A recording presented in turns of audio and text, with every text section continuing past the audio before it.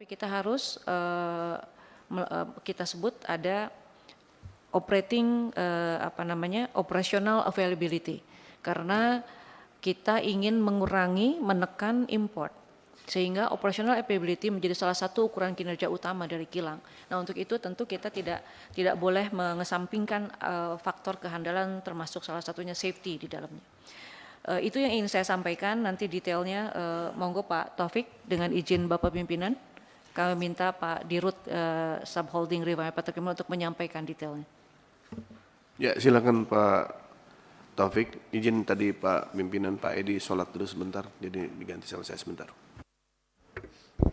Baik, terima kasih Pimpinan Bu Nike untuk izin saya menyampaikan update perihal insiden di Dumai, tapi mungkin nanti saya akan izin menyampaikan juga kinerja yang kita ukur di kilang itu seperti apa.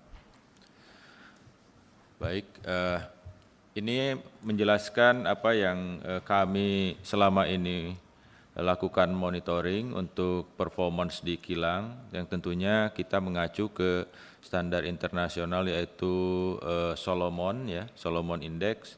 Jadi ada dua hal terkait kehandalan kilang yang kami ukur.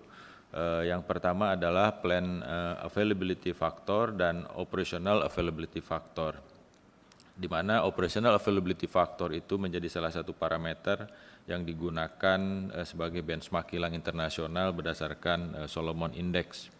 Nah, Plant Availability Factor dan Operational Availability Factor ini yang sebelah kiri adalah data yang kami potret di tahun 2022, di mana pada saat penyusunan rencana kerja itu Plant Availability Factor kami ditargetkan 99,2%, namun alhamdulillah sudah 2022 kita capai 99,7%. Demikian juga dengan Operation Availability, di mana realisasi adalah lebih besar daripada target yang ditetapkan.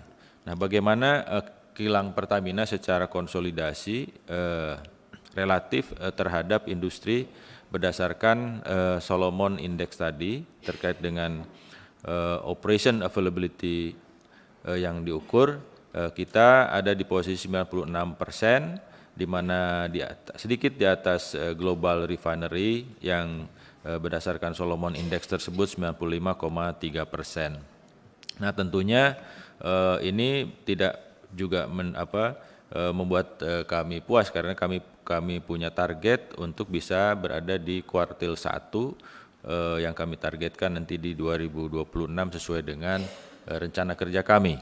Nah, bagaimana tentunya tadi konsolidasi 96% ini tentunya berbeda-beda antara kilang 1 dan kilang yang lainnya, sebagaimana kami sampaikan di sini, di mana RU2 Dumai di 96,3, RU3 Pelaju di 98, dan RU6 Balongan di 93,7 dan seterusnya. Mungkin bisa ke halaman berikutnya.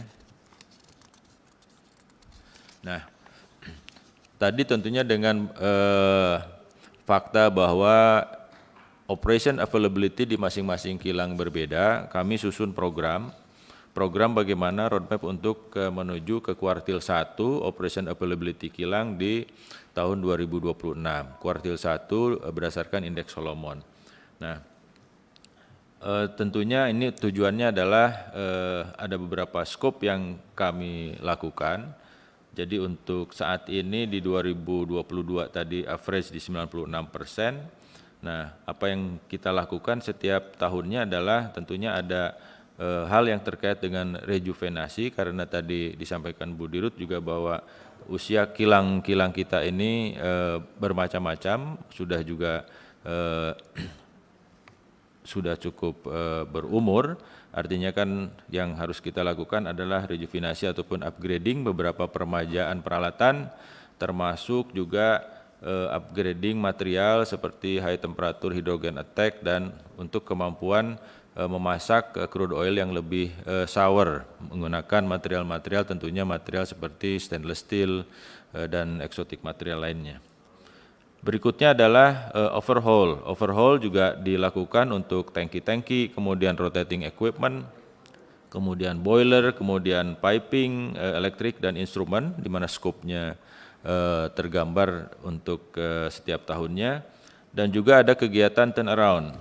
Kegiatan turnaround tahun lalu 2022 kita lakukan turnaround di Balikpapan dan Balongan, dan tahun ini 2023 rencana kami TA RU 4 Cilacap, kemudian sudah selesai ya untuk FOG 1. Ini juga salah satu skopnya adalah untuk peningkatan kapabilitas untuk memasak sour crude di FOG 1 Cilacap. Kemudian di RU 3 Pelaju kita rencanakan di bulan Oktober, kemudian TA di RU 2 Dumai termasuk Saipakning itu di bulan Oktober-November yang akan datang. Berikutnya di 2024 itu akan ada turnaround Cilacap dan Kasim, dan 2025 turnaround Pelaju, kemudian dan seterusnya di 2026. Nah, berdasarkan roadmap ini, perkiraan kami untuk kebutuhan biaya untuk meningkatkan kehandalan kilang tersebut sampai dengan 2026 kita alokasikan hampir 2 billion US dollar. Berikutnya. Nah, ini menggambarkan setelah kejadiannya kebakaran kilang Balongan di tahun dan Cilacap 2021, kita melakukan audit International Safety Rating System, yaitu dengan menggunakan jasa DNV pada saat itu, di mana ada beberapa rekomendasi yang kami lakukan, dan beberapa fokus misalnya karena waktu itu untuk kebakaran kilang simptomnya adalah karena petir, maka ada penambahan instalasi penangkal petir, kemudian ada risk terhadap overflow daripada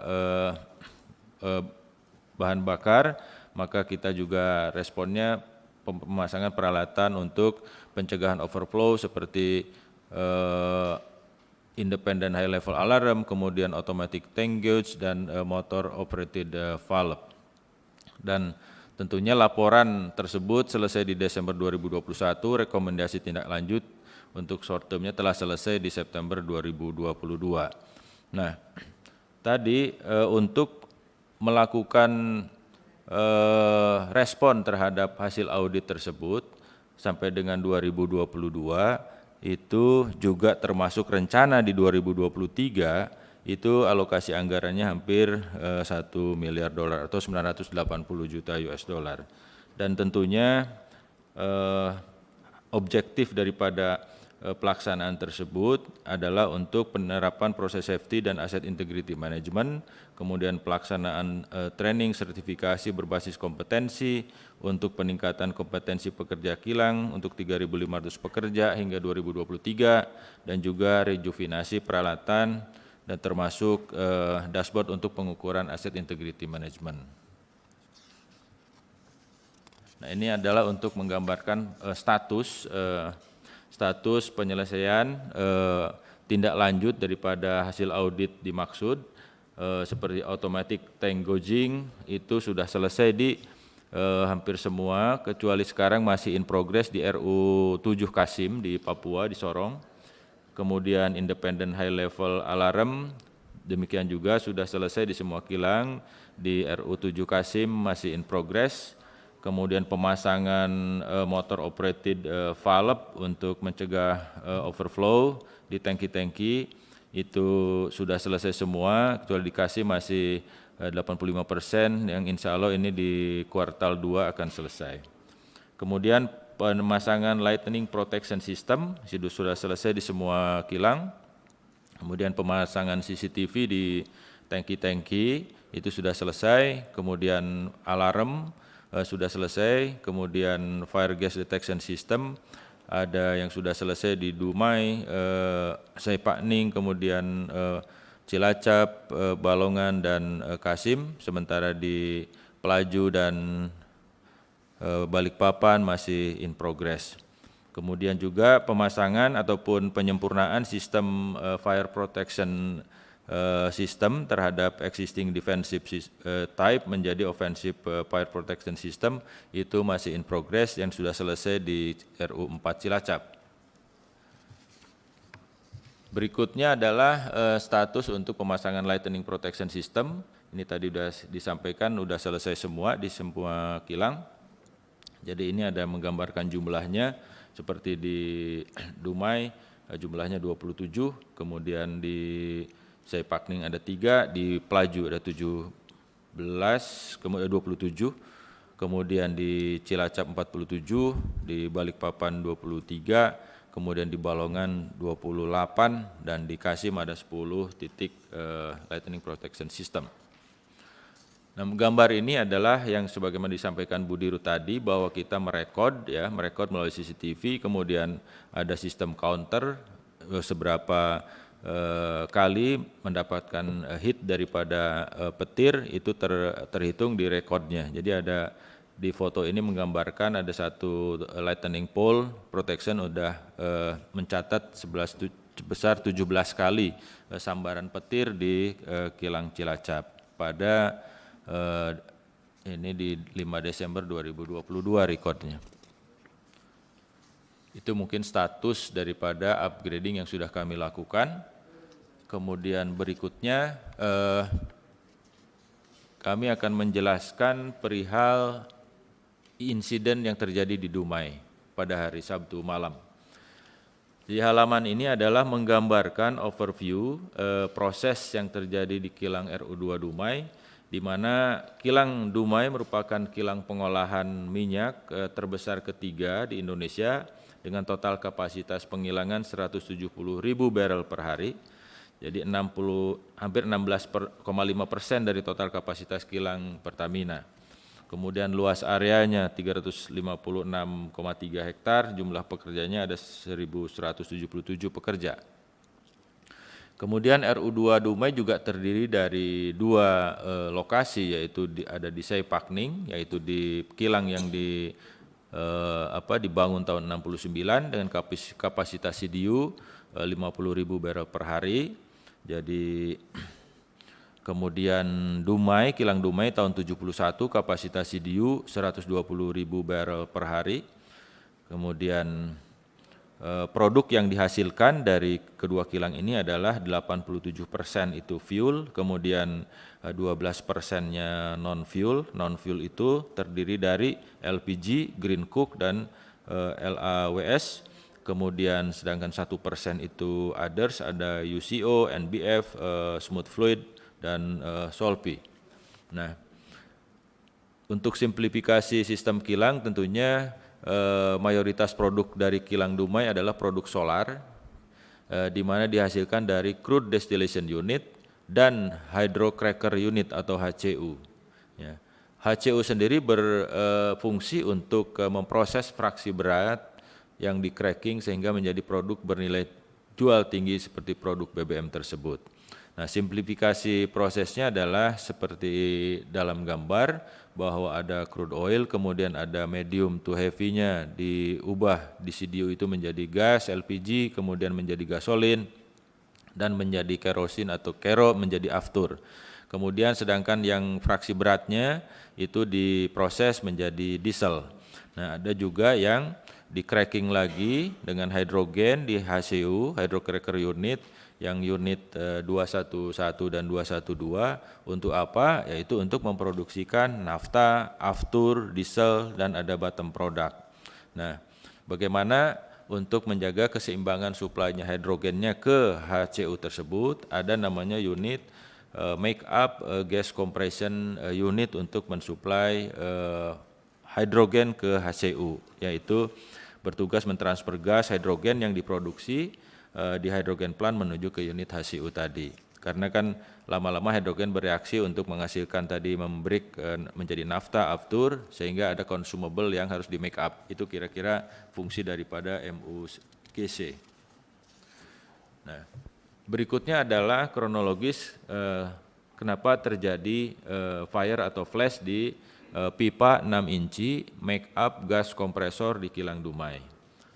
Jadi pada jam 22.42 terjadi kebocoran gas hidrogen pada pipa 6 inci di kompresor 212C2, kemudian letak bocorannya pada line second stage discharge compressor sebagaimana dalam diagram itu. Jadi posisinya antara second stage compressor sama third stage kompresor atau high pressure kompresor. Nah, kejadian bocoran tersebut diikuti flash serta menyebabkan getaran dan dentuman keras. Kemudian data terakhir itu dirasakan sampai radius 1 km yang terdampak di perumahan warga. Kemudian apa yang kami lakukan tentunya pada saat kejadian sistem emergency shutdown-nya berfungsi sehingga unit HCU tersebut kita shutdown kan 2 unit kompresor untuk memastikan proses-proses atau unit-unit yang lain di kilang Dumai itu tidak terganggu. Kemudian dilakukan pemadaman dan pendinginan dan alhamdulillah rekan-rekan di lapangan koordinasi berjalan dengan baik sehingga pada jam 22.51 itu api sudah berhasil dipadamkan. Dan evaluasi lebih lanjut pada jam 23.30 itu kondisi sudah dinyatakan aman. Nah, saat ini untuk root cause dari insiden flash masih dalam investigasi. Investigasi dilakukan baik oleh internal Pertamina Group dari holding, kemudian Ditjen Migas SDM, Dirteklink, kemarin juga hadir di sana, dan dari pihak kepolisian Puslab Polri. Nah, kemudian sampel dari material atau material yang failure nanti akan kami lakukan uji di laboratorium untuk melakukan analisis metalurgi untuk memastikan apakah nanti material seperti ini masih sesuai untuk untuk hidrogen service tersebut atau harus dilakukan peningkatan kekuatan materialnya. Berikutnya adalah menggambarkan lokasi kejadian. Jadi yang paling kiri itu lokasi kejadian di HCU unit, kemudian plot plan yang sebelah tengah itu titik kejadian, ada di dalam ada perkantoran, kita di areal operasi kilang yang tadi 330 hektar, kemudian juga ada buffer zone sebelah kanan. Nah, di sebelah bawahnya itu adalah ada pemukiman warga di Desa Tanjung Palas, berjarak kira-kira 450 meter dari kejadian lokasi, tetapi dari perimeter kilang kira-kira dipisahkan oleh jalan ya Pak Didik ya, hampir 4 meteran.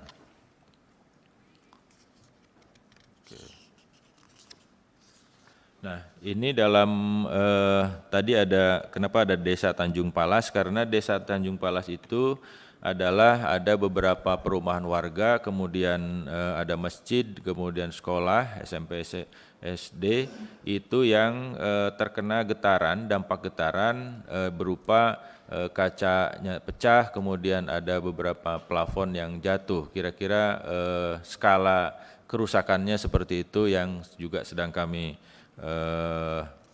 ganti, perbaiki.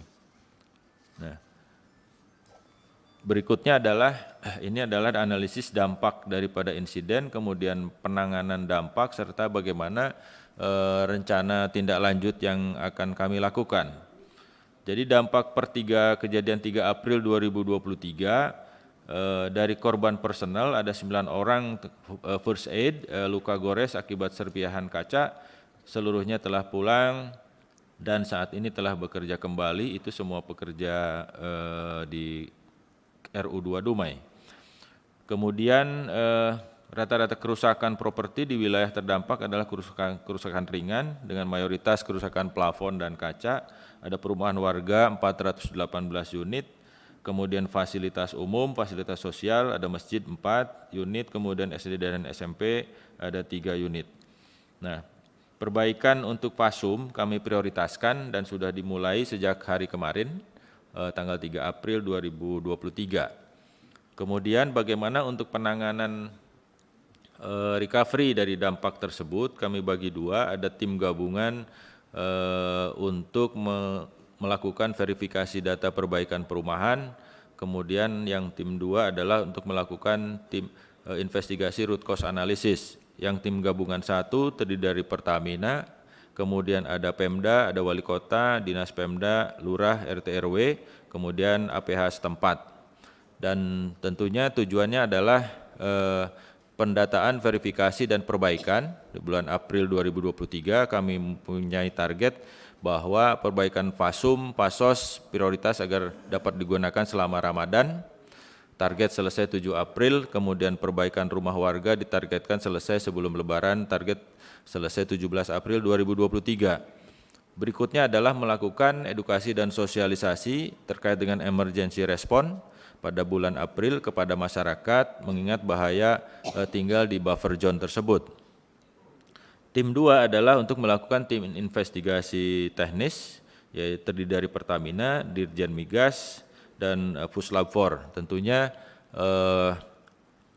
outcome yang akan disampaikan oleh tim investigasi tentunya adalah rekomendasi terhadap penguatan peralatan dan fasilitas sekitar pada bulan Mei 2023, termasuk contohnya pemasangan tempered glass di perkantoran dan kaca film untuk proteksi kaca sehingga apabila dampak ada getaran tidak scatter. Kemudian yang kedua adalah review buffer zone di bulan Juli 2023, melakukan studi fire and explosion risk assessment dan merekomendasikan jarak aman terhadap risiko yang kemungkinan terjadi di kilang RU2 Dumai.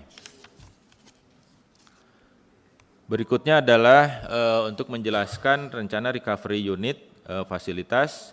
Jadi yang pertama adalah rencana perbaikan fasilitas tersebut ditargetkan full capacity akan kembali pada 15 April 2023, kemudian tentunya melalui proses inspeksi perbaikan terhadap sistem, terhadap hardware-nya yang sebelum kita startup kembali.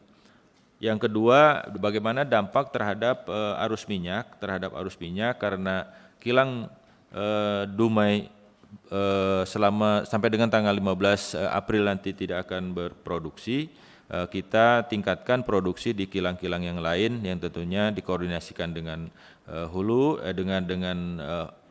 dan juga dengan holding untuk memastikan keberadaan ataupun kesiapan BBM selama khususnya periode Ramadan dan Lebaran. Nah, kalau dari grafik memang secara umum kita dengan adanya Dumai insiden di Dumai ini bahwa jaminan suplai untuk BBM insya Allah tidak akan terganggu dan juga kita tidak ada berencana untuk menambah impor untuk mengkompensasikan apa yang kurang produksi dari Dumai tersebut.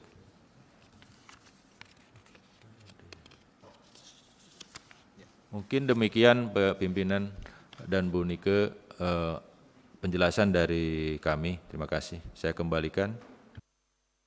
Sudah Bu? Ya, baik. Baik, terima kasih atas penjelasannya. Kami langsung lanjut kepada teman-teman, rekan-rekan, Ibu Bapak, anggota Komisi 7 yang ingin melakukan pendalaman, mengajukan pertanyaan atau tanggapan, kami persilahkan untuk melakukannya. Dan kami mulai seperti biasa dari fraksi PDI Perjuangan. Kami persilahkan. Terima kasih pimpinan. Yang saya hormati pimpinan Komisi 7 dan yang saya hormati Bu Dirut Pertamina beserta jajarannya. Berdasarkan info yang saya peroleh sejak Juli lalu, setidaknya sudah ada 14 kasus kecelakaan di Pertamina yang fatal. Fatal di sini artinya ini bisa menyebabkan kematian baik pekerja maupun warga. Kasus di Rokan, kasus di Sumsel, kebakaran Plumpang, kebakaran kapal di Ampenan, dan ledakan kilang Dumai. Semuanya terjadi secara berdekatan dan tentu saja menimbulkan tanda tanya. Kok nggak logis ya gitu? Kok bisa Pertamina yang katanya punya standar tinggi bisa mengalami kecelakaan-kecelakaan yang seperti ini. Ini kita juga tidak bisa juga terus-terusan menyalahkan faktor cuaca. Karena menurut saya dari dulu sampai sekarang ya cuacanya, ya petirnya, ya hujannya, ya seperti itu saja begitu. Kalau dari curhatan para pekerja Pertamina ke saya, mereka bilang bahwa selama mereka bekerja, merawat alat-alat operasi tersebut, mereka sudah sangat menyatu dengan alat-alat tersebut. Sampai HT yang mereka bawa kemana-mana itu menurut para pekerja itu adalah istri kedua mereka. Alat-alat itu seperti punya ruh dan menyatu dengan para pekerja yang selama ini merawat. Jadi mereka cenderung menganggap kecelakaan-kecelakaan ini sebagai pertanda bahwa ada sesuatu di Pertamina. Kenapa sampai keselamatan tidak dinomorsatukan? Kenapa alat-alat kilang tersebut ngambek dalam waktu yang berdekatan? Ya, seperti ada semacam pembiaran. Misalnya alat yang sudah harus diganti tidak diganti, ya, karena ada hal lain yang lebih prioritas. Apa sih sumber masalahnya sampai kecelakaan seperti ini terus-terusan terjadi setiap tahunnya pasti ada dan lebih dari 1 kali ya, sudah 14 kali. Menurut saya harus ada pihak yang bertanggung jawab. Siapa yang paling bertanggung jawab? Karena pasti ada faktor manusia yang menyebabkan kecelakaan ini terus-menerus. Tidak bisa terus-terusan menyalahkan alam. Demikian dari saya, pimpinan, terima kasih. Terima kasih Ibu Paramita.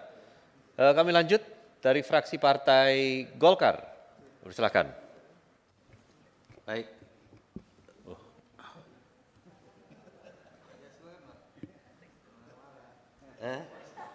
Alamat silakan. Ada Mari Pak Lan Nasir. dulu, Gimana setelah nih? itu saya. Gimana Pak Nasir? Ada gimana? Pak Gandung atau? Oke. Baik, ini kita harus hormat sama senior Pak. Izin Pak Gandung. Baik, terima kasih. Teman pimpinan dan teman-teman Komisi 7 yang saya hormati, Bu Nike, Dirut Pertamina dan seluruh jajaran. Pertama, kita harus melihat, tentu kebakaran yang kemarin di Pelumpang, kebakaran yang di Balongan, terus kemudian Pelumpang, terus menyusul kemudian di Dumai, ini tentu adalah walaupun objeknya sama, tapi mungkin diakibatkan oleh kompleksitas yang berbeda. Kalau Pelumpang itu mungkin adalah sangat kompleksitasnya yang juga terkait terhadap masyarakat lain, tidak murni hanya masalah persoalan teknis yang ada di Pertamina. Nah, khusus Dumai mungkin agak beda agak sama mungkin dengan Balongan. Ya, pasca Balongan itu Bu Nike, saya pernah dulu melihat, saya sampaikan ke Pak Taufik waktu itu. Sekarang IoT yang dipakai di kilang itu seperti apa sih gitu. Ternyata yang dipakai itu adalah masih IoT yang ya level 2 lah SCADA gitu ya. Nah waktu itu saya katakan harusnya untuk sekelas kilang ya yang sangat rentan itu seharusnya sudah harus menggunakan asset performance management system ya. Ini dua hal yang berbeda. Kalau seperti yang sekarang existing itu, kalau saya nggak salah nanti tolong dikoreksi saya Pak Taufik, itu masih kayak tadi saya dengar itu menggunakan lighting protection system yang LPS itu. Itu levelnya masih di level 2 lah, paling tidak kan mirip dengan SCADA gitu ya. Nah ini kan tentu, ini menurut saya yang mengakibatkan seharusnya kalau kita sudah menggunakan, Pertamina sudah menggunakan asset performance management system, ya, ini kan sebuah solusi yang end to end berbasis IoT yang dapat digunakan memonitor lokasi, kondisi produk ataupun aset seperti suhu, temperatur seperti yang disampaikan Bu Nike tadi, termasuk kelembapan dan tekanan secara real time. Pasca kejadian Balongan ini yang saya tidak lihat, kenapa sih ini nggak di-upgrade gitu loh, ya? Dan ini kemudian cenderung berulang. Nah ini yang saya ingin katakan bahwa jangan dong sekelas Pertamina masih menggunakan sistem seperti ini. Kalau ibaratnya ini adalah sebuah sistem yang sudah sangat jadul lah untuk sekelas Pertamina. Ya, lebih bagus ini di-upgrade secepat mungkin. Pasca kejadian Balongan kemarin saya udah kasih saran nih Pak Taufik, benar ya Pak Taufik ya, supaya cepat digunakan ininya. Ya, adanya sebuah aset manajemen sistem yang bisa mengkontrol peralatan di lapangan, sehingga kita bisa memonitor aset kritikal secara terus-menerus, secara real time, yang bisa dapat memprediksi kapan terjadinya fail atau failure, sehingga tidak mungkin ataupun bisa menghindari suatu kejadian ya untuk dapat tidak terjadi. Ini penting sekali Bu. Ya. Nah kalau kemudian kejadian kemarin itu terjadi di Dumai, kita nggak tahu nextnya di mana lagi nih pasca ini. Ya. Ibu tadi mengatakan bahwa Dumai ini adalah kilang terbesar ketiga. Ya mudah-mudahan ini berhenti di sini Bu. Ya, tidak akan terjadi lagi. Mudah-mudahan berhenti di Dumai. Tapi pertanyaannya adalah supaya ini berhenti di Dumai, apa yang harus dilakukan? Nah, saran saya segera upgrade Bu. IoT yang ada sekarang itu, jangan hanya berhenti di level lighting protection system yang Ibu gunakan di Pertamina. Itu tidak akan mungkin bisa menghindari ataupun memberikan input suatu aset manajemen yang Ibu punya dalam menghadapi sebuah critical system. Itu tidak akan mungkin.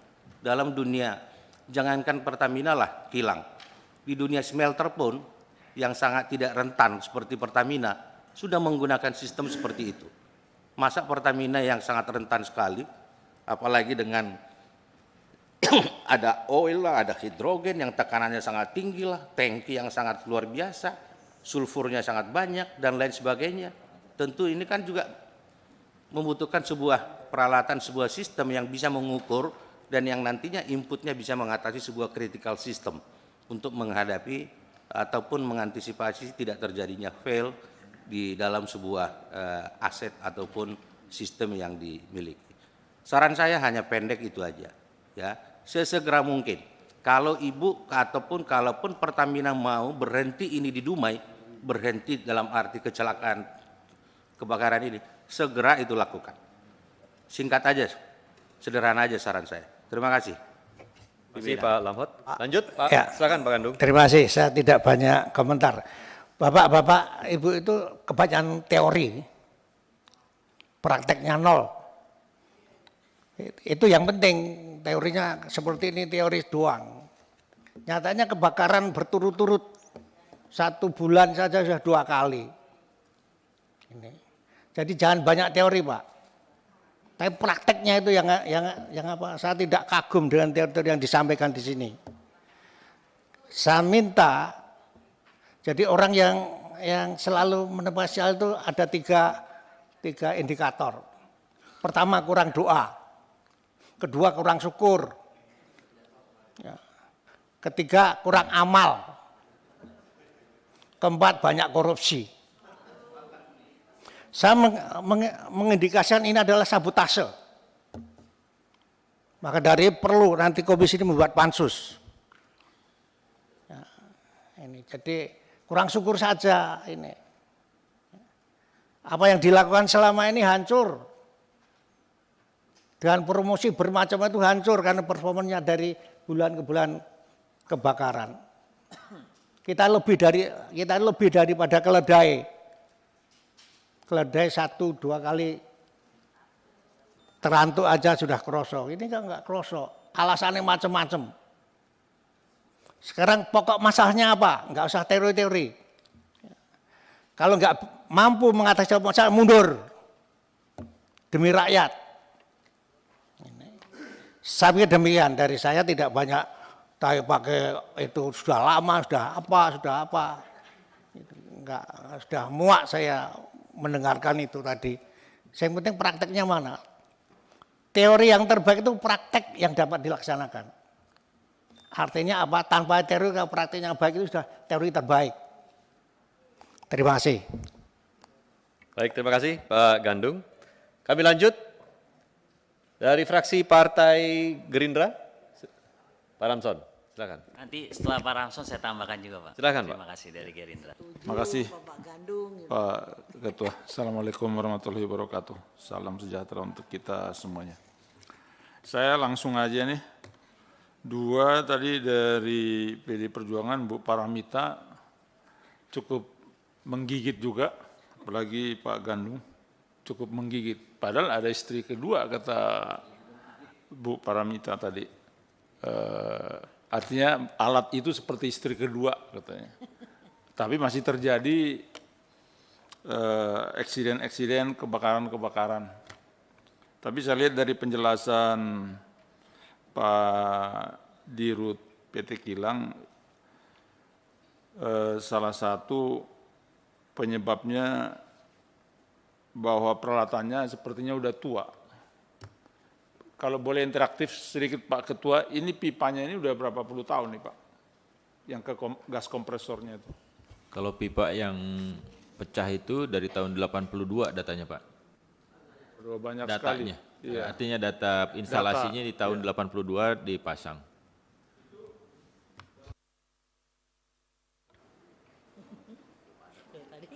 Domestik maksudnya? Domestik ya? Ya, produk domestik Produk domestik. karbon steel schedule 80 Pak itu. Oh, makasih Pak. Memang untuk kilang ini mesti kualifikasi tinggi nih Pak Ketua. Kalau di kapal masih bisa sampai hampir rusak baru diganti. Di kapal. Kalau kilang harus sesuai dengan target jam kerja operasional yang ditentukan kemampuan equipment itu. Tapi ini agak sulit mungkin di Pertamina, mungkin direktur keuangannya kurang lancar uangnya untuk maintenance sama beli penggantian partsnya. Itu terjadi karena saya dengar di depo Pelumpang, instrumen terhadap valve itu terjadi ini, tiba-tiba valve-nya berhenti. Itu masalah teknik juga Pak Bu Dirut, saya juga mengamati juga dari luar. Jadi berarti instrumennya udah harus diganti, tidak diganti. Padahal itu biasanya kalau instrumen itu jam kerja operasionalnya harus jam sekian ribu jam diganti, harus diganti. Biarpun belum rusak. Kalau udah rusak ya begitu kejadiannya. Kalau di kapal masih bisa sampai hampir rusak. Kebetulan saya dulu pengalaman juga jauh sebelum DPR, sebelum tahun 2000, ada hubungan kerja juga Pak Ketua ke kilang-kilang, spare part, juga ke kapal. Jadi saya tahu sedikit-sedikit ya tahun-tahun 90-an, my own company biarpun kecil-kecil, agen dari Jepang waktu itu. Jadi saya tahu. Ya, sekarang enggak, sejak tahun 2000 enggak. Saya udah murni DPR RI sejak mendukung Ibu Mega waktu itu untuk presiden. Akhirnya saya tinggalkan, saya punya bisnis waktu itu. Tahun 1999. Tapi saya masih punya ingat lah itu. Jadi kalau di kapal memang mau kadang-kadang mesti di lobby dulu baru diganti. Padahal udah 3 kali jam kerja operasionalnya. Tapi kalau di kilang nggak bisa dibuat begitu. Jadi mungkin itu perlu sangat diperhatikan. Equipment dan partsnya itu kalau memang udah waktunya diganti ya diganti. Jangan dibiarkan sampai mau rusak. Jadi terjadi beberapa kejadian seperti itu yang di apa juga begitu di Pelumpang. Ada kelemahan instrumen aja yang sehingga tiba-tiba valve-nya berhenti ininya.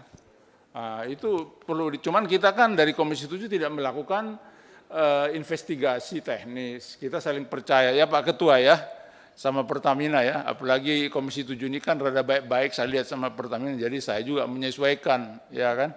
Mungkin sekpernya bagus ininya ke teman-teman atau ke saya nggak tahu saya. Ya kan? Iya dong. Iya dong. Kalau saya kayak zaman dulu ini udah langsung ini keras ini, tapi periode sekarang kan udah beda periode sekarang.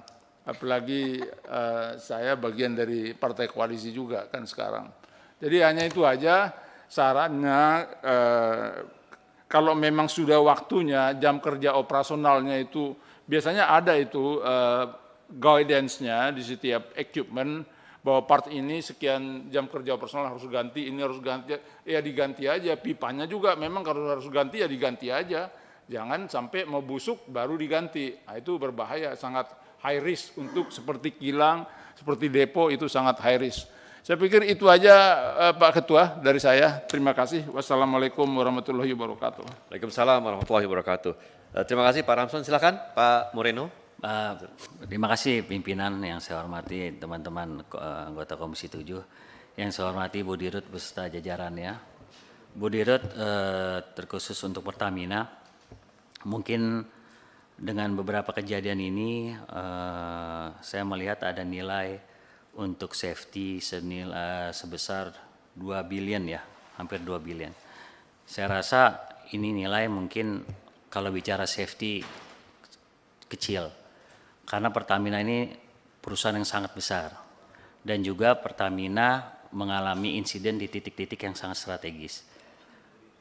Kalau kita lihat bicara safety, Bu, Pertamina selama ini sudah mempromosikan melalui iklan dan sebagainya, tapi dengan kejadian ini hilang semuanya. Jadi akibat kejadian ini nilai promosi dan sebagainya yang sudah di-create oleh Pertamina untuk membangun suatu image itu hilang. Nah, bicara safety, Bu, ada kejadian ini terkait dari internal maupun eksternal. Kalau bicara internal tadi disampaikan ada pipa-pipa yang sudah tua. Ukuran lama dari pipa itu tidak menjamin. Hanya yang perlu ditekankan adalah sistem dari pengaman itu tersebut. Nah, yang saya ingin tanyakan bahwa sistem pengaman itu sudah sebanding lurus belum dengan cost dan juga action dari Pertamina. 1971 kilangnya, Bu, 1971. Tidak masalah menurut saya 1971, tapi selama ini Pertamina sudah menganggarkan belum untuk khusus safety, bukan setelah kejadian baru dianggarkan. Nah, saran saya Pertamina ini melalui retailnya, setiap penjualan, Bu, sudah harus dimasukkan untuk biaya promosi dan juga biaya safety. Gitu. Jadi safety ini adalah nafasnya dari Pertamina. Ibu punya konsultan, Pertamina punya konsultan, juga itu harus di double backup apakah itu konsultan sudah update, apa belum terkait dengan lifetime dari alat-alat yang Pertamina punya. Saya rasa Pertamina sudah mencoba untuk yang terbaik, tapi sistem di dalam ini, di internal, bukan secara teknis, tapi dari mulai pengajuan, dari mulai ada aspirasi, itu Ibu mesti cek. Dan yang berikutnya adalah terkait sensor ini, Bu. Menurut saya di beberapa alat itu harusnya ada sensor seperti bicara tentang pipa itu ada tekanan-tekanan ataupun lain-lainnya. Nah, di sini ada pembangunan untuk pemadam. Itu eksternal, Bu. Nah, yang saya sebut internal ini kalau seandainya tekanan itu sudah ada yang turun ataupun ada sesuatu yang janggal, pasti kan ada alarmnya. Nah, ini bekerja apa tidak gitu. Nah, kalau saya lihat di sini CCTV sudah 100% all done, yang lain all done. Tapi ada beberapa yang titik strategis seperti pemadam dan sebagainya baru 40% dan sebagainya. Ini menjadi satu prioritas. Ya mungkin ini harus kejadian yang terakhir. Harus berpikir ini kejadian terakhir, tidak ada kejadian-kejadian lagi. Saya lihat ada strategi dari Pertamina untuk mensosialisasikan bagaimana buffer terkait dengan tetangga-tetangga di lingkungan titik strategis.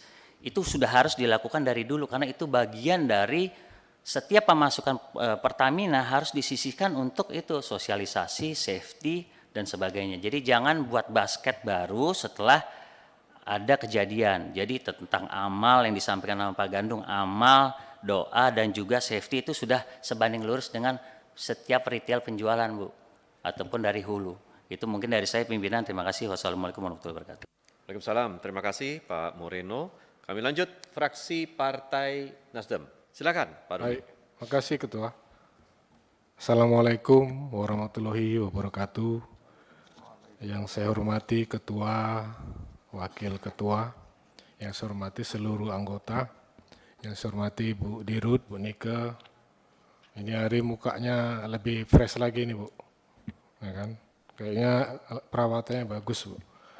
Kemudian yang saya hormati Ibu di sampingnya ini, saya udah kenal lama Bu, dari di SMI dulu, sampai dari gadis sampai sudah berumah tangga gitu. Ya kan? Gitu. Iya benar ya Bu ya. Kemudian Pak Dirut ini semua, Pak Direksi ya, Direktur Kilang, Direktur apalagi ya Pak, yang tidak saya sebutkan, dan jajaran, ada Sekpar tadi, yang kata Pak siapa tadi, baik hati dan tidak sombong. Bu Nike, saya ini hanya ingin memberikan saran atas presentasi Ibu terkait kilang Dumai gitu. Jadi di paparan ini kan sudah disampaikan, saya paham. Tadi sudah disampaikan Direktur Ibu tentang kinerja kehandalan kilang. Kilang katanya diukur melalui parameter VAF dan UA. Ya, Pak. Plan Availability Factor dan Operational Availability. Nah ini kan Bu, Pak Direktur, parameter PAF dan UA ini siapa yang buat Bu? Ukuran standarisasinya gitu. Kemudian siapa yang jalankan parameter ini, ukuran ini, standarisasi di kilang ini, di kilang Dumai. Itu yang ingin saya tanya dari penjelasan Pak Direktur. Kemudian ini Bu, Pak, kan ini tentang peralatan yang terbakar. Saya ingin bertanya ini, masa pergantian alat Bu, masa pergantian peralatan kilang, itu dilakukan berapa kali setahun Bu? Itu, pergantian peralatan maintenance service-nya itu. Dan kualitas alatnya ini, peralatannya, pipanya Ibu, Pak, apakah sudah standarisasinya sudah sesuai? Nah ini saya tanya sekali lagi, apakah standarisasinya sudah sesuai? Misal ibarat begini, Pak, Ibu ya, kita beli mobil kualitas Jerman dan ada kualitas Cina. Tentu kualitasnya itu, ketahanannya itu berbeda kan Bu? Antara Jerman dan Cina, Mercedes dan Wuling mungkin berbeda. Nah sekarang saya ingin nanya, peralatan kilang yang dibeli itu kualitas yang mana Bu? Gitu. Pak Direktur, apa kualitas Jerman tapi dimasukkan Cina yang hanya sebentar aja berulah dia karena pipanya tipis misalnya gitu. Nah ini harus jelas Bu, dan Pak Direktur bagian peralatan atau yang maintenance ini harus menjelaskan kepada Bu Dirut, kepada Menteri dan kepada kami DPR Pak. Jadi jangan nanti kita seperti dijelaskan kawan-kawan seperti piala bergilir Pak Bu. Minggu lalu yang Balikpapan, minggu ini Dumai dan seterusnya gitu, nggak habis-habis. Ini pasti mengenai kualitas peralatan antara mereknya itu, antara ketebalannya itu. Kemudian Pak Direktur jadi jelaskan juga kilang didorong menuju top quartile Q1, gitu ya, ya Pak ya, ya Bu ya. Yang dipaparkan ini operasional availability-nya terus ditingkatkan setiap tahun melalui program overhaul, Bapak bilang. Ya kan diganti terus kan Pak, di overhaul, bongkar besar. Lalu yang kedua peningkatan kehandalan kilang termasuk peremajaan material Pak. Tadi Bapak bilang diremajakan kan materialnya. Dengan peralatan dan bertahap. Berarti ini ada setiap tahun kan Pak? Penggantian material, pergantian peralatan gitu. Yang ingin saya penjelasan Bapak, apakah overhaul-nya itu, bongkar besarnya itu setiap tahun ini sudah sesuai Pak? Nah itu, kembali lagi, sesuai nggak sama SOP-nya, RAP-nya pihak panitia dari Pertamina gitu. Apakah proyek yang diremajakan ini juga sesuai nilai dan kualitas bahan itu maksud saya Pak?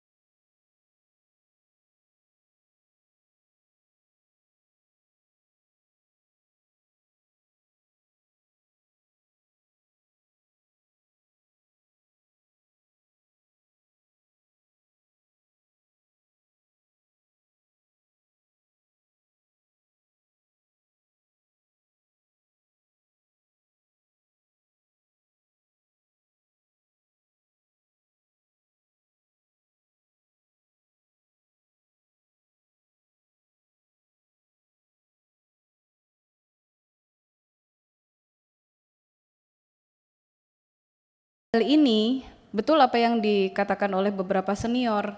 Kalau misalnya preparing sudah, audit sudah, tapi kenapa ini bisa terus terulang begitu? Itu memang problem mendasar kalau menurut pemahaman kami. Dan seyogyanya ini harus dalam hal ini Pertamina secara umum gitu ya, harus mulai berbenah karena kita tahu bahwa kilang kita tidak banyak. Itu juga masih statusnya tua begitu ya, menunggu di-adjust, menunggu di-upgrade, menunggu dan lain-lain yang membutuhkan investasi yang juga besar begitu. Sehingga kami sangat berharap dalam hal ini kejadian yang ada di Dumai ini adalah kejadian yang terakhir begitu. Sehingga Pertamina yang sudah menjadi perusahaan berskala internasional itu benar-benar masih mendapat kepercayaan oleh masyarakat, baik domestik maupun internasional. Yang berikutnya, tadi banyak disampaikan kalau sudah ada early warning system, sudah ada basis pengamanan, sudah ada standarisasi buffer yang sedemikian bagus. Kira-kira selain hal-hal tersebut berarti apa lagi nih yang perlu dievaluasi gitu loh. Kan kita nggak mungkin hanya melihat teori-teori saja tapi prakteknya nggak ada begitu loh. Karena beberapa kejadian yang sebelum-sebelumnya kami sudah meminta kalau tidak salah pimpinan bahwa Pertamina dalam hal ini memberikan report ke kita evaluasinya seperti apa lalu tindakannya bagaimana begitu kan. Tapi seingat saya ya, mohon maaf kalau saya salah, sepertinya kita belum diberikan report tersebut dari kejadian-kejadian yang sebelumnya. Yang berikutnya Ini ngomong masalah teknologi ya. Tadi disampaikan juga sebelumnya oleh Pak Lamhot bahwa sudah saatnya Pertamina dalam hal ini melakukan inovasi teknologi. Akan lebih bagus kalau itu melibatkan anak bangsa begitu. Cobalah komunikasi yang intens kepada BRIN misalnya, kita libatkan dalam hal ini. Saya yakin di sana banyak kok researchers yang bisa menemukan teknologi-teknologi baik yang bisa digunakan sebagai early warning system. Yang berikutnya di halaman 4 Ibu Dirut, kita melihat bahwa sudah ada estimasi kebutuhan biaya untuk meningkatkan kehandalan kilang sampai dengan tahun 2026. Di situ tercatat ada 1.992 juta US dollar. Kalau kita melihat kurs hari ini 14.915, berarti itu sekitar 29 triliun begitu ya. Untuk teknis sudah ada. Namun di halaman 11 saya belum melihat ada kalkulasi nominal terkait penanganan dampak yang diakibatkan oleh meledaknya kilang ini. Menurut pemahaman saya, akan lebih baik apabila Pertamina juga mulai mengkalkulasi apa yang harus dikeluarkan, karena ini juga menyangkut performa bisnis perusahaan begitu. Jangan sampai timpang apa yang dikeluarkan teknis tidak sebanding dengan apa yang diberikan kepada masyarakat.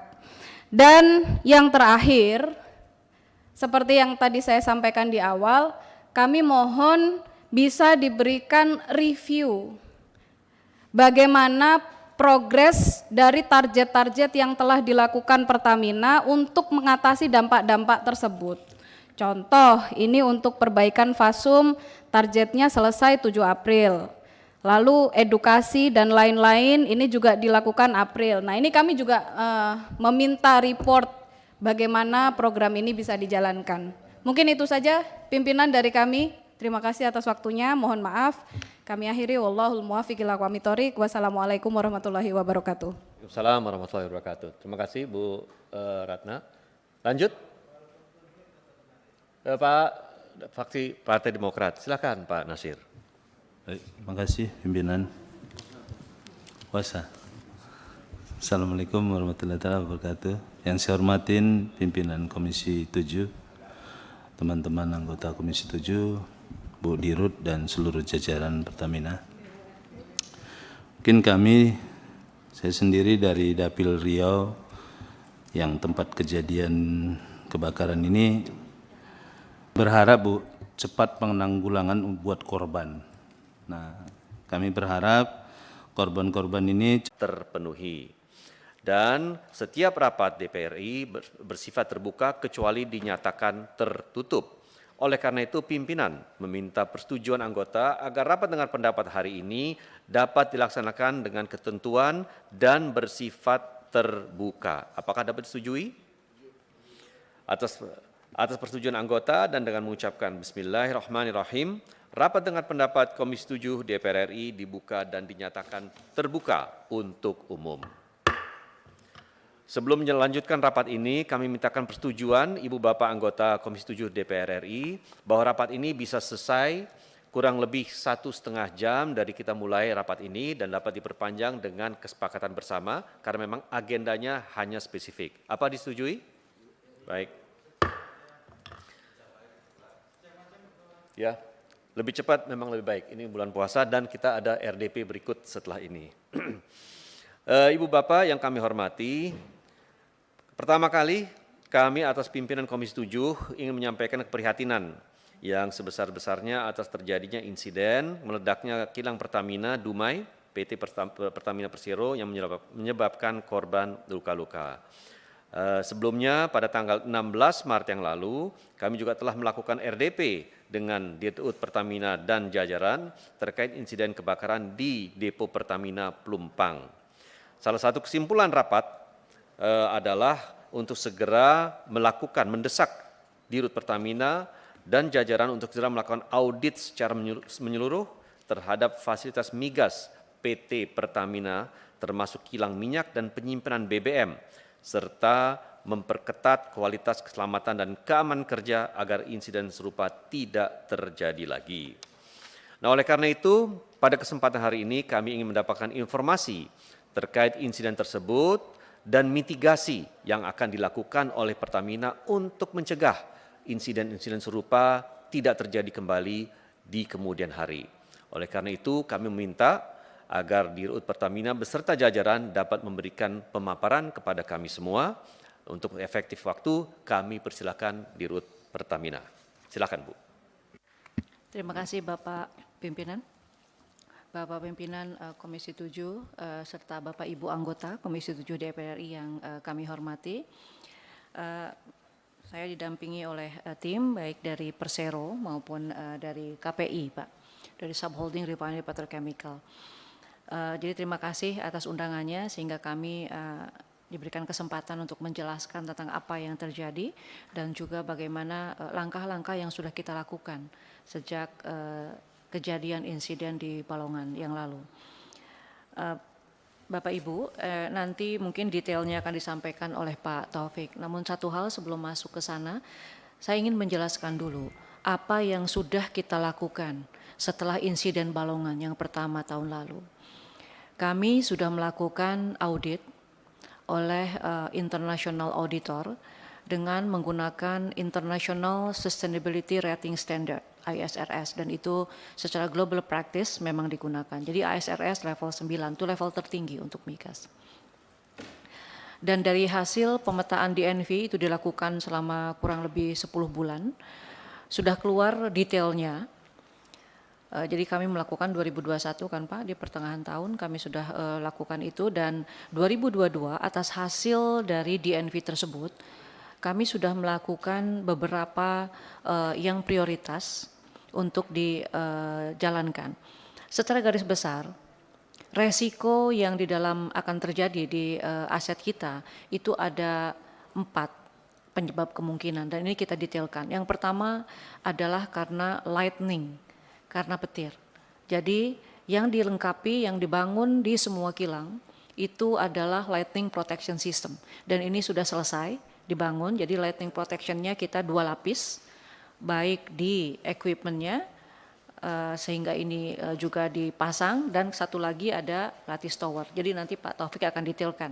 Itu sudah selesai.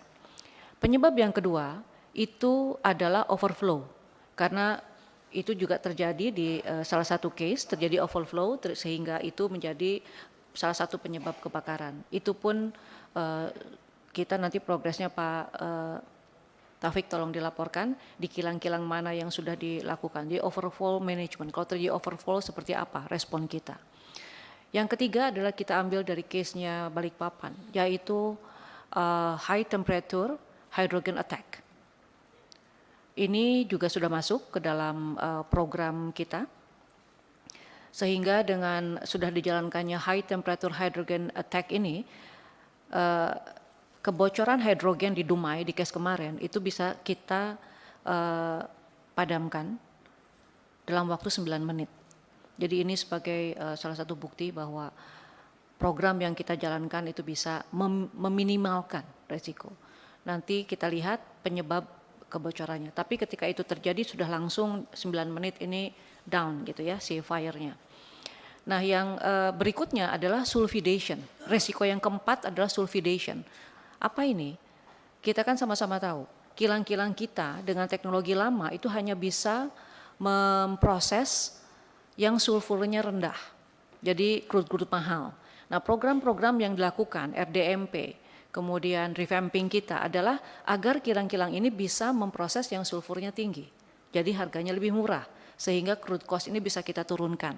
Nah tetapi material yang digunakan tentu harus di-improve, harus dirubah, yang tidak cepat rusak ketika yang diproses adalah crude dengan sulfur tinggi, itulah sulfidation. Nah ini yang ada lagi tambahan dari case Dumai yang belum tentu terjadi, tapi kita melihat ada satu potensi adalah corrosion under insulation. Jadi maksud saya di sini kita belajar terus dari pengalaman dan kita lakukan improvement.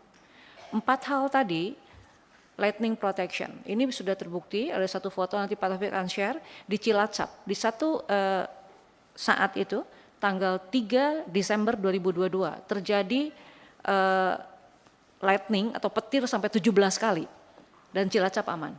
Jadi artinya apa yang sudah kita bangun ini juga sudah bisa mencegah terjadinya kejadian serupa yang terjadi di Balongan. Bapak Ibu, itu effort yang kita lakukan dan untuk itu kita sudah lakukan spending sekitar 600 juta US dollar untuk membangun ketahanan 2 lapis itu. Nah, kita akan terus belajar dari case-case yang ada, dari belajar dari pemain lain, dari refinery lain, kita akan selalu belajar. Nah, nanti secara detail Pak Taufik akan menjelaskan, namun kembali lagi, kita lakukan terus upaya ini. Karena kita sama-sama tahu kilang yang kita operasikan ini adalah kilang yang tua. Dan Pelaju ini, Dumai ini dibangun tahun 71 dengan segala ininya, tapi kita harus, kita sebut ada operational availability. Karena kita ingin mengurangi, menekan import. Sehingga operational availability menjadi salah satu ukuran kinerja utama dari kilang. Nah, untuk itu tentu kita tidak boleh mengesampingkan faktor kehandalan termasuk salah satunya safety di dalamnya. Itu yang ingin saya sampaikan, nanti detailnya monggo Pak Taufik dengan izin Bapak Pimpinan. Kami minta Pak Dirut Subholding Refinery Petrochemical untuk menyampaikan detailnya. Ya, silakan Pak Taufik. Izin tadi Pak Pimpinan Pak Edi sholat dulu sebentar, jadi diganti sama saya sebentar.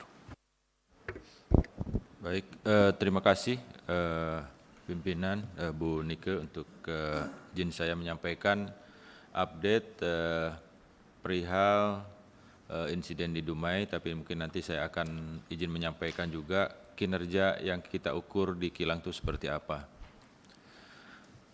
Baik, ini menjelaskan apa yang kami selama ini lakukan monitoring untuk performance di kilang yang tentunya kita mengacu ke standar internasional yaitu Solomon ya, Solomon Index.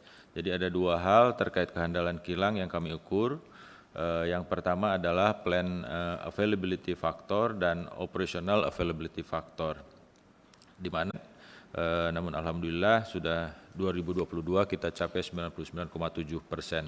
Demikian juga dengan operation availability, di mana realisasi adalah lebih besar daripada target yang ditetapkan. Nah, bagaimana kilang Pertamina secara konsolidasi relatif terhadap industri berdasarkan Solomon Index tadi terkait dengan operation availability yang diukur, kita ada di posisi 96%, di mana sedikit di atas global refinery yang berdasarkan Solomon Index tersebut 95,3%. Nah, tentunya ini tidak juga membuat kami puas karena kami punya target untuk bisa berada di kuartil 1 yang kami targetkan nanti di 2026 sesuai dengan rencana kerja kami. Nah, bagaimana tentunya tadi konsolidasi 96% ini tentunya berbeda-beda antara kilang 1 dan kilang yang lainnya, sebagaimana kami sampaikan di sini, di mana RU2 Dumai di 96,3, RU3 Pelaju di 98, dan RU6 Balongan di 93,7 dan seterusnya. Mungkin bisa ke halaman berikutnya. Nah, tadi tentunya dengan fakta bahwa operation availability di masing-masing kilang berbeda, kami susun program bagaimana roadmap untuk menuju ke kuartil 1 operation availability kilang di tahun 2026. Kuartil 1 berdasarkan indeks Solomon. Nah, tentunya ini tujuannya adalah ada beberapa scope yang kami lakukan. Jadi untuk saat ini di 2022 tadi average di 96%. Nah, apa yang kita lakukan setiap tahunnya adalah tentunya ada hal yang terkait dengan rejuvenasi, karena tadi disampaikan Bu Dirut juga bahwa usia kilang-kilang kita ini bermacam-macam, sudah juga sudah cukup berumur. Artinya kan yang harus kita lakukan adalah rejuvenasi ataupun upgrading beberapa permajaan peralatan, termasuk juga upgrading material seperti high temperature hydrogen attack dan untuk kemampuan memasak crude oil yang lebih sour menggunakan material-material tentunya material seperti stainless steel dan eksotik material lainnya. Berikutnya adalah overhaul. Overhaul juga dilakukan untuk tangki-tangki, kemudian rotating equipment, kemudian boiler, kemudian piping, elektrik dan instrumen di mana skopnya tergambar untuk setiap tahunnya, dan juga ada kegiatan turnaround.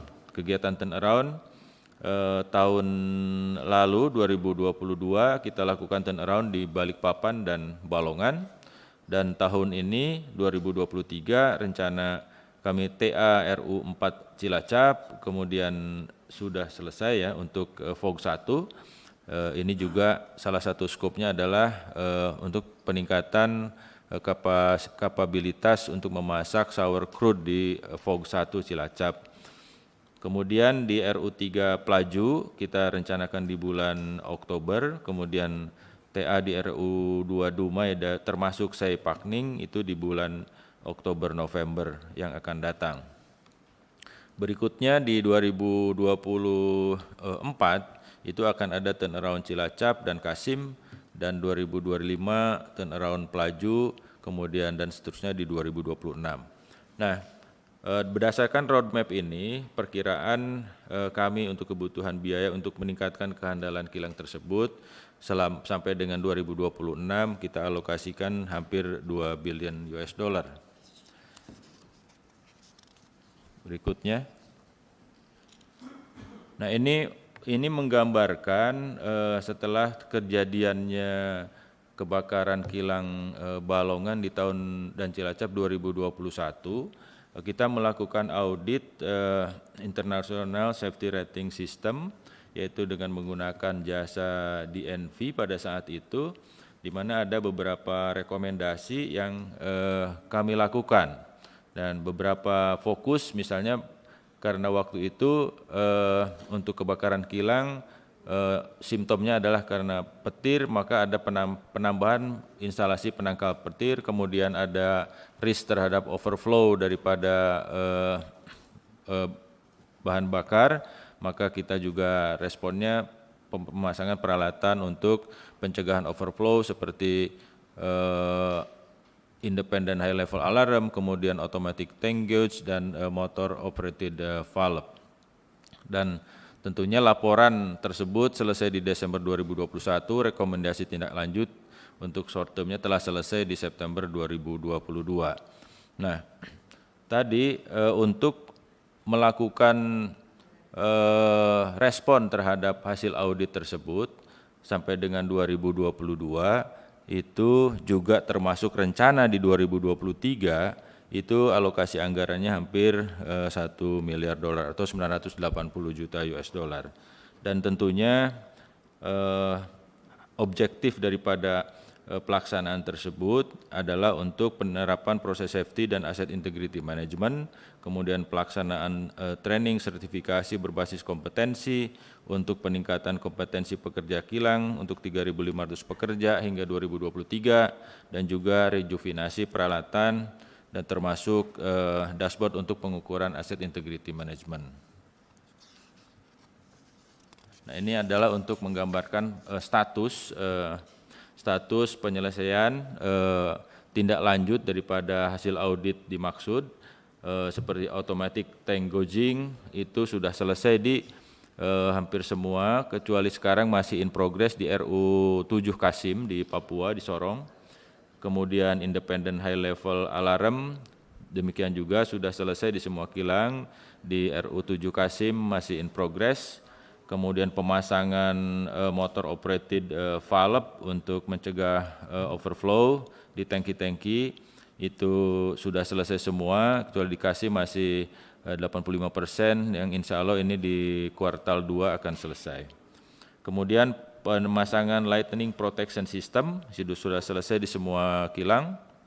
Kemudian pemasangan CCTV di tangki-tangki itu sudah selesai. Kemudian alarm sudah selesai. Kemudian fire gas detection system ada yang sudah selesai di Dumai, Saipakning, kemudian Cilacap, Balongan, dan Kasim, sementara di Pelaju dan Balikpapan masih in progress. Kemudian juga pemasangan ataupun penyempurnaan sistem fire protection system terhadap existing defensive type menjadi offensive fire protection system itu masih in progress yang sudah selesai di RU 4 Cilacap. Berikutnya adalah status untuk pemasangan lightning protection system. Ini tadi sudah disampaikan, sudah selesai semua di semua kilang. Jadi ini ada menggambarkan jumlahnya, seperti di Dumai jumlahnya 27, kemudian di Saipakning ada 3, di Pelaju ada 17, kemudian 27, kemudian di Cilacap 47, di Balikpapan 23, kemudian di Balongan 28, dan di Kasim ada 10 titik lightning protection system. Nah, gambar ini adalah yang sebagaimana disampaikan Bu Dirut tadi, bahwa kita merekod melalui CCTV, kemudian ada sistem counter seberapa kali mendapatkan hit daripada petir, itu terhitung di rekodnya. Jadi ada di foto ini menggambarkan ada satu lightning pole protection udah mencatat sebesar 17 kali sambaran petir di kilang Cilacap pada ini di 5 Desember 2022 rekodnya. Itu mungkin status daripada upgrading yang sudah kami lakukan. Kemudian berikutnya kami akan menjelaskan perihal insiden yang terjadi di Dumai pada hari Sabtu malam. Di halaman ini adalah menggambarkan overview proses yang terjadi di kilang RU2 Dumai, di mana kilang Dumai merupakan kilang pengolahan minyak terbesar ketiga di Indonesia dengan total kapasitas penggilingan 170.000 barrel per hari. Jadi hampir 16,5% dari total kapasitas kilang Pertamina.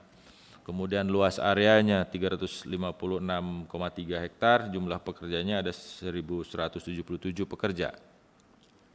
Kemudian RU2 Dumai juga terdiri dari 2 lokasi, yaitu ada di Saipakning, yaitu di kilang yang dibangun tahun 69 dengan kapasitas CDU 50.000 barrel per hari.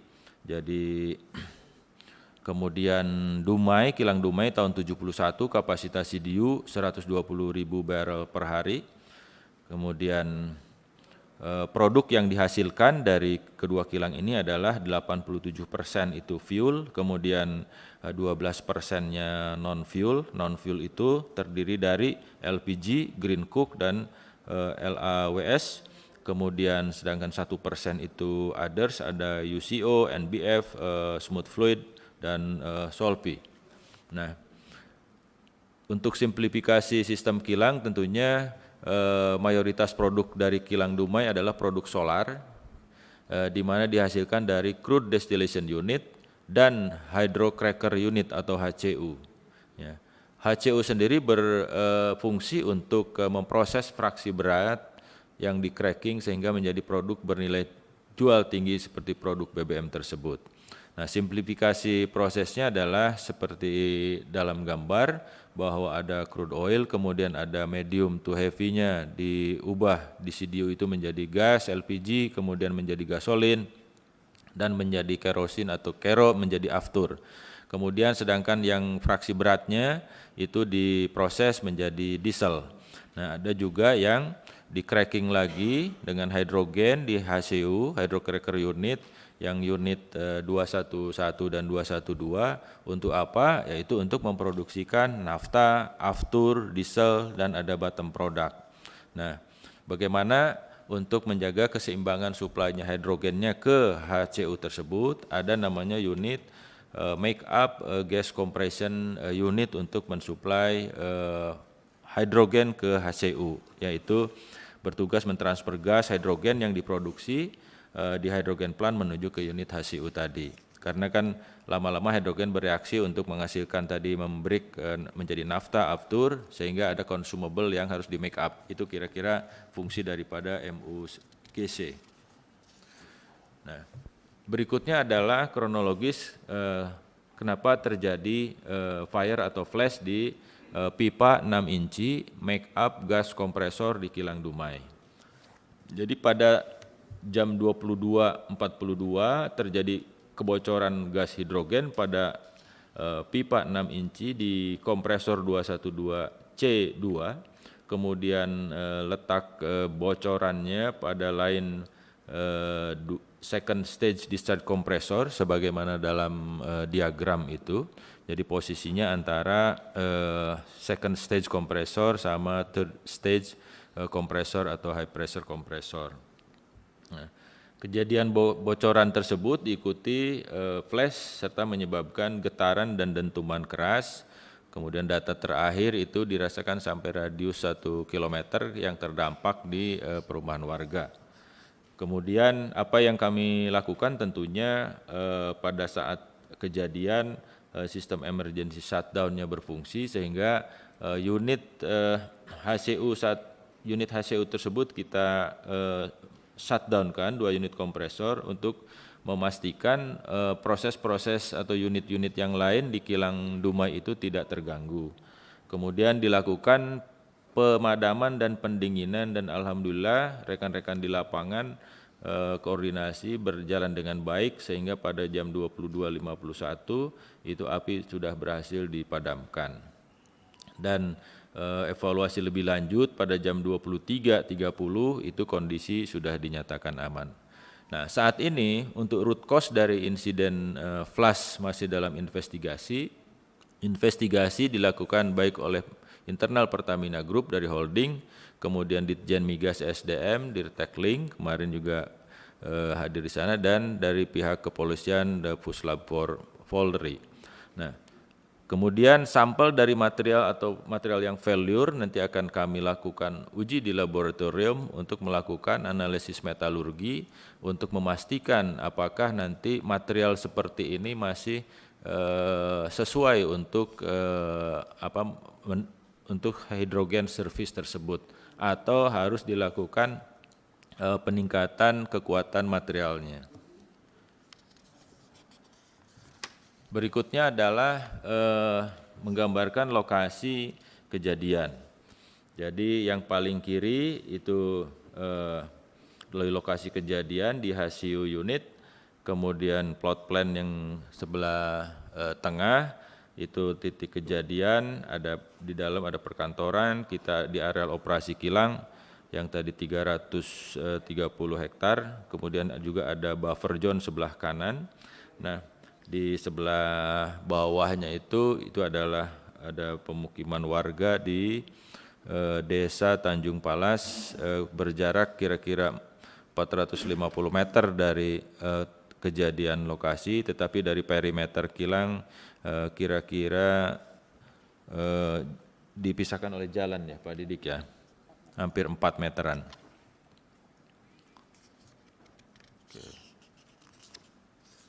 Nah, ini dalam tadi ada kenapa ada Desa Tanjung Palas, karena Desa Tanjung Palas itu adalah ada beberapa perumahan warga, kemudian ada masjid, kemudian sekolah, SMP, SD, itu yang terkena getaran, dampak getaran berupa kacanya pecah, kemudian ada beberapa plafon yang jatuh, kira-kira skala kerusakannya seperti itu yang juga sedang kami ganti, perbaiki. Nah, berikutnya adalah ini adalah analisis dampak daripada insiden, kemudian penanganan dampak serta bagaimana rencana tindak lanjut yang akan kami lakukan. Jadi dampak per kejadian 3 April 2023 dari korban personal ada 9 orang first aid, luka gores akibat serpihan kaca, seluruhnya telah pulang dan saat ini telah bekerja kembali, itu semua pekerja di RU2 Dumai. Kemudian rata-rata kerusakan properti di wilayah terdampak adalah kerusakan ringan dengan mayoritas kerusakan plafon dan kaca. Ada perumahan warga 418 unit, kemudian fasilitas umum, fasilitas sosial, ada masjid 4 unit, kemudian SD dan SMP ada 3 unit. Nah, perbaikan untuk Fasum kami prioritaskan dan sudah dimulai sejak hari kemarin, tanggal 3 April 2023. Kemudian bagaimana untuk penanganan recovery dari dampak tersebut, kami bagi dua, ada tim gabungan untuk melakukan verifikasi data perbaikan perumahan, kemudian yang tim dua adalah untuk melakukan tim investigasi root cause analysis. Yang tim gabungan satu terdiri dari Pertamina, kemudian ada Pemda, ada Wali Kota, Dinas Pemda, Lurah, RT RW, kemudian APH setempat. Dan tentunya tujuannya adalah pendataan, verifikasi, dan perbaikan. Di bulan April 2023 kami mempunyai target bahwa perbaikan Fasum, Pasos prioritas agar dapat digunakan selama Ramadan. Target selesai 7 April, kemudian perbaikan rumah warga ditargetkan selesai sebelum Lebaran, target selesai 17 April 2023. Berikutnya adalah melakukan edukasi dan sosialisasi terkait dengan emergency response pada bulan April kepada masyarakat, mengingat bahaya tinggal di buffer zone tersebut. Tim 2 adalah untuk melakukan tim investigasi teknis, yaitu terdiri dari Pertamina, Dirjen Migas, dan Puslab 4. Tentunya outcome yang akan disampaikan oleh tim investigasi tentunya adalah rekomendasi terhadap penguatan peralatan dan fasilitas sekitar pada bulan Mei 2023, termasuk contohnya pemasangan tempered glass di perkantoran dan kaca film untuk proteksi kaca sehingga apabila dampak ada getaran tidak scatter. Kemudian yang kedua adalah review buffer zone di bulan Juli 2023, melakukan studi fire and explosion risk assessment dan merekomendasikan jarak aman terhadap risiko yang kemungkinan terjadi di kilang RU2 Dumai. Berikutnya adalah untuk menjelaskan rencana recovery unit fasilitas. Jadi yang pertama adalah rencana perbaikan fasilitas tersebut ditargetkan full capacity akan kembali pada 15 April 2023, kemudian tentunya melalui proses inspeksi perbaikan terhadap sistem, terhadap hardware-nya yang sebelum kita startup kembali. Yang kedua, bagaimana dampak terhadap arus minyak, karena kilang Dumai sampai dengan tanggal 15 April nanti tidak akan berproduksi, kita tingkatkan produksi di kilang-kilang yang lain yang tentunya dikoordinasikan dengan hulu dan juga dengan holding untuk memastikan keberadaan ataupun kesiapan BBM selama khususnya periode Ramadan dan Lebaran. Nah, kalau dari grafik memang secara umum kita dengan adanya Dumai insiden di Dumai ini bahwa jaminan suplai untuk BBM insya Allah tidak akan terganggu dan juga kita tidak ada berencana untuk menambah impor untuk mengkompensasikan apa yang kurang produksi dari Dumai tersebut.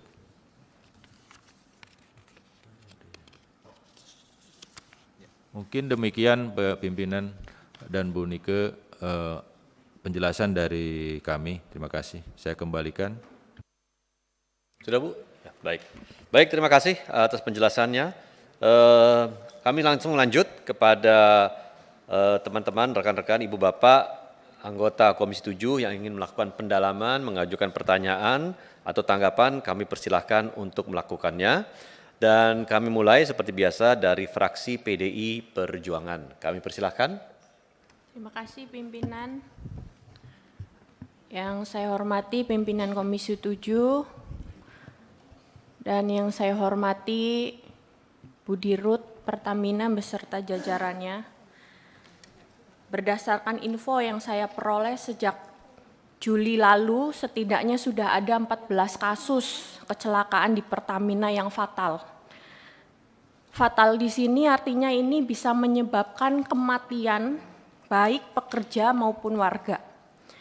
Kasus di Rokan, kasus di Sumsel, kebakaran Plumpang, kebakaran kapal di Ampenan, dan ledakan kilang Dumai. Semuanya terjadi secara berdekatan dan tentu saja menimbulkan tanda tanya. Kok nggak logis ya gitu. Kok bisa Pertamina yang katanya punya standar tinggi bisa mengalami kecelakaan-kecelakaan yang seperti ini. Ini kita juga tidak bisa juga terus-terusan menyalahkan faktor cuaca. Karena menurut saya dari dulu sampai sekarang ya cuacanya, ya petirnya, ya hujannya, ya seperti itu saja begitu.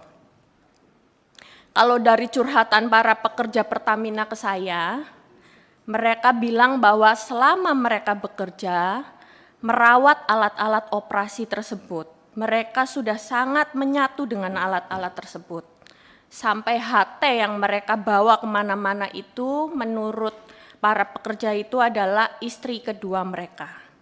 Alat-alat itu seperti punya ruh dan menyatu dengan para pekerja yang selama ini merawat.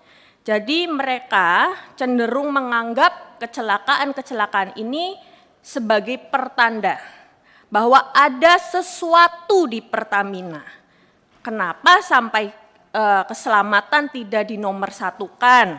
Kenapa alat-alat kilang tersebut ngambek dalam waktu yang berdekatan? Ya, seperti ada semacam pembiaran. Misalnya alat yang sudah harus diganti tidak diganti. Ya, karena ada hal lain yang lebih prioritas. Apa sih sumber masalahnya sampai kecelakaan seperti ini terus-terusan terjadi setiap tahunnya pasti ada dan lebih dari 1 kali ya, sudah 14 kali. Menurut saya harus ada pihak yang bertanggung jawab. Siapa yang paling bertanggung jawab? Karena pasti ada faktor manusia yang menyebabkan kecelakaan ini terus-menerus. Tidak bisa terus-terusan menyalahkan alam. Demikian dari saya, pimpinan, terima kasih. Terima kasih Ibu Paramita. Kami lanjut dari fraksi Partai Golkar. Silakan. Baik.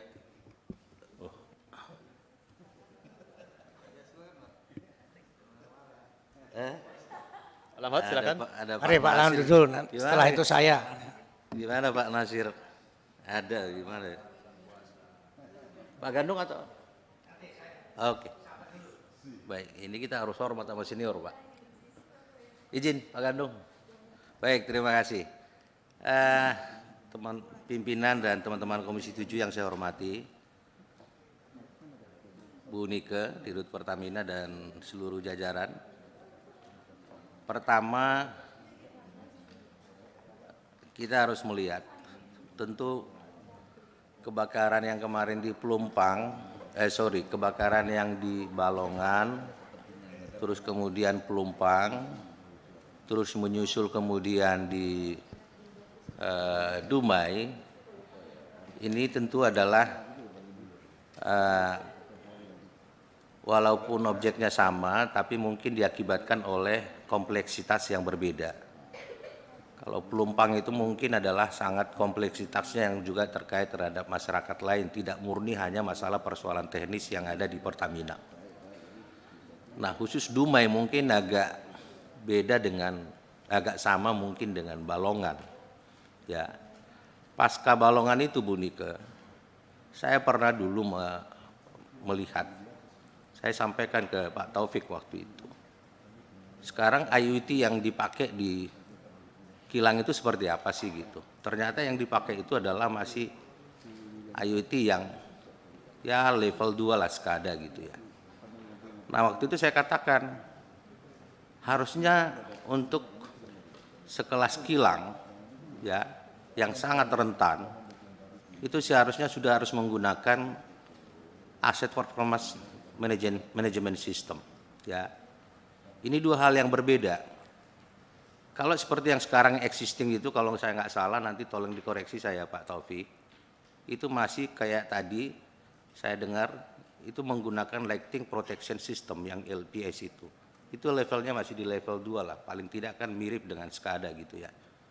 Nah ini kan tentu, ini menurut saya yang mengakibatkan seharusnya kalau kita sudah menggunakan, Pertamina sudah menggunakan Asset Performance Management System, ya, ini kan sebuah solusi yang end-to-end berbasis IoT yang dapat digunakan memonitor lokasi, kondisi produk ataupun aset seperti suhu, temperatur seperti yang disampaikan Bu Nike tadi, termasuk kelembapan dan tekanan secara real time. Pasca kejadian Balongan ini yang saya tidak lihat, kenapa sih ini nggak di-upgrade gitu loh, ya? Dan ini kemudian cenderung berulang. Nah ini yang saya ingin katakan bahwa jangan dong sekelas Pertamina masih menggunakan sistem seperti ini. Kalau ibaratnya ini adalah sebuah sistem yang sudah sangat jadul lah untuk sekelas Pertamina. Ya, lebih bagus ini di-upgrade secepat mungkin.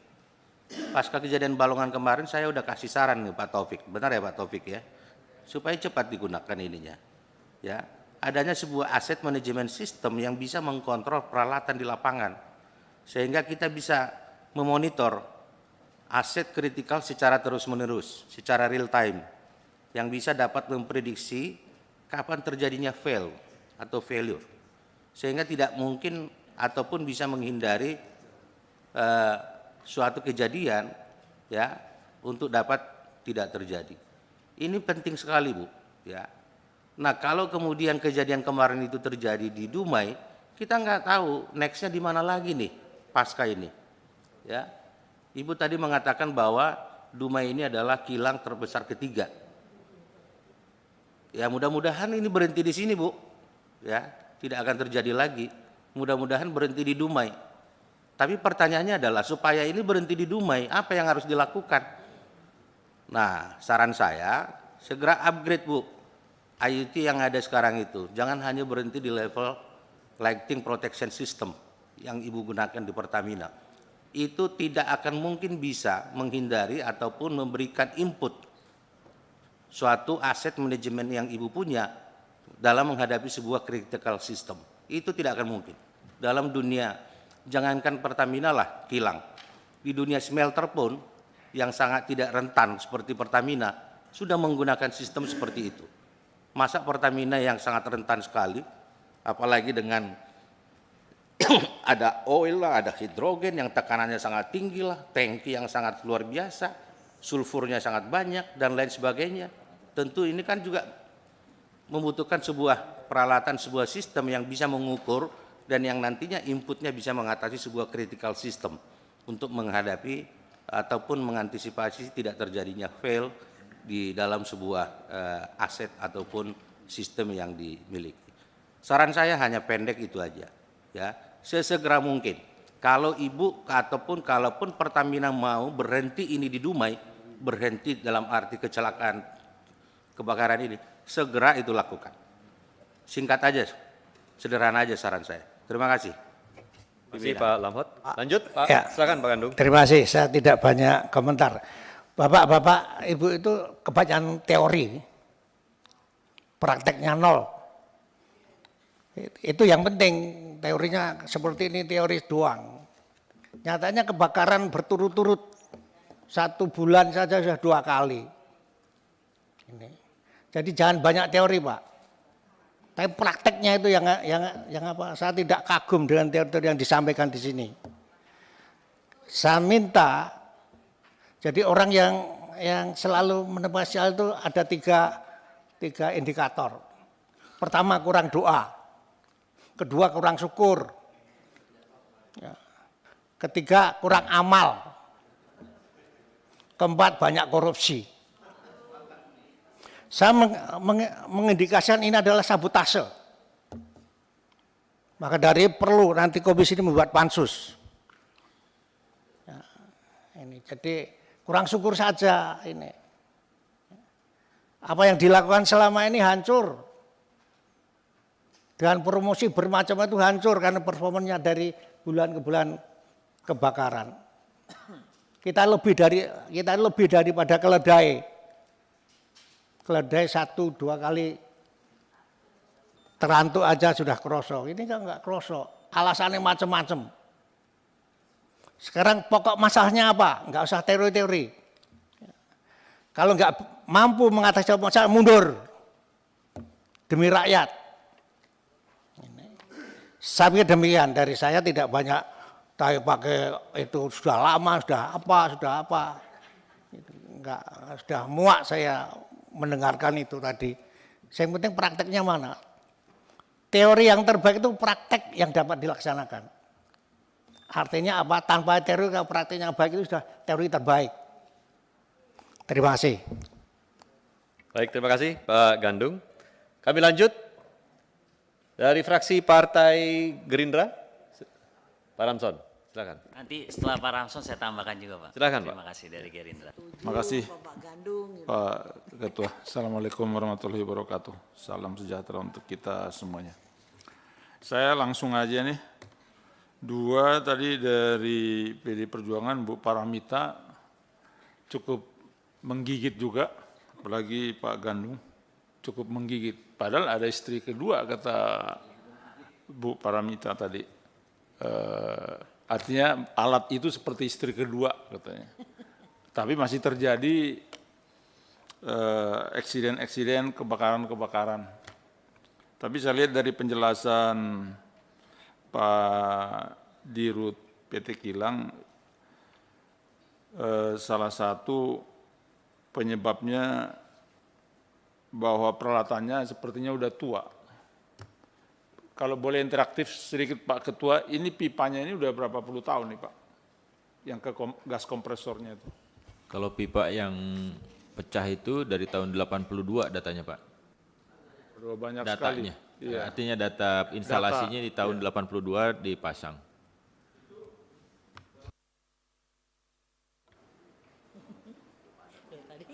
Domestik maksudnya? Domestik ya? Iya, produk domestik, Produk karbon, domestik. karbon steel schedule 80 Pak itu. Oh, makasih Pak.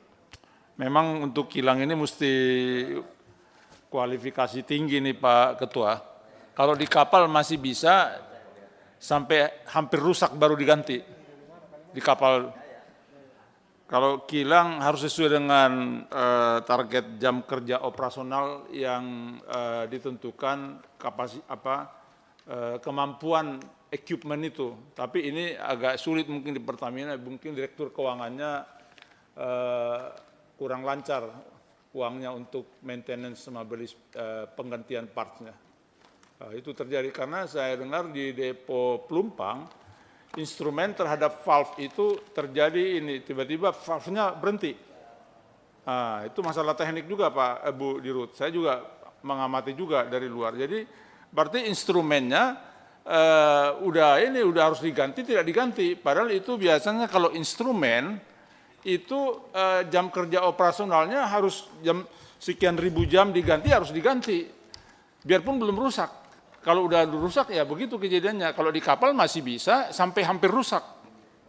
Kebetulan saya dulu pengalaman juga jauh sebelum DPR, sebelum tahun 2000, ada hubungan kerja juga Pak Ketua ke kilang-kilang, spare part, juga ke kapal.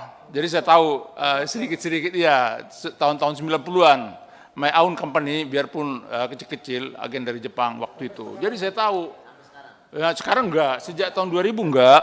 Saya udah murni DPR RI sejak mendukung Ibu Mega waktu itu untuk presiden. Akhirnya saya tinggalkan, saya punya bisnis waktu itu. Tahun 1999. Tapi saya masih punya ingat lah itu. Jadi kalau di kapal memang mau kadang-kadang mesti di lobby dulu baru diganti. Padahal udah 3 kali jam kerja operasionalnya. Tapi kalau di kilang nggak bisa dibuat begitu. Jadi mungkin itu perlu sangat diperhatikan. Equipment dan partsnya itu kalau memang udah waktunya diganti ya diganti. Jangan dibiarkan sampai mau rusak. Jadi terjadi beberapa kejadian seperti itu yang di apa juga begitu di Pelumpang. Ada kelemahan instrumen aja yang sehingga tiba-tiba valve-nya berhenti ininya. Itu perlu cuman kita kan dari Komisi 7 tidak melakukan investigasi teknis. Kita saling percaya ya Pak Ketua ya sama Pertamina ya. Apalagi Komisi 7 ini kan rada baik-baik saya lihat sama Pertamina. Jadi saya juga menyesuaikan ya kan. Mungkin sekpernya bagus ininya ke teman-teman atau ke saya, nggak tahu saya. Ya kan? Iya dong, iya dong. Kalau saya kayak zaman dulu ini udah langsung ini keras ini, tapi periode sekarang kan udah beda periode sekarang. Apalagi saya bagian dari partai koalisi juga kan sekarang. Jadi hanya itu aja sarannya, kalau memang sudah waktunya jam kerja operasionalnya itu biasanya ada itu guidance-nya di setiap equipment, bahwa part ini sekian jam kerja operasional harus ganti, ini harus ganti, ya diganti aja. Pipanya juga memang kalau harus ganti ya diganti aja. Jangan sampai mau busuk baru diganti. Nah, itu berbahaya, sangat high risk untuk seperti kilang, seperti depo itu sangat high risk.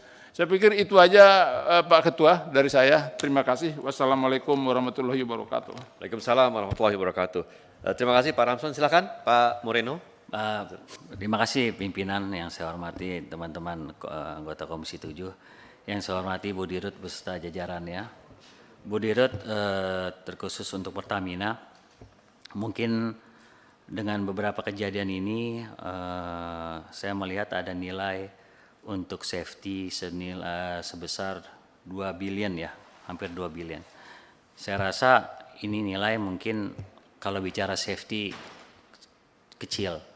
Karena Pertamina ini perusahaan yang sangat besar dan juga Pertamina mengalami insiden di titik-titik yang sangat strategis.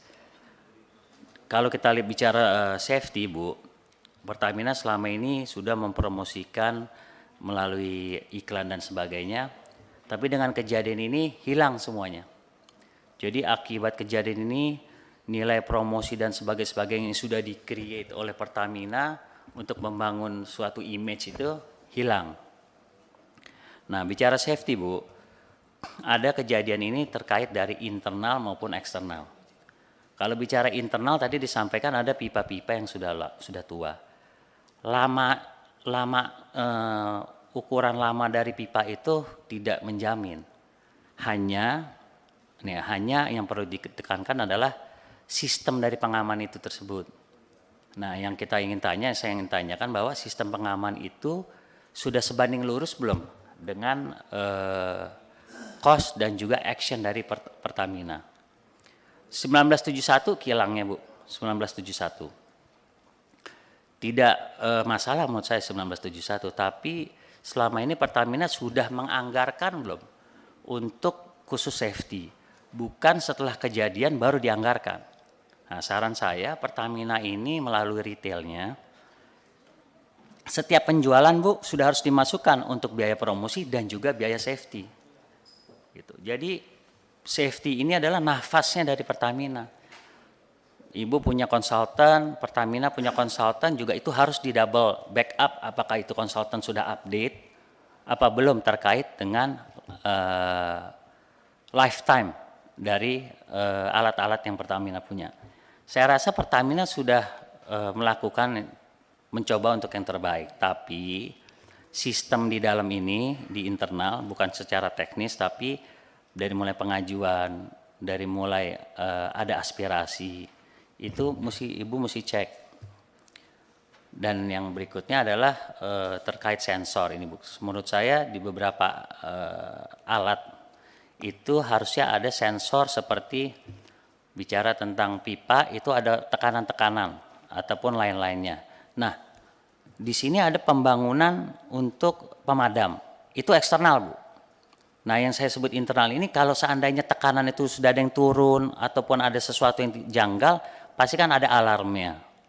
Nah, ini bekerja apa tidak gitu. Nah, kalau saya lihat di sini CCTV sudah 100% all done, yang lain all done, tapi ada beberapa yang titik strategis seperti pemadam dan sebagainya baru 40% dan sebagainya. Ini menjadi satu prioritas. Ya mungkin ini harus kejadian yang terakhir. Harus berpikir ini kejadian terakhir, tidak ada kejadian-kejadian lagi. Saya lihat ada strategi dari Pertamina untuk mensosialisasikan bagaimana buffer terkait dengan tetangga-tetangga di lingkungan titik strategis. Itu sudah harus dilakukan dari dulu karena itu bagian dari setiap pemasukan Pertamina harus disisihkan untuk itu sosialisasi, safety dan sebagainya. Jadi jangan buat basket baru setelah ada kejadian. Jadi tentang amal yang disampaikan sama Pak Gandung, amal, doa, dan juga safety itu sudah sebanding lurus dengan setiap retail penjualan, Bu, ataupun dari hulu. Itu mungkin dari saya pimpinan. Terima kasih. Wassalamualaikum warahmatullahi wabarakatuh. Waalaikumsalam. Terima kasih Pak Moreno. Kami lanjut fraksi Partai Nasdem. Silakan Pak Doni. Baik, makasih Ketua. Assalamualaikum warahmatullahi wabarakatuh.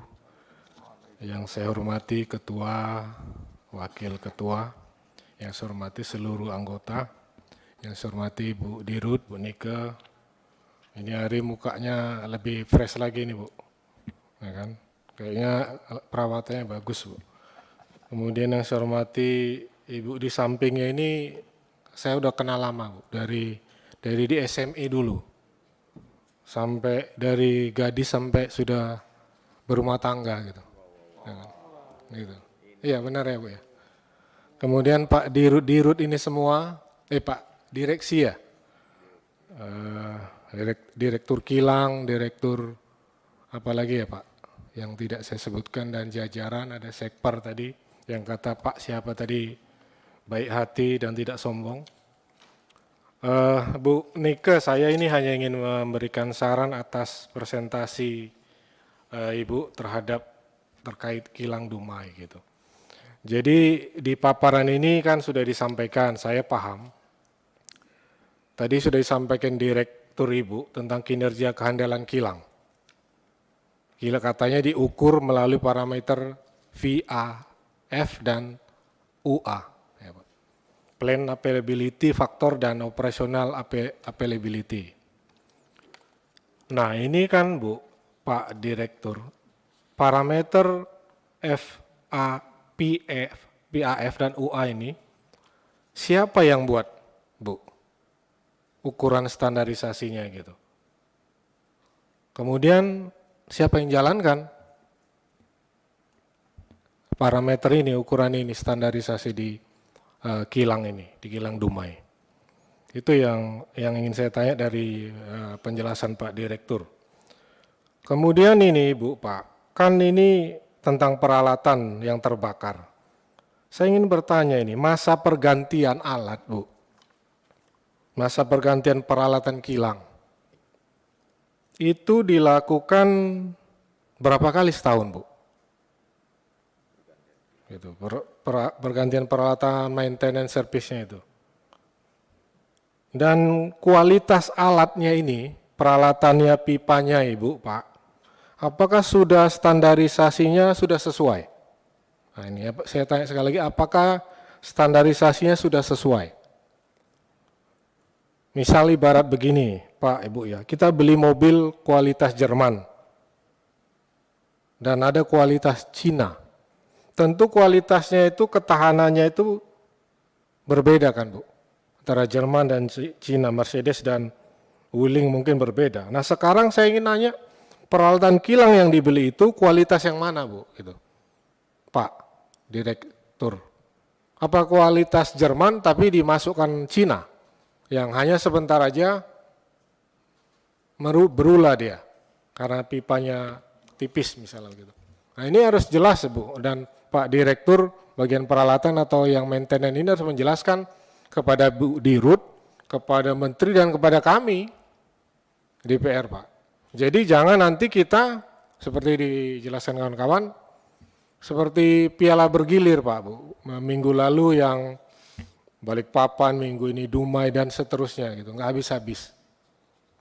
Ini pasti mengenai kualitas peralatan antara mereknya itu, antara ketebalannya itu. Kemudian Pak Direktur jadi jelaskan juga kilang didorong menuju top quartile, Q1. Gitu ya, iya Pak ya, ya Bu ya. Yang dipaparkan ini operasional availability-nya terus ditingkatkan setiap tahun. Melalui program overhaul, Bapak bilang. Ya kan diganti terus kan Pak, di overhaul, bongkar besar. Lalu yang kedua peningkatan kehandalan kilang termasuk peremajaan material Pak. Tadi Bapak bilang diremajakan kan materialnya. Dengan peralatan dan bertahap. Berarti ini ada setiap tahun kan Pak, penggantian material, pergantian peralatan gitu. Yang ingin saya penjelasan Bapak, apakah overhaul-nya itu, bongkar besarnya itu setiap tahun ini sudah sesuai Pak? Nah itu, kembali lagi, sesuai nggak sama SOP-nya, RAP-nya, pihak panitia dari Pertamina gitu. Apakah proyek yang diremajakan ini juga sesuai nilai dan kualitas bahan itu maksud saya Pak? Karena saya duga ini kualitas material, ketebalan, kualitas pipa yang tadi nilai Jerman sama nilai China, pasti ini ada yang berbeda gitu. Sehingga sebentar aja terbakar dan rapuh gitu. Dan yang terakhir Ibu, Pak, ini saya ingin bertanya yang jelas terhadap internal Bapak Ibu. Apakah bukan unsur kesengajaan ini? Dan pihak-pihak lain di internal Bapak Ibu supaya semua kilang cepat diganti peralatannya sehingga ada proyek baru gitu. Karena kan seminggu sekali, sebulan sekali terjadi gitu, seperti dikondisikan kita kunjungan untuk ngerusak yang kilang ini, minggu depan yang sono gitu. Seperti sudah dijadwal gitu. Ini saya nggak tahu, Bapak yang Ibu yang bisa jawab. Dan yang terakhir, atau apakah ada sabotase Bu, Pak, Bu Dirut, supaya mempermalukan Ibu Dirut dan direksi ini, supaya juga ada pergantian, seperti alat tadi, supaya cepat diganti lagi gitu. Nah itu saya ingin jawaban dari Bapak Ibu. Terima kasih pimpinan, saya kembalikan. Wassalamualaikum warahmatullahi wabarakatuh. Waalaikumsalam warahmatullahi wabarakatuh. Terima kasih Pak Rudi. Lanjut dari fraksi PKB, kami persilahkan. Ibu Ratna, ya. Terima kasih pimpinan. Assalamualaikum warahmatullahi wabarakatuh. Yang kami hormati pimpinan seluruh sahabat Komisi 7, yang kami banggakan Bu Dirut beserta jajaran direksi, semuanya saja yang hadir. Yang pertama tentu tadi sudah banyak sekali disampaikan. Kalau problem teknis, kami sudah mempercayakan sepenuhnya kepada pihak Pertamina begitu. Cuman dalam hal ini, betul apa yang dikatakan oleh beberapa senior, kalau misalnya preparing sudah, audit sudah, tapi kenapa ini bisa terus terulang begitu. Itu memang problem mendasar kalau menurut pemahaman kami. Dan seyogyanya ini harus dalam hal ini Pertamina secara umum gitu ya, harus mulai berbenah karena kita tahu bahwa kilang kita tidak banyak. Itu juga masih statusnya tua begitu ya, menunggu di-adjust, menunggu di-upgrade, menunggu dan lain-lain yang membutuhkan investasi yang juga besar begitu. Sehingga kami sangat berharap dalam hal ini kejadian yang ada di Dumai ini adalah kejadian yang terakhir begitu. Sehingga Pertamina yang sudah menjadi perusahaan berskala internasional itu benar-benar masih mendapat kepercayaan oleh masyarakat, baik domestik maupun internasional. Yang berikutnya, tadi banyak disampaikan kalau sudah ada early warning system, sudah ada basis pengamanan, sudah ada standarisasi buffer yang sedemikian bagus. Kira-kira selain hal-hal tersebut berarti apa lagi nih yang perlu dievaluasi gitu loh. Kan kita nggak mungkin hanya melihat teori-teori saja tapi prakteknya nggak ada begitu loh. Karena beberapa kejadian yang sebelum-sebelumnya kami sudah meminta kalau tidak salah pimpinan bahwa Pertamina dalam hal ini memberikan report ke kita evaluasinya seperti apa lalu tindakannya bagaimana begitu kan. Tapi seingat saya ya, mohon maaf kalau saya salah, sepertinya kita belum diberikan report tersebut dari kejadian-kejadian yang sebelumnya. Yang berikutnya, ini ngomong masalah teknologi ya, tadi disampaikan juga sebelumnya oleh Pak Lamhot bahwa sudah saatnya Pertamina dalam hal ini melakukan inovasi teknologi. Akan lebih bagus kalau itu melibatkan anak bangsa begitu. Cobalah komunikasi yang intens kepada BRIN misalnya, kita libatkan dalam hal ini. Saya yakin di sana banyak kok researchers yang bisa menemukan teknologi-teknologi baik yang bisa digunakan sebagai early warning system. Yang berikutnya di halaman 4 Ibu Dirut, kita melihat bahwa sudah ada estimasi kebutuhan biaya untuk meningkatkan kehandalan kilang sampai dengan tahun 2026. Di situ tercatat ada 1.992 juta US dollar. Kalau kita melihat kurs hari ini 14.915, berarti itu sekitar 29 triliun begitu ya.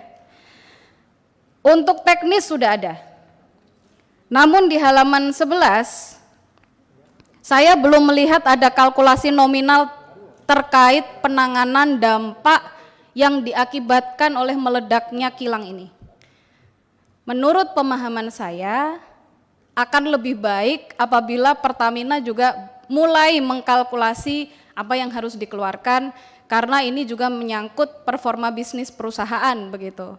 Jangan sampai timpang apa yang dikeluarkan teknis tidak sebanding dengan apa yang diberikan kepada masyarakat. Dan yang terakhir, seperti yang tadi saya sampaikan di awal, kami mohon bisa diberikan review bagaimana progres dari target-target yang telah dilakukan Pertamina untuk mengatasi dampak-dampak tersebut. Contoh, ini untuk perbaikan Fasum targetnya selesai 7 April. Lalu edukasi dan lain-lain ini juga dilakukan April. Nah, ini kami juga meminta report bagaimana program ini bisa dijalankan. Mungkin itu saja pimpinan dari kami. Terima kasih atas waktunya, mohon maaf. Kami akhiri, wallahul muwaffiq ila aqwamit thoriq. Wassalamualaikum warahmatullahi wabarakatuh. Waalaikumsalam warahmatullahi wabarakatuh. Terima kasih Bu Ratna. Lanjut. Pak fraksi Partai Demokrat, silakan Pak Nasir. Baik, terima kasih pimpinan. Kuasa. Assalamualaikum warahmatullahi wabarakatuh. Yang saya hormatin pimpinan Komisi 7, teman-teman anggota Komisi 7, Bu Dirut dan seluruh jajaran Pertamina. Mungkin saya sendiri dari Dapil Riau yang tempat kejadian kebakaran ini, kami cuma berharap Bu, cepat penanggulangan buat korban. Nah, kami berharap korban-korban ini cepat diselesaikan dan kalau ada yang perlu direlokasi segera diselesaikan. Dan dibuatlah mereka secepat mungkin nyaman dan jangan ada masalah-masalah sosial yang tertinggal. Itu yang paling penting menurut kami, karena masyarakat kami ini dalam bulan puasa mungkin sangat dibutuhkan kenyamanan. Dan yang kedua mungkin masalah safety Bu, segera dituntaskan menurut kami. Ya, sistem yang sekarang ditingkatkan di Pertamina, kami minta manajemennya harus ditertibkan dan betul-betul safety ini sesuai dengan standar lah. Dan yang berikutnya, seperti pipa-pipa tadi, kalau memang sudah harus diremajakan, ya segera dilakukan, karena memang kilang ini sudah cukup tua lah menurut kami.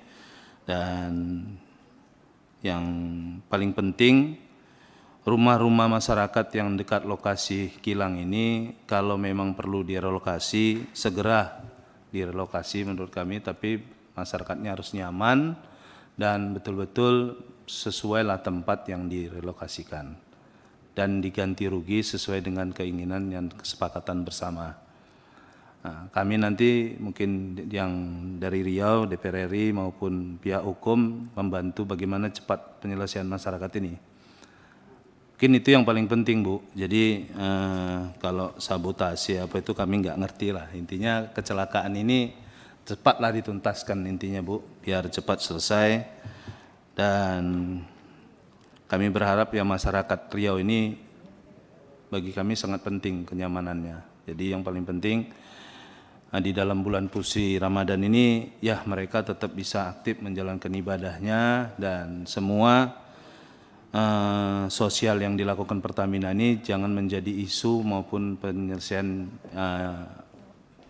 bahasa-bahasa yang tidak enak di luar Saya harap baik Pak Bu Dirut dan Pak Dirut Kilang ya segera menangani dengan serius dan tuntas.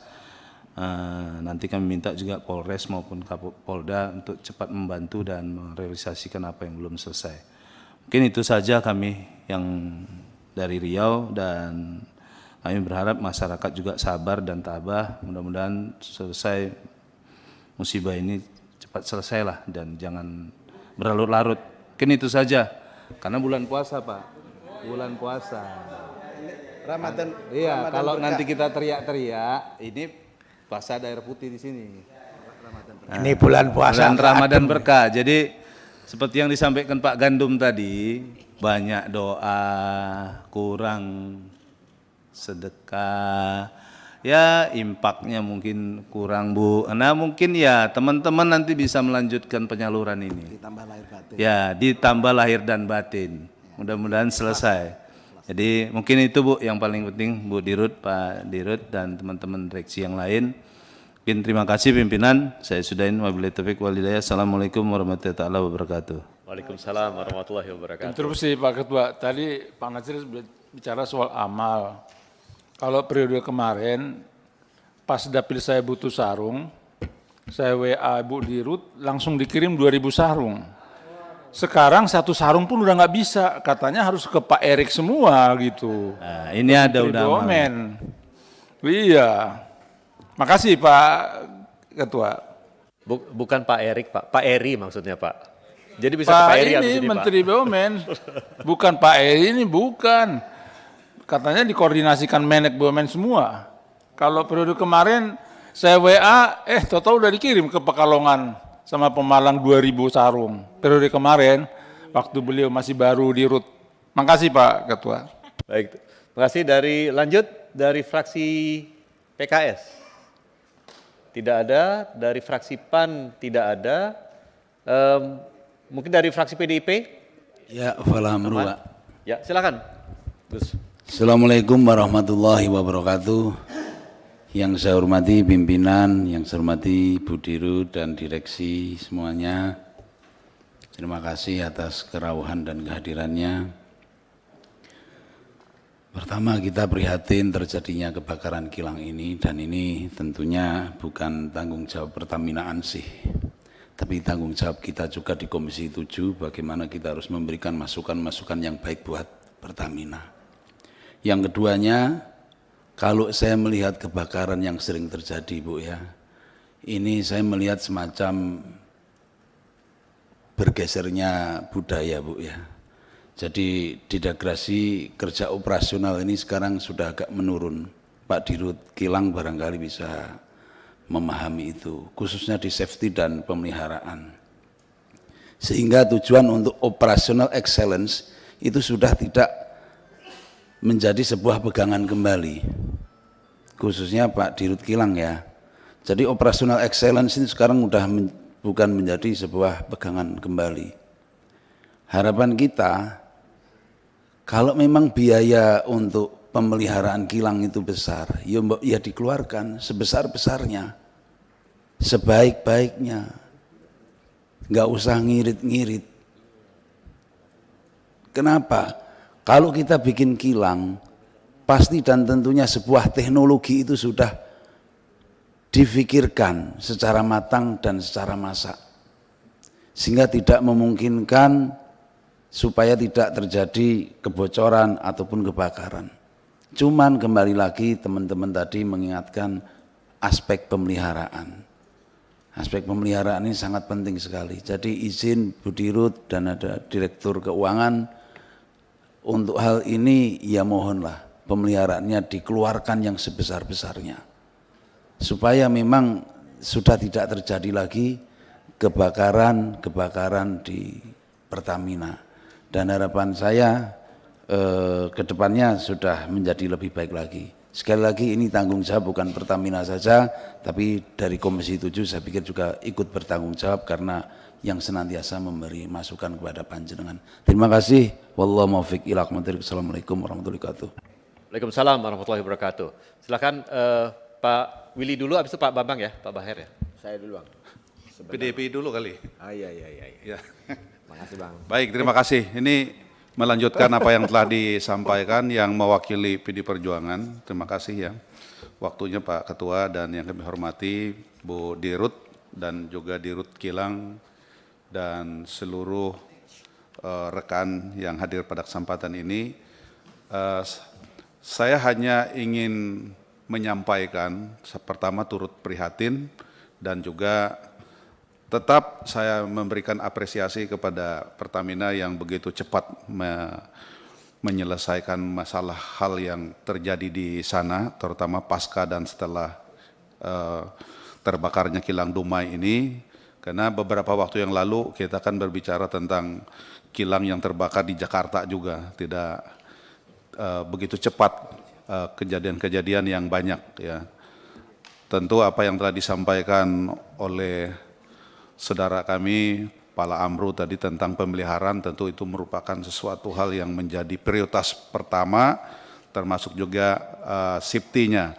Nah, yang ingin saya tanyakan, ya mungkin langsung ke Dirut Kilang kali ya. Ini ada asuransi ya? Confirm ada Pak, ada. Ya, apakah kira-kira kerugian Pertamina akibat dari kebakaran ini di-cover semua atau masih ada yang kerugian gitu yang dirasakan oleh Pertamina? Mengingat ini kalau terus-terusan seperti ini kan jadi kita pendapatan negara dari Pertamina ini juga akan merosot ya atau kecil karena kehilangan harus membayar kecelakaan ini dan juga terganggunya kegiatan-kegiatan operasional. Kira-kira masih sekitar berapa kerugian negara yang bisa dengan terbakarnya Dumai ini? Ya, saya fokus kepada Dumai aja. Sudah ada prediksi perhitungan kerugian negara? Mas, kalau angkanya masih dalam kalkulasi Pak, karena kemarin seperti warga juga kan lagi pendataan nih, jadi ada pertumbuhan gitu ya maksudnya. Kalau dari asuransi, estimasi awal kemarin dari rough estimate itu masih bisa di-cover oleh asuransi yang ada. Itu dulu. Cuma angkanya saya belum mendapatkan laporan yang detail. Baik, terima kasih. Mungkin pada saatnya nanti Pak Dirut dan Ibu Dirut ya, karena kita sudah melihat di tahun ini aja sudah beberapa kali terbakar, ya mungkin perlu juga kami ingin mengetahui angka dari kerugian negara yang akibat dari terbakarnya beberapa kilang yang terjadi pada saat ini. Karena bagaimanapun adanya terbakar ini tentu juga akan membawa dampak kerugian, dalam hal ini juga pendapatan. Ya mungkin itu dari kami, terima kasih dan kami kembalikan kepada pimpinan. Terima kasih Pak Willy. Kami persilakan Pak Bambang Hermanto. Baik, Assalamualaikum warahmatullahi wabarakatuh. Terima kasih pimpinan dan seluruh anggota Komisi 7 yang saya hormati, Bu Dirut Pertamina beserta seluruh jajarannya yang saya hormati. Jadi saya ingin menambahkan saja Bu Dirut, kalau kita melihat dari paparan ini ternyata memang kilang kita ini memang sudah pada tua-tua ya. Umurnya yang di Pelaju 1971, kemudian yang di Dumai 68 kalau nggak salah. Jadi kalau kita melihat dari umurnya itu berarti kira-kira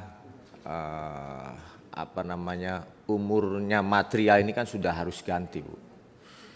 Ya, jadi oleh karena itu saya pada kesempatan yang lalu pernah menyampaikan bahwa karena kebakaran ini saya kira ini perlu dilakukan suatu investigasi secara menyeluruh, baik secara teknis maupun secara dari aspek yang lainnya. Jadi oleh karena itu saya pikir kebakaran ini jangan sampai terus-terusan terjadi Bu ya. Ini mungkin ada salah kali ya di internal, baik secara sistem maupun mungkin materialnya yang sudah harus diganti. Jadi saya menyarankan kepada Pertamina sesuai dengan harapan teman-teman juga.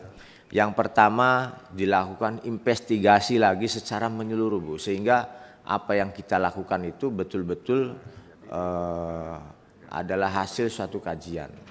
Tidak kemudian karena kejadian ini kemudian kita langsung ganti dan lain sebagainya. Tapi lebih kepada kajian ya secara komprehensif sehingga kita bisa menghasilkan kesimpulan yang betul-betul bisa kita pertanggungjawabkan. Kemudian tadi menyinggung masalah asuransi. Saya kira kalau kita melihat pertanggungan daripada asuransi itu kan ada umurnya. Mobil saja kendaraan itu ada umurnya.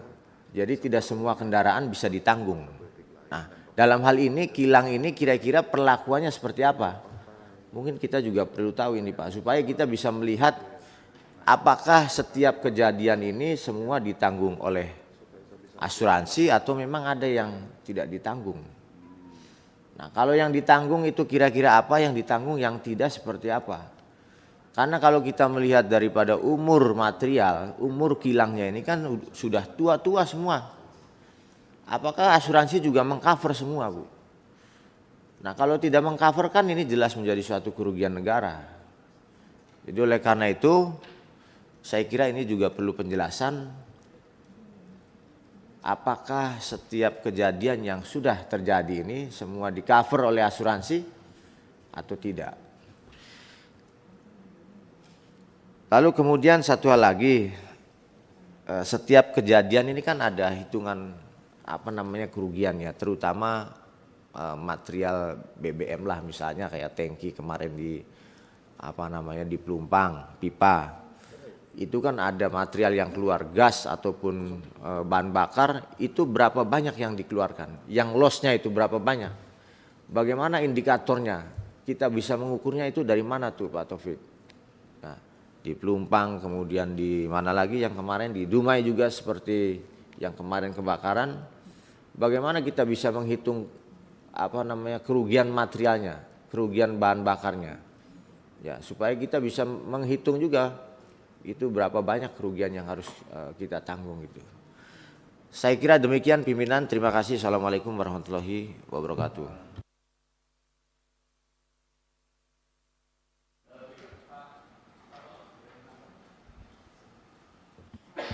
Terima kasih pimpinan yang kami hormati, sahabat Komisi 7 yang kami hormati, Bu Dirut dengan seluruh jajaran yang kami hormati.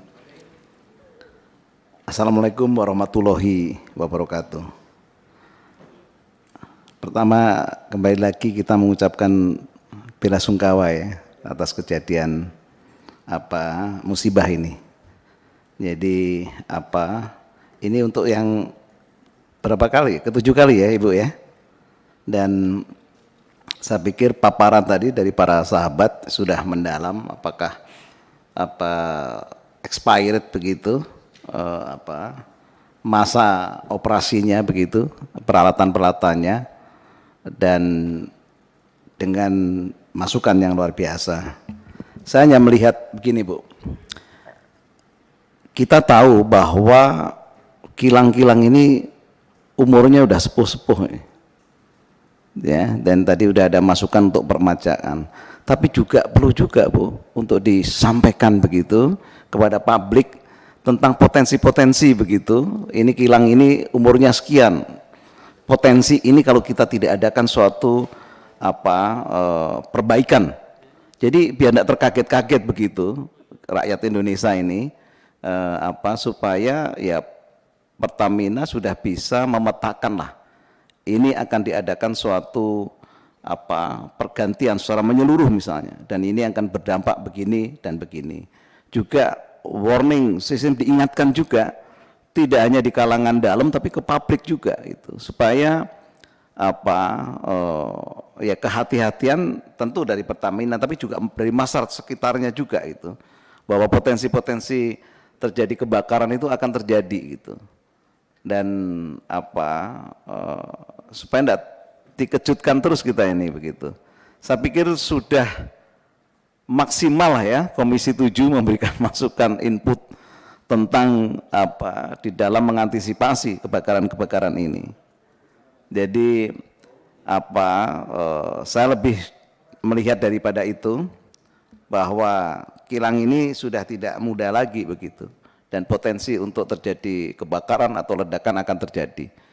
Disampaikan dari kilang ini adakan suatu perbaikan, adakan suatu proyek untuk pergantian peralatan dan sebagainya. Saya menambahkan itu saja. Terima kasih, Pimpinan. Wassalamualaikum warahmatullahi wabarakatuh.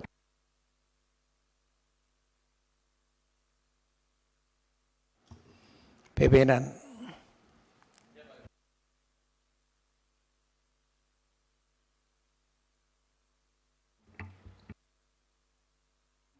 Ya, kasih. Baik, terima kasih Ibu Bapak. Kalau tidak ada pertanyaan lagi, saya minta izin kepada para anggota untuk bisa mengajukan pertanyaan dari meja pimpinan.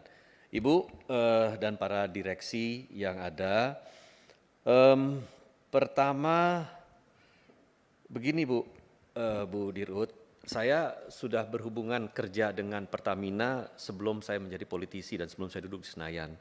Berbagai direksi dan Dirut sudah saya punya hubungan kerjasama mulai dari Pak Baihaqi Hakim, Pak Widya Purnama, terus kemudian sampai dengan Pak Ari Sumarno, dan lain-lain, Pak Masa dan lain-lain. Bu.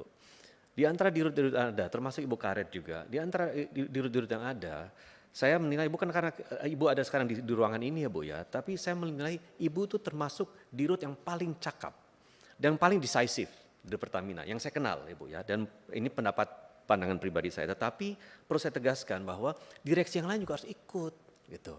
Jangan hanya dirutnya saja yang mampu tetapi tidak didukung oleh direksi lain. Jadi saya minta juga dalam kesempatan ini adalah kejadian yang kesekian kali Ibu Bapak, tidak perlu kami ingatkan lagi, sehingga memang kita perlu kesigapan dari seluruh direksi Pertamina yang ada.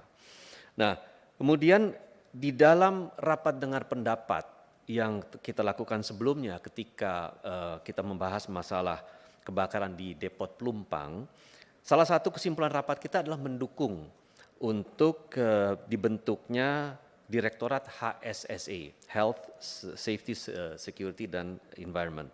Nah sekarang ini kita akan mendesak Bu, nanti dalam kesimpulan rapat akan kita sampaikan. Tapi kita juga minta Bu, dengan tidak bermaksud untuk masuk ke ranah teknis, karena ranah teknis itu adalah wilayah korporasi, jangan sampai nanti HSSE ini tidak diberikan kewenangan juga untuk melaksanakan tugasnya. Dan hanya sekedar nanti menjadi direktorat kambing hitam. Kalau sampai nanti ada kejadian lagi, ya kambing hitam gampang. Bukan Pak Taufik lagi, bukan Pak siapa lagi, tetapi direktorat HSSE, itulah kambing hitam. Nah jadi ini saya pikir perlu untuk menjadi perhatian kita bersama. Kita memang membutuhkan direktorat HSSE untuk bisa mampu memberikan fokus dan perhatian khusus terhadap masalah keamanan dan keselamatan kerja ini. Mungkin itu yang bisa kami sampaikan dari kami, dan kami persilahkan Ibu bersama Direktur. Pimpinan, masih Pimpinan. Ya. Terima kasih. Pak Direktur Kilang, kira-kira yang mau terbakar itu dibakar kapan lagi dan di mana kira-kira? Jadi ini penting untuk diketahui. Jadi jangan sampai direktur dirut malah kilang tidak visioner. Harus visioner. Apa visioner itu kemampuan melihat kenyataan di luar batas sekarang.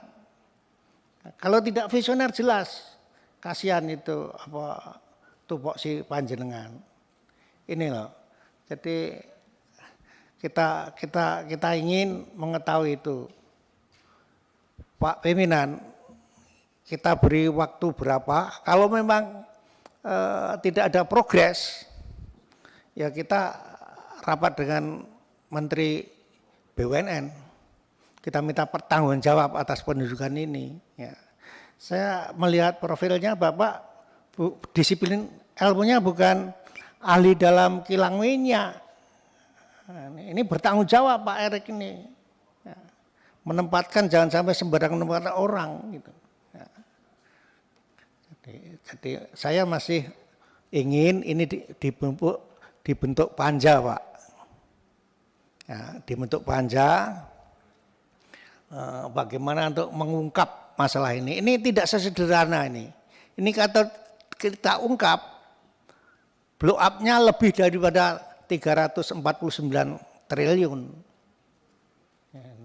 Ini hal yang penting kita ungkap di sini. Dan kalau ini terus, saya yakin penanganan secara tradisional terus seperti dengan teori yang muluk-muluk, saya yakin akan terjadi lagi kebakaran. Dan kebakaran itu saya mempunyai indikasi kalau memang ada yang sengaja dibakar untuk membuat goyahnya Pertamina secara internal. Nah,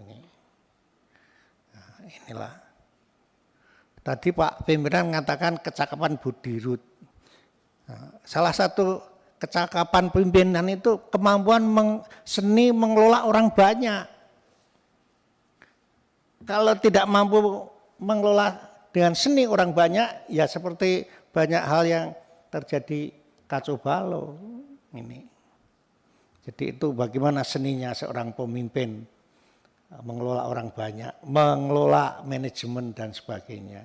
Kalau manajemen katanya sudah cakap, tapi pengelolaan orang banyak inilah yang harus kita tunjukkan dan berhasil guna, berdaya guna.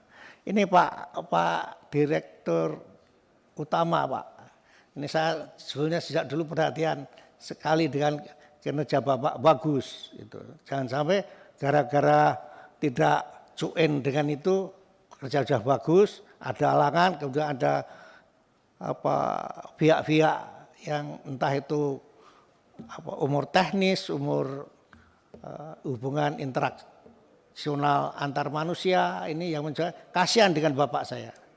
Karena sudah saya percaya Bapak berpikir sungguh-sungguh. Tapi lingkungan perlu juga. Jadi itu Pak, dan kami yang duduk berhadapan adalah barisan dari pimpinan. Pimpinan juga harus tegas gitu loh. Ya. Hadap kanan, hadap kiri, pimpinan harus mempunyai apa-apa yang tegas. Nah, kalau enggak tegas nanti bisa cilaka. Yang cilaka tidak hanya seorang, semua akan cilaka. Itulah, biarpun dalam tatib pimpinan lalu lintas bisa, tapi sebenarnya tidak itu. Tidak itu. Nah, seni mengelola orang banyak termasuk salah satu di dalam. Terima kasih Pak. Baik Pak Gandum, kalau tidak ada lagi tanggapan dari Ibu Bapak sekalian, saya persilahkan Ibu Dirut untuk bisa memberikan jawaban. Singkat saja Bu, sisanya nanti bisa diberikan tertulis, karena kita juga akan melakukan RDP berikutnya dalam waktu dekat ini. Terima kasih. Baik, terima kasih Bapak Pimpinan dan Bapak Ibu anggota yang kami hormati. Nanti mungkin beberapa hal secara garis besar saya jelaskan, detailnya akan disampaikan secara tertulis atau mungkin teman-teman ada yang ingin menambahkan. Jadi tadi banyak yang membahas tentang bagaimana standar yang digunakan. Jadi tadi Pak Taufik itu menyampaikan yang operational acceptance dan juga plan availability factor itu adalah Solomon Index ya. Jadi memang itu standar internasional yang digunakan dan pihak ketiga yang melakukan evaluasinya. Selain itu, Pertamina juga menggunakan untuk yang safety dan health itu menggunakan International Sustainability Rating System (ISRS). Ini dilakukan oleh internal auditor global yaitu DNV. Jadi ini yang dua hal ini yang menjadi dasar kita melakukan maintenance. Maintenance rutin itu tergambar dalam turnaround. Seberapa besar? Mungkin Bapak Ibu bisa lihat juga di halaman 4. Contoh Pak, di tahun 2022 turnaround yang sudah dilakukan baik untuk Balikpapan maupun Balongan. Ada 2 kilang yang tahun lalu sudah kita lakukan turnaround, itu memperbaiki 68 tangki, kemudian 121 rotating equipment, dan juga 29 boiler di luar piping dan instrumentation dan electrical system. Jadi memang besar sekali. Tahun ini akan dilakukan di 4 ya. Kalau lihat dari alokasinya ada 3. Satu adalah Cilacap, kedua adalah Pelaju, ketiga adalah Dumai. Di Dumai itu ada 2 kilang, 2 unit yaitu Dumai sendiri dan juga Saipakning. Berapa banyak yang akan di maintenance? Itu tangki ada 49, rotating equipment 137 unit dan boiler 36. Termasuk di dalamnya adalah untuk instrumentation, electrical dan juga piping, termasuk control system. Kaitannya dengan teknologi, ini kan kalau teknologi itu berjenjang ya. Di awal kita menggunakan PLC, kemudian SCADA, kemudian DCS, mungkin nanti adalah HMI. Nah ini kita sekarang ada di tahap itu ada di DCS. Dan sebagian ini sudah menggunakan human machine interfacing. Dan artinya teknologi tentu akan selalu kita upgrade. Ini kilang tua, betul. Oleh karena itu kita harus lakukan. Nah, dalam melakukan penggantian ini memang tidak bisa sekaligus. Kita sudah identifikasi tadi yang ratusan rotating equipment ini. Karena ketika ini diperbaiki, maka kilang harus dimatikan. Kilang dimatikan tentu akan mengganggu supply. Oleh karena itu kita membuat program itu 5 tahunan. Ini Pak Taufik tadi menyampaikan 5 tahun tuh mana saja turnaround yang akan dilakukan. Sekaligus gitu ya. Setahun langsung dilakukan, tahun tersebut dilakukan turnaround. Maintenance yang sifatnya yang minor itu tetap dilakukan, yang diperbolehkan dilakukan ketika kilang beroperasi. Turnaround adalah major overhaul yang dilakukan harus dalam kondisi kilangnya dimatikan. Ya, jadi program itu sudah ada. Dumai ini sudah masuk ke dalam rencana Oktober tahun ini akan melakukan turnaround untuk seluruh tangki, rotating equipment dan juga boiler dan lainnya ya. Interupsi Pak Ketua. Bu Dirut, memang turnaround mungkin diadakan bukan 5 tahun, malah 3 tahun. Iya. Tapi kadang partnya yang harus diganti itu belum tentu diganti, Bu. Itu problemnya. Saya kan tahu juga. Ya. Dulu juga begitu. Waktu zaman dulu saya tahu juga kan. Padahal sekarang kan udah lama-lama partnya makin tua. Jadi memang ya di situ yang harus, kalau nanti ini sebenarnya masalah kan teknis, tapi teknis bisa jadi politis, Bu. Itu kadang-kadang kan misalnya kalau kami DPR bicara politik, pokoknya jangan terjadi kebakaran. Padahal sebenarnya penyebabnya hal teknis. Ini yang memang kalau direksi, saya selalu berpikir membuat komposisinya. Politik sekian puluh persen, strategi sekian puluh persen, tapi teknis juga harus tahu juga sekian persen untuk tingkat direksi. Kalau tidak politis juga, tidak tahu politis juga repot.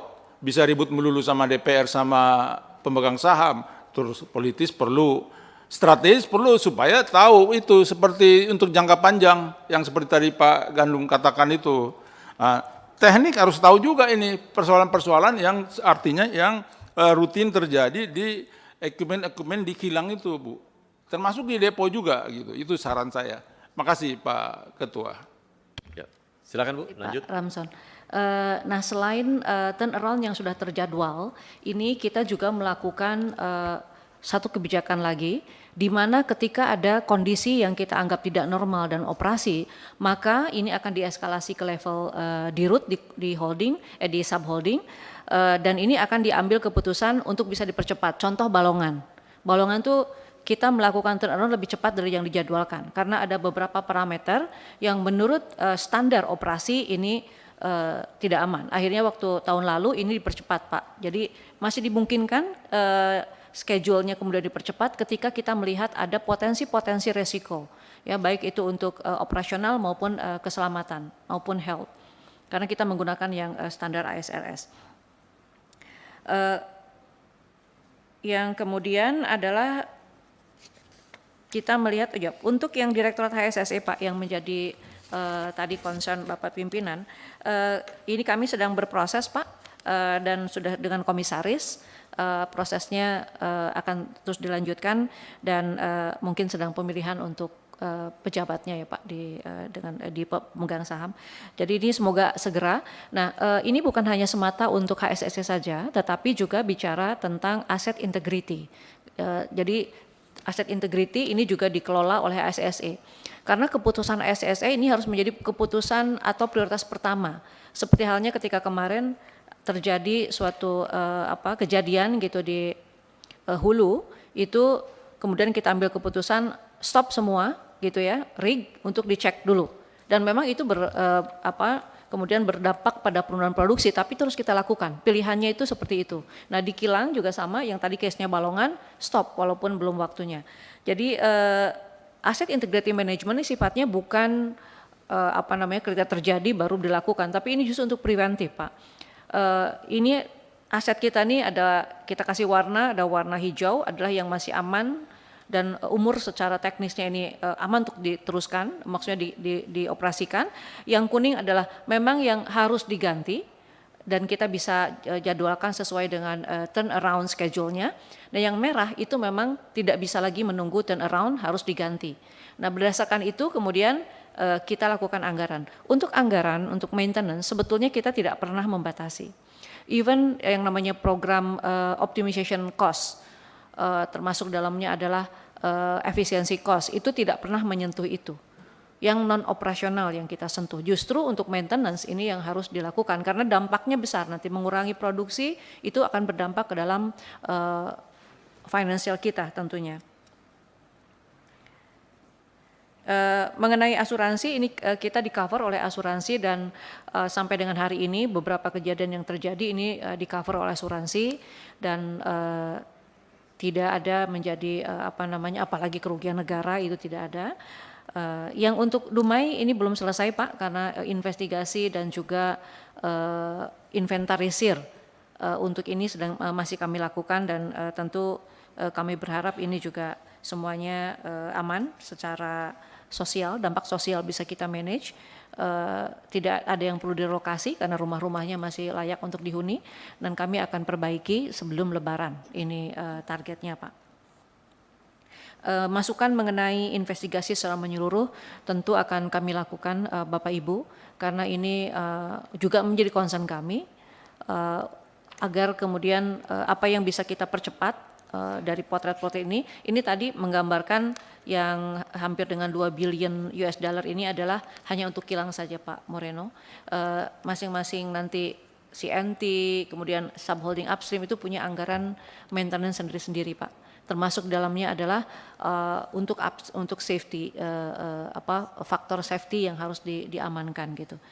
Mungkin demikian Bapak pimpinan yang bisa kami sampaikan secara detail nanti kami akan sampaikan secara tertulis. Terima kasih atas masukannya Bapak-Bapak Ibu. Terima kasih. Baik, terima kasih. Ada lagi kira-kira Pak yang lain? Cukup? Baik. Baik, kalau begitu kita akan masuk ke draft kesimpulan yang akan kita bacakan.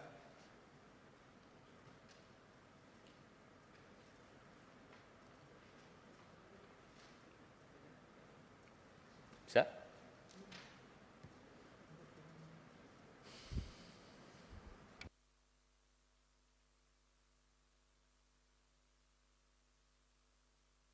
Baik. Kesimpulan rapat dengar pendapat Komisi 7 DPR RI dengan Dirut PT Pertamina Persero Selasa 4 April 2023. Pertama, Komisi 7 DPR RI mendesak Dirut PT Pertamina Persero untuk menaruh perhatian sepenuhnya terhadap kecelakaan-kecelakaan yang telah terjadi di fasilitas migas milik Pertamina Persero dan memastikan insiden serupa tidak terjadi kembali. Setuju Bu? Bapak? Setuju ya? Baik. Kedua, Komisi 7 DPR RI mendesak Dirut PT Pertamina Persero untuk segera melakukan audit secara menyeluruh terhadap fasilitas migas PT Pertamina Persero termasuk meningkatkan sistem pengawasan berbasis IT, meningkatkan keamanan fasilitas kilang dan penyimpanan BBM, dan memperketat kualitas, keselamatan, dan keamanan kerja. Setuju? Baik.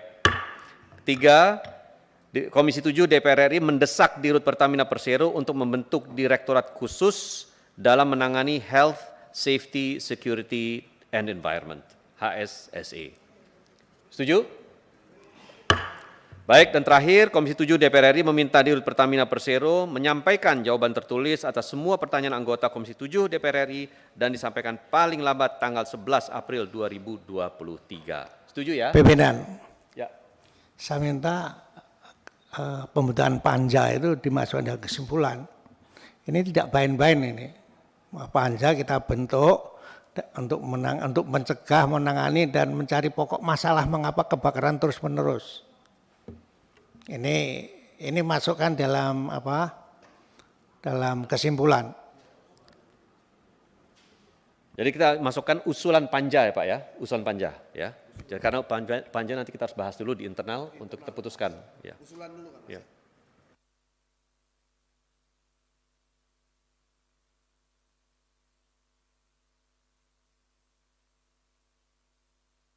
Itu Pak Ketua, Panja maksudnya usulan Panja Pertamina gitu ya? Oh, jadi semuanya gitu ya? Hebat juga Pak Gandung usulannya. Sebagai catatan rapat kita sampaikan. Terima kasih Dokter.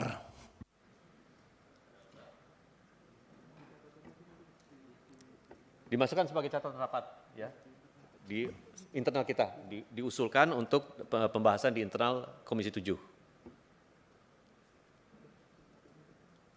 Baik Ibu, sebelum kita tutup, saya minta berikan kesempatan kepada Ibu Dirut memberikan sambutan penutup. Baik, terima kasih Bapak-Bapak pimpinan dan juga Bapak Ibu anggota Komisi 7 DPR RI atas semua masukan. Kami akan coba semaksimal mungkin untuk tindak lanjuti dan tentu saja ini menjadi PR besar dan sudah menjadi agenda kita. Ada beberapa yang perlu diakselerasi karena ini kita berkejaran dengan waktu untuk membalance antara menjaga supply ketahanan energi dengan juga keselamatan dan PR terbesar adalah mengenai buffer zone. Ini masih menjadi PR kami juga Bapak. Jadi beberapa aspek ini akan kami lakukan secara paralel dan mohon supportnya. Terima kasih atas support selama ini dan mohon terus dukungannya. Demikian Bapak Ibu. Billahi taufiq wal hidayah. Wassalamualaikum warahmatullahi wabarakatuh. Waalaikumsalam warahmatullahi wabarakatuh. Terima kasih kami ucapkan kepada Ibu Dirut Pertamina beserta seluruh jajaran yang hadir pada kesempatan hari ini. Pada seluruh pimpinan dan anggota Komisi 7 DPR RI kami ucapkan terima kasih dan mengucap syukur alhamdulillah bersama ini rapat dengar pendapat dengan PT Pertamina Persero kami nyatakan ditutup. Assalamualaikum warahmatullahi wabarakatuh.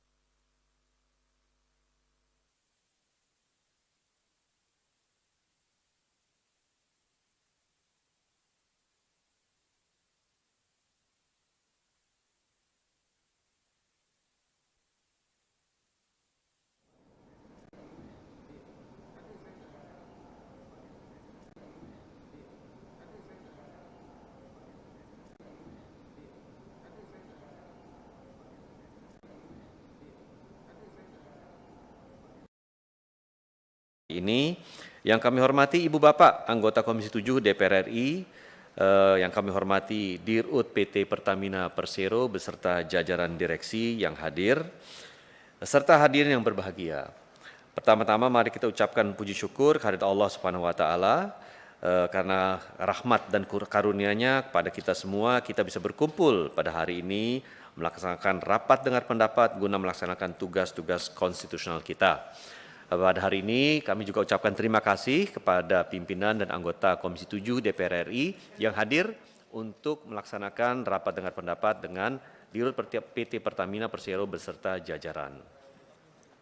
Sesuai dengan undangan yang disampaikan, agenda pada siang hari ini adalah pertama, penjelasan terkait insiden meledaknya kilang Pertamina RU2 Dumai PT Pertamina Persero. Kedua, rencana mitigasi kecelakaan untuk seluruh infrastruktur PT Pertamina Persero. Ketiga, dan lain-lain. Berdasarkan data dari Sekretariat, anggota Komisi 7 DPR RI yang telah hadir berjumlah 15 anggota dari 7 fraksi yang ada, sehingga quorum berdasarkan tata tertib telah terpenuhi. Dan setiap rapat DPR RI bersifat terbuka kecuali dinyatakan tertutup. Oleh karena itu pimpinan meminta persetujuan anggota agar rapat dengar pendapat hari ini dapat dilaksanakan dengan ketentuan dan bersifat terbuka. Apakah dapat disetujui? Atas persetujuan anggota dan dengan mengucapkan Bismillahirrahmanirrahim, rapat dengar pendapat Komisi 7 DPR RI dibuka dan dinyatakan terbuka untuk umum. Sebelum melanjutkan rapat ini, kami mintakan persetujuan Ibu Bapak anggota Komisi 7 DPR RI bahwa rapat ini bisa selesai kurang lebih 1,5 jam dari kita mulai rapat ini dan dapat diperpanjang dengan kesepakatan bersama karena memang agendanya hanya spesifik. Apa disetujui? Baik. Ya, lebih cepat memang lebih baik. Ini bulan puasa dan kita ada RDP berikut setelah ini. Ibu Bapak yang kami hormati, pertama kali kami atas pimpinan Komisi 7 ingin menyampaikan keprihatinan yang sebesar-besarnya atas terjadinya insiden meledaknya kilang Pertamina Dumai PT Pertamina Persero yang menyebabkan korban luka-luka. Sebelumnya pada tanggal 16 Maret yang lalu, kami juga telah melakukan RDP dengan Dirut Pertamina dan jajaran terkait insiden kebakaran di Depo Pertamina Pelumpang.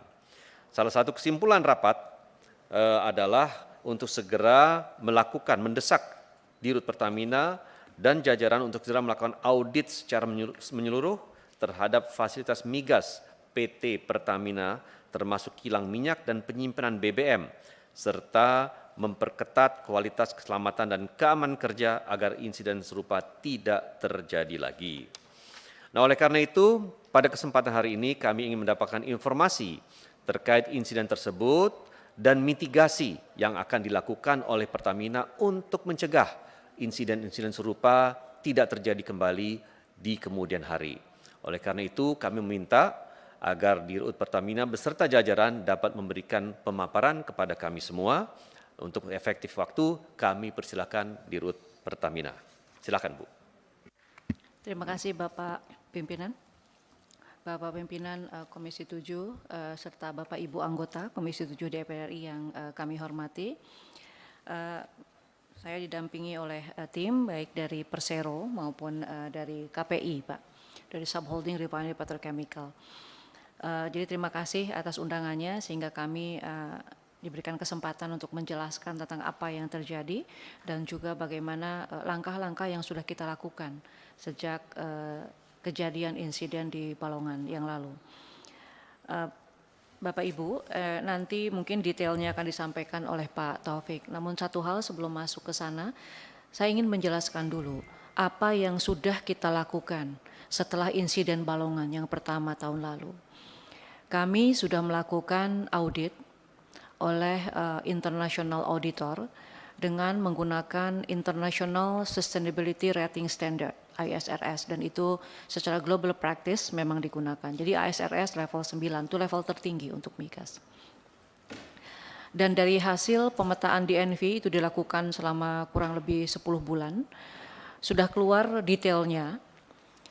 Jadi kami melakukan 2021 kan Pak, di pertengahan tahun kami sudah lakukan itu, dan 2022 atas hasil dari DNV tersebut kami sudah melakukan beberapa yang prioritas untuk dijalankan. Secara garis besar, resiko yang di dalam akan terjadi di aset kita itu ada 4 penyebab kemungkinan, dan ini kita detailkan. Yang pertama adalah karena lightning, karena petir.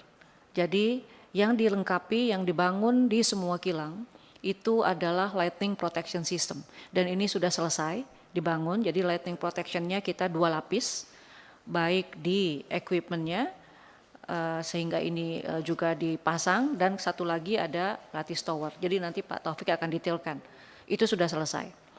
Penyebab yang kedua itu adalah overflow, karena itu juga terjadi di salah satu case, terjadi overflow sehingga itu menjadi salah satu penyebab kebakaran. Itu pun kita nanti progresnya Pak Taufik tolong dilaporkan di kilang-kilang mana yang sudah dilakukan. Di overflow management, kalau terjadi overflow seperti apa respon kita. Yang ketiga adalah kita ambil dari case-nya Balikpapan, yaitu high temperature hydrogen attack. Ini juga sudah masuk ke dalam program kita, sehingga dengan sudah dijalankannya high temperature hydrogen attack ini,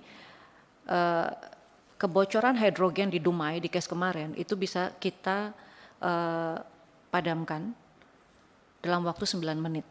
Jadi ini sebagai salah satu bukti bahwa program yang kita jalankan itu bisa meminimalkan resiko. Nanti kita lihat penyebab kebocorannya. Tapi ketika itu terjadi sudah langsung 9 menit ini down gitu ya si fire-nya. Nah yang berikutnya adalah sulfidation. Resiko yang keempat adalah sulfidation. Apa ini? Kita kan sama-sama tahu kilang-kilang kita dengan teknologi lama itu hanya bisa memproses yang sulfurnya rendah.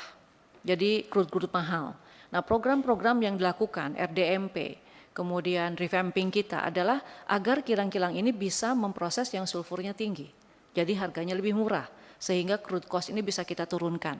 Nah tetapi Material yang digunakan tentu harus di-improve, harus dirubah, yang tidak cepat rusak ketika yang diproses adalah crude dengan sulfur tinggi, itulah sulfidation.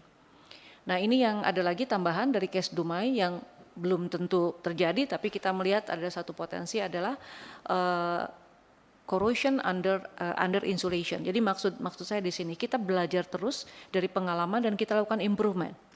4 hal tadi, lightning protection, ini sudah terbukti, ada satu foto nanti Pak Taufik akan share, di Cilacap, di satu saat itu, tanggal 3 Desember 2022, terjadi lightning atau petir sampai 17 kali, dan Cilacap aman. Jadi artinya apa yang sudah kita bangun, ini juga sudah bisa mencegah terjadinya kejadian serupa yang terjadi di Balongan. Bapak Ibu, itu effort yang kita lakukan dan untuk itu kita sudah lakukan spending sekitar 600 juta US dollar untuk membangun ketahanan 2 lapis itu. Nah, kita akan terus belajar dari case-case yang ada, dari belajar dari pemain lain, dari refinery lain, kita akan selalu belajar. Nah, nanti secara detail Pak Taufik akan menjelaskan, namun kembali lagi kita lakukan terus upaya ini. Karena kita sama-sama tahu kilang yang kita operasikan ini adalah kilang yang tua. Dan Pelaju ini, Dumai ini dibangun tahun 71 dengan segala ininya, tapi kita harus, kita sebut ada operational availability. Karena kita ingin mengurangi, menekan import. Sehingga operational availability menjadi salah satu ukuran kinerja utama dari kilang. Nah untuk itu tentu kita tidak boleh mengesampingkan faktor kehandalan termasuk salah satunya safety di dalamnya. Itu yang ingin saya sampaikan, nanti detailnya monggo Pak Taufik dengan izin Bapak Pimpinan. Kami minta Pak Dirut Subholding Refinery Petrochemical untuk menyampaikan detailnya. Ya silakan Pak Taufik, izin tadi Pak Pimpinan Pak Edi sholat dulu sebentar, jadi diganti sama saya sebentar. Baik, terima kasih pimpinan Bu Nike untuk izin saya menyampaikan update perihal insiden di Dumai, tapi mungkin nanti saya akan izin menyampaikan juga kinerja yang kita ukur di kilang itu seperti apa.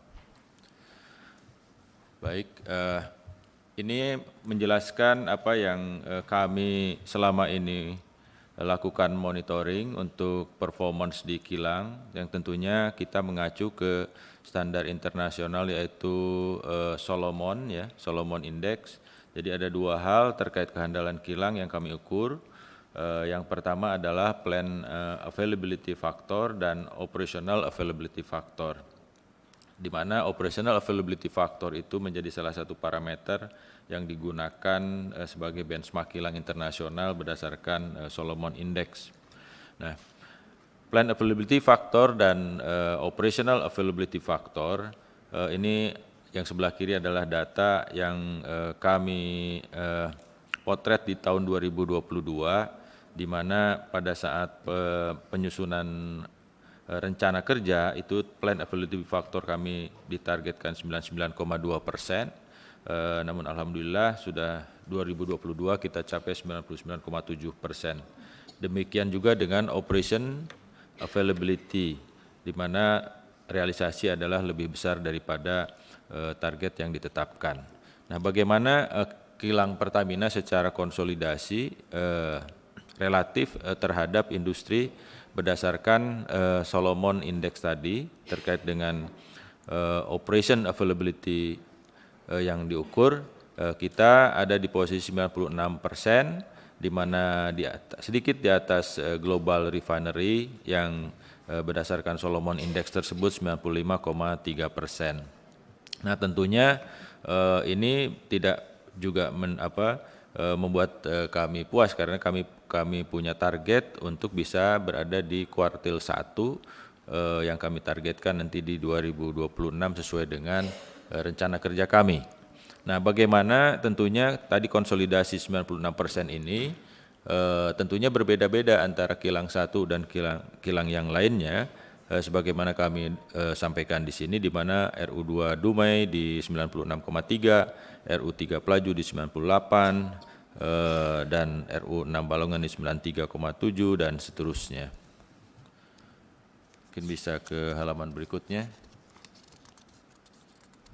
Nah, tadi tentunya dengan fakta bahwa operation availability di masing-masing kilang berbeda, kami susun program bagaimana roadmap untuk menuju ke kuartil 1 operation availability kilang di tahun 2026. Kuartil 1 berdasarkan indeks Solomon. Nah, tentunya ini tujuannya adalah ada beberapa scope yang kami lakukan.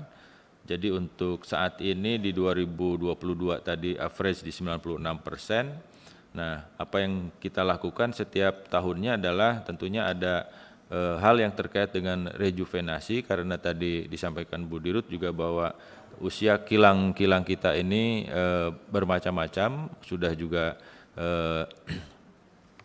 sudah cukup berumur. Artinya kan yang harus kita lakukan adalah rejuvenasi ataupun upgrading beberapa permajaan peralatan, termasuk juga upgrading material seperti high temperature hydrogen attack dan untuk kemampuan memasak crude oil yang lebih sour menggunakan material-material, tentunya material seperti stainless steel dan eksotik material lainnya. Berikutnya adalah overhaul. Overhaul juga dilakukan untuk tangki-tangki, kemudian rotating equipment, kemudian boiler, kemudian piping, elektrik dan instrumen, di mana skopnya tergambar untuk setiap tahunnya. Dan juga ada kegiatan turnaround. Kegiatan turnaround tahun lalu 2022 kita lakukan turnaround di Balikpapan dan Balongan. Dan tahun ini 2023 rencana kami TA RU 4 Cilacap, kemudian sudah selesai ya untuk FOG 1. Ini juga salah satu skopnya adalah untuk peningkatan kapabilitas untuk memasak sour crude di FOG 1 Cilacap. Kemudian di RU 3 Pelaju kita rencanakan di bulan Oktober, kemudian TA di RU 2 Dumai termasuk Saipakning itu di bulan Oktober-November yang akan datang. Berikutnya di 2024 itu akan ada turnaround Cilacap dan Kasim, dan 2025 turnaround Pelaju, kemudian dan seterusnya di 2026. Nah, berdasarkan roadmap ini, perkiraan kami untuk kebutuhan biaya untuk meningkatkan kehandalan kilang tersebut sampai dengan 2026 kita alokasikan hampir 2 billion US dollar. Berikutnya. Nah, ini menggambarkan setelah kejadiannya kebakaran kilang Balongan di tahun dan Cilacap 2021, kita melakukan audit International Safety Rating System, yaitu dengan menggunakan jasa DNV pada saat itu, di mana ada beberapa rekomendasi yang kami lakukan.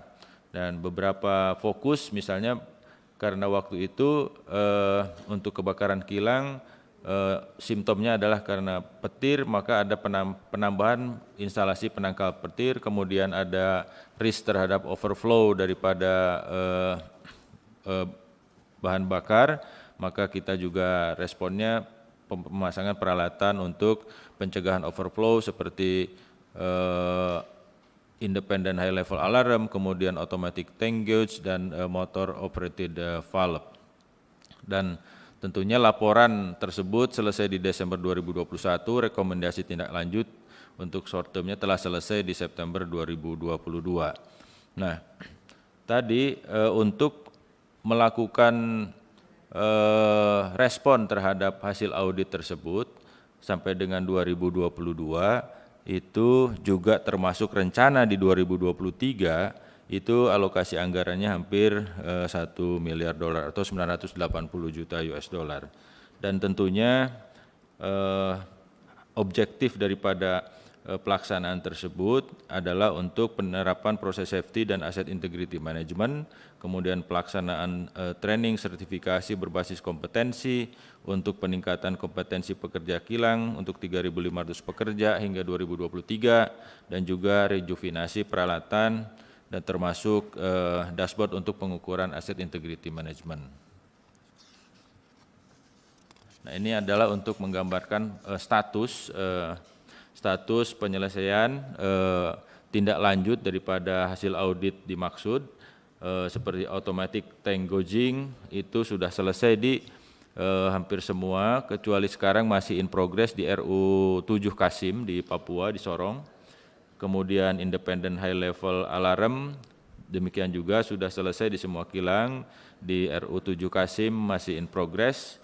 Kemudian pemasangan motor operated valve untuk mencegah overflow di tangki-tangki itu sudah selesai semua, kecuali di Kasim masih 85%, yang insya Allah ini di kuartal 2 akan selesai.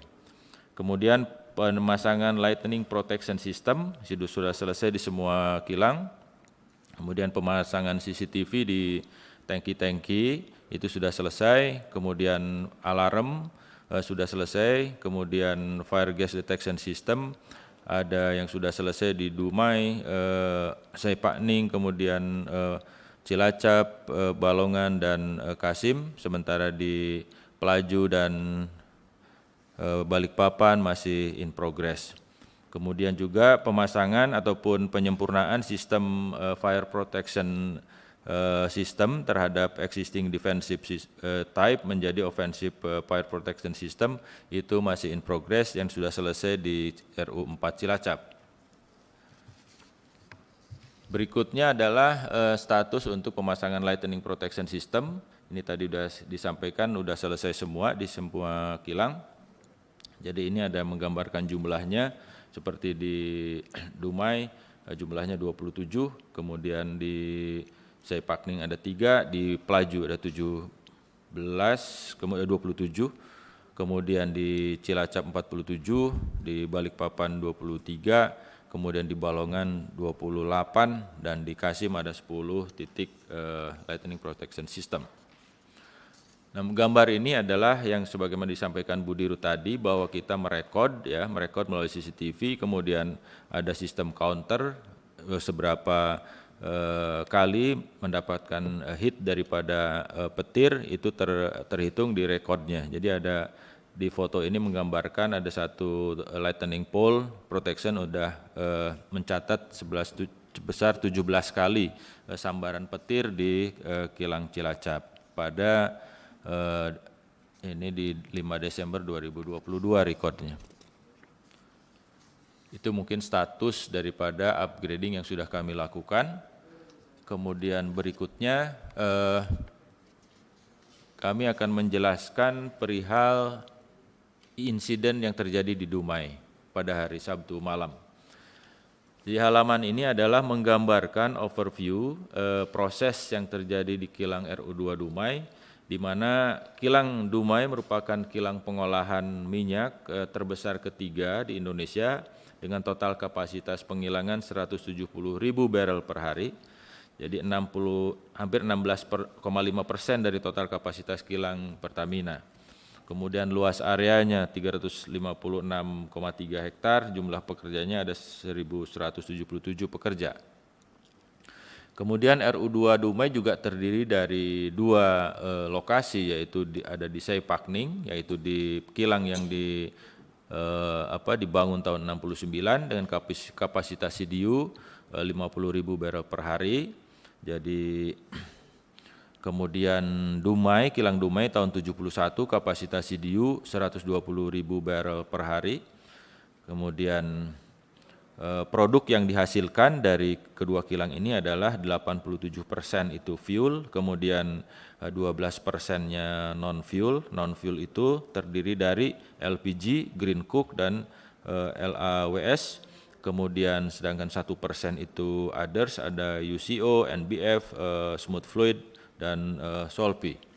Nah, untuk simplifikasi sistem kilang tentunya mayoritas produk dari kilang Dumai adalah produk solar, di mana dihasilkan dari crude distillation unit dan hydrocracker unit atau HCU. Ya. HCU sendiri berfungsi untuk memproses fraksi berat yang di cracking sehingga menjadi produk bernilai jual tinggi seperti produk BBM tersebut. Nah, simplifikasi prosesnya adalah seperti dalam gambar bahwa ada crude oil, kemudian ada medium to heavy-nya diubah di CDU itu menjadi gas, LPG, kemudian menjadi gasolin, dan menjadi kerosin atau kero menjadi aftur. Kemudian sedangkan yang fraksi beratnya itu diproses menjadi diesel. Nah, ada juga yang di cracking lagi dengan hidrogen di HCU, hydrocracker unit, yang unit 211 dan 212 untuk apa? Yaitu untuk memproduksikan nafta, aftur, diesel, dan ada bottom product. Nah, bagaimana untuk menjaga keseimbangan suplainya hidrogennya ke HCU tersebut, ada namanya unit make up gas compression unit untuk mensuplai hidrogen ke HCU, yaitu bertugas mentransfer gas hidrogen yang diproduksi di hidrogen plant menuju ke unit HCU tadi. Karena kan lama-lama hidrogen bereaksi untuk menghasilkan tadi membreak menjadi nafta, aftur, sehingga ada consumable yang harus di make up. Itu kira-kira fungsi daripada MUGC. Nah, berikutnya adalah kronologis kenapa terjadi fire atau flash di pipa 6 inci make up gas kompresor di kilang Dumai. Jadi pada jam 22.42 terjadi kebocoran gas hidrogen pada pipa 6 inci di kompresor 212C2, kemudian letak bocorannya pada line second stage discharge compressor sebagaimana dalam diagram itu.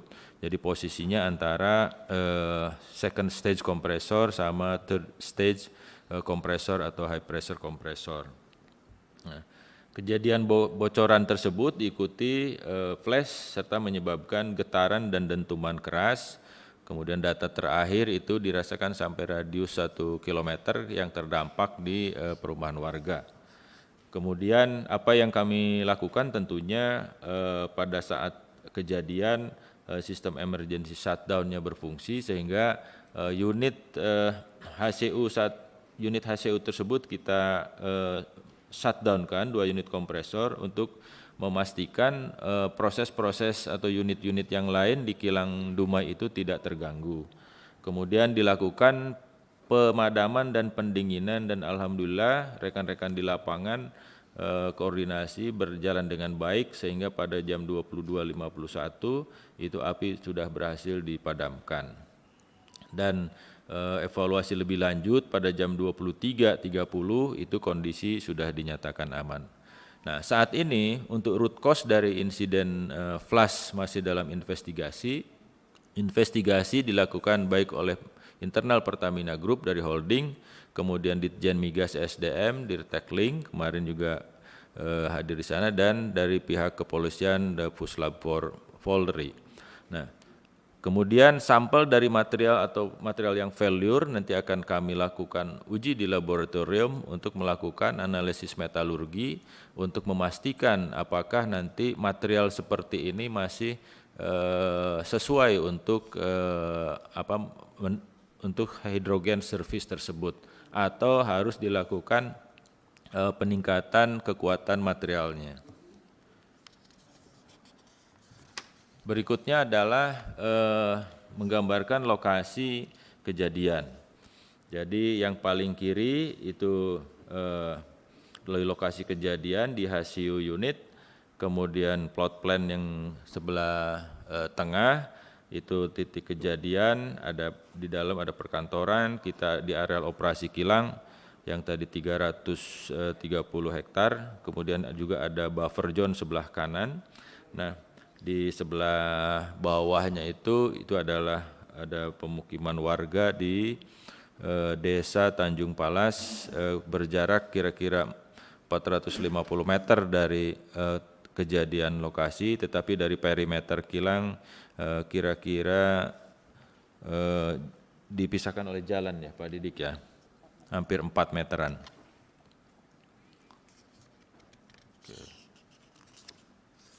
Nah, ini dalam tadi ada kenapa ada Desa Tanjung Palas, karena Desa Tanjung Palas itu adalah ada beberapa perumahan warga, kemudian ada masjid, kemudian sekolah, SMP, SD, itu yang terkena getaran, dampak getaran berupa kacanya pecah, kemudian ada beberapa plafon yang jatuh. Kira-kira skala kerusakannya seperti itu yang juga sedang kami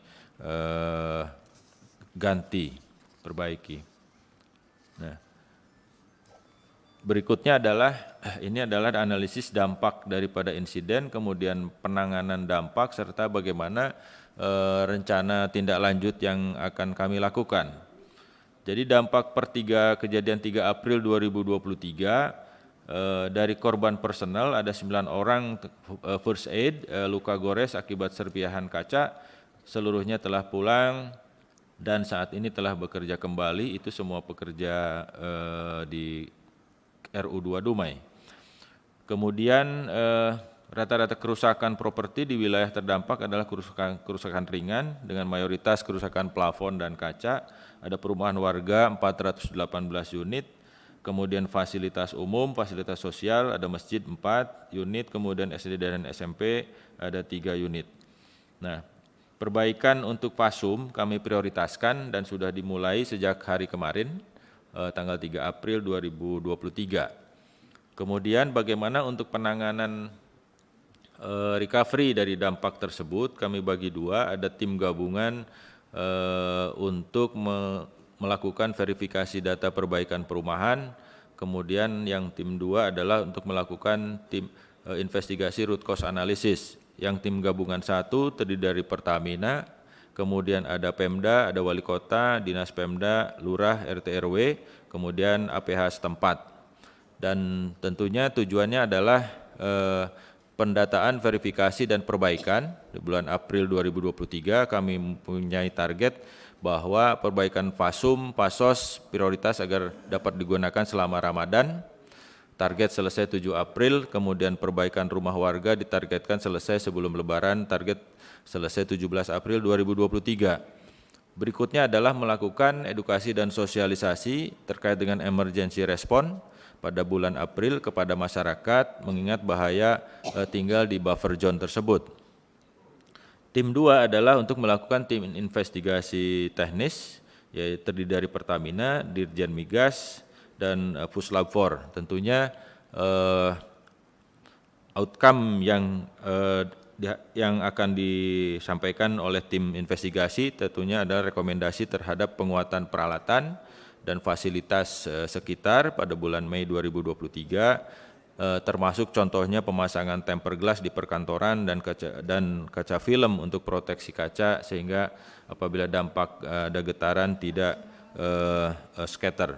Kemudian yang kedua adalah review buffer zone di bulan Juli 2023, melakukan studi fire and explosion risk assessment dan merekomendasikan jarak aman terhadap risiko yang kemungkinan terjadi di kilang RU2 Dumai. Berikutnya adalah untuk menjelaskan rencana recovery unit fasilitas. Jadi yang pertama adalah rencana perbaikan fasilitas tersebut ditargetkan full capacity akan kembali pada 15 April 2023. Kemudian tentunya melalui proses inspeksi perbaikan terhadap sistem, terhadap hardware-nya yang sebelum kita startup kembali. Yang kedua, bagaimana dampak terhadap arus minyak, karena kilang Dumai sampai dengan tanggal 15 April nanti tidak akan berproduksi. Kita tingkatkan produksi di kilang-kilang yang lain yang tentunya dikoordinasikan dengan hulu dan juga dengan holding untuk memastikan keberadaan ataupun kesiapan BBM selama khususnya periode Ramadan dan Lebaran. Nah, kalau dari grafik memang secara umum kita dengan adanya Dumai insiden di Dumai ini bahwa jaminan supply untuk BBM insya Allah tidak akan terganggu dan juga kita tidak ada berencana untuk menambah impor untuk mengkompensasikan apa yang kurang produksi dari Dumai tersebut.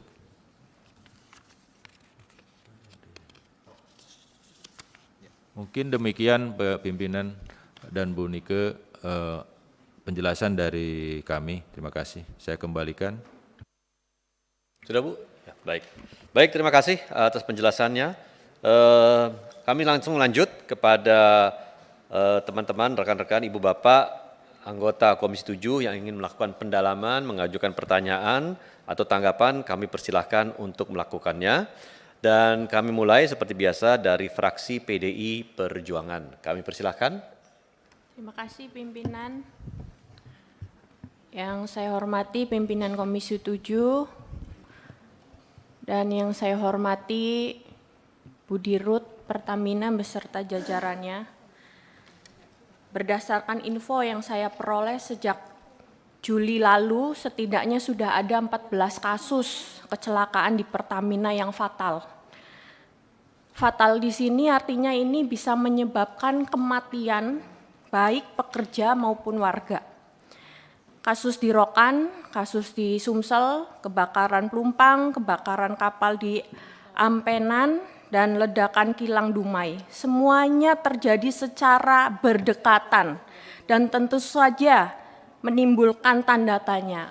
Kok nggak logis ya gitu. Kok bisa Pertamina yang katanya punya standar tinggi bisa mengalami kecelakaan-kecelakaan yang seperti ini. Ini kita juga tidak bisa juga terus-terusan menyalahkan faktor cuaca. Karena menurut saya dari dulu sampai sekarang ya cuacanya, ya petirnya, ya hujannya, ya seperti itu saja begitu. Kalau dari curhatan para pekerja Pertamina ke saya, mereka bilang bahwa selama mereka bekerja, merawat alat-alat operasi tersebut, mereka sudah sangat menyatu dengan alat-alat tersebut. Sampai HT yang mereka bawa kemana-mana itu menurut para pekerja itu adalah istri kedua mereka. Alat-alat itu seperti punya ruh dan menyatu dengan para pekerja yang selama ini merawat. Jadi mereka cenderung menganggap kecelakaan-kecelakaan ini sebagai pertanda bahwa ada sesuatu di Pertamina. Kenapa sampai keselamatan tidak dinomorsatukan? Kenapa alat-alat kilang tersebut ngambek dalam waktu yang berdekatan? Ya, seperti ada semacam pembiaran. Misalnya alat yang sudah harus diganti tidak diganti, ya, karena ada hal lain yang lebih prioritas. Apa sih sumber masalahnya sampai kecelakaan seperti ini terus-terusan terjadi setiap tahunnya pasti ada dan lebih dari 1 kali ya, sudah 14 kali. Menurut saya harus ada pihak yang bertanggung jawab. Siapa yang paling bertanggung jawab? Karena pasti ada faktor manusia yang menyebabkan kecelakaan ini terus-menerus. Tidak bisa terus-terusan menyalahkan alam. Demikian dari saya, pimpinan, terima kasih. Terima kasih Ibu Paramita. Kami lanjut dari fraksi Partai Golkar. Silakan. Baik.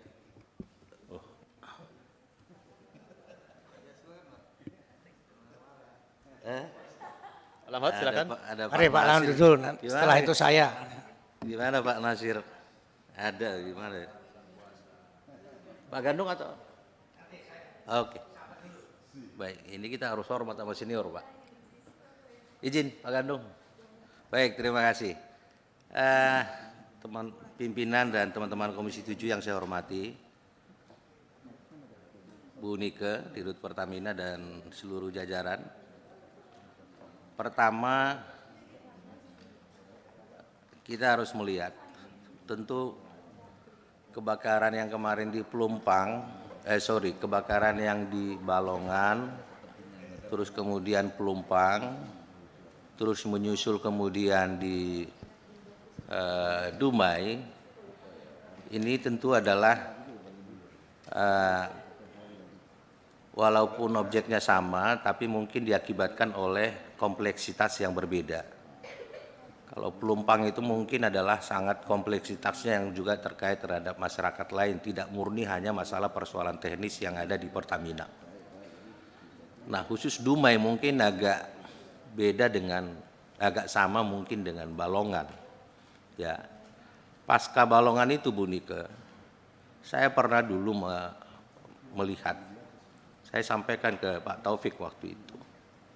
Sekarang IoT yang dipakai di kilang itu seperti apa sih gitu. Ternyata yang dipakai itu adalah masih IoT yang ya level 2 lah SCADA gitu ya. Nah, waktu itu saya katakan harusnya untuk sekelas kilang ya yang sangat rentan itu seharusnya sudah harus menggunakan asset performance management system ya. Ini dua hal yang berbeda. Kalau seperti yang sekarang existing itu, kalau saya nggak salah nanti tolong dikoreksi saya Pak Taufik, itu masih kayak tadi saya dengar itu menggunakan lighting protection system yang LPS itu. Itu levelnya masih di level 2 lah, paling tidak kan mirip dengan SCADA gitu ya. Nah ini kan tentu, ini menurut saya yang mengakibatkan seharusnya kalau kita sudah menggunakan, Pertamina sudah menggunakan asset performance management system, ya, ini kan sebuah solusi yang end-to-end berbasis IoT yang dapat digunakan memonitor lokasi, kondisi produk ataupun aset seperti suhu, temperatur seperti yang disampaikan Bu Nike tadi, termasuk kelembapan dan tekanan secara real time. Pasca kejadian Balongan ini yang saya tidak lihat, kenapa sih ini nggak di-upgrade gitu loh, ya? Dan ini kemudian cenderung berulang. Nah ini yang saya ingin katakan bahwa jangan dong sekelas Pertamina masih menggunakan sistem seperti ini. Kalau ibaratnya ini adalah sebuah sistem yang sudah sangat jadul lah untuk sekelas Pertamina. Ya, lebih bagus ini di-upgrade secepat mungkin. Pasca kejadian Balongan kemarin saya udah kasih saran nih Pak Taufik, benar ya Pak Taufik ya, supaya cepat digunakan ininya. Ya, adanya sebuah asset management system yang bisa mengkontrol peralatan di lapangan. Sehingga kita bisa memonitor aset kritikal secara terus-menerus, secara real time, yang bisa dapat memprediksi kapan terjadinya fail atau failure, sehingga tidak mungkin ataupun bisa menghindari suatu kejadian ya untuk dapat tidak terjadi. Ini penting sekali Bu. Ya. Nah kalau kemudian kejadian kemarin itu terjadi di Dumai, kita nggak tahu nextnya di mana lagi nih. Pasca ini, ya, Ibu tadi mengatakan bahwa Dumai ini adalah kilang terbesar ketiga. Ya mudah-mudahan ini berhenti di sini Bu, ya tidak akan terjadi lagi. Mudah-mudahan berhenti di Dumai. Tapi pertanyaannya adalah supaya ini berhenti di Dumai, apa yang harus dilakukan? Nah saran saya segera upgrade Bu, IoT yang ada sekarang itu, jangan hanya berhenti di level lighting protection system yang Ibu gunakan di Pertamina. Itu tidak akan mungkin bisa menghindari ataupun memberikan input suatu aset manajemen yang Ibu punya dalam menghadapi sebuah critical system. Itu tidak akan mungkin. Dalam dunia, jangankan Pertamina lah kilang, di dunia smelter pun yang sangat tidak rentan seperti Pertamina sudah menggunakan sistem seperti itu. Masa Pertamina yang sangat rentan sekali, apalagi dengan ada oil lah, ada hidrogen yang tekanannya sangat tinggi lah, tangki yang sangat luar biasa, sulfurnya sangat banyak, dan lain sebagainya. Tentu ini kan juga membutuhkan sebuah peralatan, sebuah sistem yang bisa mengukur dan yang nantinya inputnya bisa mengatasi sebuah critical system untuk menghadapi ataupun mengantisipasi tidak terjadinya fail di dalam sebuah aset ataupun. Minta, jadi orang yang selalu menepati hal itu ada tiga indikator. Pertama kurang doa, kedua kurang syukur, ya. Ketiga kurang amal, keempat banyak korupsi. Saya mengindikasikan ini adalah sabotase. Maka dari perlu nanti komisi ini membuat pansus. Ya, ini jadi kurang syukur saja ini. Apa yang dilakukan selama ini hancur. Dengan promosi bermacam itu hancur karena performanya dari bulan ke bulan kebakaran. Kita lebih daripada keledai. Keledai 1-2 kali terantuk aja sudah krosok. Ini kan enggak krosok. Alasannya macam-macam. Sekarang pokok masalahnya apa? Enggak usah teori-teori. Kalau enggak mampu mengatasi masalah, mundur. Demi rakyat. Saya pikir demikian, dari saya tidak banyak pakai itu sudah lama, sudah apa. Enggak, sudah muak saya mendengarkan itu tadi. Yang penting prakteknya mana. Teori yang terbaik itu praktek yang dapat dilaksanakan. Artinya apa? Tanpa teori, kalau prakteknya baik itu sudah teori terbaik. Terima kasih. Baik, terima kasih Pak Gandung. Kami lanjut.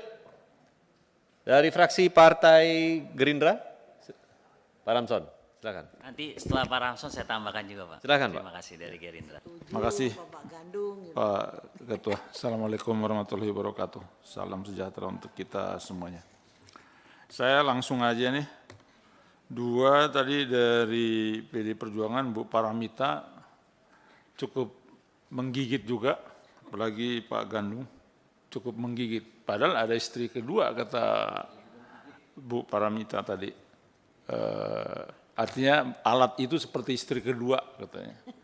Tapi masih terjadi eksiden-eksiden, kebakaran-kebakaran. Tapi saya lihat dari penjelasan Pak Dirut PT Kilang, salah satu penyebabnya bahwa peralatannya sepertinya udah tua. Kalau boleh interaktif sedikit Pak Ketua, ini pipanya ini udah berapa puluh tahun nih Pak? Yang ke gas kompresornya itu. Kalau pipa yang pecah itu dari tahun 82 datanya Pak. Udah banyak Datanya. sekali. Iya. Artinya data instalasinya di tahun 82 dipasang.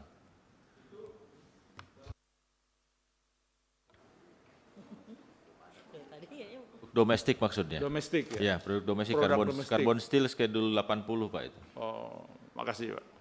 Memang untuk kilang ini mesti kualifikasi tinggi nih Pak Ketua.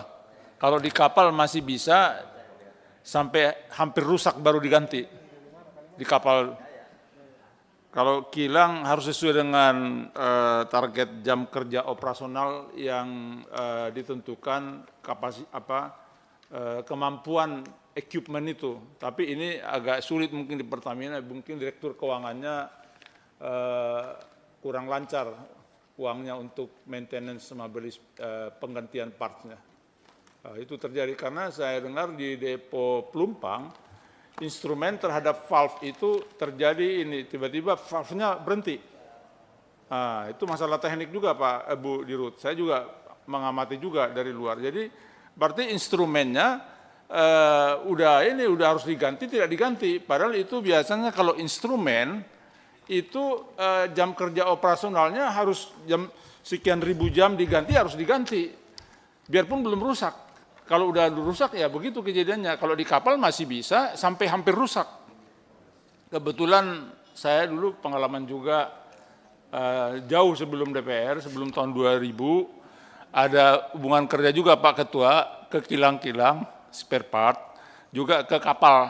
Jadi saya tahu sedikit-sedikit ya, tahun-tahun 90-an, my own company, biarpun kecil-kecil, agen dari Jepang waktu itu. Jadi saya tahu, ya, sekarang enggak, sejak tahun 2000 enggak, saya udah murni DPR RI sejak mendukung Ibu Mega waktu itu untuk presiden, akhirnya saya tinggalkan, saya punya bisnis waktu itu.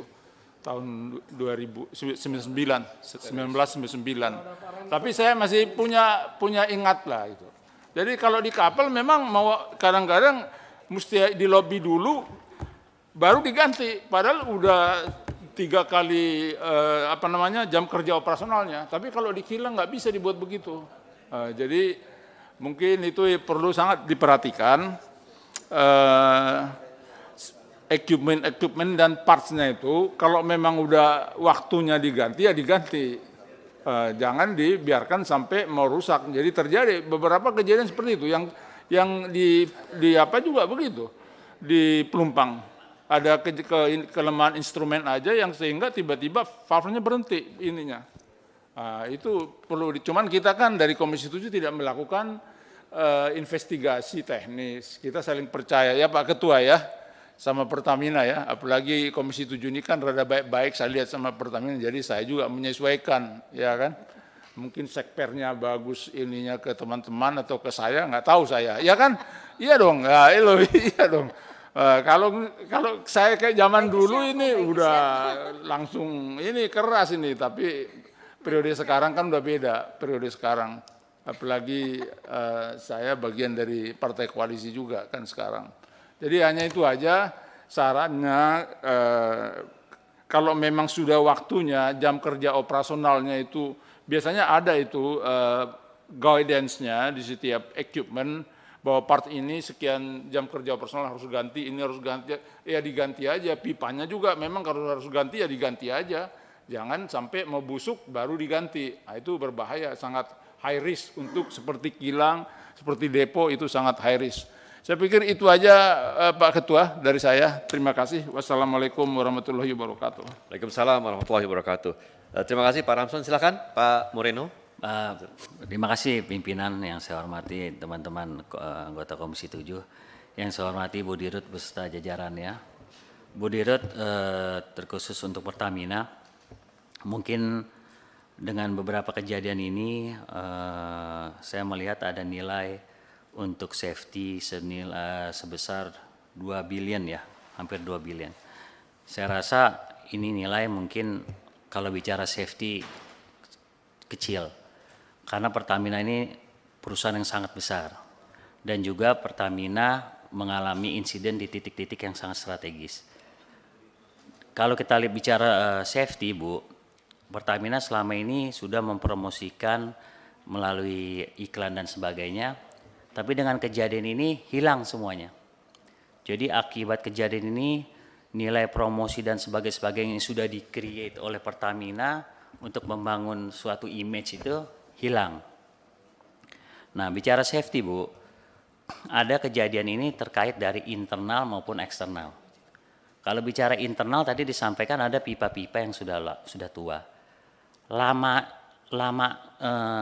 Ukuran lama dari pipa itu tidak menjamin.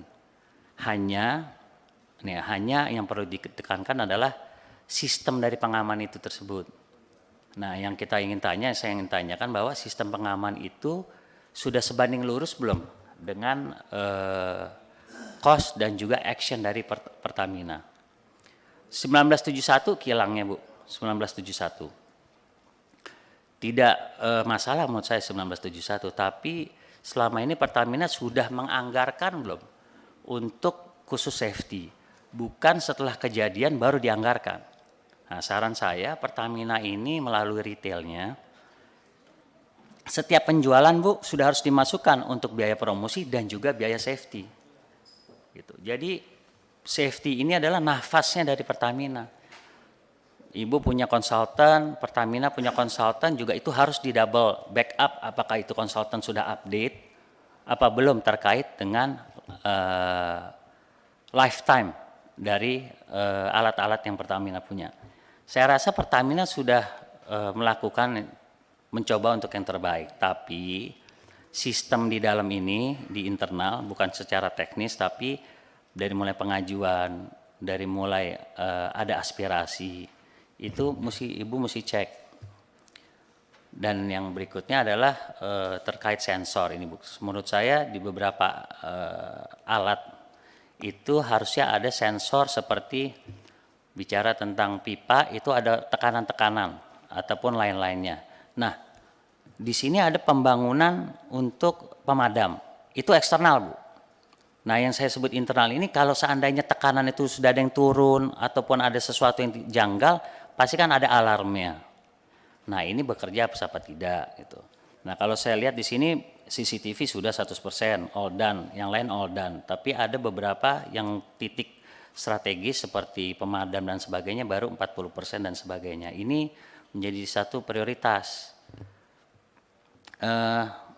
Ya mungkin ini harus kejadian yang terakhir. Harus berpikir ini kejadian terakhir, tidak ada kejadian-kejadian lagi. Saya lihat ada strategi dari Pertamina untuk mensosialisasikan bagaimana buffer terkait dengan tetangga-tetangga di lingkungan titik strategis. Itu sudah harus dilakukan dari dulu karena itu bagian dari setiap pemasukan Pertamina harus disisihkan untuk itu sosialisasi, safety dan sebagainya. Jadi jangan buat basket baru setelah ada kejadian. Jadi tentang amal yang disampaikan sama Pak Gandung, amal, doa dan juga safety itu sudah sebanding lurus dengan setiap retail penjualan, Bu, ataupun dari hulu. Itu mungkin dari saya pimpinan. Terima kasih. Wassalamualaikum warahmatullahi wabarakatuh. Waalaikumsalam. Terima kasih Pak Moreno. Kami lanjut fraksi Partai Nasdem. Silakan Pak Rudi. Baik, makasih Ketua. Assalamualaikum warahmatullahi wabarakatuh. Yang saya hormati Ketua, Wakil Ketua, yang saya hormati seluruh anggota, yang saya hormati Bu Dirut, Bu Nike. Ini hari mukanya lebih fresh lagi nih Bu, ya kan? Kayaknya perawatannya bagus Bu. Kemudian yang saya hormati Ibu di sampingnya ini, saya udah kenal lama Bu, dari di SME dulu, sampai dari gadis sampai sudah berumah tangga gitu. Ya kan? Gitu. Iya benar ya Bu ya. Kemudian Pak Dirut ini semua, Pak Direksi ya, Direktur Kilang, Direktur apalagi ya Pak, yang tidak saya sebutkan dan jajaran, ada Sekpar tadi, yang kata Pak siapa tadi, baik hati dan tidak sombong. Bu Nike, saya ini hanya ingin memberikan saran atas presentasi Ibu terkait kilang Dumai gitu. Jadi di paparan ini kan sudah disampaikan, saya paham. Tadi sudah disampaikan Direktur Ibu tentang kinerja kehandalan kilang. Gila katanya diukur melalui parameter VAF dan UA. Ya, Pak. Plan Availability Factor dan Operational Availability. Nah ini kan Bu, Pak Direktur, parameter PAF dan UA ini siapa yang buat Bu? Ukuran standarisasinya gitu. Kemudian siapa yang jalankan parameter ini, ukuran ini, standarisasi di kilang ini, di kilang Dumai. Itu yang ingin saya tanya dari penjelasan Pak Direktur. Kemudian ini Bu, Pak, kan ini tentang peralatan yang terbakar. Saya ingin bertanya ini, masa pergantian alat Bu, masa pergantian peralatan kilang, itu dilakukan berapa kali setahun Bu? Gitu, pergantian peralatan maintenance service-nya itu. Dan kualitas alatnya ini, peralatannya, pipanya Ibu, Pak, apakah sudah standarisasinya sudah sesuai? Nah ini saya tanya sekali lagi, apakah standarisasinya sudah sesuai? Misal ibarat begini, Pak, Ibu ya, kita beli mobil kualitas Jerman dan ada kualitas Cina. Tentu kualitasnya itu, ketahanannya itu berbeda kan Bu? Antara Jerman dan Cina, Mercedes dan Wuling mungkin berbeda. Nah sekarang saya ingin nanya, peralatan kilang yang dibeli itu kualitas yang mana Bu? Gitu. Pak Direktur, apa kualitas Jerman tapi dimasukkan Cina? Yang hanya sebentar aja berulah dia karena pipanya tipis misalnya gitu. Nah ini harus jelas Bu, dan Pak Direktur bagian peralatan atau yang maintenance ini harus menjelaskan kepada Bu Dirut, kepada Menteri dan kepada kami DPR Pak. Jadi jangan nanti kita seperti dijelaskan kawan-kawan seperti piala bergilir Pak Bu. Minggu lalu yang Balikpapan, minggu ini Dumai dan seterusnya gitu, nggak habis-habis. Ini pasti mengenai kualitas peralatan antara mereknya itu, antara ketebalannya itu. Kemudian Pak Direktur jadi jelaskan juga kilang didorong menuju top quartile, Q1, gitu ya, ya Pak ya, ya Bu ya.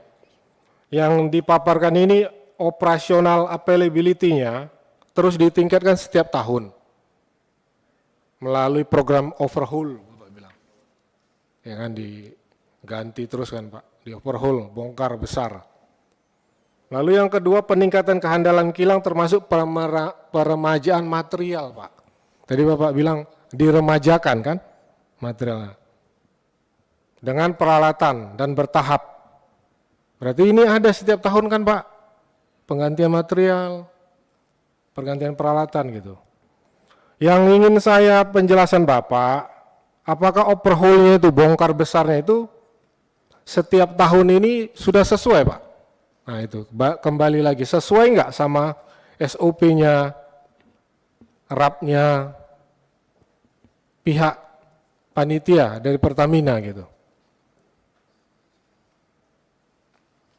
Apakah proyek yang diremajakan ini juga sesuai nilai dan kualitas bahan itu maksud saya Pak? Karena saya duga ini kualitas material, ketebalan, kualitas pipa yang tadi nilai Jerman sama nilai China, pasti ini ada yang berbeda gitu. Sehingga sebentar aja terbakar dan rapuh gitu. Dan yang terakhir Ibu, Pak, ini saya ingin bertanya yang jelas terhadap internal Bapak Ibu. Apakah bukan unsur kesengajaan ini? Dan pihak-pihak lain di internal Bapak Ibu supaya semua kilang cepat diganti peralatannya sehingga ada proyek baru gitu. Karena kan seminggu sekali, sebulan sekali terjadi gitu, seperti dikondisikan kita kunjungan untuk ngerusak yang kilang ini, minggu depan yang sono gitu, seperti sudah dijadwal gitu. Ini saya nggak tahu, Bapak yang Ibu yang bisa jawab. Dan yang terakhir, atau apakah ada sabotase Bu, Pak, Bu Dirut, supaya mempermalukan Ibu Dirut dan direksi ini, supaya juga ada pergantian, seperti alat tadi, supaya cepat diganti lagi gitu. Nah itu saya ingin jawaban dari Bapak Ibu. Terima kasih pimpinan, saya kembalikan. Wassalamualaikum warahmatullahi wabarakatuh. Waalaikumsalam warahmatullahi wabarakatuh. Terima kasih Pak Rudi. Lanjut dari fraksi PKB, kami persilahkan. Ibu Ratna? Ya. Terima kasih pimpinan. Assalamualaikum warahmatullahi wabarakatuh. Yang kami hormati pimpinan seluruh sahabat Komisi 7, yang kami banggakan Bu Dirut beserta jajaran direksi, semuanya saja yang hadir. Yang pertama tentu tadi sudah banyak sekali disampaikan. Kalau problem teknis, kami sudah mempercayakan sepenuhnya kepada pihak Pertamina begitu. Cuman dalam hal ini, betul apa yang dikatakan oleh beberapa senior, kalau misalnya preparing sudah, audit sudah, tapi kenapa ini bisa terus terulang begitu. Itu memang problem mendasar kalau menurut pemahaman kami. Dan seyogyanya ini harus dalam hal ini Pertamina secara umum gitu ya, harus mulai berbenah karena kita tahu bahwa kilang kita tidak banyak. Itu juga masih statusnya tua begitu ya, menunggu di-adjust, menunggu di-upgrade, menunggu dan lain-lain yang membutuhkan investasi yang juga besar begitu. Sehingga kami sangat berharap dalam hal ini kejadian yang ada di Dumai ini adalah kejadian yang terakhir begitu. Sehingga Pertamina yang sudah menjadi perusahaan berskala internasional itu benar-benar masih mendapat kepercayaan oleh masyarakat, baik domestik maupun internasional. Yang berikutnya, tadi banyak disampaikan kalau sudah ada early warning system, sudah ada basis pengamanan, sudah ada standarisasi buffer yang sedemikian bagus. Kira-kira selain hal-hal tersebut berarti apa lagi nih yang perlu dievaluasi gitu loh. Kan kita nggak mungkin hanya melihat teori-teori saja tapi prakteknya nggak ada begitu loh. Karena beberapa kejadian yang sebelum-sebelumnya kami sudah meminta kalau tidak salah pimpinan bahwa Pertamina dalam hal ini memberikan report ke kita evaluasinya seperti apa lalu tindakannya bagaimana begitu kan. Tapi seingat saya ya, mohon maaf kalau saya salah, Sepertinya kita belum diberikan report tersebut dari kejadian-kejadian yang sebelumnya. Yang berikutnya, ini ngomong masalah teknologi ya. Tadi disampaikan juga sebelumnya oleh Pak Lamhot bahwa sudah saatnya Pertamina dalam hal ini melakukan inovasi teknologi. Akan lebih bagus kalau itu melibatkan anak bangsa begitu. Cobalah komunikasi yang intens kepada BRIN misalnya, kita libatkan dalam hal ini. Saya yakin di sana banyak kok researchers yang bisa menemukan teknologi-teknologi baik yang bisa digunakan sebagai early warning system. Yang berikutnya di halaman 4 Ibu Dirut, kita melihat bahwa sudah ada estimasi kebutuhan biaya untuk meningkatkan kehandalan kilang sampai dengan tahun 2026.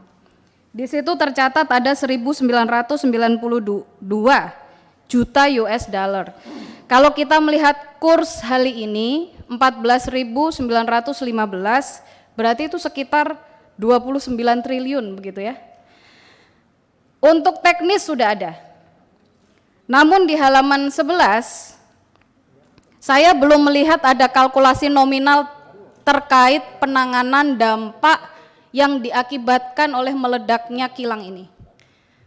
Menurut pemahaman saya, akan lebih baik apabila Pertamina juga mulai mengkalkulasi apa yang harus dikeluarkan, karena ini juga menyangkut performa bisnis perusahaan begitu. Jangan sampai timpang apa yang dikeluarkan teknis tidak sebanding dengan apa yang diberikan kepada masyarakat. Dan yang terakhir, seperti yang tadi saya sampaikan di awal, kami mohon bisa diberikan review bagaimana progres dari target-target yang telah dilakukan Pertamina untuk mengatasi dampak-dampak tersebut. Contoh, ini untuk perbaikan Fasum targetnya selesai 7 April. Lalu edukasi dan lain-lain ini juga dilakukan April. Nah, ini kami juga meminta report bagaimana program ini bisa dijalankan. Mungkin itu saja pimpinan dari kami. Terima kasih atas waktunya, mohon maaf. Kami akhiri, wallahul muwaffiq ila aqwamit thoriq. Wassalamualaikum warahmatullahi wabarakatuh. Waalaikumsalam warahmatullahi wabarakatuh. Terima kasih Bu Ratna. Lanjut. Pak fraksi Partai Demokrat, silakan Pak Nasir. Baik, terima kasih pimpinan. Puasa. Assalamualaikum warahmatullahi wabarakatuh. Yang saya hormatin pimpinan Komisi 7, teman-teman anggota Komisi 7, Bu Dirut dan seluruh jajaran Pertamina. Mungkin saya sendiri dari Dapil Riau yang tempat kejadian kebakaran ini, kami cuma berharap Bu, cepat penanggulangan buat korban. Nah, kami berharap korban-korban ini cepat diselesaikan dan kalau ada yang perlu direlokasi segera diselesaikan dan dibuatlah mereka secepat mungkin nyaman dan jangan ada masalah-masalah sosial yang tertinggal. Itu yang paling penting menurut kami karena masyarakat kami ini dalam bulan puasa mungkin sangat dibutuhkan kenyamanan. Dan yang kedua mungkin masalah safety Bu, segera dituntaskan menurut kami. Ya, sistem yang sekarang ditingkatkan di Pertamina, kami minta manajemennya harus ditertibkan dan betul-betul safety ini sesuai dengan standar lah. Dan yang berikutnya seperti pipa-pipa tadi, kalau memang sudah harus diremajakan ya segera dilakukan karena memang kilang ini sudah cukup tua lah menurut kami. Dan yang paling penting rumah-rumah masyarakat yang dekat lokasi kilang ini kalau memang perlu direlokasi segera direlokasi menurut kami, tapi masyarakatnya harus nyaman dan betul-betul sesuai lah tempat yang direlokasikan dan diganti rugi sesuai dengan keinginan yang kesepakatan bersama. Nah, kami nanti mungkin yang dari Riau, DPR RI maupun pihak hukum membantu bagaimana cepat penyelesaian masyarakat ini. Mungkin itu yang paling penting Bu. Jadi kalau sabotase apa itu kami nggak ngerti lah. Intinya kecelakaan ini cepatlah dituntaskan intinya Bu, biar cepat selesai. Dan kami berharap ya masyarakat Riau ini bagi kami sangat penting kenyamanannya. Jadi yang paling penting di dalam bulan puisi Ramadan ini ya mereka tetap bisa aktif menjalankan ibadahnya, dan semua sosial yang dilakukan Pertamina ini jangan menjadi isu maupun penyelesaian bahasa-bahasa yang tidak enak di luar. Saya harap baik Pak Bu Dirut dan Pak Dirut Kilang ya segera menangani dengan serius dan tuntas. Nanti kami minta juga Polres maupun Kapolda untuk cepat membantu dan merealisasikan apa yang belum selesai. Mungkin itu saja kami yang dari Riau, dan kami berharap masyarakat juga sabar dan tabah. Mudah-mudahan selesai musibah ini cepat selesai lah dan jangan berlarut-larut. Mungkin itu saja. Karena bulan puasa Pak, bulan puasa. Ramadan. Iya, Ramadan kalau berkah. nanti kita teriak-teriak, ini puasa daerah putih di sini. Ini bulan puasa. Bulan Ramadan berkah. Jadi seperti yang disampaikan Pak Gandum tadi, banyak doa, kurang sedekah, ya impaknya mungkin kurang Bu. Nah mungkin ya teman-teman nanti bisa melanjutkan penyaluran ini. Ditambah lahir batin. Ya, ditambah lahir dan batin. Mudah-mudahan selesai. Jadi mungkin itu Bu yang paling penting, Bu Dirut, Pak Dirut, dan teman-teman direksi yang lain. Mungkin terima kasih pimpinan. Saya sudahin, wabillahi taufiq wal hidayah. Assalamualaikum warahmatullahi wabarakatuh. Waalaikumsalam warahmatullahi wabarakatuh. Interupsi Pak Ketua, tadi Pak Nasir bicara soal amal. Kalau periode kemarin, pas dapil saya butuh sarung, saya WA Bu Dirut, langsung dikirim 2.000 sarung. Sekarang 1 sarung pun udah nggak bisa, katanya harus ke Pak Erik semua gitu. Nah, ini ada udah BUMN. Iya. Makasih Pak Ketua. Bukan Pak Erik, Pak Eri maksudnya Pak. Jadi bisa Pak ke Pak Eri ini habis ini Pak. Menteri BUMN, bukan Pak Eri ini, bukan. Katanya dikoordinasikan Menek BUMN semua. Kalau periode kemarin saya WA, tahu-tahu udah dikirim ke Pekalongan sama Pemalang 2.000 sarung. Periode kemarin, waktu beliau masih baru di RUT. Makasih Pak Ketua. Baik, makasih. Lanjut dari fraksi PKS. Tidak ada, dari fraksi PAN tidak ada. Mungkin dari fraksi PDIP? Ya, Alhamdulillah. Ya, silakan. Gus. Assalamualaikum warahmatullahi wabarakatuh. Yang saya hormati pimpinan, yang saya hormati Bu Dirut dan direksi semuanya. Terima kasih atas kerauhan dan kehadirannya.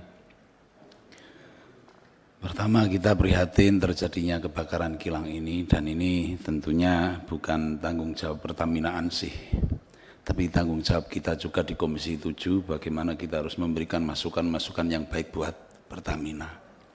Yang keduanya, kalau saya melihat kebakaran yang sering terjadi Bu ya, ini saya melihat semacam bergesernya budaya Bu ya. Jadi degradasi kerja operasional ini sekarang sudah agak menurun. Pak Dirut Kilang barangkali bisa memahami itu, khususnya di safety dan pemeliharaan. Sehingga tujuan untuk operational excellence itu sudah tidak menjadi sebuah pegangan kembali, khususnya Pak Dirut Kilang ya. Jadi operational excellence ini sekarang sudah bukan menjadi sebuah pegangan kembali. Harapan kita, kalau memang biaya untuk pemeliharaan kilang itu besar, ya dikeluarkan sebesar-besarnya, sebaik-baiknya, nggak usah ngirit-ngirit. Kenapa? Kalau kita bikin kilang, pasti dan tentunya sebuah teknologi itu sudah difikirkan secara matang dan secara masak, sehingga tidak memungkinkan supaya tidak terjadi kebocoran ataupun kebakaran. Cuman kembali lagi teman-teman tadi mengingatkan aspek pemeliharaan. Aspek pemeliharaan ini sangat penting sekali. Jadi izin Bu Dirut dan ada Direktur Keuangan, untuk hal ini ya mohonlah pemeliharaannya dikeluarkan yang sebesar-besarnya, supaya memang sudah tidak terjadi lagi kebakaran di Pertamina. Dan harapan saya kedepannya sudah menjadi lebih baik lagi. Sekali lagi ini tanggung jawab bukan Pertamina saja, tapi dari Komisi 7 saya pikir juga ikut bertanggung jawab karena yang senantiasa memberi masukan kepada panjenengan. Terima kasih. Wallahu muwaffiq ila aqwamit. Assalamualaikum warahmatullahi wabarakatuh. Waalaikumsalam warahmatullahi wabarakatuh. Silakan Pak Willy dulu, habis itu Pak Bambang ya, Pak Baher ya. Saya dulu Bang. PDIP dulu kali. Iya. Ya. Makasih Bang. Baik, terima kasih. Ini melanjutkan apa yang telah disampaikan yang mewakili PD Perjuangan. Terima kasih ya. Waktunya Pak Ketua dan yang kami hormati Bu Dirut dan juga Dirut Kilang dan seluruh rekan yang hadir pada kesempatan ini. Saya hanya ingin menyampaikan, pertama turut prihatin dan juga tetap saya memberikan apresiasi kepada Pertamina yang begitu cepat menyelesaikan masalah hal yang terjadi di sana, terutama pasca dan setelah terbakarnya kilang Dumai ini. Karena beberapa waktu yang lalu kita akan berbicara tentang kilang yang terbakar di Jakarta juga, tidak begitu cepat kejadian-kejadian yang banyak ya. Tentu apa yang telah disampaikan oleh saudara kami, Pala Amru tadi tentang pemeliharaan, tentu itu merupakan sesuatu hal yang menjadi prioritas pertama, termasuk juga safety-nya. Nah, yang ingin saya tanyakan, ya mungkin langsung ke Dirut Kilang kali ya. Ini ada asuransi ya? Confirm ada Pak, ada. Ya, apakah kira-kira kerugian Pertamina akibat dari kebakaran ini di-cover semua atau masih ada yang kerugian gitu yang dirasakan oleh Pertamina? Mengingat ini kalau terus-terusan seperti ini kan jadi kita pendapatan negara dari Pertamina ini juga akan merosot ya atau kecil karena kehilangan harus membayar kecelakaan ini dan juga terganggunya kegiatan-kegiatan operasional. Kira-kira masih sekitar berapa kerugian negara yang bisa dengan terbakarnya Dumai ini? Ya, saya fokus kepada Dumai aja. Sudah ada prediksi perhitungan kerugian negara? Mas, kalau angkanya masih dalam kalkulasi Pak, karena kemarin seperti warga juga kan lagi pendataan nih, jadi ada pertumbuhan gitu ya maksudnya. Kalau dari asuransi, estimasi awal kemarin dari rough estimate itu masih bisa di-cover oleh asuransi yang ada. Itu dulu. Cuma angkanya saya belum mendapatkan laporan yang detail. Baik, terima kasih. Mungkin pada saatnya nanti Pak Dirut dan Ibu Dirut ya, karena kita sudah melihat di tahun ini aja sudah beberapa kali terbakar, ya mungkin perlu juga kami ingin mengetahui angka dari kerugian negara yang akibat dari terbakarnya beberapa kilang yang terjadi pada saat ini. Karena bagaimanapun adanya terbakar ini tentu juga akan membawa dampak kerugian, dalam hal ini juga pendapatan. Ya mungkin itu dari kami, terima kasih dan kami kembalikan kepada pimpinan. Terima kasih Pak Willy. Kami persilakan Pak Bambang Hermanto. Baik, Assalamualaikum warahmatullahi wabarakatuh. Terima kasih pimpinan dan seluruh anggota Komisi 7 yang saya hormati, Bu Dirut Pertamina beserta seluruh jajarannya yang saya hormati. Jadi saya ingin menambahkan saja Bu Dirut, kalau kita melihat dari paparan ini ternyata memang kilang kita ini memang sudah pada tua-tua ya. Umurnya yang di Pelaju 1971, kemudian yang di Dumai 68 kalau nggak salah. Jadi kalau kita melihat dari umurnya itu berarti kira-kira umurnya material ini kan sudah harus ganti Bu.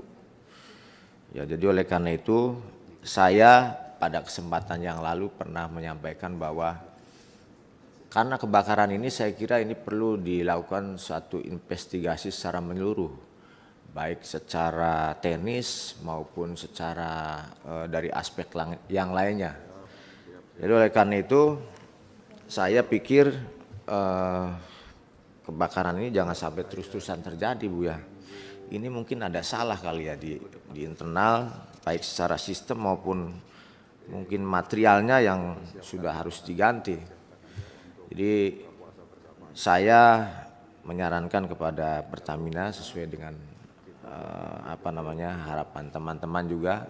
Yang pertama dilakukan investigasi lagi secara menyeluruh, Bu, sehingga apa yang kita lakukan itu betul-betul adalah hasil suatu kajian. Tidak kemudian karena kejadian ini kemudian kita langsung ganti dan lain sebagainya. Tapi lebih kepada kajian ya secara komprehensif sehingga kita bisa menghasilkan kesimpulan yang betul-betul bisa kita pertanggungjawabkan. Kemudian tadi menyinggung masalah asuransi. Saya kira kalau kita melihat pertanggungan daripada asuransi itu kan ada umurnya. Mobil saja kendaraan itu ada umurnya. Jadi tidak semua kendaraan bisa ditanggung. Nah, dalam hal ini kilang ini kira-kira perlakuannya seperti apa? Mungkin kita juga perlu tahu ini Pak, supaya kita bisa melihat apakah setiap kejadian ini semua ditanggung oleh asuransi atau memang ada yang tidak ditanggung. Nah, kalau yang ditanggung itu kira-kira apa, yang ditanggung yang tidak seperti apa? Karena kalau kita melihat daripada umur material, umur kilangnya ini kan sudah tua-tua semua. Apakah asuransi juga mengcover semua, Bu? Nah, kalau tidak mengcover kan ini jelas menjadi suatu kerugian negara. Jadi oleh karena itu saya kira ini juga perlu penjelasan. Apakah setiap kejadian yang sudah terjadi ini semua di-cover oleh asuransi atau tidak? Lalu kemudian satu hal lagi, setiap kejadian ini kan ada hitungan kerugian ya, terutama material BBM lah misalnya kayak tangki kemarin di Pelumpang, pipa. Itu kan ada material yang keluar gas ataupun bahan bakar, itu berapa banyak yang dikeluarkan, yang lossnya itu berapa banyak, bagaimana indikatornya, kita bisa mengukurnya itu dari mana tuh Pak Taufik? Nah, di Pelumpang, kemudian di mana lagi yang kemarin di Dumai juga seperti yang kemarin kebakaran, bagaimana kita bisa menghitung kerugian materialnya, kerugian bahan bakarnya, ya supaya kita bisa menghitung juga itu berapa banyak kerugian yang harus kita tanggung gitu. Saya kira demikian pimpinan, terima kasih. Assalamualaikum warahmatullahi wabarakatuh.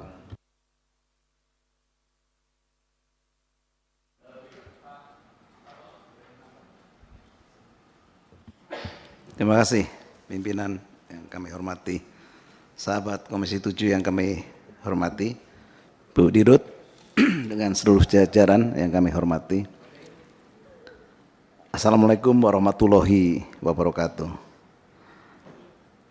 Pertama, kembali lagi kita mengucapkan bela sungkawa ya atas kejadian musibah ini.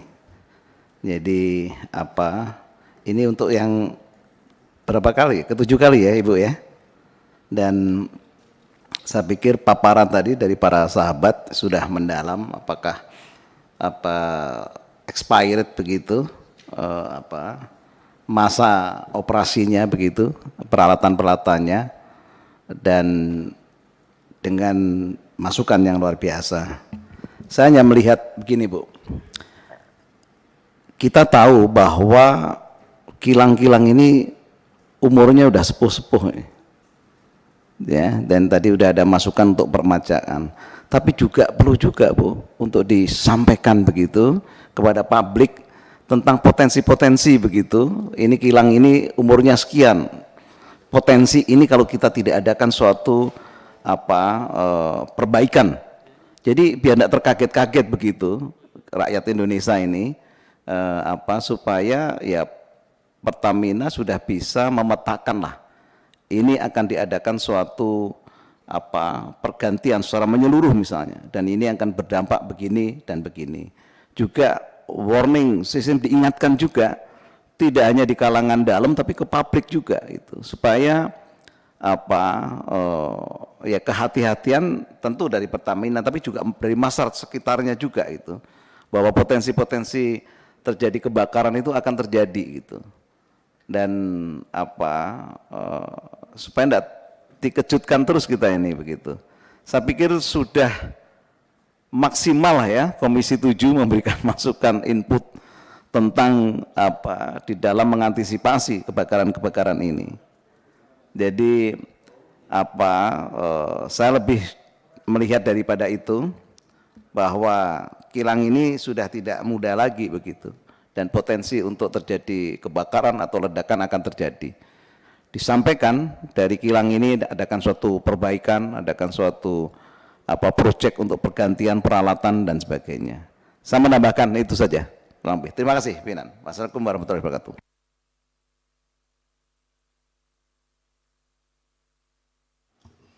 Pimpinan.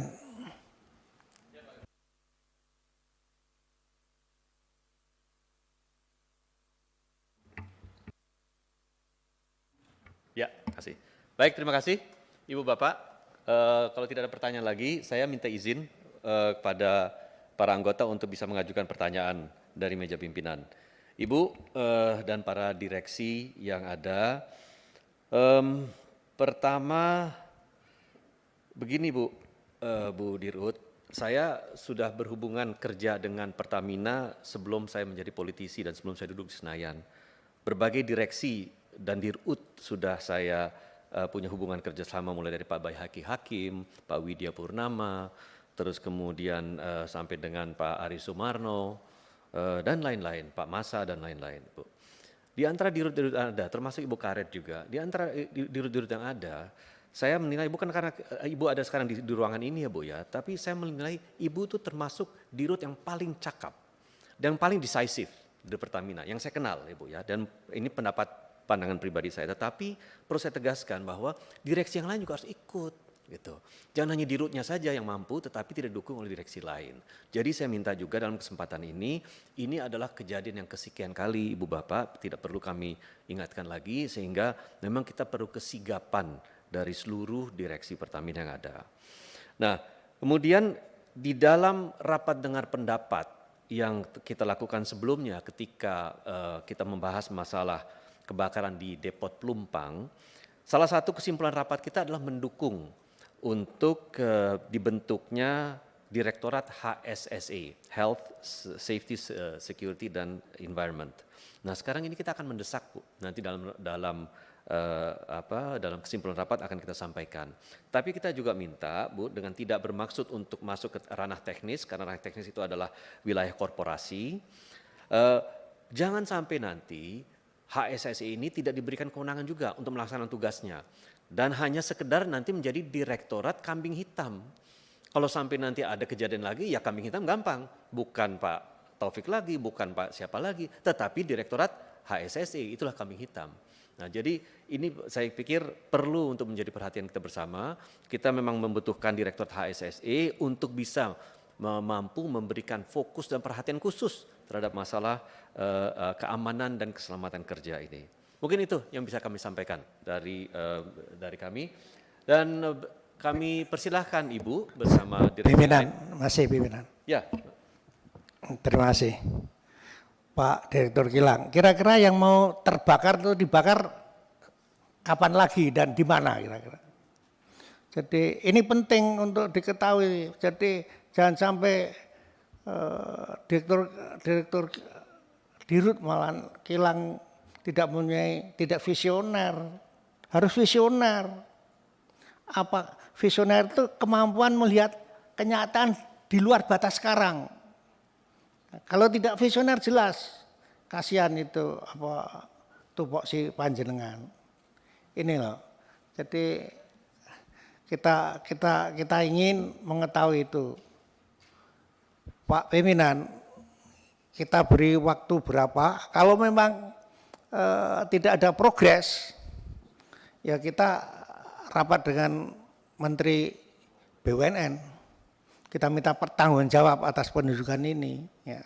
Saya melihat profilnya Bapak, disiplin ilmunya bukan ahli dalam kilang minyak. Nah, ini bertanggung jawab Pak Erik ini. Ya. Menempatkan, jangan sampai sembarang menempatkan orang gitu. Ya. Jadi saya masih ingin ini dibentuk panja, Pak. Ya, dibentuk panja, bagaimana untuk mengungkap masalah ini. Ini tidak sesederhana ini. Ini kata kita ungkap, blow up-nya lebih daripada 349 triliun.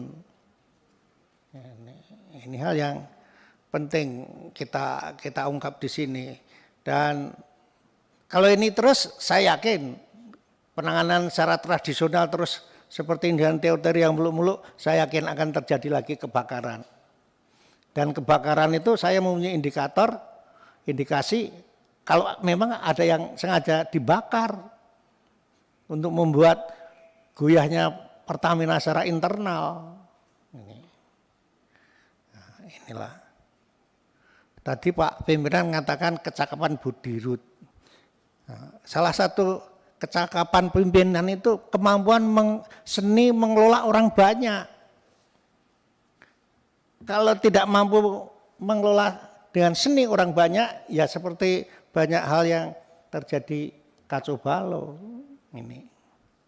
Jadi itu bagaimana seninya seorang pemimpin mengelola orang banyak, mengelola manajemen dan sebagainya. Kalau manajemen katanya sudah cakap, tapi pengelolaan orang banyak inilah yang harus kita tunjukkan dan berhasil guna, berdaya guna.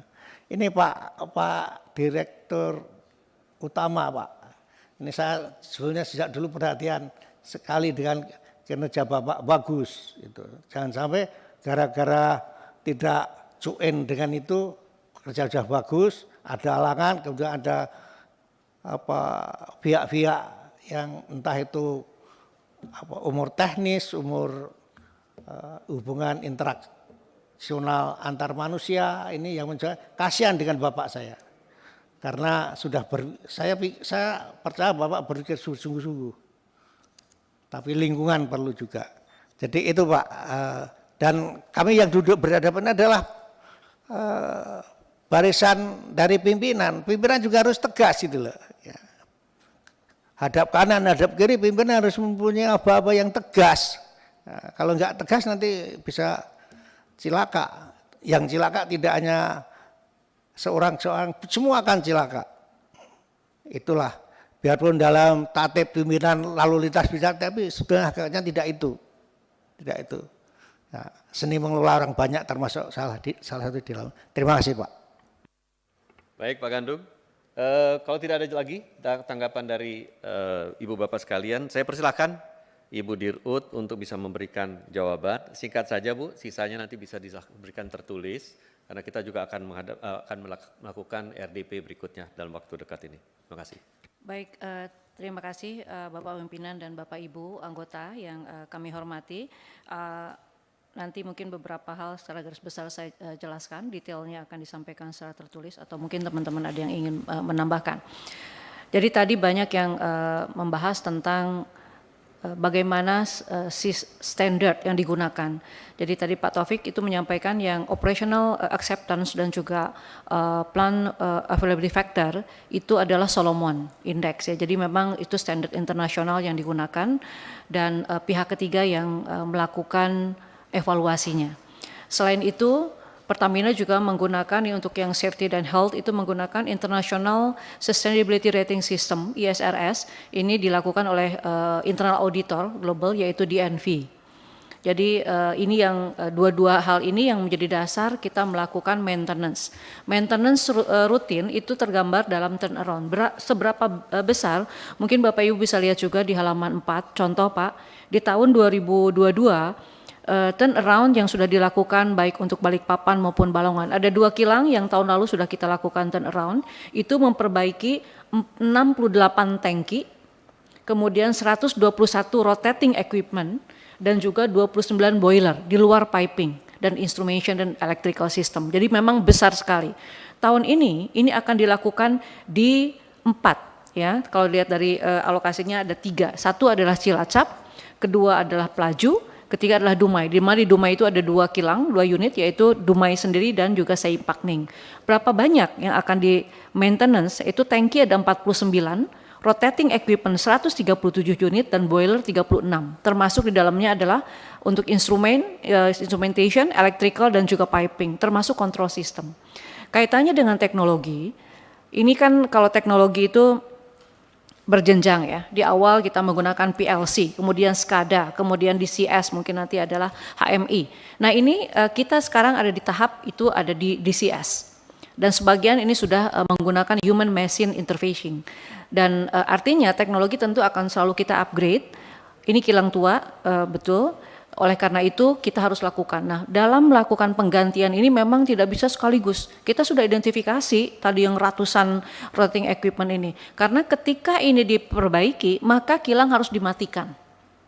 Kilang dimatikan tentu akan mengganggu supply. Oleh karena itu kita membuat program itu 5 tahunan. Ini Pak Taufik tadi menyampaikan 5 tahun tuh mana saja turnaround yang akan dilakukan. Sekaligus gitu ya. Setahun langsung dilakukan, tahun tersebut dilakukan turnaround. Maintenance yang sifatnya yang minor itu tetap dilakukan, yang diperbolehkan dilakukan ketika kilang beroperasi. Turnaround adalah major overhaul yang dilakukan harus dalam kondisi kilangnya dimatikan. Ya, jadi program itu sudah ada. Dumai ini sudah masuk ke dalam rencana Oktober tahun ini akan melakukan turnaround untuk seluruh tangki, rotating equipment dan juga boiler dan lainnya ya. Interupsi Pak Ketua. Bu Dirut, memang turnaround mungkin diadakan bukan 5 tahun, malah 3 tahun. Iya. Tapi kadang partnya yang harus diganti itu belum tentu diganti, Bu. Nah, itu problemnya. Saya kan tahu juga. Ya. Nah, dulu juga begitu. Waktu zaman dulu saya tahu juga kan. Padahal sekarang kan udah lama-lama partnya makin tua. Jadi memang ya di situ yang harus, kalau nanti ini sebenarnya masalah kan teknis, tapi teknis bisa jadi politis, Bu. Nah, itu kadang-kadang kan misalnya kalau kami DPR bicara politik, pokoknya jangan terjadi kebakaran. Padahal sebenarnya penyebabnya hal teknis. Nah, ini yang memang kalau direksi saya selalu membuat komposisinya politik sekian puluh persen, strategi sekian puluh persen, tapi teknis juga harus tahu juga sekian persen untuk tingkat direksi. Kalau tidak politis juga, tidak tahu politis juga repot. Bisa ribut melulu sama DPR sama pemegang saham, terus politis perlu, strategis perlu supaya tahu itu seperti untuk jangka panjang yang seperti tadi Pak Gandum katakan itu. Teknik harus tahu juga ini persoalan-persoalan yang artinya yang rutin terjadi di equipment di kilang itu, Bu. Termasuk di depo juga gitu. Itu saran saya. Makasih Pak Ketua. Ya, silakan Bu, lanjut. Pak Ramson. Nah selain turnaround yang sudah terjadwal, ini kita juga melakukan satu kebijakan lagi, di mana ketika ada kondisi yang kita anggap tidak normal dan operasi, maka ini akan dieskalasi ke level dirut di holding, di subholding, dan ini akan diambil keputusan untuk bisa dipercepat. Contoh Balongan. Balongan tuh kita melakukan turnaround lebih cepat dari yang dijadwalkan, karena ada beberapa parameter yang menurut standar operasi ini tidak aman. Akhirnya waktu tahun lalu ini dipercepat, Pak. Jadi masih dimungkinkan schedule-nya kemudian dipercepat ketika kita melihat ada potensi-potensi resiko, ya baik itu untuk operasional maupun keselamatan maupun health, karena kita menggunakan yang standar ASRS.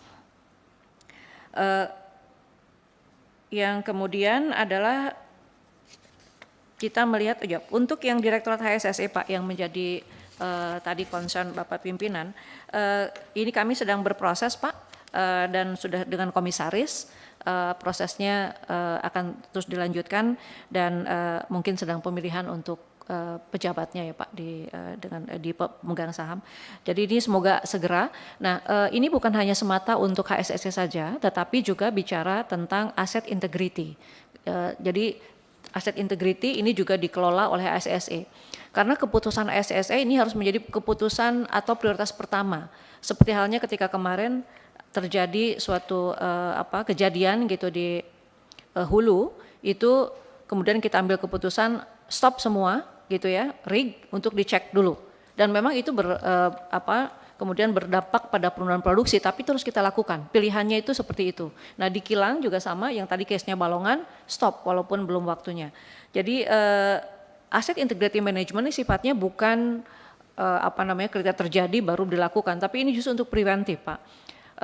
Ini aset kita nih kita kasih warna, ada warna hijau adalah yang masih aman dan umur secara teknisnya ini aman untuk diteruskan, maksudnya dioperasikan. Yang kuning adalah memang yang harus diganti dan kita bisa jadwalkan sesuai dengan turnaround schedule-nya. Dan yang merah itu memang tidak bisa lagi menunggu turnaround, harus diganti. Nah, berdasarkan itu kemudian kita lakukan anggaran. Untuk anggaran, untuk maintenance sebetulnya kita tidak pernah membatasi. Even yang namanya program optimization cost, termasuk dalamnya adalah efisiensi cost, itu tidak pernah menyentuh itu. Yang non operasional yang kita sentuh, justru untuk maintenance ini yang harus dilakukan karena dampaknya besar, nanti mengurangi produksi itu akan berdampak ke dalam financial kita tentunya.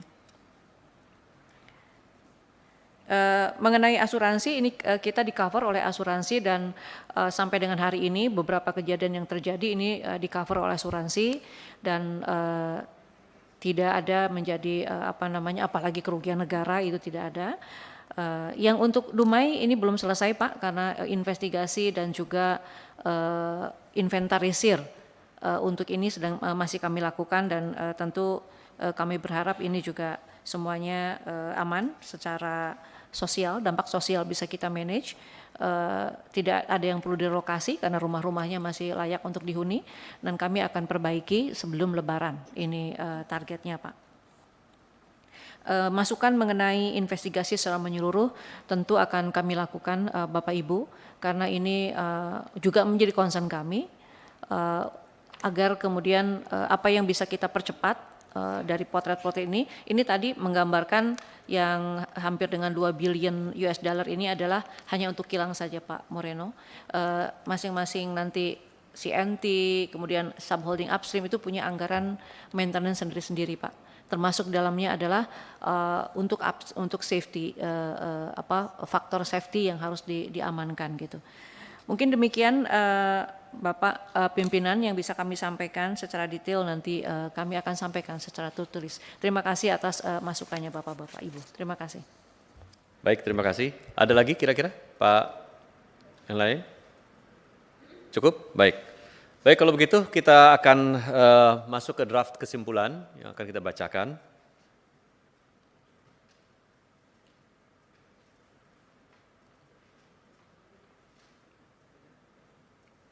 Bisa?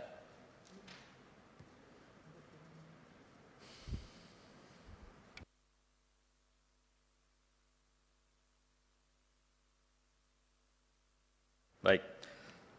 Kesimpulan rapat dengar pendapat Komisi 7 DPR RI dengan Dirut PT Pertamina Persero Selasa 4 April 2023. Pertama, Komisi 7 DPR RI mendesak Dirut PT Pertamina Persero untuk menaruh perhatian sepenuhnya terhadap kecelakaan-kecelakaan yang telah terjadi di fasilitas migas milik Pertamina Persero dan memastikan insiden serupa tidak terjadi kembali. Setuju, Bu? Bapak?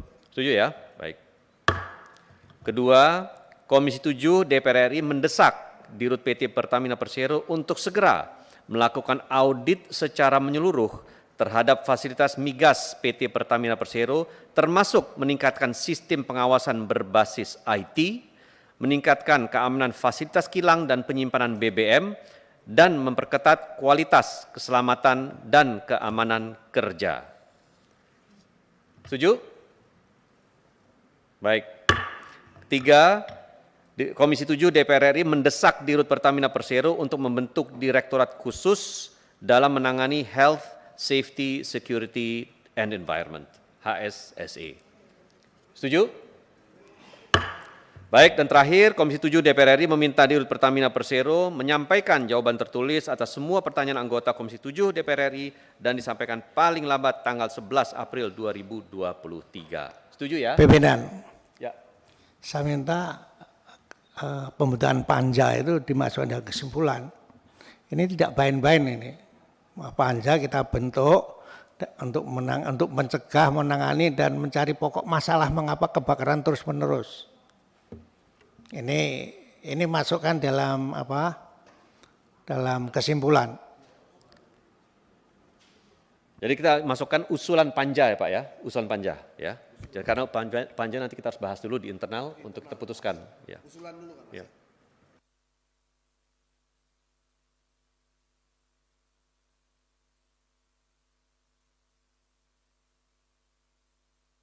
Itu Pak Ketua Panja, maksudnya usulan Panja Pertamina gitu ya? Oh, jadi semuanya gitu ya? Hebat juga Pak Gandung usulannya. Sebagai catatan rapat kita sampaikan. Terima kasih Dokter.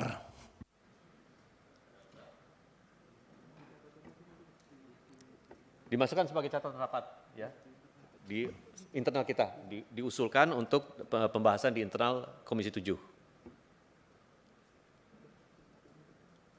Baik Ibu, sebelum kita tutup, saya minta berikan kesempatan kepada Ibu Dirut memberikan sambutan penutup. Baik, terima kasih Bapak-Bapak pimpinan dan juga Bapak Ibu anggota Komisi 7 DPR RI atas semua masukan. Kami akan coba semaksimal mungkin untuk tindak lanjuti dan tentu saja ini menjadi PR besar dan sudah menjadi agenda kita. Ada beberapa yang perlu diakselerasi karena ini kita berkejaran dengan waktu untuk membalance antara menjaga supply ketahanan energi dengan juga keselamatan dan PR terbesar adalah mengenai buffer zone. Ini masih menjadi PR kami juga Bapak. Jadi beberapa aspek ini akan kami lakukan secara paralel dan mohon supportnya. Terima kasih atas support selama ini dan mohon terus dukungannya. Demikian Bapak Ibu. Billahi taufiq wal hidayah. Wassalamualaikum warahmatullahi wabarakatuh. Waalaikumsalam warahmatullahi wabarakatuh. Terima kasih kami ucapkan kepada Ibu Dirut Pertamina beserta seluruh jajaran yang hadir pada kesempatan hari ini. Kepada seluruh pimpinan dan anggota Komisi 7 DPR RI kami ucapkan terima kasih dan mengucap syukur alhamdulillah bersama ini rapat dengar pendapat dengan PT Pertamina Persero kami nyatakan ditutup. Assalamualaikum warahmatullahi wabarakatuh.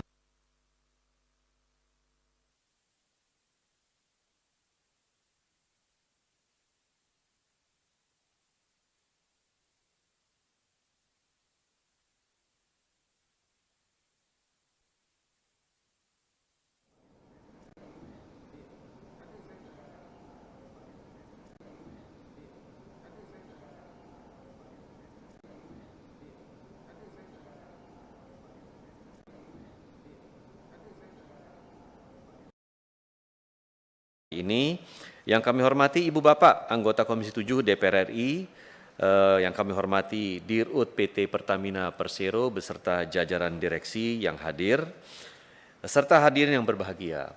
Pertama-tama mari kita ucapkan puji syukur kehadirat Allah Subhanahu wa taala karena rahmat dan karunia-Nya kepada kita semua kita bisa berkumpul pada hari ini melaksanakan rapat dengar pendapat guna melaksanakan tugas-tugas konstitusional kita. Pada hari ini kami juga ucapkan terima kasih kepada pimpinan dan anggota Komisi 7 DPR RI yang hadir untuk melaksanakan rapat dengar pendapat dengan Dirut PT Pertamina Persero beserta jajaran. Sesuai dengan undangan yang disampaikan, agenda pada siang hari ini adalah pertama, penjelasan terkait insiden meledaknya kilang Pertamina RU2 Dumai PT Pertamina Persero. Kedua, rencana mitigasi kecelakaan untuk seluruh infrastruktur PT Pertamina Persero. Ketiga, dan lain-lain. Berdasarkan data dari Sekretariat, anggota Komisi 7 DPR RI yang telah hadir berjumlah 15 anggota dari 7 fraksi yang ada, sehingga quorum berdasarkan tata tertib telah terpenuhi. Dan setiap rapat DPR RI bersifat terbuka kecuali dinyatakan tertutup. Oleh karena itu pimpinan meminta persetujuan anggota agar rapat dengar pendapat hari ini dapat dilaksanakan dengan ketentuan dan bersifat terbuka. Apakah dapat disetujui? Atas persetujuan anggota dan dengan mengucapkan Bismillahirrahmanirrahim, rapat dengar pendapat Komisi 7 DPR RI dibuka dan dinyatakan terbuka untuk umum. Sebelum melanjutkan rapat ini, kami mintakan persetujuan Ibu Bapak anggota Komisi 7 DPR RI bahwa rapat ini bisa selesai kurang lebih 1,5 jam dari kita mulai rapat ini dan dapat diperpanjang dengan kesepakatan bersama karena memang agendanya hanya spesifik. Apa disetujui? Baik. Ya, lebih cepat memang lebih baik. Ini bulan puasa dan kita ada RDP berikut setelah ini. Ibu Bapak yang kami hormati, pertama kali kami atas pimpinan Komisi 7 ingin menyampaikan keprihatinan yang sebesar-besarnya atas terjadinya insiden meledaknya kilang Pertamina Dumai PT Pertamina Persero yang menyebabkan korban luka-luka. Sebelumnya pada tanggal 16 Maret yang lalu, kami juga telah melakukan RDP dengan Dirut Pertamina dan jajaran terkait insiden kebakaran di Depo Pertamina Pelumpang. Salah satu kesimpulan rapat adalah untuk segera mendesak Dirut Pertamina dan jajaran untuk segera melakukan audit secara menyeluruh terhadap fasilitas migas PT Pertamina termasuk kilang minyak dan penyimpanan BBM, serta memperketat kualitas keselamatan dan keamanan kerja agar insiden serupa tidak terjadi lagi. Nah, oleh karena itu, pada kesempatan hari ini kami ingin mendapatkan informasi terkait insiden tersebut dan mitigasi yang akan dilakukan oleh Pertamina untuk mencegah insiden-insiden serupa tidak terjadi kembali di kemudian hari. Oleh karena itu, kami meminta agar Dirut Pertamina beserta jajaran dapat memberikan pemaparan kepada kami semua. Untuk efektif waktu, kami persilakan Dirut Pertamina. Silakan, Bu. Terima kasih Bapak Pimpinan. Bapak Pimpinan Komisi 7 serta Bapak Ibu anggota Komisi 7 DPR RI yang kami hormati. Saya didampingi oleh tim baik dari Persero maupun dari KPI, Pak, dari Subholding Refinery Petrochemical. Jadi terima kasih atas undangannya sehingga kami diberikan kesempatan untuk menjelaskan tentang apa yang terjadi dan juga bagaimana langkah-langkah yang sudah kita lakukan sejak kejadian insiden di Balongan yang lalu. Bapak Ibu, nanti mungkin detailnya akan disampaikan oleh Pak Taufik. Namun satu hal sebelum masuk ke sana, saya ingin menjelaskan dulu apa yang sudah kita lakukan setelah insiden Balongan yang pertama tahun lalu. Kami sudah melakukan audit oleh international auditor dengan menggunakan International Sustainability Rating Standard ISRS, dan itu secara global practice memang digunakan. Jadi ISRS level 9 itu level tertinggi untuk migas. Dan dari hasil pemetaan DNV itu dilakukan selama kurang lebih 10 bulan, sudah keluar detailnya.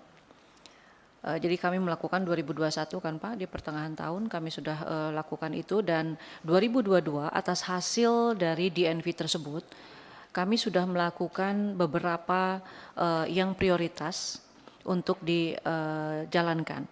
Secara garis besar, resiko yang di dalam akan terjadi di aset kita itu ada 4 penyebab kemungkinan, dan ini kita detailkan. Yang pertama adalah karena lightning, karena petir.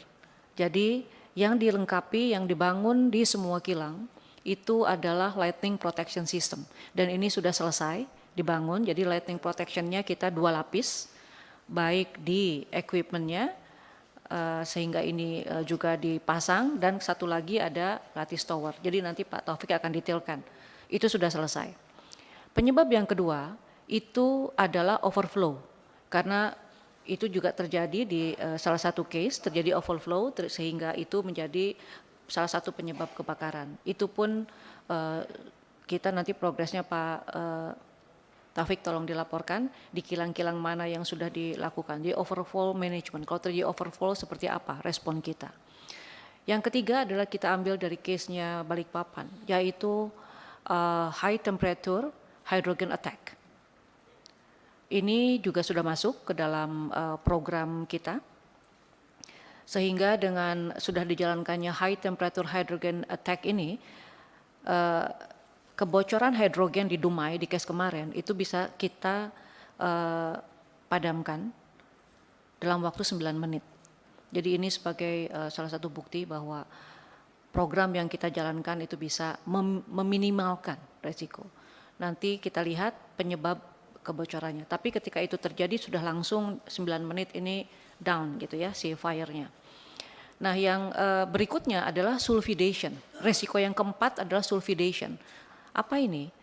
Kita kan sama-sama tahu, kilang-kilang kita dengan teknologi lama itu hanya bisa memproses yang sulfurnya rendah, jadi crude mahal.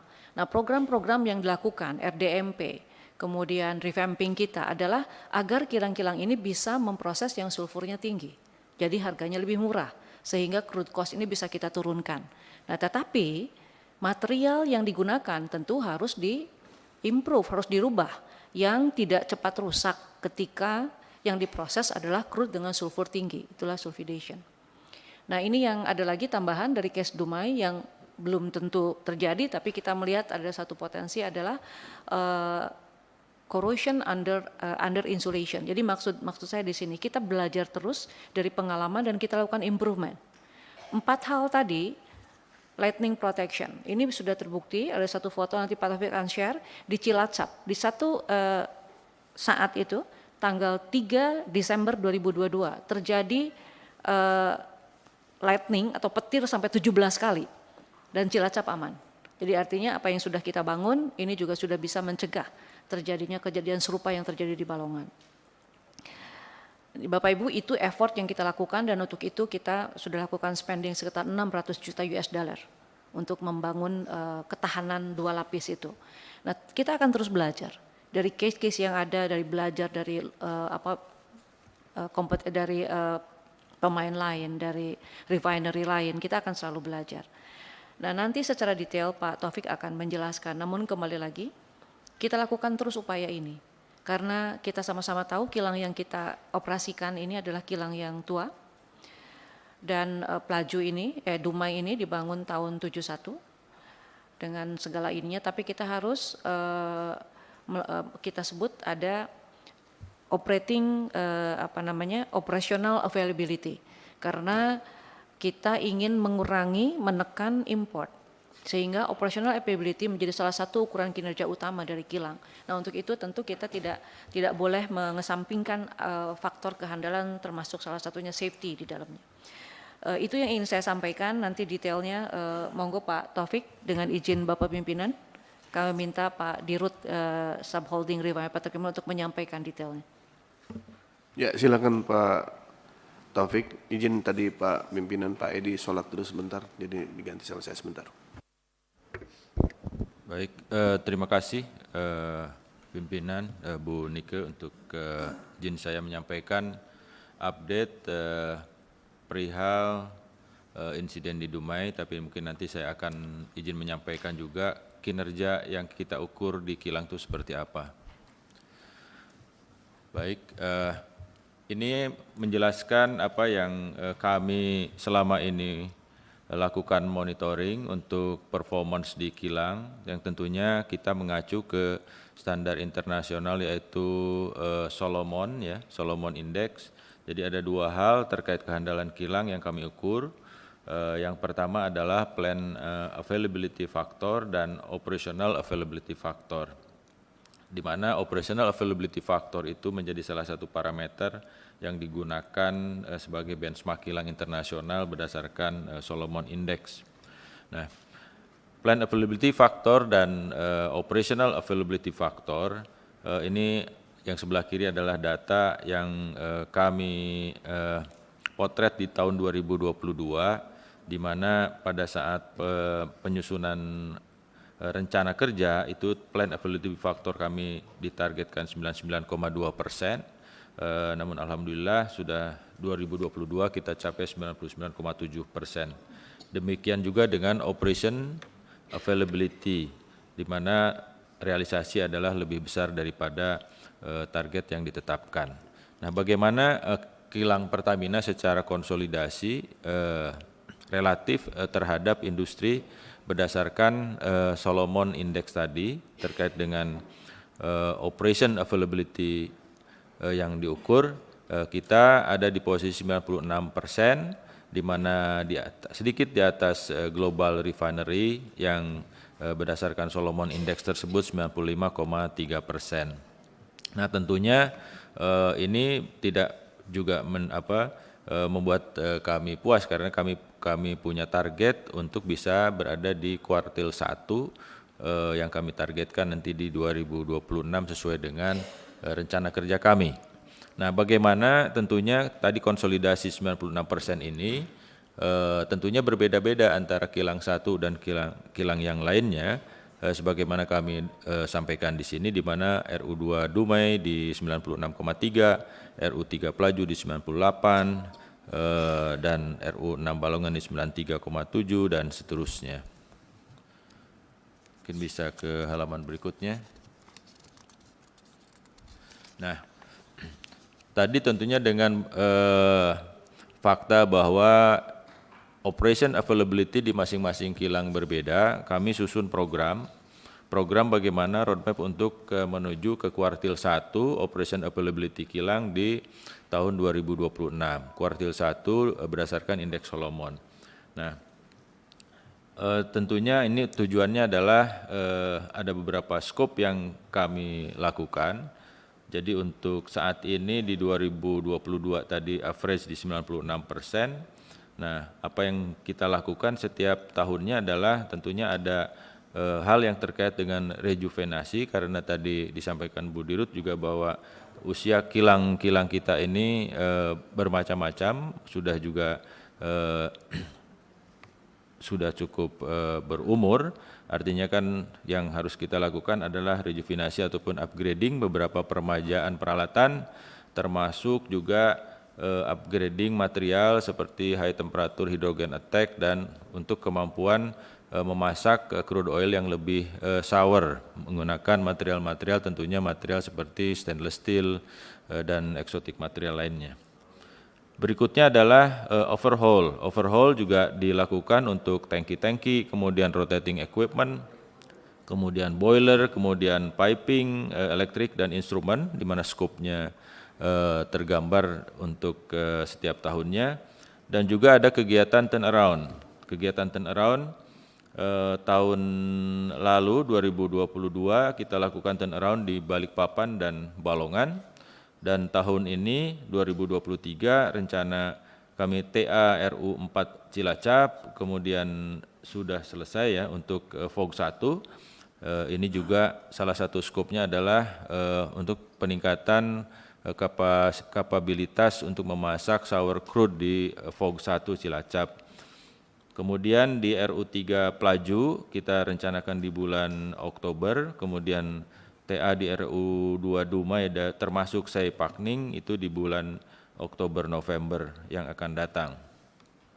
Berikutnya di 2024 itu akan ada turnaround Cilacap dan Kasim, dan 2025 turnaround Pelaju, kemudian dan seterusnya di 2026.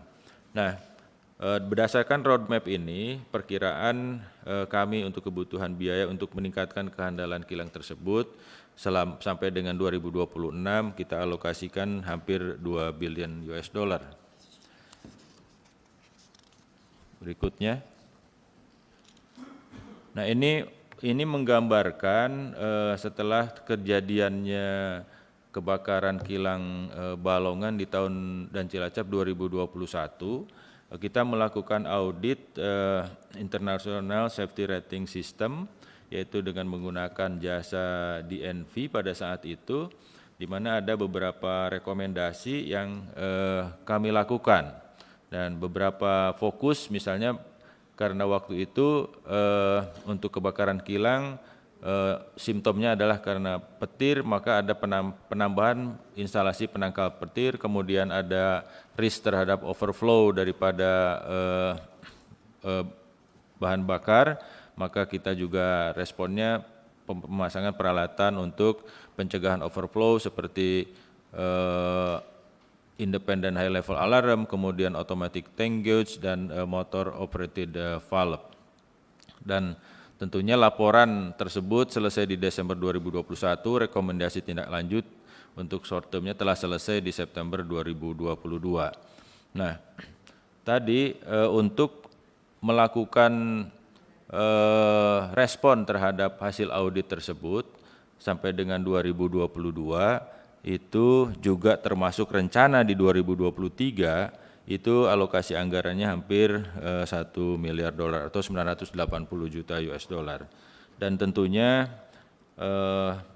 objektif daripada pelaksanaan tersebut adalah untuk penerapan proses safety dan asset integrity management, kemudian pelaksanaan training sertifikasi berbasis kompetensi untuk peningkatan kompetensi pekerja kilang untuk 3.500 pekerja hingga 2023, dan juga rejuvenasi peralatan dan termasuk dashboard untuk pengukuran asset integrity management. Nah, ini adalah untuk menggambarkan status penyelesaian tindak lanjut daripada hasil audit dimaksud, seperti automatic tank gauging itu sudah selesai di hampir semua, kecuali sekarang masih in progress di RU 7 Kasim di Papua, di Sorong. Kemudian independent high level alarm, demikian juga sudah selesai di semua kilang, di RU 7 Kasim masih in progress. Kemudian pemasangan motor operated valve untuk mencegah overflow di tangki-tangki itu sudah selesai semua, kecuali di Kasim masih 85%, yang insya Allah ini di kuartal 2 akan selesai. Kemudian pemasangan lightning protection system sudah selesai di semua kilang.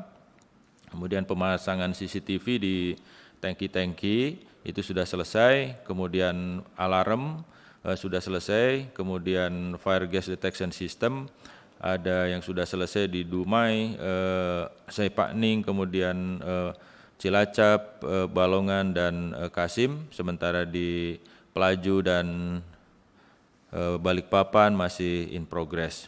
Kemudian juga pemasangan ataupun penyempurnaan sistem fire protection system terhadap existing defensive type menjadi offensive fire protection system itu masih in progress, yang sudah selesai di RU 4 Cilacap.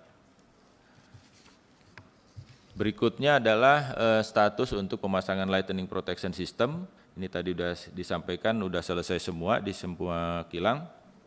Jadi ini ada menggambarkan jumlahnya, seperti di Dumai jumlahnya 27, kemudian di Saipakning ada 3, di Pelaju ada 17, kemudian 27, kemudian di Cilacap 47, di Balikpapan 23, kemudian di Balongan 28, dan di Kasim ada 10 titik lightning protection system. Nah, gambar ini adalah yang sebagaimana disampaikan Bu Dirut tadi, bahwa kita merekod melalui CCTV, kemudian ada sistem counter seberapa kali mendapatkan hit daripada petir itu terhitung di rekodnya. Jadi ada di foto ini menggambarkan ada satu lightning pole protection udah mencatat sebesar 17 kali sambaran petir di kilang Cilacap pada ini di 5 Desember 2022 rekodnya. Itu mungkin status daripada upgrading yang sudah kami lakukan. Kemudian berikutnya kami akan menjelaskan perihal insiden yang terjadi di Dumai pada hari Sabtu malam.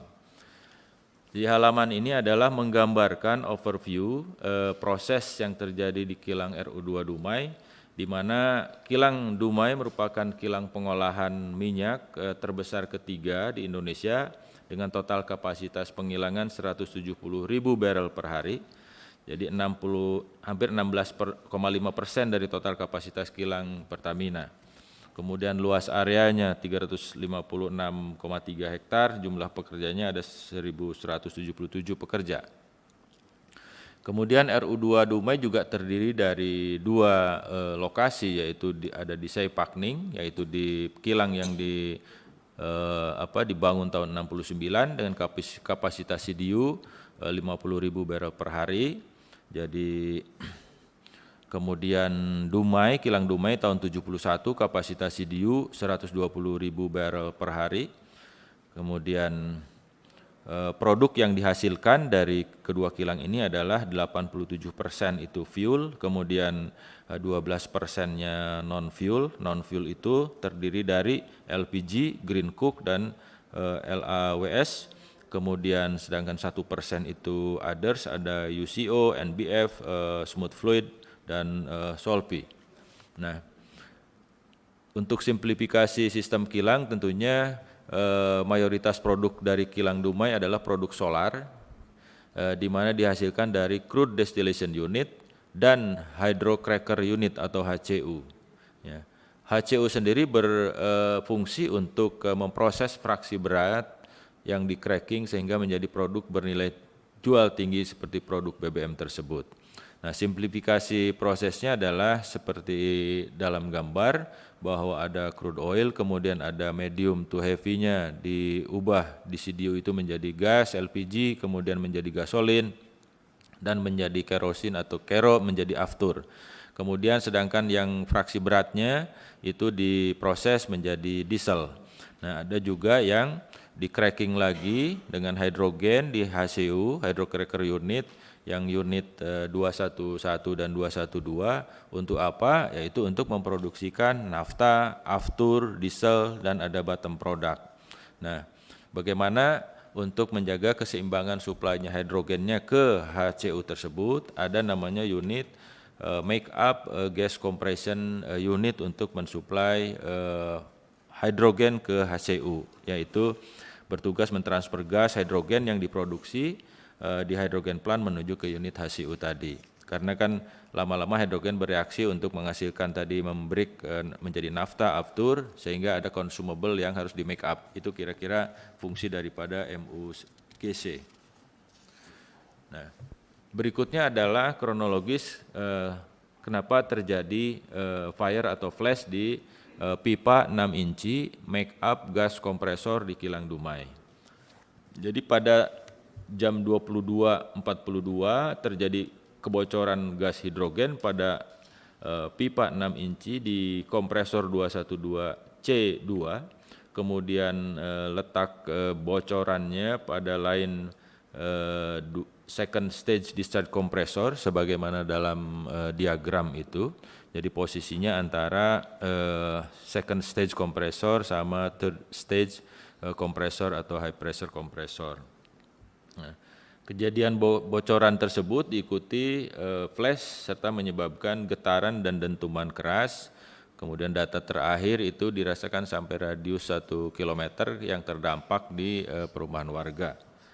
Kemudian apa yang kami lakukan tentunya pada saat kejadian sistem emergency shutdown-nya berfungsi sehingga unit HCU tersebut kita shutdown kan 2 unit kompresor untuk memastikan proses-proses atau unit-unit yang lain di kilang Dumai itu tidak terganggu.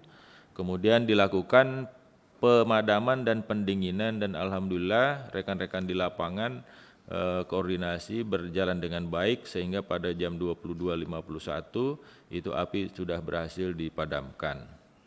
Dan evaluasi lebih lanjut pada jam 23.30 itu kondisi sudah dinyatakan aman. Nah, saat ini untuk root cause dari insiden flash masih dalam investigasi. Investigasi dilakukan baik oleh internal Pertamina Group dari holding, kemudian Ditjen Migas SDM, Dirtek Link, kemarin juga hadir di sana, dan dari pihak kepolisian Puslab Polri. Nah, kemudian sampel dari material atau material yang failure nanti akan kami lakukan uji di laboratorium untuk melakukan analisis metalurgi untuk memastikan apakah nanti material seperti ini masih sesuai untuk untuk hidrogen service tersebut atau harus dilakukan peningkatan kekuatan materialnya. Berikutnya adalah menggambarkan lokasi kejadian. Jadi yang paling kiri itu lokasi kejadian di HCU unit, kemudian plot plan yang sebelah tengah itu titik kejadian, ada di dalam ada perkantoran, kita di areal operasi kilang yang tadi 330 hektar, kemudian juga ada buffer zone sebelah kanan. Nah, di sebelah bawahnya itu adalah ada pemukiman warga di Desa Tanjung Palas berjarak kira-kira 450 meter dari kejadian lokasi, tetapi dari perimeter kilang kira-kira dipisahkan oleh jalan ya Pak Didik ya. hampir 4 meteran.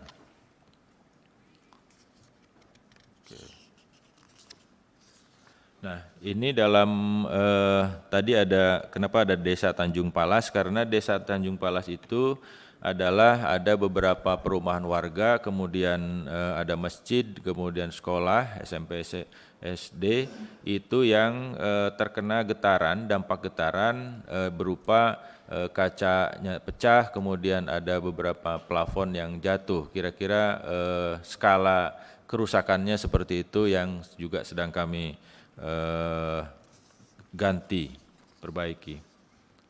Nah, berikutnya adalah ini adalah analisis dampak daripada insiden, kemudian penanganan dampak serta bagaimana rencana tindak lanjut yang akan kami lakukan. Jadi dampak per kejadian 3 April 2023 dari korban personal ada 9 orang first aid, luka gores akibat serpihan kaca, seluruhnya telah pulang dan saat ini telah bekerja kembali, itu semua pekerja di RU2 Dumai. Kemudian rata-rata kerusakan properti di wilayah terdampak adalah kerusakan ringan dengan mayoritas kerusakan plafon dan kaca. Ada perumahan warga 418 unit, kemudian fasilitas umum, fasilitas sosial, ada masjid 4 unit, kemudian SD dan SMP ada 3 unit. Nah, perbaikan untuk Fasum kami prioritaskan dan sudah dimulai sejak hari kemarin, tanggal 3 April 2023. Kemudian bagaimana untuk penanganan recovery dari dampak tersebut, kami bagi dua, ada tim gabungan untuk melakukan verifikasi data perbaikan perumahan, kemudian yang tim 2 adalah untuk melakukan tim investigasi root cause analysis. Yang tim gabungan 1 terdiri dari Pertamina, kemudian ada Pemda, ada Wali Kota, Dinas Pemda, Lurah, RT RW, kemudian APH setempat. Dan tentunya tujuannya adalah pendataan, verifikasi, dan perbaikan. Di bulan April 2023 kami mempunyai target bahwa perbaikan Fasum, Pasos prioritas agar dapat digunakan selama Ramadan. Target selesai 7 April, kemudian perbaikan rumah warga ditargetkan selesai sebelum Lebaran, target selesai 17 April 2023. Berikutnya adalah melakukan edukasi dan sosialisasi terkait dengan emergency response pada bulan April kepada masyarakat, mengingat bahaya tinggal di buffer zone tersebut. Tim 2 adalah untuk melakukan tim investigasi teknis, yaitu terdiri dari Pertamina, Dirjen Migas, dan Puslab 4. Tentunya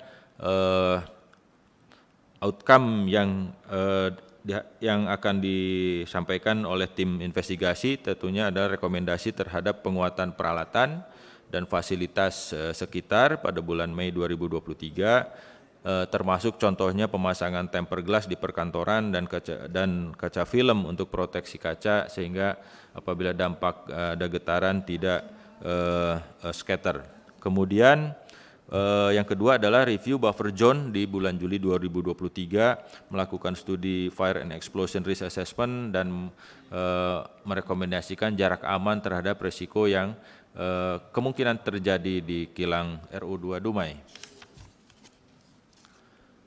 Berikutnya adalah untuk menjelaskan rencana recovery unit fasilitas.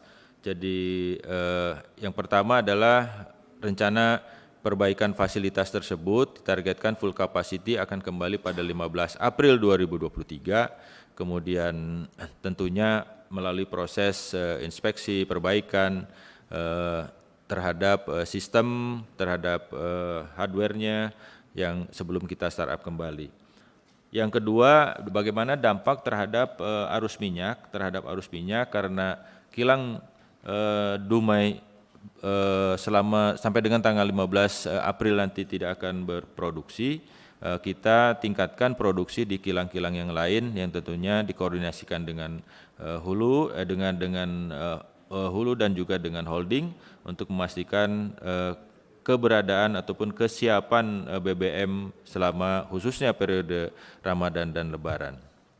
Nah, kalau dari grafik memang secara umum kita dengan adanya Dumai insiden di Dumai ini bahwa jaminan suplai untuk BBM insya Allah tidak akan terganggu dan juga kita tidak ada berencana untuk menambah impor untuk mengkompensasikan apa yang kurang produksi dari Dumai tersebut.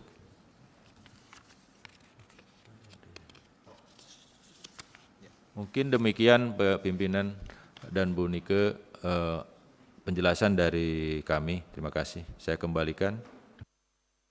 Sudah Bu? Ya, baik. Baik, terima kasih atas penjelasannya. Kami langsung lanjut kepada teman-teman, rekan-rekan, Ibu Bapak, anggota Komisi 7 yang ingin melakukan pendalaman, mengajukan pertanyaan atau tanggapan, kami persilahkan untuk melakukannya. Dan kami mulai seperti biasa dari fraksi PDI Perjuangan. Kami persilahkan. Terima kasih pimpinan. Yang saya hormati pimpinan Komisi 7 dan yang saya hormati Bu Dirut Pertamina beserta jajarannya.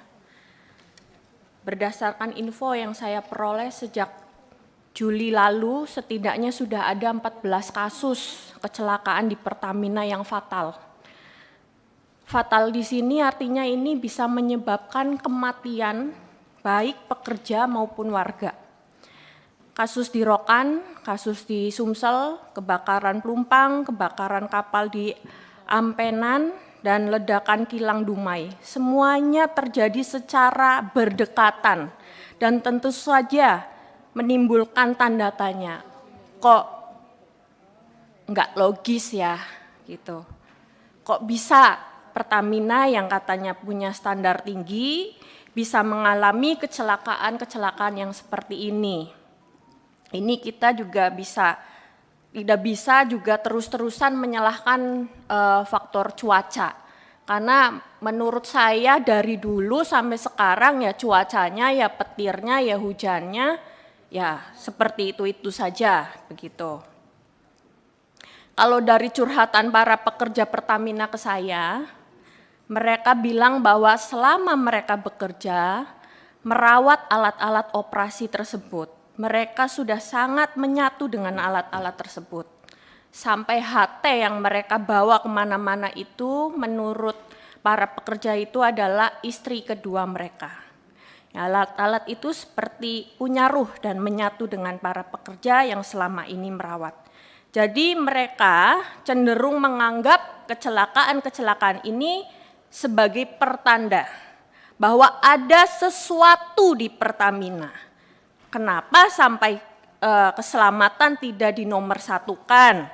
Kenapa alat-alat kilang tersebut ngambek dalam waktu yang berdekatan? Ya, seperti ada semacam pembiaran. Misalnya alat yang sudah harus diganti tidak diganti, ya, karena ada hal lain yang lebih prioritas. Apa sih sumber masalahnya sampai kecelakaan seperti ini terus-terusan terjadi setiap tahunnya pasti ada dan lebih dari 1 kali ya, sudah 14 kali. Menurut saya harus ada pihak yang bertanggung jawab. Siapa yang paling bertanggung jawab? Karena pasti ada faktor manusia yang menyebabkan kecelakaan ini terus-menerus. Tidak bisa terus-terusan menyalahkan alam. Demikian dari saya, pimpinan, terima kasih. Terima kasih Ibu Paramita. Kami lanjut dari fraksi Partai Golkar. Silakan. Baik.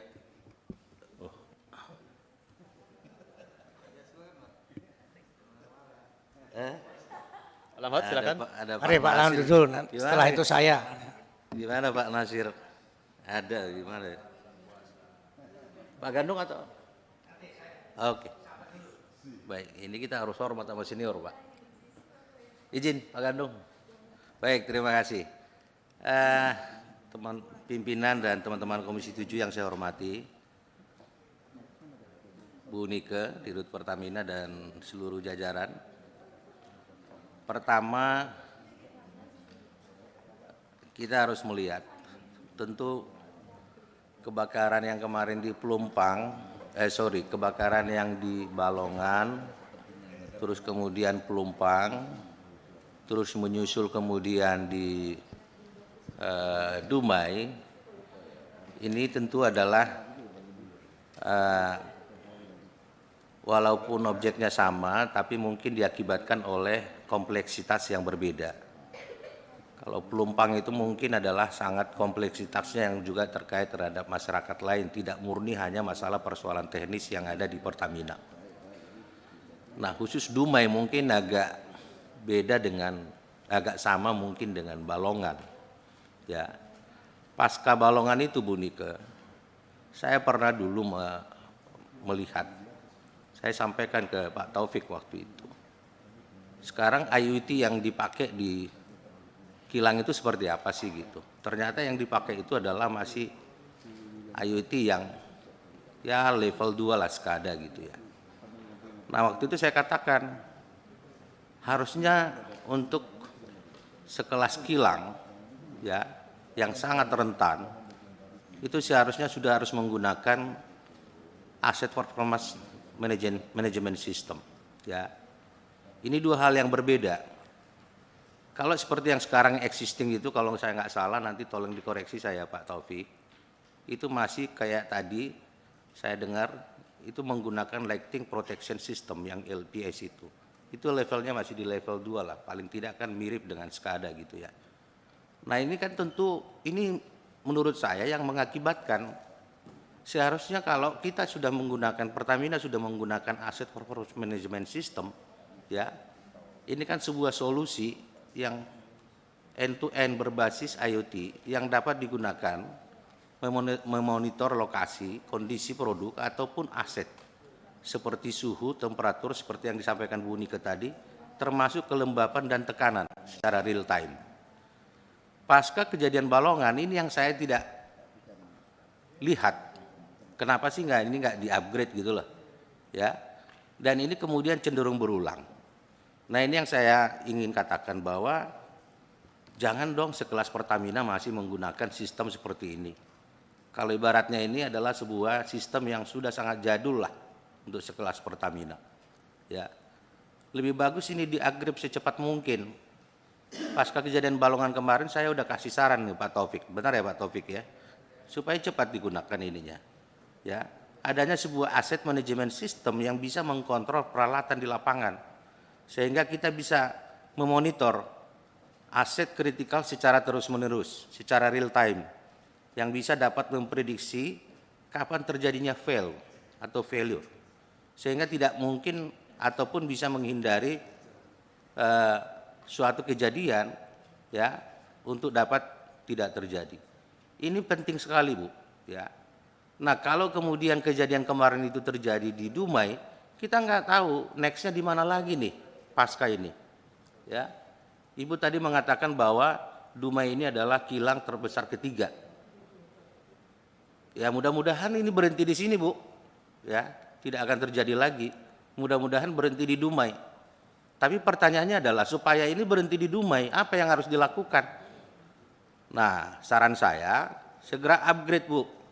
IoT yang ada sekarang itu, jangan hanya berhenti di level lighting protection system yang Ibu gunakan di Pertamina.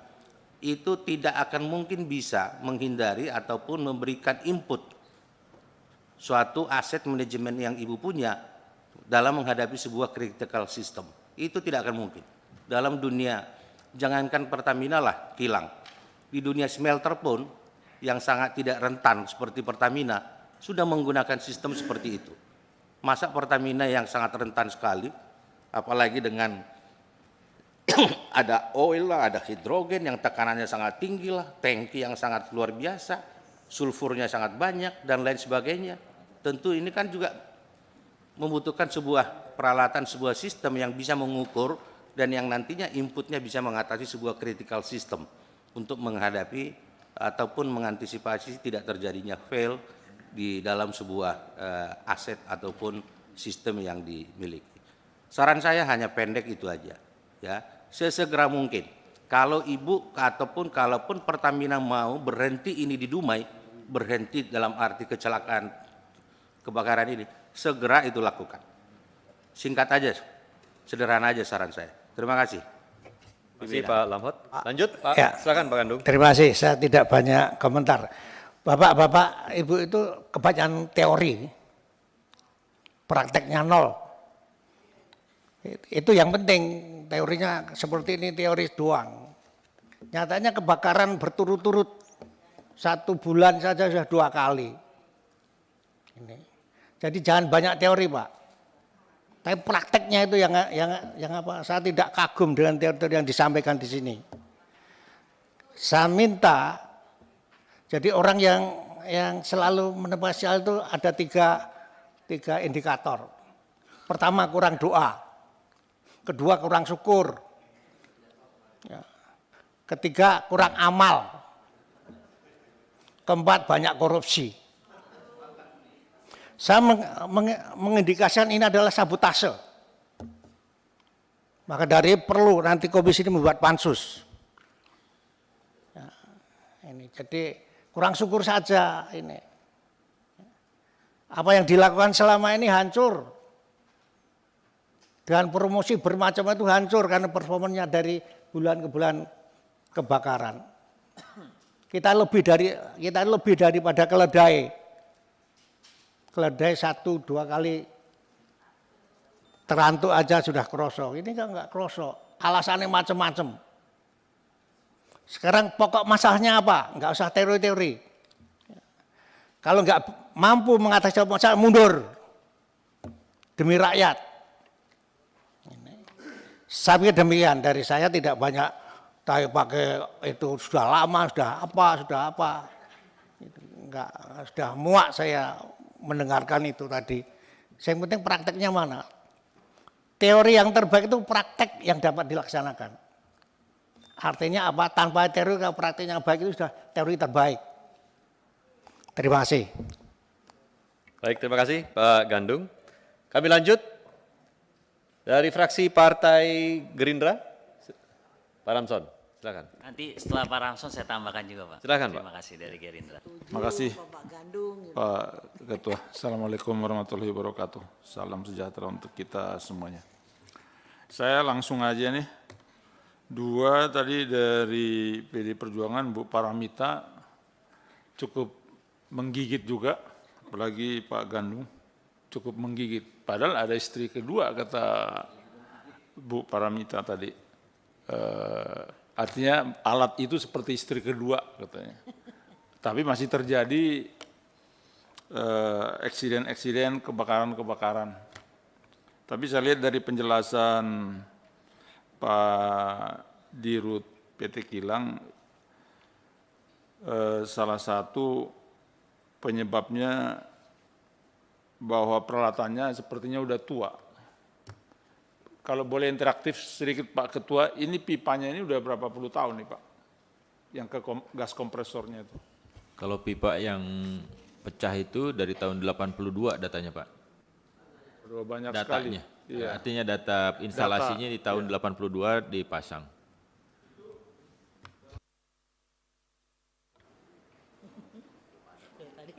Domestik maksudnya? Domestik Ya, ya? produk domestik, Produk domestik. karbon steel schedule 80 Pak itu. Oh, makasih Pak. Memang untuk kilang ini mesti kualifikasi tinggi nih Pak Ketua. Kalau di kapal masih bisa sampai hampir rusak baru diganti. Di kapal.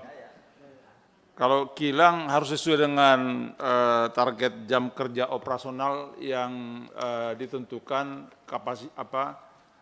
kemampuan equipment itu. Tapi ini agak sulit mungkin di Pertamina, mungkin direktur keuangannya kurang lancar uangnya untuk maintenance sama beli penggantian partsnya. Itu terjadi karena saya dengar di depo Pelumpang, instrumen terhadap valve itu terjadi ini, tiba-tiba valve-nya berhenti. Nah, itu masalah teknik juga Pak Bu Dirut. Saya juga mengamati juga dari luar. Jadi berarti instrumennya udah harus diganti, tidak diganti. Padahal itu biasanya kalau instrumen itu jam kerja operasionalnya harus jam sekian ribu jam diganti, harus diganti. Biarpun belum rusak. Kalau udah rusak ya begitu kejadiannya. Kalau di kapal masih bisa sampai hampir rusak. Kebetulan saya dulu pengalaman juga jauh sebelum DPR, sebelum tahun 2000, ada hubungan kerja juga Pak Ketua ke kilang-kilang spare part, juga ke kapal Jadi saya tahu sedikit-sedikit ya tahun-tahun 90-an my own company biarpun kecil-kecil agen dari Jepang waktu itu. Jadi saya tahu. Ya, sekarang enggak, sejak tahun 2000 enggak. Saya udah murni DPR RI sejak mendukung Ibu Mega waktu itu untuk presiden. Akhirnya saya tinggalkan, saya punya bisnis waktu itu tahun 1999. Tapi saya masih punya ingat lah itu. Jadi kalau di kapal memang mau kadang-kadang mesti di lobby dulu baru diganti. Padahal udah 3 kali jam kerja operasionalnya. Tapi kalau di kilang nggak bisa dibuat begitu. Jadi mungkin itu perlu sangat diperhatikan. Equipment dan parts-nya itu kalau memang udah waktunya diganti ya diganti. Jangan dibiarkan sampai mau rusak. Jadi terjadi beberapa kejadian seperti itu yang di apa juga begitu di Pelumpang ada kelemahan instrumen aja yang sehingga tiba-tiba valve-nya berhenti ininya. Itu perlu cuman kita kan dari Komisi 7 tidak melakukan investigasi teknis. Kita saling percaya ya Pak Ketua ya sama Pertamina ya. Apalagi Komisi 7 ini kan rada baik-baik saya lihat sama Pertamina. Jadi saya juga menyesuaikan ya kan. Mungkin sekpernya bagus ininya ke teman-teman atau ke saya nggak tahu saya. Ya kan? Iya dong. Iya dong. Kalau saya kayak zaman dulu ini udah langsung ini keras ini. Tapi periode sekarang kan udah beda periode sekarang. Apalagi saya bagian dari partai koalisi juga kan sekarang. Jadi hanya itu aja sarannya kalau memang sudah waktunya jam kerja operasionalnya itu biasanya ada itu guidance-nya di setiap equipment bahwa part ini sekian jam kerja operasional harus ganti, ini harus ganti, ya diganti aja. Pipanya juga memang kalau harus ganti ya diganti aja. Jangan sampai mau busuk baru diganti. Nah, itu berbahaya, sangat high risk untuk seperti kilang, seperti depo itu sangat high risk. Saya pikir itu aja Pak Ketua dari saya. Terima kasih. Wassalamualaikum warahmatullahi wabarakatuh. Waalaikumsalam warahmatullahi wabarakatuh. Terima kasih Pak Ramson. Silakan Pak Moreno. Terima kasih pimpinan yang saya hormati, teman-teman anggota Komisi 7. Yang saya hormati Bu Dirut beserta jajarannya. Bu Dirut terkhusus untuk Pertamina, mungkin dengan beberapa kejadian ini saya melihat ada nilai untuk safety sebesar 2 billion ya, hampir 2 billion. Saya rasa ini nilai mungkin kalau bicara safety kecil. Karena Pertamina ini perusahaan yang sangat besar. Dan juga Pertamina mengalami insiden di titik-titik yang sangat strategis. Kalau kita lihat bicara safety Bu, Pertamina selama ini sudah mempromosikan melalui iklan dan sebagainya, tapi dengan kejadian ini hilang semuanya. Jadi akibat kejadian ini nilai promosi dan sebagainya yang sudah di-create oleh Pertamina untuk membangun suatu image itu hilang. Nah, bicara safety Bu, ada kejadian ini terkait dari internal maupun eksternal. Kalau bicara internal tadi disampaikan ada pipa-pipa yang sudah tua. Ukuran lama dari pipa itu tidak menjamin. Hanya yang perlu ditekankan adalah sistem dari pengaman itu tersebut. Nah, yang saya ingin tanyakan bahwa sistem pengaman itu sudah sebanding lurus belum dengan cost dan juga action dari Pertamina. 1971 kilangnya Bu, 1971. Tidak masalah menurut saya 1971, tapi selama ini Pertamina sudah menganggarkan belum untuk khusus safety, bukan setelah kejadian baru dianggarkan. Nah, saran saya Pertamina ini melalui retailnya, setiap penjualan Bu sudah harus dimasukkan untuk biaya promosi dan juga biaya safety. Gitu. Jadi safety ini adalah nafasnya dari Pertamina. Ibu punya konsultan, Pertamina punya konsultan juga itu harus di double backup apakah itu konsultan sudah update, apa belum terkait dengan lifetime dari alat-alat yang Pertamina punya. Saya rasa Pertamina sudah mencoba untuk yang terbaik, tapi sistem di dalam ini, di internal, bukan secara teknis, tapi dari mulai pengajuan dari mulai ada aspirasi, itu Ibu mesti cek. Dan yang berikutnya adalah terkait sensor ini Bu. Menurut saya di beberapa alat itu harusnya ada sensor seperti bicara tentang pipa itu ada tekanan-tekanan ataupun lain-lainnya. Nah, di sini ada pembangunan untuk pemadam. Itu eksternal Bu. Nah yang saya sebut internal ini kalau seandainya tekanan itu sudah ada yang turun ataupun ada sesuatu yang janggal, pasti kan ada alarmnya. Nah ini bekerja apa tidak gitu. Nah kalau saya lihat di sini CCTV sudah 100% all done, yang lain all done. Tapi ada beberapa yang titik strategis seperti pemadam dan sebagainya baru 40% dan sebagainya. Ini menjadi satu prioritas. Ya mungkin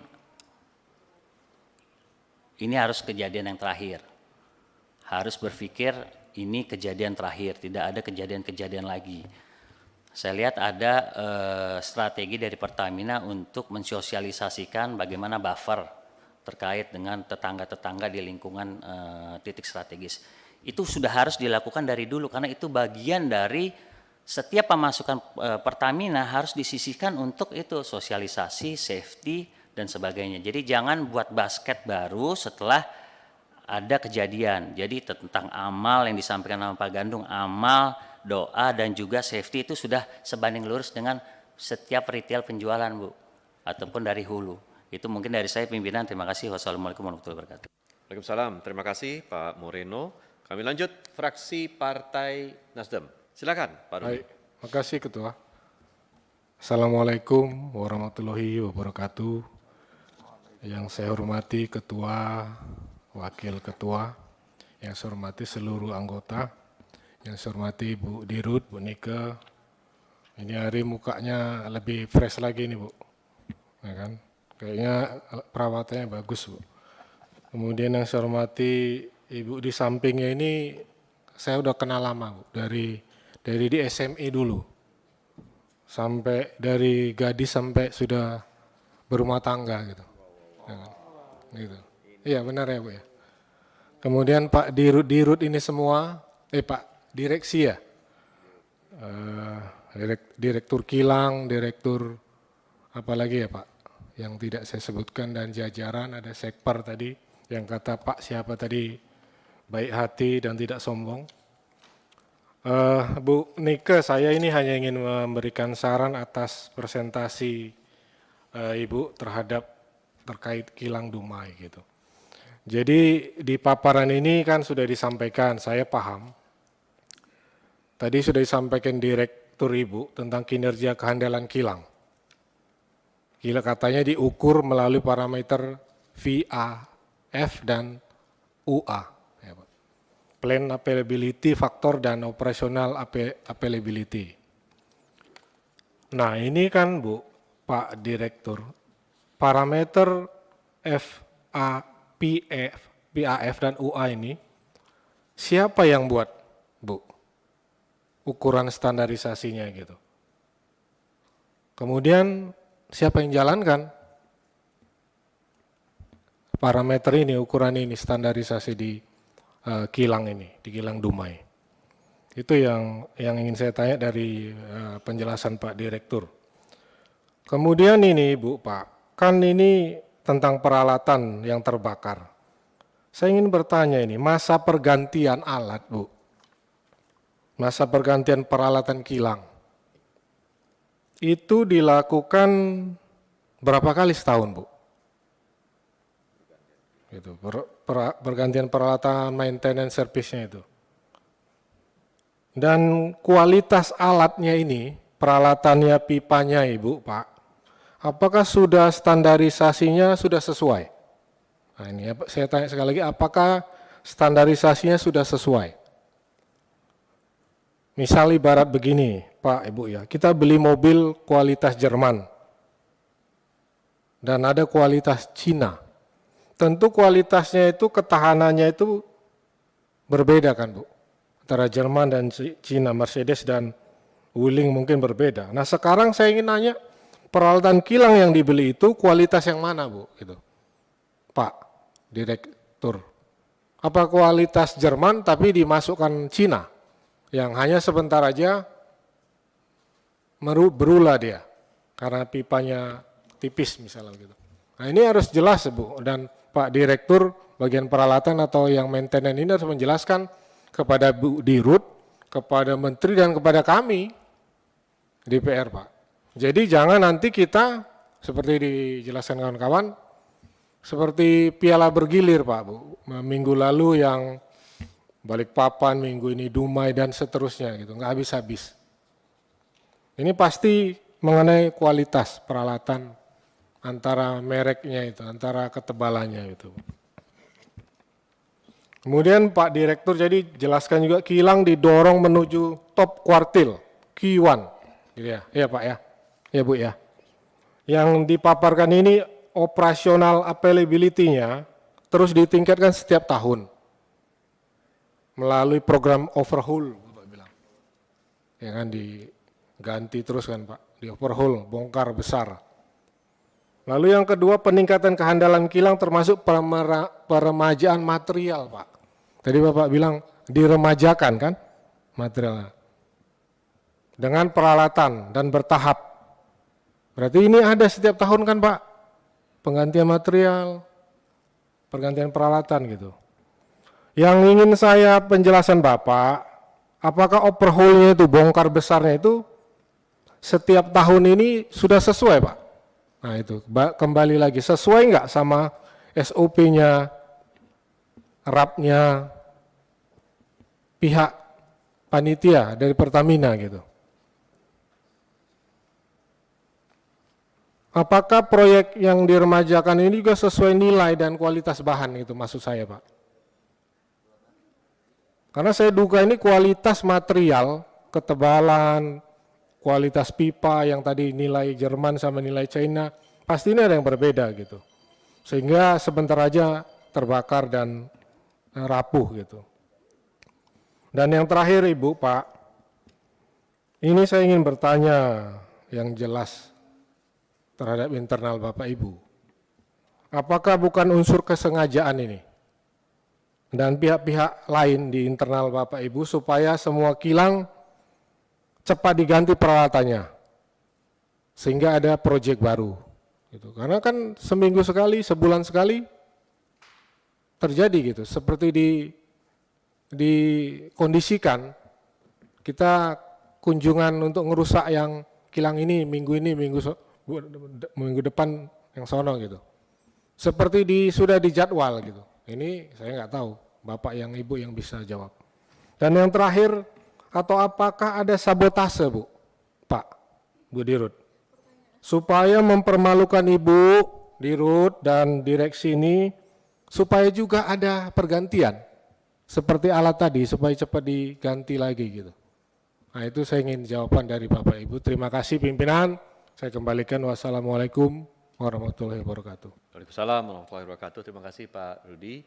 Lanjut dari fraksi PKB, kami persilahkan. Ibu Ratna? Ya. Terima kasih pimpinan. Assalamualaikum warahmatullahi wabarakatuh. Yang kami hormati pimpinan seluruh sahabat Komisi 7, yang kami banggakan Bu Dirut beserta jajaran direksi, semuanya saja yang hadir. Yang pertama tentu tadi sudah banyak sekali disampaikan. Kalau problem teknis, kami sudah mempercayakan sepenuhnya kepada pihak Pertamina begitu. Cuman dalam hal ini, betul apa yang dikatakan oleh beberapa senior, kalau misalnya preparing sudah, audit sudah, tapi kenapa ini bisa terus terulang begitu. Itu memang problem mendasar kalau menurut pemahaman kami. Dan seyogyanya ini harus dalam hal ini Pertamina secara umum gitu ya, harus mulai berbenah karena kita tahu bahwa kilang kita tidak banyak. Itu juga masih statusnya tua begitu ya, menunggu di-adjust, menunggu di-upgrade, menunggu dan lain-lain yang membutuhkan investasi yang juga besar begitu. Sehingga kami sangat berharap dalam hal ini kejadian yang ada di Dumai ini adalah kejadian yang terakhir begitu. Sehingga Pertamina yang sudah menjadi perusahaan berskala internasional itu benar-benar masih mendapat kepercayaan oleh masyarakat, baik domestik maupun internasional. Yang berikutnya, tadi banyak disampaikan kalau sudah ada early warning system, sudah ada basis pengamanan, sudah ada standarisasi buffer yang sedemikian bagus. Kira-kira selain hal-hal tersebut berarti apa lagi nih yang perlu dievaluasi gitu loh. Kan kita nggak mungkin hanya melihat teori-teori saja tapi prakteknya nggak ada begitu loh. Karena beberapa kejadian yang sebelum-sebelumnya kami sudah meminta, kalau tidak salah pimpinan, bahwa Pertamina dalam hal ini memberikan report ke kita evaluasinya seperti apa, lalu tindakannya bagaimana begitu kan. Tapi seingat saya ya, mohon maaf kalau saya salah, sepertinya kita belum diberikan report tersebut dari kejadian-kejadian yang sebelumnya. Yang berikutnya, ini ngomong masalah teknologi ya, tadi disampaikan juga sebelumnya oleh Pak Lamhot bahwa sudah saatnya Pertamina dalam hal ini melakukan inovasi teknologi. Akan lebih bagus kalau itu melibatkan anak bangsa begitu. Cobalah komunikasi yang intens kepada BRIN misalnya, kita libatkan dalam hal ini. Saya yakin di sana banyak kok researchers yang bisa menemukan teknologi-teknologi baik yang bisa digunakan sebagai early warning system. Yang berikutnya di halaman 4 Ibu Dirut, kita melihat bahwa sudah ada estimasi kebutuhan biaya untuk meningkatkan kehandalan kilang sampai dengan tahun 2026. Di situ tercatat ada 1.992 juta US dollar. Kalau kita melihat kurs hari ini 14.915, berarti itu sekitar 29 triliun begitu ya. Untuk teknis sudah ada. Namun di halaman 11 saya belum melihat ada kalkulasi nominal terkait penanganan dampak yang diakibatkan oleh meledaknya kilang ini. Menurut pemahaman saya, akan lebih baik apabila Pertamina juga mulai mengkalkulasi apa yang harus dikeluarkan, karena ini juga menyangkut performa bisnis perusahaan begitu. Jangan sampai timpang apa yang dikeluarkan oleh teknis tidak sebanding dengan apa yang diberikan kepada masyarakat. Dan yang terakhir, seperti yang tadi saya sampaikan di awal, kami mohon bisa diberikan review bagaimana progres dari target-target yang telah dilakukan Pertamina untuk mengatasi dampak-dampak tersebut. Contoh, ini untuk perbaikan fasum targetnya selesai 7 April. Lalu edukasi dan lain-lain ini juga dilakukan April. Nah, ini kami juga meminta report bagaimana program ini bisa dijalankan. Mungkin itu saja pimpinan dari kami. Terima kasih atas waktunya. Mohon maaf.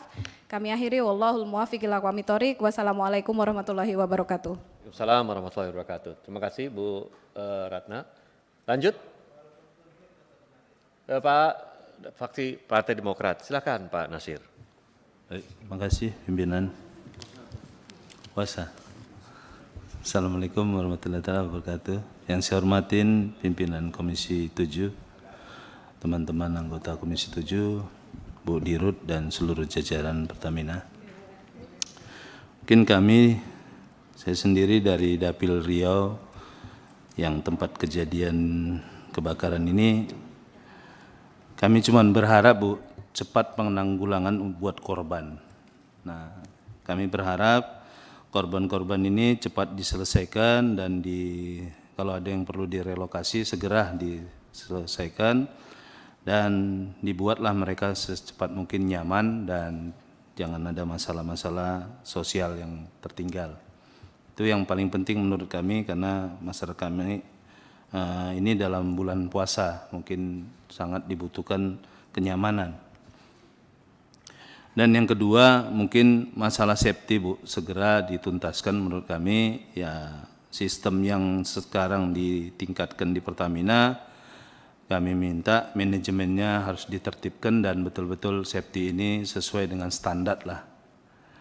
Dan yang berikutnya, seperti pipa-pipa tadi, kalau memang sudah harus diremajakan, ya segera dilakukan, karena memang kilang ini sudah cukup tua lah menurut kami.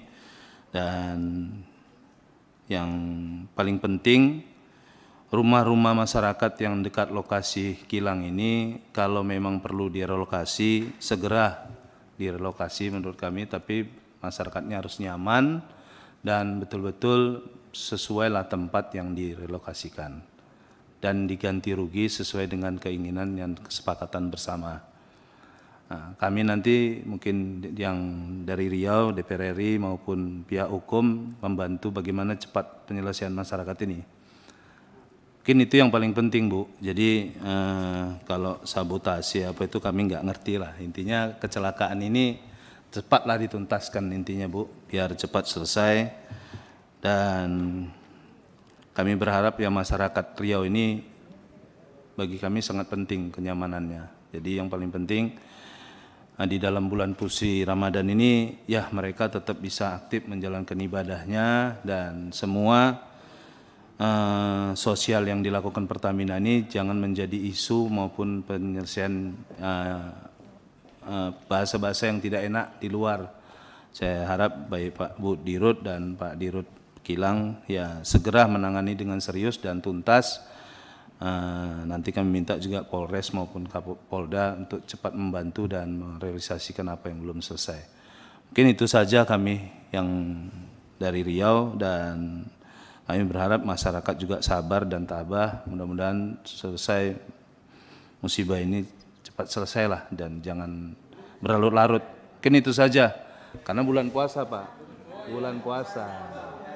Ramadan. Iya, Ramadan kalau berkah. nanti kita teriak-teriak, ini puasa ada air putih di sini.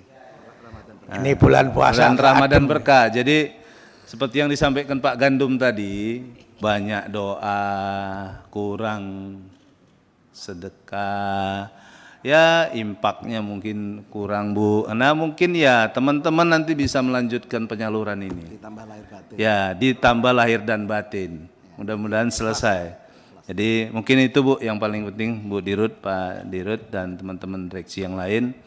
Mungkin terima kasih pimpinan. Saya sudahin, wabillahi taufiq wal hidayah. Assalamualaikum warahmatullahi wabarakatuh. Waalaikumsalam warahmatullahi wabarakatuh. Interupsi Pak Ketua, tadi Pak Nasir bicara soal amal. Kalau periode kemarin, pas dapil saya butuh sarung, saya WA Bu Dirut, langsung dikirim 2.000 sarung. Sekarang 1 sarung pun udah nggak bisa, katanya harus ke Pak Erik semua gitu. Nah, ini ada udah BUMN. Iya, makasih Pak Ketua. Bukan Pak Erik, Pak Eri maksudnya Pak. Jadi bisa ke Pak Eri habis ini ini, Menteri Pak. BUMN, bukan Pak Eri ini, bukan. Katanya dikoordinasikan Menek BUMN semua. Kalau periode kemarin saya WA, tahu-tahu udah dikirim ke Pekalongan sama Pemalang 2.000 sarung. Periode kemarin, waktu beliau masih baru di RUT. Makasih Pak Ketua. Baik, terima kasih. Dari fraksi PKS. Tidak ada, dari fraksi PAN tidak ada. Mungkin dari fraksi PDIP? Ya, falamru. Ya, silakan. Gus. Assalamualaikum warahmatullahi wabarakatuh. Yang saya hormati pimpinan, yang saya hormati Bu Dirut dan direksi semuanya. Terima kasih atas kerauhan dan kehadirannya. Pertama, kita prihatin terjadinya kebakaran kilang ini, dan ini tentunya bukan tanggung jawab Pertamina Ansih, tapi tanggung jawab kita juga di Komisi 7, bagaimana kita harus memberikan masukan-masukan yang baik buat Pertamina. Yang keduanya, kalau saya melihat kebakaran yang sering terjadi, Bu ya, ini saya melihat semacam bergesernya budaya, Bu ya. Jadi degradasi kerja operasional ini sekarang sudah agak menurun. Pak Dirut Kilang barangkali bisa memahami itu, khususnya di safety dan pemeliharaan.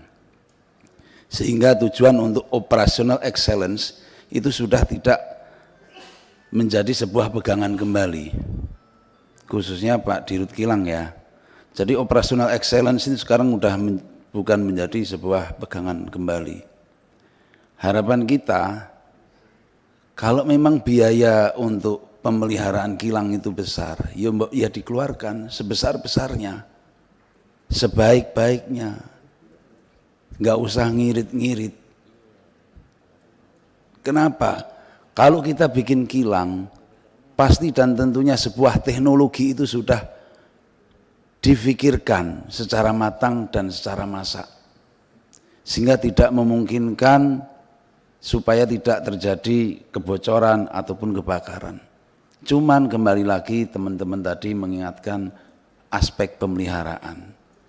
Aspek pemeliharaan ini sangat penting sekali. Jadi izin Bu Dirut dan ada Direktur Keuangan untuk hal ini, ya mohonlah pemeliharaannya dikeluarkan yang sebesar-besarnya. Supaya memang sudah tidak terjadi lagi kebakaran di Pertamina. Dan harapan saya ke depannya sudah menjadi lebih baik lagi. Sekali lagi ini tanggung jawab bukan Pertamina saja, tapi dari Komisi 7 saya pikir juga ikut bertanggung jawab karena yang senantiasa memberi masukan kepada panjenengan. Terima kasih. Wallahu muwaffiq ila aqwamit. Assalamualaikum warahmatullahi wabarakatuh. Waalaikumsalam warahmatullahi wabarakatuh. Silakan Pak Willy dulu, habis itu Pak Bambang ya, Pak Baher ya. Saya dulu Bang. PDP dulu kali. Iya. Ya. Makasih Bang. Baik, terima kasih. Ini melanjutkan apa yang telah disampaikan yang mewakili PD Perjuangan. Terima kasih ya. Waktunya Pak Ketua dan yang kami hormati Bu Dirut dan juga Dirut Kilang dan seluruh rekan yang hadir pada kesempatan ini. Saya hanya ingin menyampaikan, pertama turut prihatin dan juga tetap saya memberikan apresiasi kepada Pertamina yang begitu cepat menyelesaikan masalah hal yang terjadi di sana, terutama pasca dan setelah terbakarnya kilang Dumai ini. Karena beberapa waktu yang lalu kita akan berbicara tentang kilang yang terbakar di Jakarta juga, tidak begitu cepat kejadian-kejadian yang banyak ya. Tentu apa yang telah disampaikan oleh saudara kami, Pala Amru tadi tentang pemeliharaan, tentu itu merupakan sesuatu hal yang menjadi prioritas pertama, termasuk juga safety-nya. Nah, yang ingin saya tanyakan, ya mungkin langsung ke Dirut Kilang kali ya. Ini ada asuransi ya? Confirm ada Pak, ada. Ya, apakah kira-kira kerugian Pertamina akibat dari kebakaran ini di-cover semua atau masih ada yang kerugian gitu yang dirasakan oleh Pertamina? Mengingat ini kalau terus-terusan seperti ini kan jadi kita pendapatan negara dari Pertamina ini juga akan merosot ya atau kecil karena kehilangan harus membayar kecelakaan ini dan juga terganggunya kegiatan-kegiatan operasional. Kira-kira masih sekitar berapa kerugian negara yang bisa dengan terbakarnya Dumai ini? Ya, saya fokus kepada Dumai aja. Sudah ada prediksi perhitungan kerugian negara? Mas, kalau angkanya masih dalam kalkulasi Pak, karena kemarin seperti warga juga kan lagi pendataan nih, jadi ada pertumbuhan gitu ya maksudnya. Kalau dari asuransi, estimasi awal kemarin dari rough estimate itu masih bisa di-cover oleh asuransi yang ada. Itu dulu. Cuma angkanya saya belum mendapatkan laporan yang detail. Baik, terima kasih. Mungkin pada saatnya nanti Pak Dirut dan Ibu Dirut ya, karena kita sudah melihat di tahun ini aja sudah beberapa kali terbakar, ya mungkin perlu juga kami ingin mengetahui angka dari kerugian negara yang akibat dari terbakarnya beberapa kilang yang terjadi pada saat ini. Karena bagaimanapun adanya terbakar ini tentu juga akan membawa dampak kerugian, dalam hal ini juga pendapatan.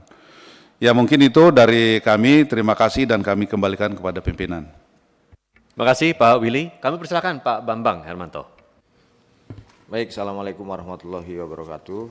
Terima kasih pimpinan pimpinan dan seluruh anggota Komisi 7 yang saya hormati, Bu Dirut Pertamina beserta seluruh jajarannya yang saya hormati. Jadi saya ingin menambahkan saja Bu Dirut, kalau kita melihat dari paparan ini ternyata memang kilang kita ini memang sudah pada tua-tua ya. Umurnya yang di Pelaju 1971, kemudian yang di Dumai 68 kalau nggak salah.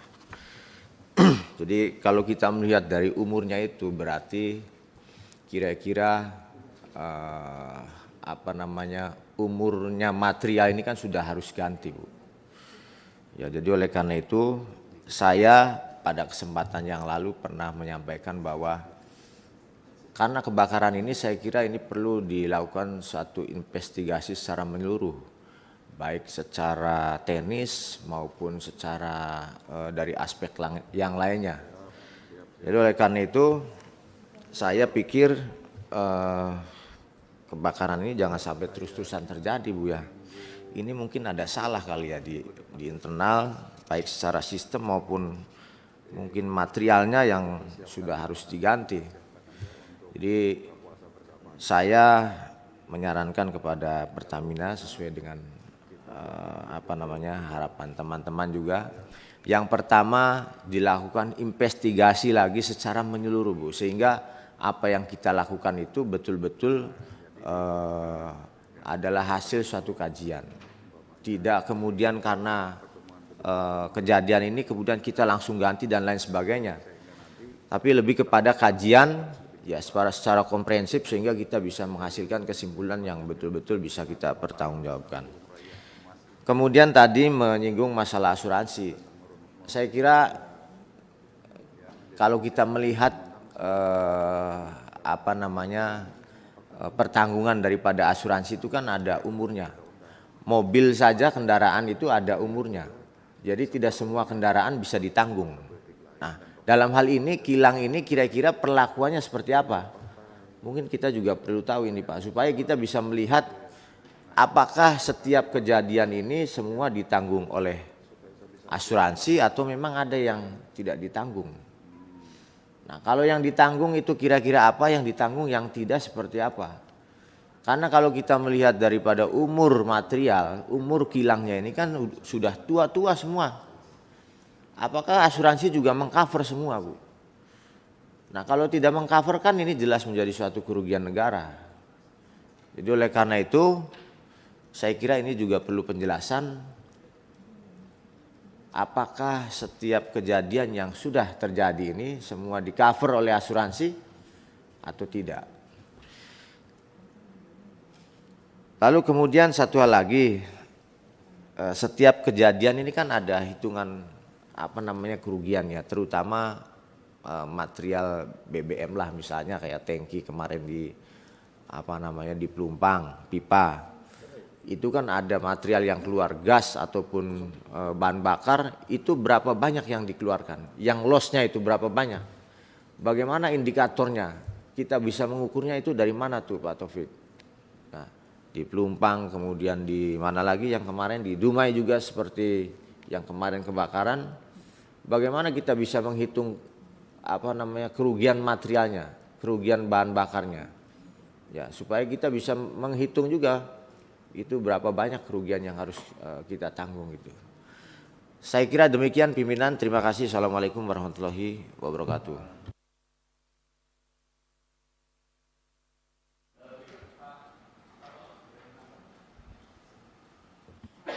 Terima kasih pimpinan yang kami hormati, sahabat Komisi 7 yang kami hormati, Bu Dirut dengan seluruh jajaran yang kami hormati.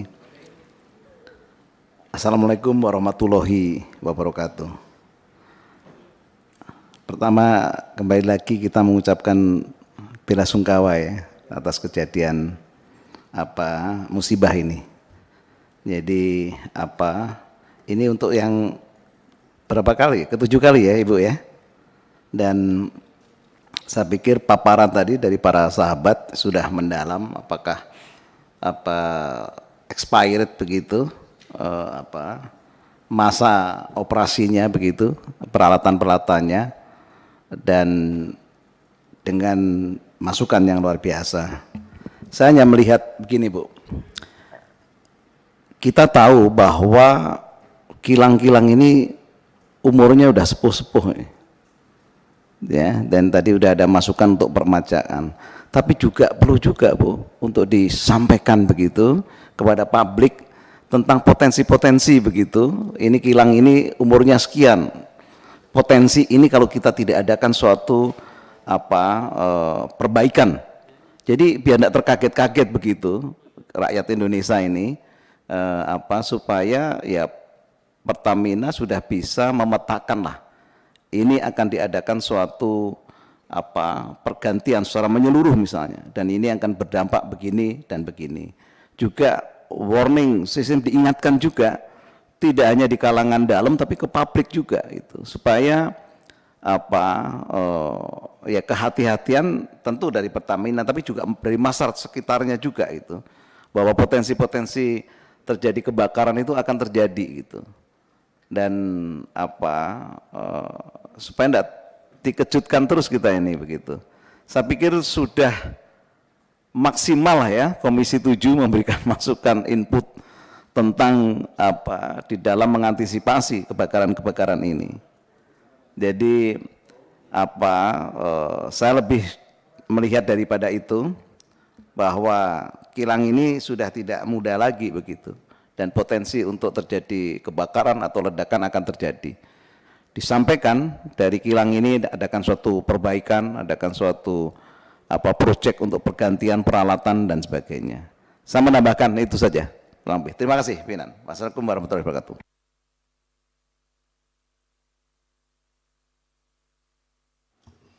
Pimpinan.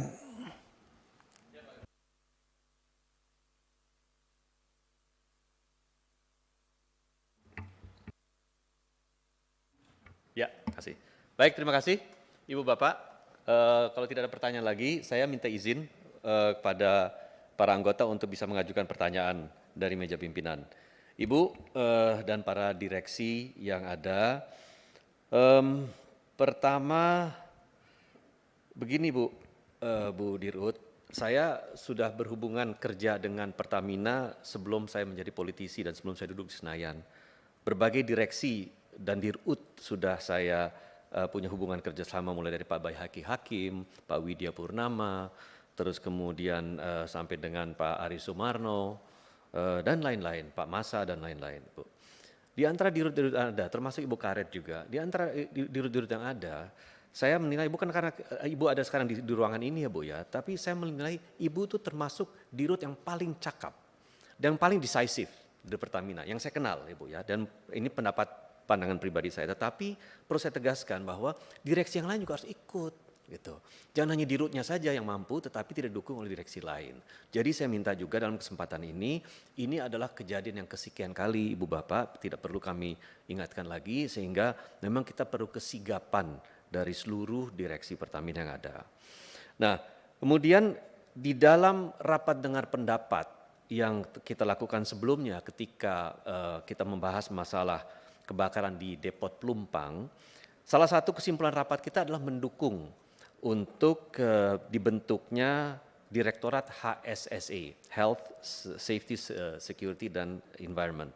Nah sekarang ini kita akan mendesak Bu, nanti dalam kesimpulan rapat akan kita sampaikan. Tapi kita juga minta Bu, dengan tidak bermaksud untuk masuk ke ranah teknis, karena ranah teknis itu adalah wilayah korporasi, jangan sampai nanti HSSE ini tidak diberikan kewenangan juga untuk melaksanakan tugasnya. Dan hanya sekedar nanti menjadi direktorat kambing hitam. Kalau sampai nanti ada kejadian lagi, ya kambing hitam gampang. Bukan Pak Taufik lagi, bukan Pak siapa lagi, tetapi direktorat HSSE, itulah kambing hitam. Nah jadi ini saya pikir perlu untuk menjadi perhatian kita bersama. Kita memang membutuhkan direktorat HSSE untuk bisa mampu memberikan fokus dan perhatian khusus terhadap masalah keamanan dan keselamatan kerja ini. Mungkin itu yang bisa kami sampaikan dari kami, dan kami persilahkan Ibu bersama Direktur. Pimpinan, masih Pimpinan. Ya. Terima kasih. Pak Direktur Kilang, kira-kira yang mau terbakar itu dibakar kapan lagi dan di mana kira-kira? Jadi ini penting untuk diketahui. Jadi Jangan sampai direktur dirut malah kilang tidak visioner. Harus visioner. Apa visioner itu kemampuan melihat kenyataan di luar batas sekarang. Kalau tidak visioner jelas kasihan itu apa tupoksi panjenengan. Ini loh. Jadi kita ingin mengetahui itu. Pak pimpinan, kita beri waktu berapa? Kalau memang tidak ada progres, ya kita rapat dengan Menteri BUMN. Kita minta pertanggungjawab atas penunjukan ini. Ya. Saya melihat profilnya Bapak disiplin ilmunya bukan ahli dalam kilang minyak. Nah, ini bertanggung jawab Pak Erik ini. Ya. Menempatkan jangan sampai sembarang menempatkan orang gitu. Ya. Jadi saya masih ingin ini dibentuk panja Pak. Ya, dibentuk panja. Bagaimana untuk mengungkap masalah ini. Ini tidak sesederhana ini. Ini kata kita ungkap, blow up-nya lebih daripada 349 triliun. Ini hal yang penting kita ungkap di sini. Dan kalau ini terus, saya yakin penanganan secara tradisional terus seperti dengan teori yang muluk-muluk, saya yakin akan terjadi lagi kebakaran. Dan kebakaran itu saya mempunyai indikasi kalau memang ada yang sengaja dibakar untuk membuat goyahnya Pertamina secara internal. Nah, inilah. Tadi Pak pimpinan mengatakan kecakapan Budirut. Nah, salah satu kecakapan pimpinan itu kemampuan seni mengelola orang banyak. Kalau tidak mampu mengelola dengan seni orang banyak, ya seperti banyak hal yang terjadi kacau balau ini. Jadi itu bagaimana seninya seorang pemimpin mengelola orang banyak, mengelola manajemen dan sebagainya. Kalau manajemen katanya sudah cakap, tapi pengelolaan orang banyak inilah yang harus kita tunjukkan dan berhasil guna, berdaya guna. Ini Pak Direktur Utama Pak. Ini saya sebenarnya sejak dulu perhatian sekali dengan kinerja Bapak bagus. Gitu. Jangan sampai gara-gara tidak cuin dengan itu kerja sudah bagus, ada halangan, kemudian ada pihak-pihak yang entah itu umur teknis, umur hubungan interaksi antar manusia ini yang menjadi kasihan dengan Bapak saya. Karena sudah saya percaya Bapak berpikir sungguh-sungguh. Tapi lingkungan perlu juga. Jadi itu Pak. Dan kami yang duduk berhadapan adalah barisan dari pimpinan. Pimpinan juga harus tegas gitu loh. Ya. Hadap kanan, hadap kiri, pimpinan harus mempunyai apa-apa yang tegas. Nah, kalau enggak tegas nanti bisa cilaka. Yang cilaka tidak hanya seorang, semua akan cilaka. Itulah, biarpun dalam tatib pimpinan lalu lintas bisa, tapi sebenarnya tidak itu. Tidak itu. Nah, seni mengelola orang banyak termasuk salah satu di dalam. Terima kasih Pak. Baik Pak Gandung. Kalau tidak ada lagi tanggapan dari Ibu Bapak sekalian, saya persilahkan Ibu Dirut untuk bisa memberikan jawaban. Singkat saja Bu, sisanya nanti bisa diberikan tertulis karena kita juga akan melakukan RDP berikutnya dalam waktu dekat ini. Terima kasih. Baik, terima kasih Bapak Pimpinan dan Bapak Ibu anggota yang kami hormati. Nanti mungkin beberapa hal secara garis besar saya jelaskan, detailnya akan disampaikan secara tertulis atau mungkin teman-teman ada yang ingin menambahkan. Jadi tadi banyak yang membahas tentang bagaimana standar yang digunakan. Jadi tadi Pak Taufik itu menyampaikan yang operational acceptance dan juga plan availability factor itu adalah Solomon Index ya. Jadi memang itu standar internasional yang digunakan dan pihak ketiga yang melakukan evaluasinya. Selain itu Pertamina juga menggunakan untuk yang safety dan health itu menggunakan International Sustainability Rating System (ISRS). Ini dilakukan oleh internal auditor global yaitu DNV. Jadi ini yang dua hal ini yang menjadi dasar kita melakukan maintenance.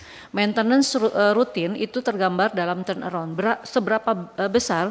Mungkin Bapak Ibu bisa lihat juga di halaman 4. Contoh Pak, di tahun 2022 turnaround yang sudah dilakukan baik untuk Balikpapan maupun Balongan. Ada 2 kilang yang tahun lalu sudah kita lakukan turnaround, itu memperbaiki 68 tangki, kemudian 121 rotating equipment, dan juga 29 boiler di luar piping dan instrumentation dan electrical system. Jadi memang besar sekali.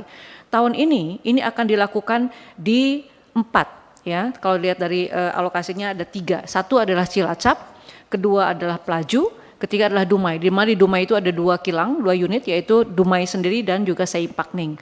Berapa banyak yang akan di maintenance? Itu tangki ada 49, rotating equipment 137 unit dan boiler 36. Termasuk di dalamnya adalah untuk instrumentation, electrical dan juga piping, termasuk control system. Kaitannya dengan teknologi, ini kan kalau teknologi itu berjenjang ya. Di awal kita menggunakan PLC, kemudian SCADA, kemudian DCS, mungkin nanti adalah HMI. Nah ini kita sekarang ada di tahap itu ada di DCS. Dan sebagian ini sudah menggunakan human machine interfacing. Dan artinya teknologi tentu akan selalu kita upgrade. Ini kilang tua, betul. Oleh karena itu kita harus lakukan. Nah dalam melakukan penggantian ini memang tidak bisa sekaligus. Kita sudah identifikasi tadi yang ratusan rotating equipment ini. Karena ketika ini diperbaiki maka kilang harus dimatikan. Kilang dimatikan tentu akan mengganggu supply. Oleh karena itu kita membuat program itu 5 tahunan. Ini Pak Taufik tadi menyampaikan 5 tahun tuh mana saja turnaround yang akan dilakukan. Sekaligus gitu ya. Setahun langsung dilakukan tahun tersebut dilakukan turnaround. Maintenance yang sifatnya yang minor itu tetap dilakukan, yang diperbolehkan dilakukan ketika kilang beroperasi. Turnaround adalah major overhaul yang dilakukan harus dalam kondisi kilangnya dimatikan. Ya, jadi program itu sudah ada. Dumai ini sudah masuk ke dalam rencana Oktober tahun ini akan melakukan turnaround untuk seluruh tangki, rotating equipment dan juga boiler dan lainnya ya. Interupsi Pak Ketua. Bu Dirut, memang turnaround mungkin diadakan bukan 5 tahun, malah 3 tahun. Iya. Tapi kadang partnya yang harus diganti itu belum tentu diganti, Bu. Nah, itu problemnya. Saya kan tahu juga. Ya. Nah, dulu juga begitu. Waktu zaman dulu saya tahu juga kan. Padahal sekarang kan udah lama-lama partnya makin tua. Jadi memang ya di situ yang harus, kalau nanti ini sebenarnya masalah kan teknis, tapi teknis bisa jadi politis, Bu. Nah, itu kadang-kadang kan misalnya kalau kami DPR bicara politik, pokoknya jangan terjadi kebakaran. Padahal sebenarnya penyebabnya hal teknis. Nah, ini yang memang kalau direksi saya selalu berpikir membuat komposisinya politik sekian puluh persen, strategi sekian puluh persen, tapi teknis juga harus tahu juga sekian persen untuk tingkat direksi. Kalau tidak politis juga, tidak tahu politis juga repot. Bisa ribut melulu sama DPR sama pemegang saham.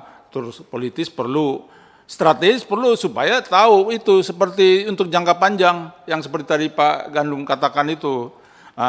Teknik harus tahu juga ini persoalan-persoalan yang artinya yang rutin terjadi di equipment di kilang itu, Bu. Termasuk di depo juga gitu. Itu saran saya. Makasih Pak Ketua. Ya, silakan Bu, lanjut. Pak Ramson.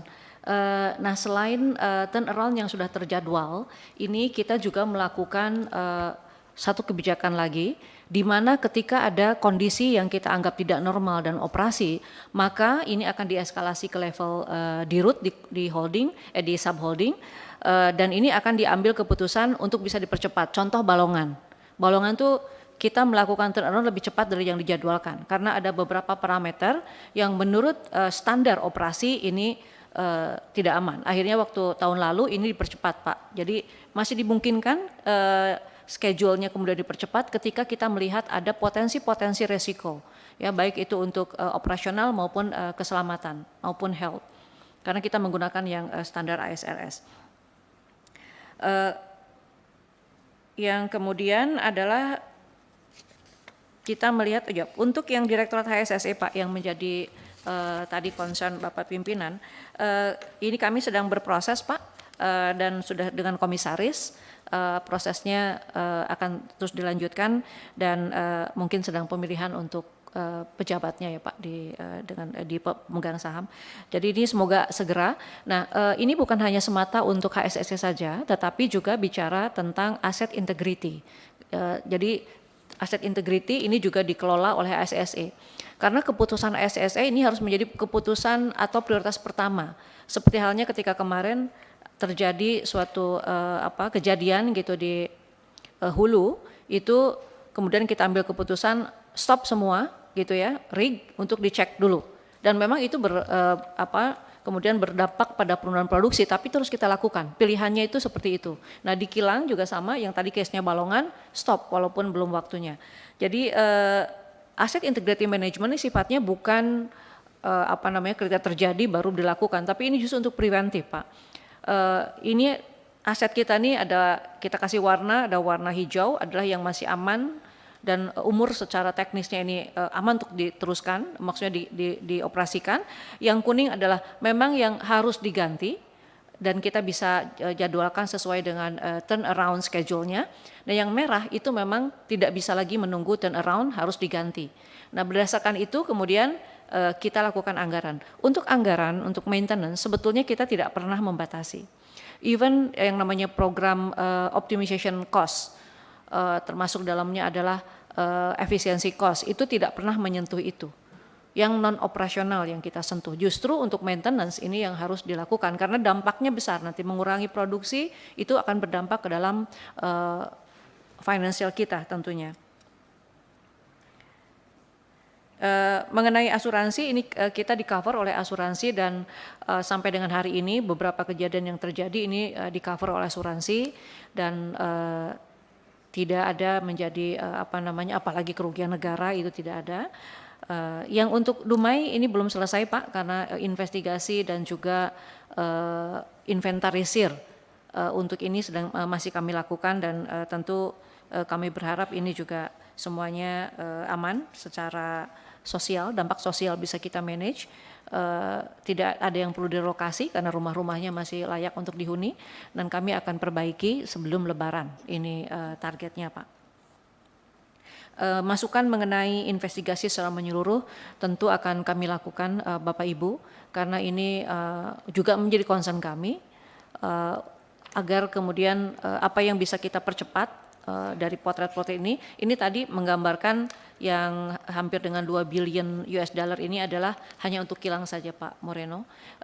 Masing-masing nanti CNT, kemudian subholding upstream itu punya anggaran maintenance sendiri-sendiri Pak. Termasuk dalamnya adalah untuk safety, faktor safety yang harus diamankan gitu. Mungkin demikian Bapak pimpinan yang bisa kami sampaikan secara detail nanti kami akan sampaikan secara tertulis. Terima kasih atas masukannya Bapak-Bapak Ibu. Terima kasih. Baik, terima kasih. Ada lagi kira-kira Pak yang lain? Cukup? Baik. Baik, kalau begitu kita akan masuk ke draft kesimpulan yang akan kita bacakan.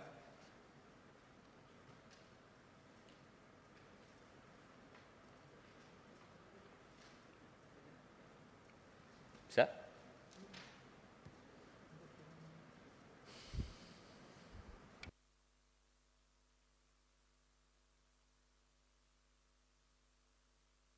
Baik.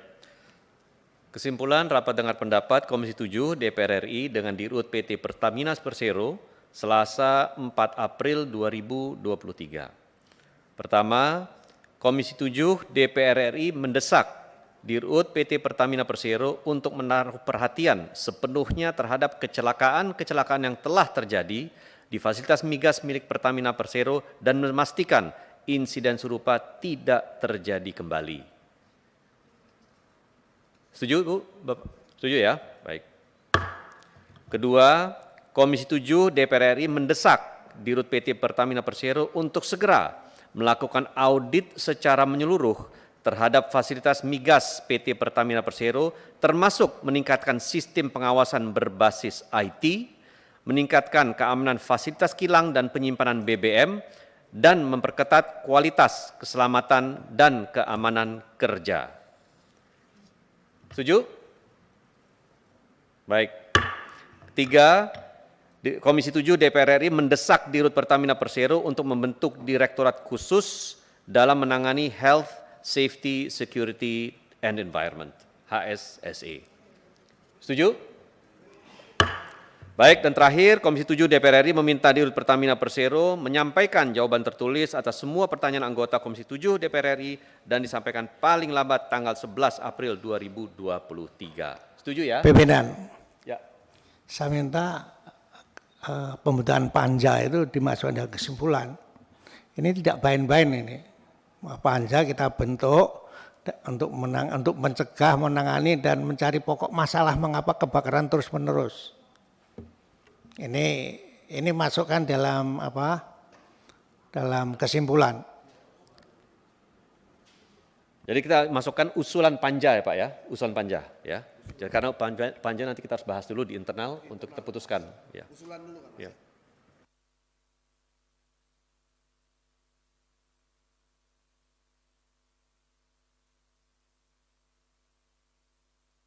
Itu Pak Ketua, panja maksudnya usulan panja Pertamina gitu ya? Oh, jadi semuanya gitu ya? Hebat juga Pak Gandung usulannya. Sebagai catatan rapat kita sampaikan. Terima kasih Dokter.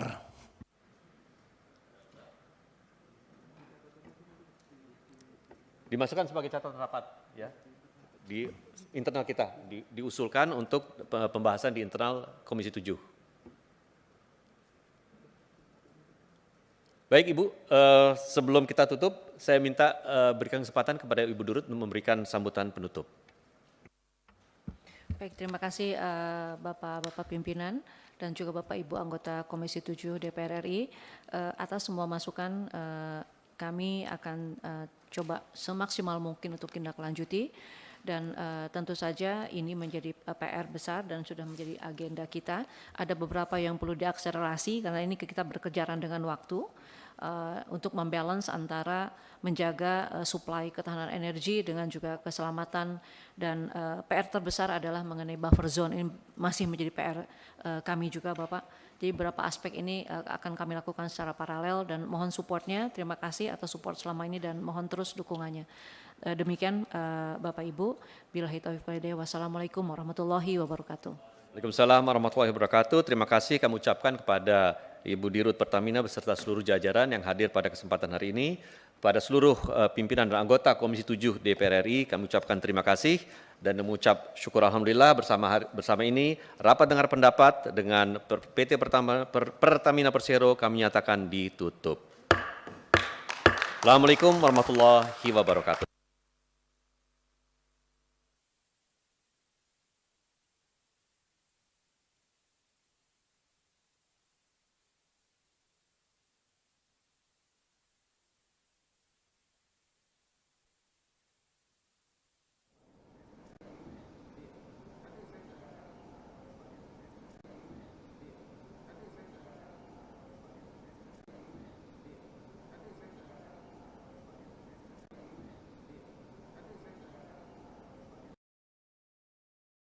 Ini yang kami hormati Ibu Bapak anggota Komisi 7 DPR RI, yang kami hormati Dirut PT Pertamina Persero beserta jajaran direksi yang hadir, serta hadirin yang berbahagia. Pertama-tama mari kita ucapkan puji syukur kehadirat Allah Subhanahu wa taala karena rahmat dan karunia-Nya kepada kita semua, kita bisa berkumpul pada hari ini melaksanakan rapat dengar pendapat guna melaksanakan tugas-tugas konstitusional kita. Pada hari ini kami juga ucapkan terima kasih kepada pimpinan dan anggota Komisi 7 DPR RI yang hadir untuk melaksanakan rapat dengar pendapat dengan Dirut PT Pertamina Persero beserta jajaran.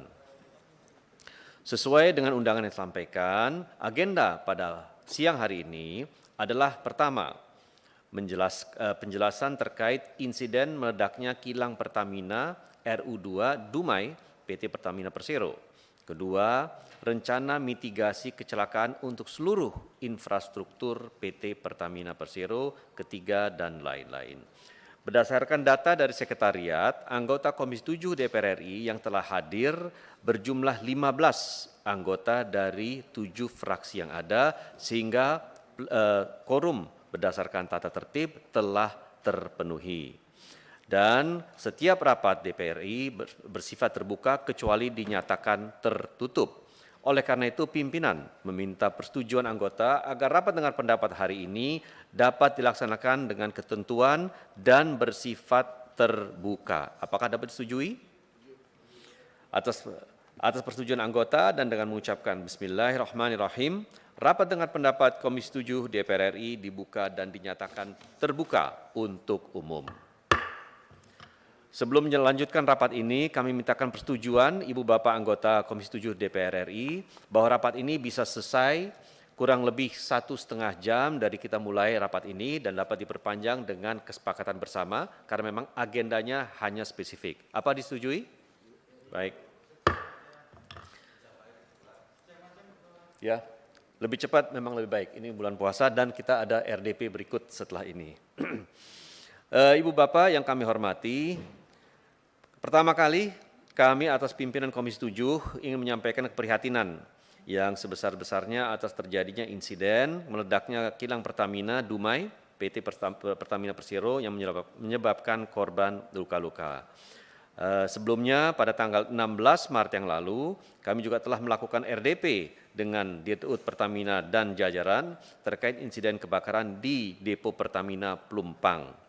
Salah satu kesimpulan rapat adalah untuk segera mendesak Dirut Pertamina dan jajaran untuk segera melakukan audit secara menyeluruh terhadap fasilitas migas PT Pertamina termasuk kilang minyak dan penyimpanan BBM serta memperketat kualitas keselamatan dan keamanan kerja agar insiden serupa tidak terjadi lagi.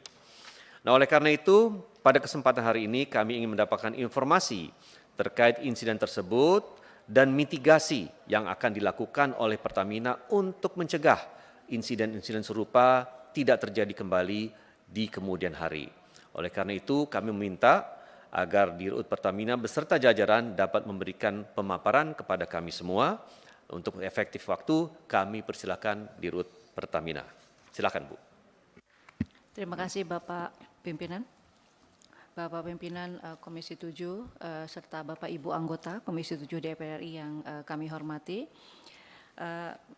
Saya didampingi oleh tim baik dari Persero maupun dari KPI, Pak, dari Subholding Refinery Petrochemical.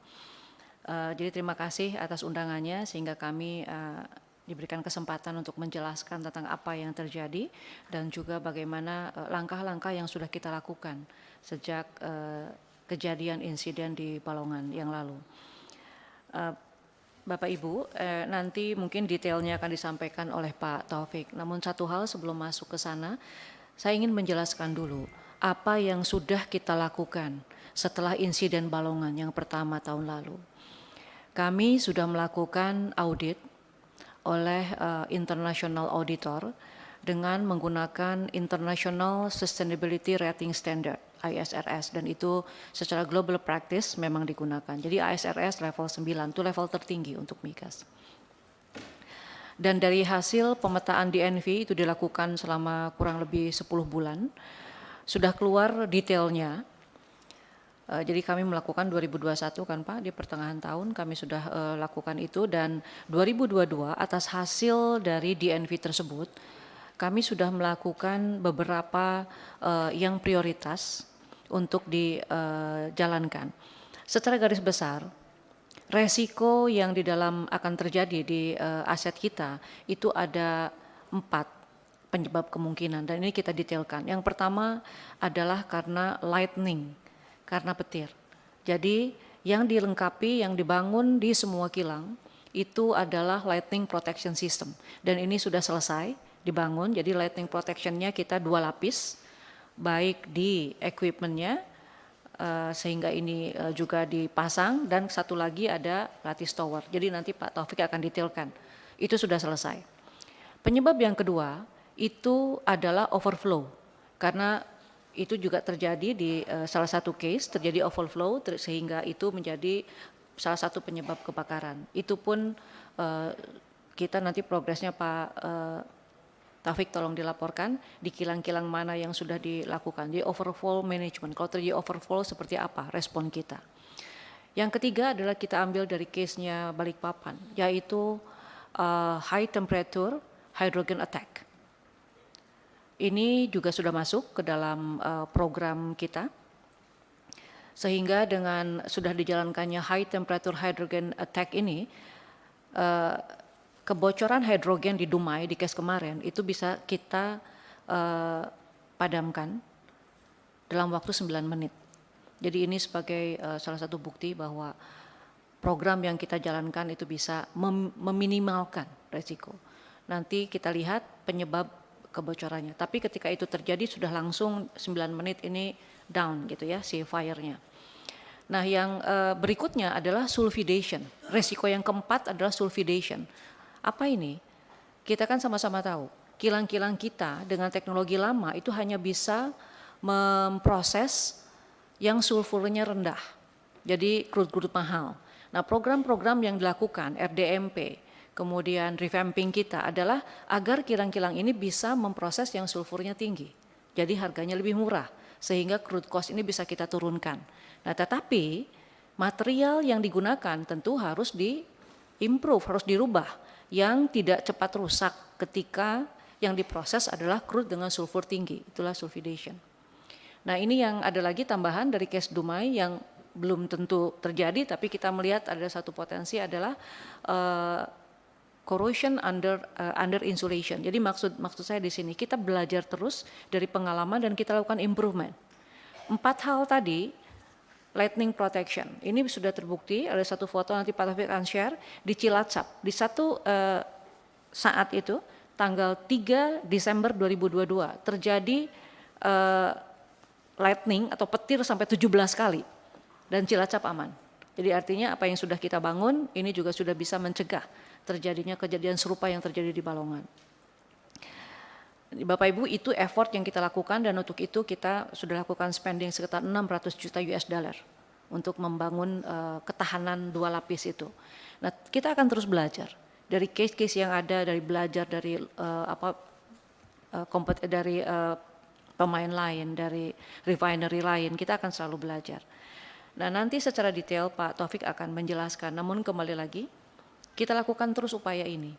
Karena kita sama-sama tahu kilang yang kita operasikan ini adalah kilang yang tua dan Pelaju ini, Dumai ini dibangun tahun 71 dengan segala ininya, tapi kita harus kita sebut ada operational availability karena kita ingin mengurangi, menekan import. Sehingga operational availability menjadi salah satu ukuran kinerja utama dari kilang.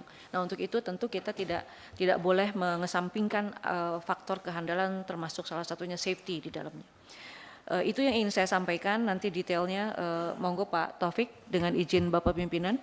Kami minta Pak Dirut Subholding Refinery Petrochemical untuk menyampaikan detailnya. Ya silakan Pak Taufik, izin tadi Pak Pimpinan Pak Edi sholat dulu sebentar, jadi diganti sama saya sebentar. Baik, terima kasih pimpinan Bu Nike untuk izin saya menyampaikan update perihal insiden di Dumai, tapi mungkin nanti saya akan izin menyampaikan juga kinerja yang kita ukur di kilang itu seperti apa. Baik, ini menjelaskan apa yang kami selama ini lakukan monitoring untuk performance di kilang yang tentunya kita mengacu ke standar internasional yaitu Solomon ya, Solomon Index. Jadi ada 2 hal terkait kehandalan kilang yang kami ukur. Yang pertama adalah Plant Availability Factor dan Operational Availability Factor. Di mana Operational Availability Factor itu menjadi salah satu parameter yang digunakan sebagai benchmark kilang internasional berdasarkan Solomon Index. Nah, Plant Availability Factor dan Operational Availability Factor ini yang sebelah kiri adalah data yang kami potret di tahun 2022, di mana pada saat penyusunan rencana kerja itu plan availability factor kami ditargetkan 99,2%, namun alhamdulillah sudah 2022 kita capai 99,7%. Demikian juga dengan operation availability, di mana realisasi adalah lebih besar daripada target yang ditetapkan. Nah, bagaimana kilang Pertamina secara konsolidasi relatif terhadap industri berdasarkan Solomon Index tadi terkait dengan operation availability yang diukur, kita ada di posisi 96%, di mana sedikit di atas global refinery yang berdasarkan Solomon Index tersebut 95,3%. Nah, tentunya ini tidak juga membuat kami puas, karena kami punya target untuk bisa berada di kuartil 1 yang kami targetkan nanti di 2026 sesuai dengan rencana kerja kami. Nah, bagaimana tentunya tadi konsolidasi 96% ini tentunya berbeda-beda antara kilang 1 dan kilang yang lainnya, sebagaimana kami sampaikan di sini, di mana RU2 Dumai di 96,3, RU3 Pelaju di 98, dan RU6 Balongan di 93,7 dan seterusnya.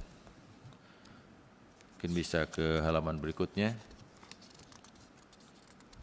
Nah, tadi tentunya dengan fakta bahwa operation availability di masing-masing kilang berbeda, kami susun program bagaimana roadmap untuk menuju ke kuartil 1 operation availability kilang di tahun 2026.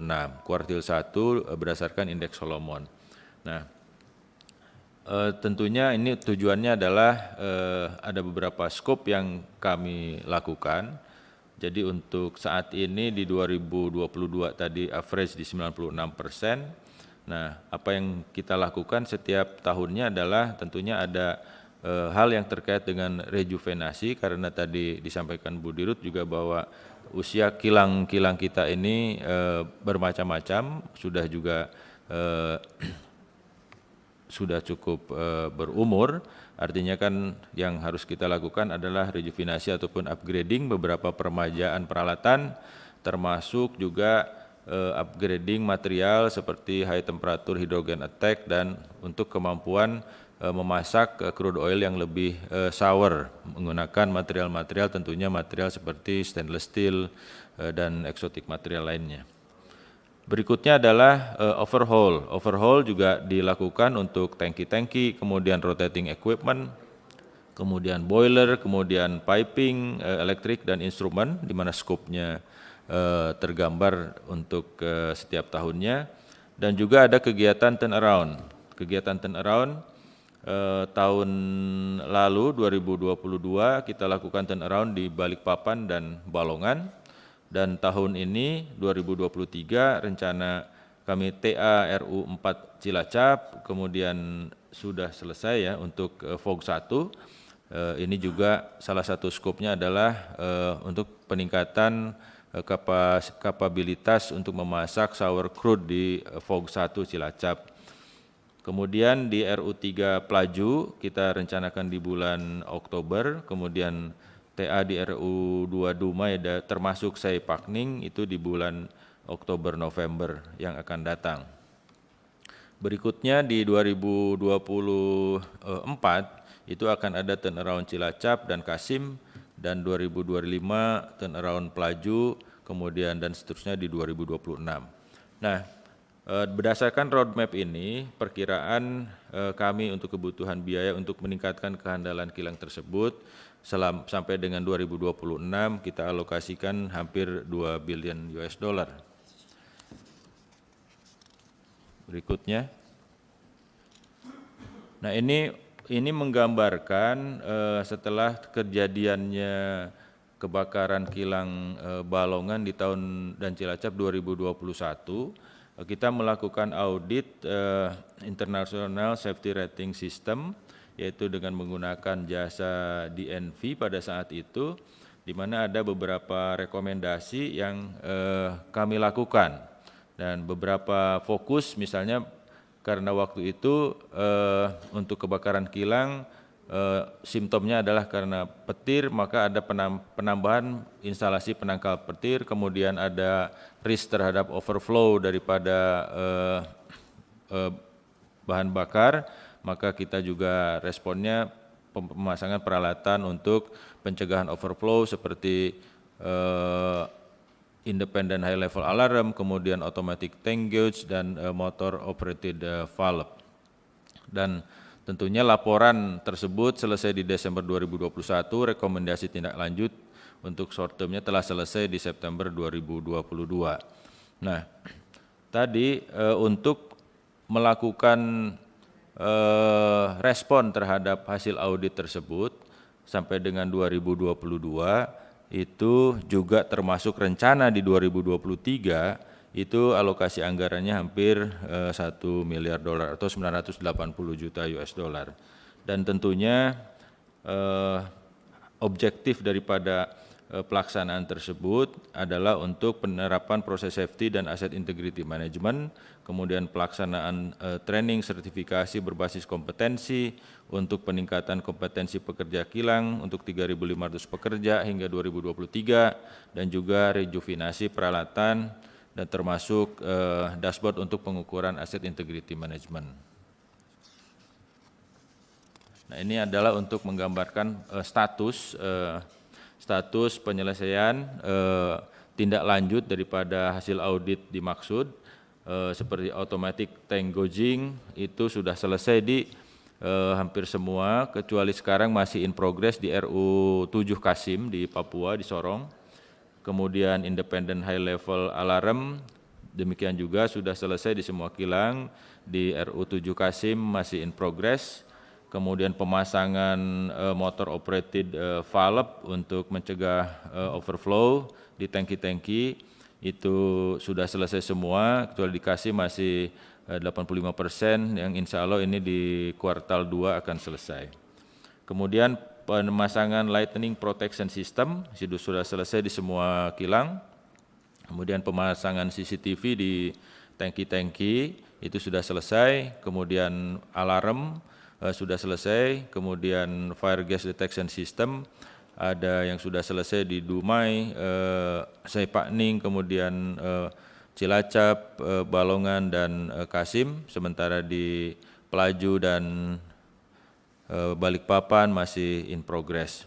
Kemudian juga pemasangan ataupun penyempurnaan sistem fire protection system terhadap existing defensive type menjadi offensive fire protection system itu masih in progress, yang sudah selesai di RU 4 Cilacap. Berikutnya adalah status untuk pemasangan lightning protection system. Ini tadi sudah disampaikan, sudah selesai semua di semua kilang. Jadi ini ada menggambarkan jumlahnya, seperti di Dumai jumlahnya 27, kemudian di Saipakning ada 3, di Pelaju ada 17, kemudian 27, kemudian di Cilacap 47, di Balikpapan 23, kemudian di Balongan 28, dan di Kasim ada 10 titik lightning protection system. Nah, gambar ini adalah yang sebagaimana disampaikan Bu Dirut tadi, bahwa kita merekod melalui CCTV, kemudian ada sistem counter seberapa kali mendapatkan hit daripada petir, itu terhitung di rekodnya. Jadi ada di foto ini menggambarkan ada satu lightning pole protection udah mencatat sebesar 17 kali sambaran petir di kilang Cilacap pada ini di 5 Desember 2022 rekodnya. Itu mungkin status daripada upgrading yang sudah kami lakukan. Kemudian berikutnya kami akan menjelaskan perihal insiden yang terjadi di Dumai pada hari Sabtu malam. Di halaman ini adalah menggambarkan overview proses yang terjadi di kilang RU2 Dumai, di mana kilang Dumai merupakan kilang pengolahan minyak terbesar ketiga di Indonesia dengan total kapasitas penggilingan 170.000 barrel per hari. Jadi hampir 16,5% dari total kapasitas kilang Pertamina. Kemudian luas areanya 356,3 hektar, jumlah pekerjanya ada 1.177 pekerja. Kemudian RU2 Dumai juga terdiri dari 2 lokasi, yaitu ada di Saipakning, yaitu di kilang yang dibangun tahun 69 dengan kapasitas CDU 50.000 barrel per hari. Jadi kemudian Dumai, kilang Dumai tahun 71 kapasitas CDU 120.000 barrel per hari. Kemudian produk yang dihasilkan dari kedua kilang ini adalah 87% itu fuel, kemudian 12%-nya non-fuel. Non-fuel itu terdiri dari LPG, green coke, dan LAWS. Kemudian sedangkan 1% itu others, ada UCO, NBF, smooth fluid, dan Solpi. Nah, untuk simplifikasi sistem kilang tentunya mayoritas produk dari kilang Dumai adalah produk solar, di mana dihasilkan dari crude distillation unit dan hydrocracker unit atau HCU. Ya. HCU sendiri berfungsi untuk memproses fraksi berat yang di cracking sehingga menjadi produk bernilai jual tinggi seperti produk BBM tersebut. Nah, simplifikasi prosesnya adalah seperti dalam gambar, bahwa ada crude oil, kemudian ada medium to heavy-nya diubah di CDU itu menjadi gas, LPG, kemudian menjadi gasolin, dan menjadi kerosin atau kero menjadi aftur. Kemudian sedangkan yang fraksi beratnya itu diproses menjadi diesel. Nah, ada juga yang di cracking lagi dengan hidrogen di HCU, hydrocracker unit, yang unit 211 dan 212 untuk apa? Yaitu untuk memproduksikan nafta, aftur, diesel, dan ada bottom product. Nah, bagaimana untuk menjaga keseimbangan suplainya hidrogennya ke HCU tersebut? Ada namanya unit make up gas compression unit untuk mensuplai hidrogen ke HCU, yaitu bertugas mentransfer gas hidrogen yang diproduksi di hidrogen plant menuju ke unit HCU tadi. Karena kan lama-lama hidrogen bereaksi untuk menghasilkan tadi membreak menjadi nafta, aftur, sehingga ada consumable yang harus di make up. Itu kira-kira fungsi daripada MUGC. Nah, berikutnya adalah kronologis kenapa terjadi fire atau flash di pipa 6 inci make up gas kompresor di kilang Dumai. Jadi pada jam 22.42 terjadi kebocoran gas hidrogen pada pipa 6 inci di kompresor 212C2, kemudian letak bocorannya pada line second stage discharge kompresor sebagaimana dalam diagram itu. Jadi posisinya antara second stage kompresor sama third stage kompresor atau high pressure kompresor. Nah, kejadian bocoran tersebut diikuti flash serta menyebabkan getaran dan dentuman keras. Kemudian data terakhir itu dirasakan sampai radius 1 km yang terdampak di perumahan warga. Kemudian apa yang kami lakukan tentunya pada saat kejadian sistem emergency shutdown-nya berfungsi sehingga unit HCU tersebut kita shutdown kan 2 unit kompresor untuk memastikan proses-proses atau unit-unit yang lain di kilang Dumai itu tidak terganggu. Kemudian dilakukan pemadaman dan pendinginan dan alhamdulillah rekan-rekan di lapangan koordinasi berjalan dengan baik sehingga pada jam 22.51 itu api sudah berhasil dipadamkan. Dan evaluasi lebih lanjut pada jam 23.30 itu kondisi sudah dinyatakan aman. Nah, saat ini untuk root cause dari insiden flash masih dalam investigasi. Investigasi dilakukan baik oleh internal Pertamina Group dari holding, kemudian Ditjen Migas SDM, Dirtek Link, kemarin juga hadir di sana, dan dari pihak kepolisian Puslap Polri. Nah, kemudian sampel dari material atau material yang failure nanti akan kami lakukan uji di laboratorium untuk melakukan analisis metalurgi untuk memastikan apakah nanti material seperti ini masih sesuai untuk untuk hidrogen service tersebut, atau harus dilakukan peningkatan kekuatan materialnya. Berikutnya adalah menggambarkan lokasi kejadian. Jadi yang paling kiri itu lokasi kejadian di HCU unit, kemudian plot plan yang sebelah tengah itu titik kejadian, ada di dalam ada perkantoran, kita di areal operasi kilang yang tadi 330 hektar, kemudian juga ada buffer zone sebelah kanan. Nah, di sebelah bawahnya itu adalah ada pemukiman warga di Desa Tanjung Palas, berjarak kira-kira 450 meter dari kejadian lokasi, tetapi dari perimeter kilang kira-kira dipisahkan oleh jalan ya Pak Didik ya, hampir 4 meteran.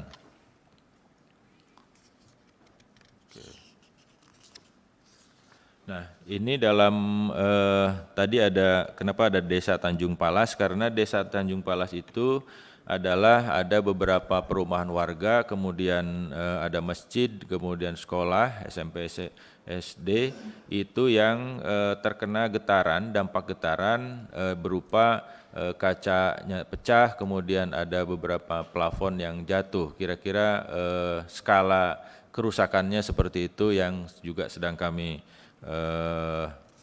ganti, perbaiki. Nah, berikutnya adalah ini adalah analisis dampak daripada insiden, kemudian penanganan dampak serta bagaimana rencana tindak lanjut yang akan kami lakukan. Jadi dampak per kejadian 3 April 2023 dari korban personal ada 9 orang first aid, luka gores akibat serpihan kaca, seluruhnya telah pulang dan saat ini telah bekerja kembali, itu semua pekerja di RU2 Dumai. Kemudian rata-rata kerusakan properti di wilayah terdampak adalah kerusakan ringan dengan mayoritas kerusakan plafon dan kaca.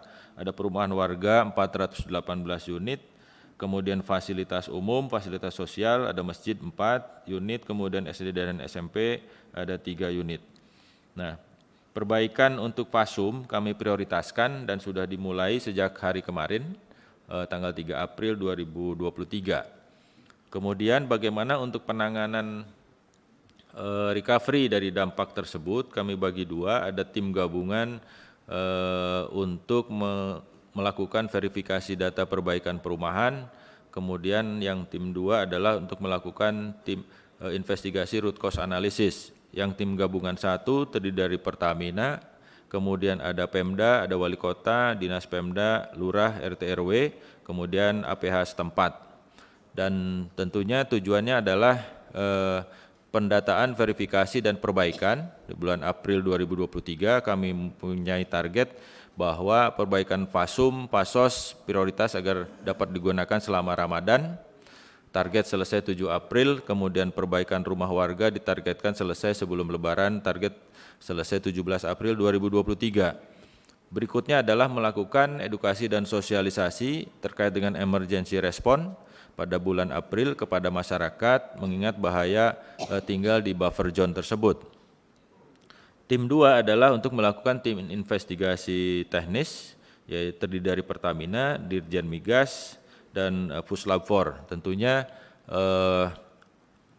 outcome yang akan disampaikan oleh tim investigasi tentunya adalah rekomendasi terhadap penguatan peralatan dan fasilitas sekitar pada bulan Mei 2023, termasuk contohnya pemasangan tempered glass di perkantoran dan kaca film untuk proteksi kaca sehingga apabila dampak ada getaran tidak scatter. Kemudian yang kedua adalah review buffer zone di bulan Juli 2023, melakukan studi fire and explosion risk assessment dan merekomendasikan jarak aman terhadap risiko yang kemungkinan terjadi di kilang RU2 Dumai. Berikutnya adalah untuk menjelaskan rencana recovery unit fasilitas. Jadi yang pertama adalah rencana perbaikan fasilitas tersebut ditargetkan full capacity akan kembali pada 15 April 2023, kemudian tentunya melalui proses inspeksi perbaikan terhadap sistem, terhadap hardware-nya yang sebelum kita startup kembali.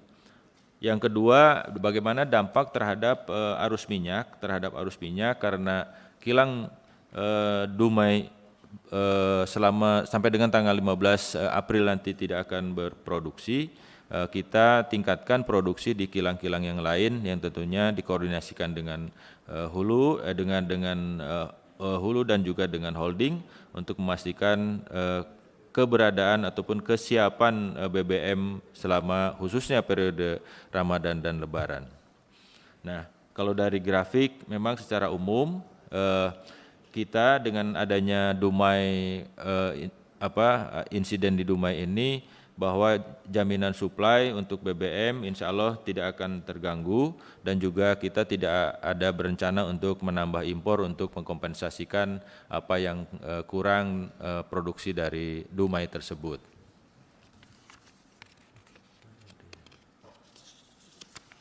Mungkin demikian Pak Pimpinan dan Bu Nike penjelasan dari kami. Terima kasih. Saya kembalikan. Sudah Bu? Ya, baik. Baik, terima kasih atas penjelasannya.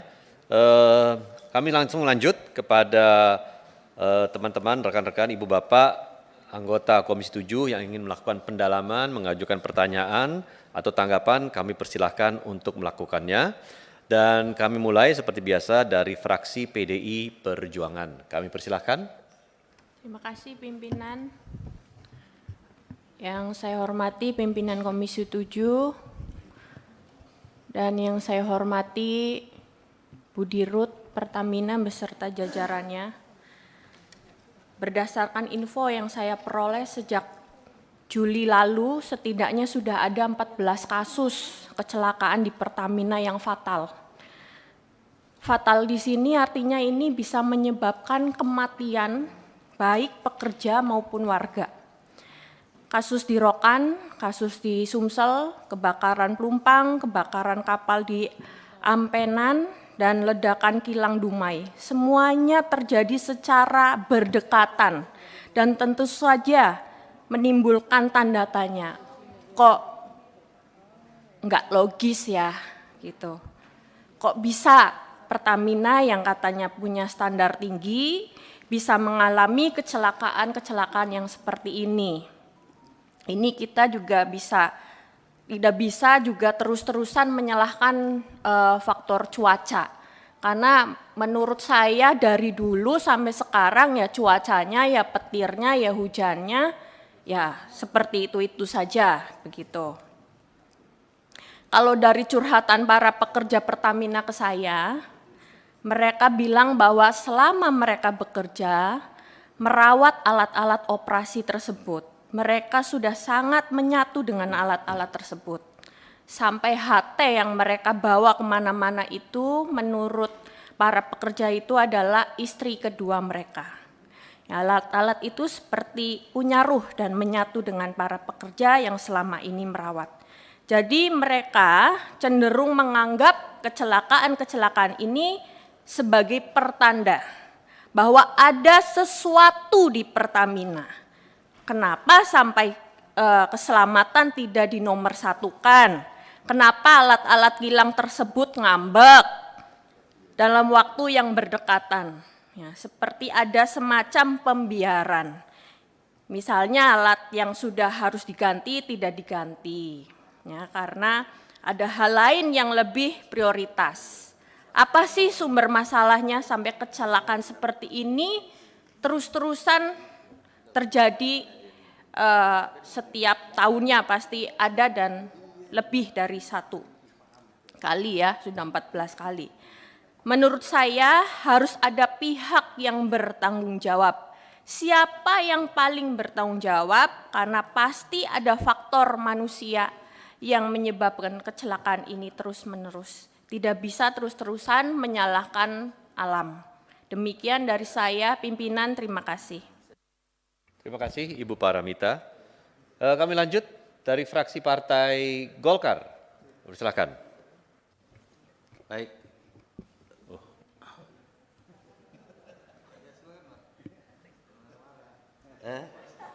Alamat silakan. Ada Mari Pak Lawan Nasir. dulu, Gimana setelah nih? itu saya. Gimana Pak Nasir? Ada gimana? Pak Gandung atau? Oke. Baik, ini kita harus hormat sama senior Pak. Izin Pak Gandung. Baik, terima kasih. Teman pimpinan dan teman-teman Komisi 7 yang saya hormati, Bu Nike, Dirut Pertamina dan seluruh jajaran. Pertama, kita harus melihat, tentu kebakaran yang kemarin di Pelumpang, kebakaran yang di Balongan, terus kemudian Pelumpang, terus menyusul kemudian di Dumai, ini tentu adalah walaupun objeknya sama, tapi mungkin diakibatkan oleh kompleksitas yang berbeda. Kalau Pelumpang itu mungkin adalah sangat kompleksitasnya yang juga terkait terhadap masyarakat lain, tidak murni hanya masalah persoalan teknis yang ada di Pertamina. Nah, khusus Dumai mungkin agak beda agak sama mungkin dengan Balongan. Ya, pasca Balongan itu Bu Nike, saya pernah dulu melihat, saya sampaikan ke Pak Taufik waktu itu. Sekarang IoT yang dipakai di kilang itu seperti apa sih gitu. Ternyata yang dipakai itu adalah masih IoT yang ya level 2 lah SCADA gitu ya. Nah waktu itu saya katakan harusnya untuk sekelas kilang ya yang sangat rentan itu seharusnya sudah harus menggunakan asset performance management system ya. Ini dua hal yang berbeda. Kalau seperti yang sekarang existing itu, kalau saya nggak salah nanti tolong dikoreksi saya Pak Taufik, itu masih kayak tadi saya dengar itu menggunakan lighting protection system yang LPS itu. Itu levelnya masih di level 2 lah, paling tidak kan mirip dengan SCADA gitu ya. Nah ini kan tentu, ini menurut saya yang mengakibatkan seharusnya kalau kita sudah menggunakan, Pertamina sudah menggunakan asset performance management system, ya, ini kan sebuah solusi yang end-to-end berbasis IoT yang dapat digunakan memonitor lokasi, kondisi produk ataupun aset seperti suhu, temperatur seperti yang disampaikan Bu Nike tadi, termasuk kelembapan dan tekanan secara real time. Pasca kejadian Balongan ini yang saya tidak lihat, kenapa sih ini nggak di-upgrade gitu loh, ya? Dan ini kemudian cenderung berulang. Nah ini yang saya ingin katakan bahwa jangan dong sekelas Pertamina masih menggunakan sistem seperti ini. Kalau ibaratnya ini adalah sebuah sistem yang sudah sangat jadul lah untuk sekelas Pertamina. Ya, lebih bagus ini di-upgrade secepat mungkin. Pasca kejadian Balongan kemarin saya udah kasih saran nih Pak Taufik, benar ya Pak Taufik ya, supaya cepat digunakan ininya. Ya, adanya sebuah asset management system yang bisa mengkontrol peralatan di lapangan, sehingga kita bisa memonitor aset kritikal secara terus-menerus, secara real time, yang bisa dapat memprediksi kapan terjadinya fail atau failure, sehingga tidak mungkin ataupun bisa menghindari suatu kejadian ya untuk dapat tidak terjadi. Ini penting sekali Bu. Ya. Nah kalau kemudian kejadian kemarin itu terjadi di Dumai, kita nggak tahu nextnya di mana lagi nih pasca ini. Ya, Ibu tadi mengatakan bahwa Dumai ini adalah kilang terbesar ketiga. Ya mudah-mudahan ini berhenti di sini Bu. Ya, tidak akan terjadi lagi. Mudah-mudahan berhenti di Dumai. Tapi pertanyaannya adalah supaya ini berhenti di Dumai, apa yang harus dilakukan? Nah, saran saya segera upgrade Bu. IoT yang ada sekarang itu, jangan hanya berhenti di level lighting protection system yang Ibu gunakan di Pertamina. Itu tidak akan mungkin bisa menghindari ataupun memberikan input suatu aset manajemen yang Ibu punya dalam menghadapi sebuah critical system. Itu tidak akan mungkin. Dalam dunia, jangankan Pertamina lah kilang, di dunia smelter pun yang sangat tidak rentan seperti Pertamina, sudah menggunakan sistem seperti itu. Masa Pertamina yang sangat rentan sekali, apalagi dengan ada oil lah, ada hidrogen yang tekanannya sangat tinggi lah, tangki yang sangat luar biasa, sulfurnya sangat banyak, dan lain sebagainya. Tentu ini kan juga membutuhkan sebuah peralatan, sebuah sistem yang bisa mengukur dan yang nantinya inputnya bisa mengatasi sebuah critical system untuk menghadapi ataupun mengantisipasi tidak terjadinya fail di dalam sebuah aset ataupun sistem yang dimiliki. Saran saya hanya pendek itu aja, ya, sesegera mungkin. Kalau Ibu ataupun kalaupun Pertamina mau berhenti ini di Dumai, berhenti dalam arti kecelakaan kebakaran ini, segera itu lakukan. Singkat aja, sederhana aja saran saya. Terima kasih. Terima kasih Pak Lamhot. Lanjut Pak, Ya. silakan Pak Gandung. Terima kasih, saya tidak banyak komentar. Bapak-bapak, Ibu itu kebanyakan teori, prakteknya nol. Itu yang penting, teorinya seperti ini teori doang. Nyatanya kebakaran berturut-turut 1 bulan saja sudah 2 kali. Ini. Jadi jangan banyak teori, Pak. Tapi prakteknya itu yang apa? Saya tidak kagum dengan teori-teori yang disampaikan di sini. Saya minta, jadi orang yang selalu menepati hal itu ada tiga indikator. Pertama, kurang doa. Kedua, kurang syukur. Ya. Ketiga, kurang amal. Keempat, banyak korupsi. Saya mengindikasikan ini adalah sabotase. Maka dari perlu nanti komisi ini membuat pansus. Ya, ini jadi kurang syukur saja ini. Apa yang dilakukan selama ini hancur. Dengan promosi bermacam itu hancur karena performanya dari bulan ke bulan kebakaran. Kita lebih daripada keledai. Keledai 1-2 kali terantuk aja sudah krosok. Ini kan enggak krosok. Alasannya macam-macam. Sekarang pokok masalahnya apa? Enggak usah teori-teori. Kalau enggak mampu mengatasi masalah, mundur. Demi rakyat. Saya pikir demikian. Dari saya tidak banyak pakai itu sudah lama, sudah apa. Enggak, sudah muak saya mendengarkan itu tadi. Yang penting prakteknya mana. Teori yang terbaik itu praktek yang dapat dilaksanakan. Artinya apa? Tanpa teori, kalau prakteknya baik itu sudah teori terbaik. Terima kasih. Baik, terima kasih Pak Gandung. Kami lanjut dari fraksi Partai Gerindra, Pak Ramson, silakan. Nanti setelah Pak Ramson saya tambahkan juga Pak. Silakan Pak. Terima kasih dari Gerindra. Terima kasih Pak Ketua. Assalamualaikum warahmatullahi wabarakatuh. Salam sejahtera untuk kita semuanya. Saya langsung aja nih. 2 tadi dari PD Perjuangan Bu Paramita cukup menggigit juga, apalagi Pak Gandung cukup menggigit. Padahal ada istri kedua kata Bu Paramita tadi. Artinya alat itu seperti istri kedua katanya. Tapi masih terjadi eksiden-eksiden, kebakaran-kebakaran. Tapi saya lihat dari penjelasan Pak Dirut PT Kilang, salah satu penyebabnya bahwa peralatannya sepertinya udah tua. Kalau boleh interaktif sedikit Pak Ketua, ini pipanya ini udah berapa puluh tahun nih Pak? Yang ke gas kompresornya itu. Kalau pipa yang pecah itu dari tahun 82 datanya Pak.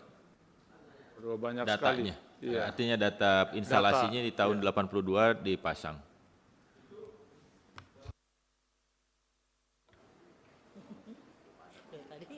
Domestik maksudnya? Domestik ya? Ya, produk domestik, Produk domestik. karbon steel schedule 80 Pak itu. Oh, makasih Pak. Memang untuk kilang ini mesti kualifikasi tinggi nih Pak Ketua. Kalau di kapal masih bisa sampai hampir rusak baru diganti. Di kapal.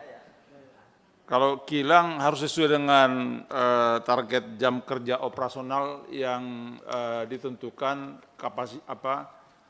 kemampuan equipment itu. Tapi ini agak sulit mungkin di Pertamina, mungkin direktur keuangannya kurang lancar uangnya untuk maintenance sama beli penggantian partsnya. Itu terjadi karena saya dengar di depo Pelumpang, instrumen terhadap valve itu terjadi ini, tiba-tiba valve-nya berhenti.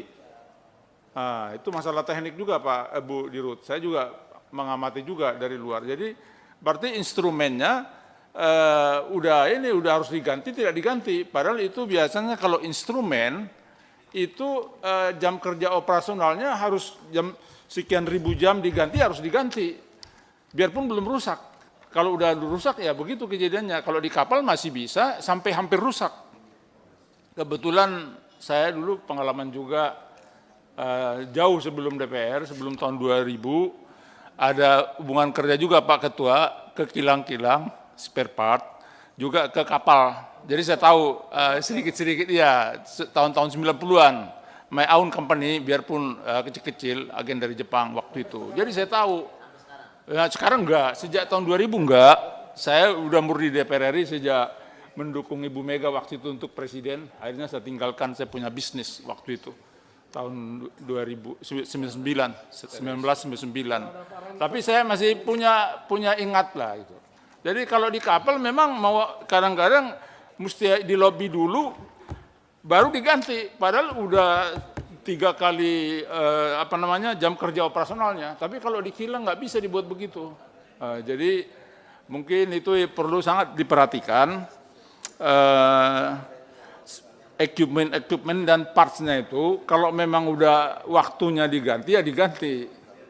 Jangan dibiarkan sampai mau rusak. Jadi terjadi beberapa kejadian seperti itu yang di apa juga begitu di Pelumpang. Ada kelemahan instrumen aja yang sehingga tiba-tiba valve-nya berhenti ininya. Itu perlu, cuman kita kan dari Komisi 7 tidak melakukan investigasi teknis. Kita saling percaya ya Pak Ketua ya, sama Pertamina ya. Apalagi Komisi 7 ini kan rada baik-baik saya lihat sama Pertamina, jadi saya juga menyesuaikan ya kan. Mungkin sekpernya bagus ininya ke teman-teman atau ke saya, nggak tahu saya. Ya kan? Iya dong, iya dong. Kalau saya kayak zaman dulu ini udah langsung ini keras ini, tapi periode sekarang kan udah beda periode sekarang. Apalagi saya bagian dari partai koalisi juga kan sekarang. Jadi hanya itu aja sarannya. Kalau memang sudah waktunya jam kerja operasionalnya itu biasanya ada itu guidance-nya di setiap equipment. Bahwa part ini sekian jam kerja operasional harus ganti, ini harus ganti, ya diganti aja. Pipanya juga memang kalau harus ganti ya diganti aja. Jangan sampai mau busuk baru diganti. Nah, itu berbahaya, sangat high risk untuk seperti kilang, seperti depo itu sangat high risk. Saya pikir itu aja Pak Ketua dari saya. Terima kasih. Wassalamualaikum warahmatullahi wabarakatuh. Waalaikumsalam warahmatullahi wabarakatuh. Terima kasih Pak Ramson. Silakan Pak Moreno. Terima kasih pimpinan yang saya hormati, teman-teman anggota Komisi 7, yang saya hormati Bu Dirut beserta jajarannya. Bu Dirut terkhusus untuk Pertamina, mungkin dengan beberapa kejadian ini saya melihat ada nilai untuk safety sebesar 2 billion ya, hampir 2 billion. Saya rasa ini nilai mungkin kalau bicara safety kecil. Karena Pertamina ini perusahaan yang sangat besar dan juga Pertamina mengalami insiden di titik-titik yang sangat strategis. Kalau kita lihat bicara safety, Bu, Pertamina selama ini sudah mempromosikan melalui iklan dan sebagainya, tapi dengan kejadian ini hilang semuanya. Jadi akibat kejadian ini nilai promosi dan sebagainya yang sudah di-create oleh Pertamina untuk membangun suatu image itu hilang. Nah, bicara safety, Bu, ada kejadian ini terkait dari internal maupun eksternal. Kalau bicara internal tadi disampaikan ada pipa-pipa yang sudah tua. Ukuran lama dari pipa itu tidak menjamin. Hanya yang perlu ditekankan adalah sistem dari pengaman itu tersebut. Nah, yang saya ingin tanyakan bahwa sistem pengaman itu sudah sebanding lurus belum dengan cost dan juga action dari Pertamina. 1971 kilangnya Bu, 1971. Tidak masalah menurut saya 1971, tapi selama ini Pertamina sudah menganggarkan belum untuk khusus safety, bukan setelah kejadian baru dianggarkan.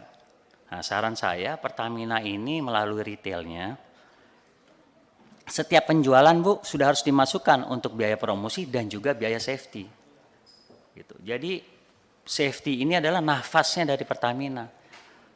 Ibu punya konsultan, Pertamina punya konsultan, juga itu harus di double backup apakah itu konsultan sudah update, apa belum terkait dengan lifetime dari alat-alat yang Pertamina punya. Saya rasa Pertamina sudah mencoba untuk yang terbaik, tapi sistem di dalam ini, di internal, bukan secara teknis, tapi dari mulai pengajuan, dari mulai ada aspirasi, itu Ibu mesti cek. Dan yang berikutnya adalah terkait sensor ini Bu. Menurut saya di beberapa alat itu harusnya ada sensor seperti bicara tentang pipa, itu ada tekanan-tekanan ataupun lain-lainnya. Nah, di sini ada pembangunan untuk pemadam, itu eksternal Bu. Nah, yang saya sebut internal ini kalau seandainya tekanan itu sudah ada yang turun ataupun ada sesuatu yang janggal, pasti kan ada alarmnya. Nah, ini bekerja apa tidak gitu. Nah, kalau saya lihat di sini CCTV sudah 100% all done, yang lain all done. Tapi ada beberapa yang titik strategis seperti pemadam dan sebagainya baru 40% dan sebagainya. Ini menjadi satu prioritas. Ya mungkin ini harus kejadian yang terakhir. Harus berpikir ini kejadian terakhir, tidak ada kejadian-kejadian lagi. Saya lihat ada strategi dari Pertamina untuk mensosialisasikan bagaimana buffer terkait dengan tetangga-tetangga di lingkungan titik strategis. Itu sudah harus dilakukan dari dulu karena itu bagian dari setiap pemasukan Pertamina harus disisihkan untuk itu sosialisasi, safety dan sebagainya. Jadi jangan buat basket baru setelah ada kejadian. Jadi tentang amal yang disampaikan sama Pak Gandung, amal, doa dan juga safety itu sudah sebanding lurus dengan setiap retail penjualan Bu, ataupun dari hulu. Itu mungkin dari saya pimpinan. Terima kasih. Wassalamualaikum warahmatullahi wabarakatuh. Waalaikumsalam. Terima kasih Pak Moreno. Kami lanjut fraksi Partai Nasdem. Silakan Pak Rudi. Baik, terima kasih Ketua. Assalamualaikum warahmatullahi wabarakatuh. Yang saya hormati Ketua, Wakil Ketua, yang saya hormati seluruh anggota, yang saya hormati Bu Dirut, Bu Nike. Ini hari mukanya lebih fresh lagi nih Bu, ya kan? Kayaknya perawatannya bagus Bu. Kemudian yang saya hormati Ibu di sampingnya ini, saya udah kenal lama Bu, dari di SME dulu, sampai dari gadis sampai sudah berumah tangga gitu. Ya kan? Gitu. Iya benar ya Bu ya. Kemudian Pak Dirut ini semua, Pak Direksi ya, Direktur Kilang, Direktur apalagi ya Pak, yang tidak saya sebutkan dan jajaran, ada Sekpar tadi, yang kata Pak siapa tadi, baik hati dan tidak sombong. Bu Nike, saya ini hanya ingin memberikan saran atas presentasi Ibu terkait kilang Dumai gitu. Jadi di paparan ini kan sudah disampaikan, saya paham. Tadi sudah disampaikan Direktur Ibu tentang kinerja kehandalan kilang. Kilang katanya diukur melalui parameter VAF dan UA. Plan availability factor dan operational availability. Nah ini kan Bu, Pak Direktur, parameter PAF dan UA ini siapa yang buat Bu? Ukuran standarisasinya gitu. Kemudian siapa yang jalankan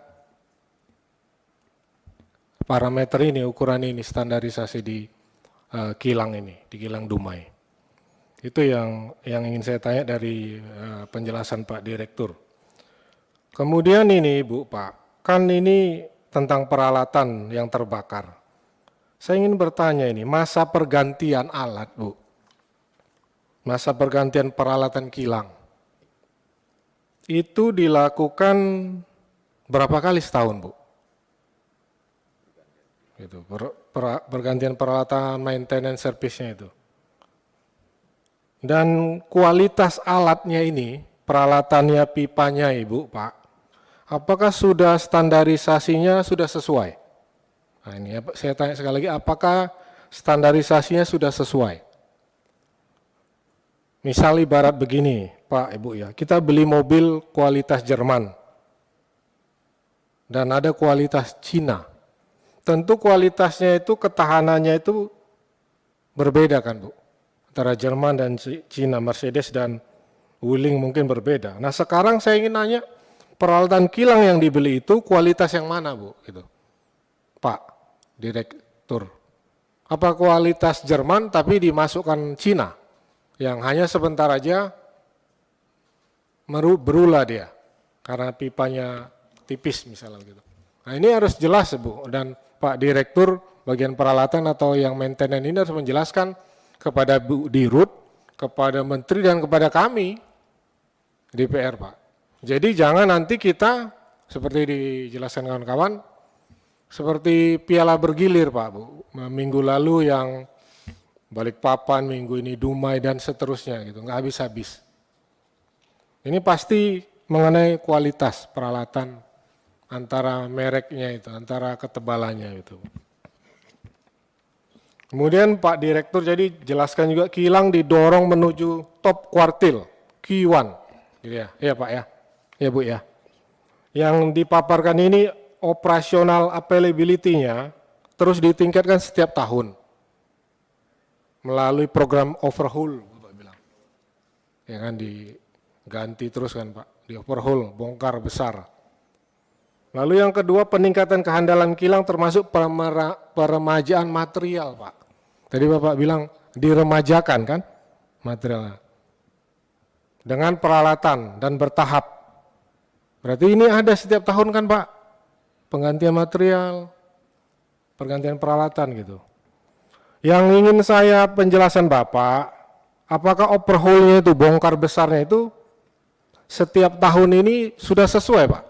Nah itu, kembali lagi, sesuai nggak sama SOP-nya, RAP-nya, pihak panitia dari Pertamina gitu. Apakah proyek yang diremajakan ini juga sesuai nilai dan kualitas bahan itu maksud saya Pak? Karena saya duga ini kualitas material, ketebalan, kualitas pipa yang tadi nilai Jerman sama nilai China, pasti ini ada yang berbeda gitu. Sehingga sebentar aja terbakar dan rapuh gitu. Dan yang terakhir Ibu, Pak, ini saya ingin bertanya yang jelas terhadap internal Bapak Ibu. Apakah bukan unsur kesengajaan ini? Dan pihak-pihak lain di internal Bapak Ibu supaya semua kilang cepat diganti peralatannya sehingga ada proyek baru gitu. Karena kan seminggu sekali, sebulan sekali terjadi gitu, seperti dikondisikan kita kunjungan untuk ngerusak yang kilang ini, minggu depan yang sono gitu, seperti sudah dijadwal gitu. Ini saya nggak tahu, Bapak yang Ibu yang bisa jawab. Dan yang terakhir, atau apakah ada sabotase Bu, Pak, Bu Dirut, supaya mempermalukan Ibu Dirut dan direksi ini, supaya juga ada pergantian, seperti alat tadi, supaya cepat diganti lagi gitu. Nah itu saya ingin jawaban dari Bapak Ibu. Terima kasih pimpinan, saya kembalikan. Wassalamualaikum warahmatullahi wabarakatuh. Waalaikumsalam warahmatullahi wabarakatuh. Terima kasih Pak Rudi. Lanjut dari fraksi PKB, kami persilahkan. Ibu Ratna? Ya. Terima kasih pimpinan. Assalamualaikum warahmatullahi wabarakatuh. Yang kami hormati pimpinan seluruh sahabat Komisi 7, yang kami banggakan Bu Dirut beserta jajaran direksi, semuanya saja yang hadir. Yang pertama tentu tadi sudah banyak sekali disampaikan. kalau problem teknis, kami sudah mempercayakan sepenuhnya kepada pihak Pertamina begitu.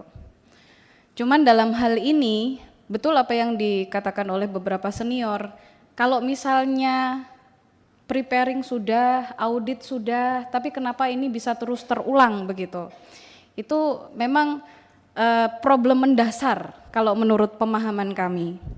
Dan seyogyanya ini harus dalam hal ini Pertamina secara umum gitu ya, harus mulai berbenah karena kita tahu bahwa kilang kita tidak banyak. Itu juga masih statusnya tua begitu ya, menunggu di-adjust, menunggu di-upgrade, menunggu dan lain-lain yang membutuhkan investasi yang juga besar begitu. Sehingga kami sangat berharap dalam hal ini kejadian yang ada di Dumai ini adalah kejadian yang terakhir begitu. Sehingga Pertamina yang sudah menjadi perusahaan berskala internasional itu benar-benar masih mendapat kepercayaan oleh masyarakat, baik domestik maupun internasional. Yang berikutnya, tadi banyak disampaikan kalau sudah ada early warning system, sudah ada basis pengamanan, sudah ada standarisasi buffer yang sedemikian bagus. Kira-kira selain hal-hal tersebut berarti apa lagi nih yang perlu dievaluasi gitu loh. Kan kita nggak mungkin hanya melihat teori-teori saja tapi prakteknya nggak ada begitu loh. Karena beberapa kejadian yang sebelum-sebelumnya kami sudah meminta kalau tidak salah pimpinan bahwa Pertamina dalam hal ini memberikan report ke kita evaluasinya seperti apa lalu tindakannya bagaimana begitu kan. Tapi seingat saya ya, mohon maaf kalau saya salah, sepertinya kita belum diberikan report tersebut dari kejadian-kejadian yang sebelumnya. Yang berikutnya, ini ngomong masalah teknologi ya, tadi disampaikan juga sebelumnya oleh Pak Lamhot bahwa sudah saatnya Pertamina dalam hal ini melakukan inovasi teknologi.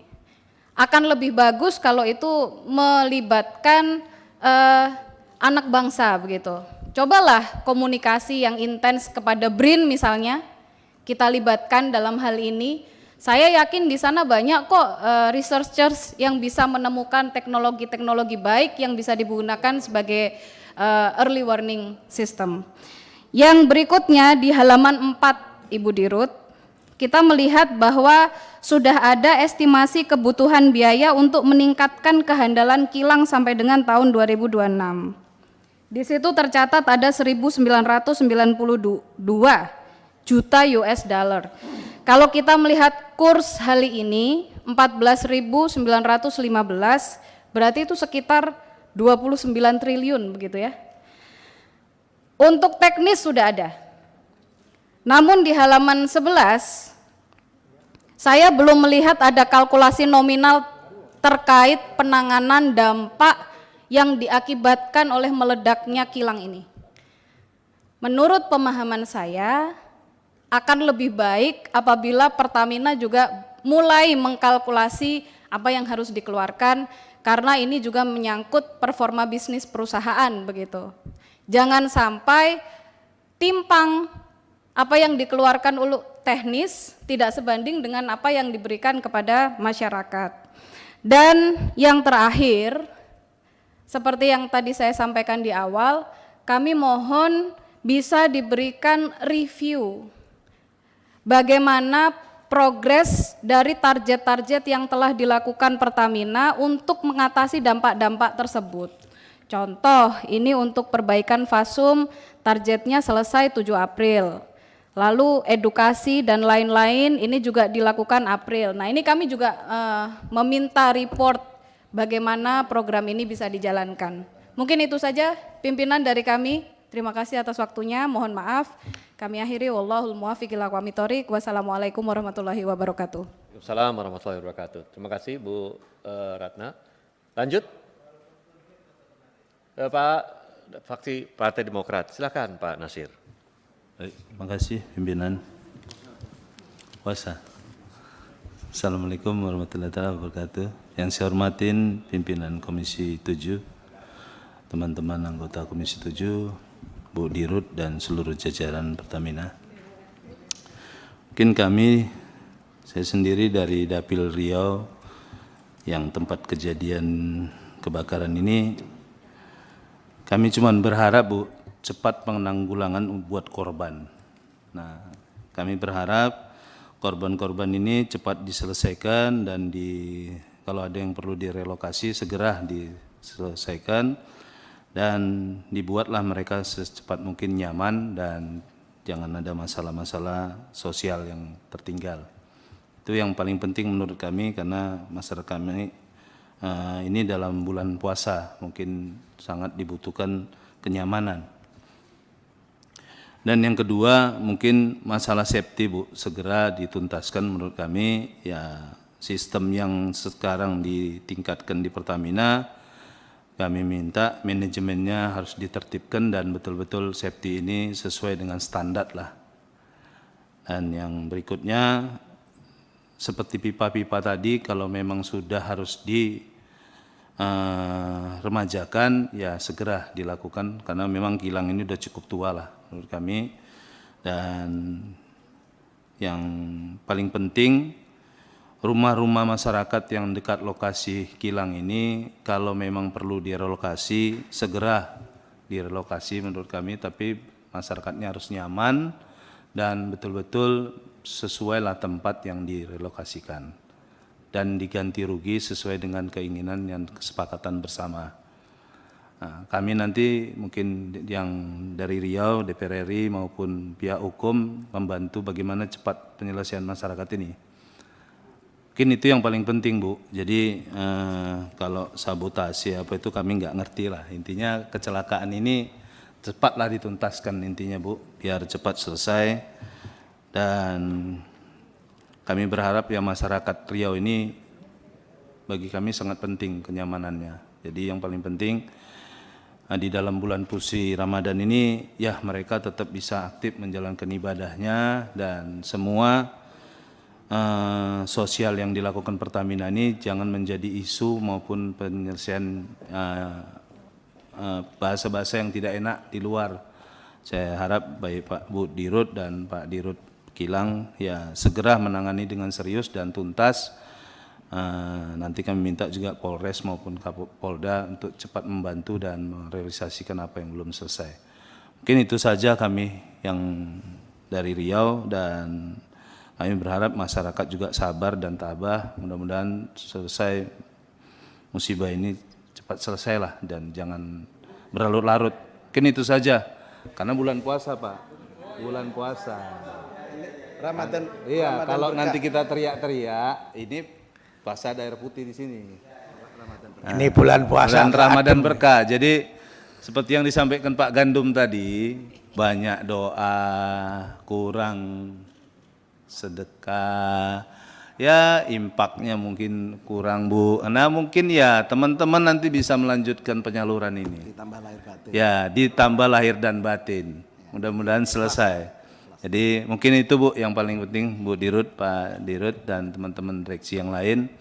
Mungkin terima kasih pimpinan. Saya sudahin wabillahi taufiq wal hidayah. Assalamualaikum warahmatullahi wabarakatuh. Waalaikumsalam warahmatullahi wabarakatuh. Interupsi Pak Ketua, tadi Pak Nasir bicara soal amal.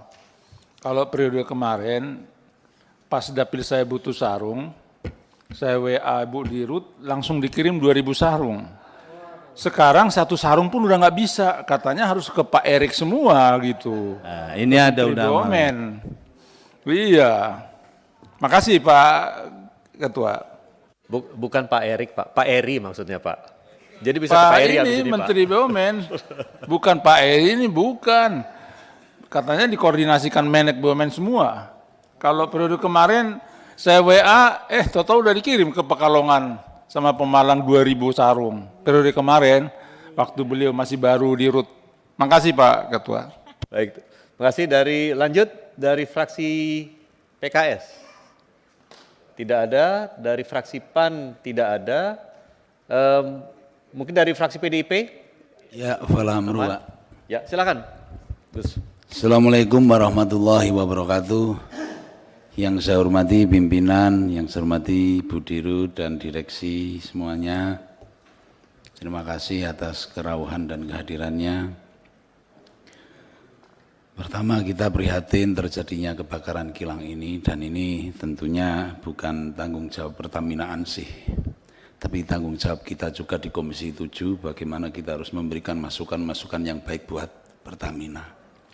Yang keduanya, kalau saya melihat kebakaran yang sering terjadi, Bu ya, ini saya melihat semacam bergesernya budaya, Bu ya. Jadi didagrasi kerja operasional ini sekarang sudah agak menurun. Pak Dirut Kilang barangkali bisa memahami itu, khususnya di safety dan pemeliharaan. Sehingga tujuan untuk operational excellence itu sudah tidak menjadi sebuah pegangan kembali. Khususnya Pak Dirut Kilang ya. Jadi operational excellence itu sekarang sudah bukan menjadi sebuah pegangan kembali. Harapan kita, kalau memang biaya untuk pemeliharaan kilang itu besar, ya dikeluarkan sebesar-besarnya, sebaik-baiknya, nggak usah ngirit-ngirit. Kenapa? Kalau kita bikin kilang, pasti dan tentunya sebuah teknologi itu sudah difikirkan secara matang dan secara masak, sehingga tidak memungkinkan supaya tidak terjadi kebocoran ataupun kebakaran. Cuman kembali lagi teman-teman tadi mengingatkan aspek pemeliharaan. Aspek pemeliharaan ini sangat penting sekali. Jadi izin Bu Dirut dan ada Direktur Keuangan untuk hal ini, ya mohonlah pemeliharaannya dikeluarkan yang sebesar-besarnya. Supaya memang sudah tidak terjadi lagi kebakaran di Pertamina. Dan harapan saya ke depannya sudah menjadi lebih baik lagi. Sekali lagi ini tanggung jawab bukan Pertamina saja, tapi dari Komisi 7 saya pikir juga ikut bertanggung jawab karena yang senantiasa memberi masukan kepada panjenengan. Terima kasih. Wallahu muwaffiq ila aqwamit. Assalamualaikum warahmatullahi wabarakatuh. Waalaikumsalam warahmatullahi wabarakatuh. Silakan Pak Willy dulu, habis itu Pak Bambang ya, Pak Baher ya. Saya dulu Bang. PDP dulu kali. Iya. Makasih Bang. Baik, terima kasih. Ini melanjutkan apa yang telah disampaikan yang mewakili PD Perjuangan. Terima kasih ya. Waktunya Pak Ketua dan yang kami hormati Bu Dirut dan juga Dirut Kilang dan seluruh rekan yang hadir pada kesempatan ini. Saya hanya ingin menyampaikan, pertama turut prihatin dan juga tetap saya memberikan apresiasi kepada Pertamina yang begitu cepat menyelesaikan masalah hal yang terjadi di sana, terutama pasca dan setelah terbakarnya kilang Dumai ini. Karena beberapa waktu yang lalu kita akan berbicara tentang kilang yang terbakar di Jakarta juga, tidak begitu cepat kejadian-kejadian yang banyak ya. Tentu apa yang telah disampaikan oleh saudara kami, Pala Amru tadi tentang pemeliharaan, tentu itu merupakan sesuatu hal yang menjadi prioritas pertama, termasuk juga safety-nya. Nah, yang ingin saya tanyakan, ya mungkin langsung ke Dirut Kilang kali ya. Ini ada asuransi ya? Confirm ada Pak, ada. Ya, apakah kira-kira kerugian Pertamina akibat dari kebakaran ini di-cover semua atau masih ada yang kerugian gitu yang dirasakan oleh Pertamina? Mengingat ini kalau terus-terusan seperti ini kan jadi kita pendapatan negara dari Pertamina ini juga akan merosot ya atau kecil karena kehilangan harus membayar kecelakaan ini dan juga terganggunya kegiatan-kegiatan operasional. Kira-kira masih sekitar berapa kerugian negara yang bisa dengan terbakarnya Dumai ini? Ya, saya fokus kepada Dumai aja. Sudah ada prediksi perhitungan kerugian negara? Mas, kalau angkanya masih dalam kalkulasi Pak, karena kemarin seperti warga juga kan lagi pendataan nih, jadi ada pertumbuhan gitu ya maksudnya. Kalau dari asuransi estimasi awal kemarin dari rough estimate itu masih bisa di-cover oleh asuransi yang ada. Itu dulu. Cuma angkanya saya belum mendapatkan laporan yang detail. Baik, terima kasih. Mungkin pada saatnya nanti Pak Dirut dan Ibu Dirut ya, karena kita sudah melihat di tahun ini aja sudah beberapa kali terbakar, ya mungkin perlu juga kami ingin mengetahui angka dari kerugian negara yang akibat dari terbakarnya beberapa kilang yang terjadi pada saat ini. Karena bagaimanapun adanya terbakar ini tentu juga akan membawa dampak kerugian, dalam hal ini juga pendapatan. Ya mungkin itu dari kami, terima kasih dan kami kembalikan kepada pimpinan. Terima kasih Pak Willy. Kami persilakan Pak Bambang Hermanto. Baik, Assalamualaikum warahmatullahi wabarakatuh. Terima kasih pimpinan dan seluruh anggota Komisi 7 yang saya hormati, Bu Dirut Pertamina beserta seluruh jajarannya yang saya hormati. Jadi saya ingin menambahkan saja Bu Dirut, kalau kita melihat dari paparan ini ternyata memang kilang kita ini memang sudah pada tua-tua ya. Umurnya yang di Pelaju 1971, kemudian yang di Dumai 68 kalau nggak salah. Jadi kalau kita melihat dari umurnya itu berarti kira-kira umurnya material ini kan sudah harus ganti, Bu. Ya, jadi oleh karena itu saya pada kesempatan yang lalu pernah menyampaikan bahwa karena kebakaran ini saya kira ini perlu dilakukan suatu investigasi secara menyeluruh. Baik secara teknis maupun secara dari aspek yang lainnya.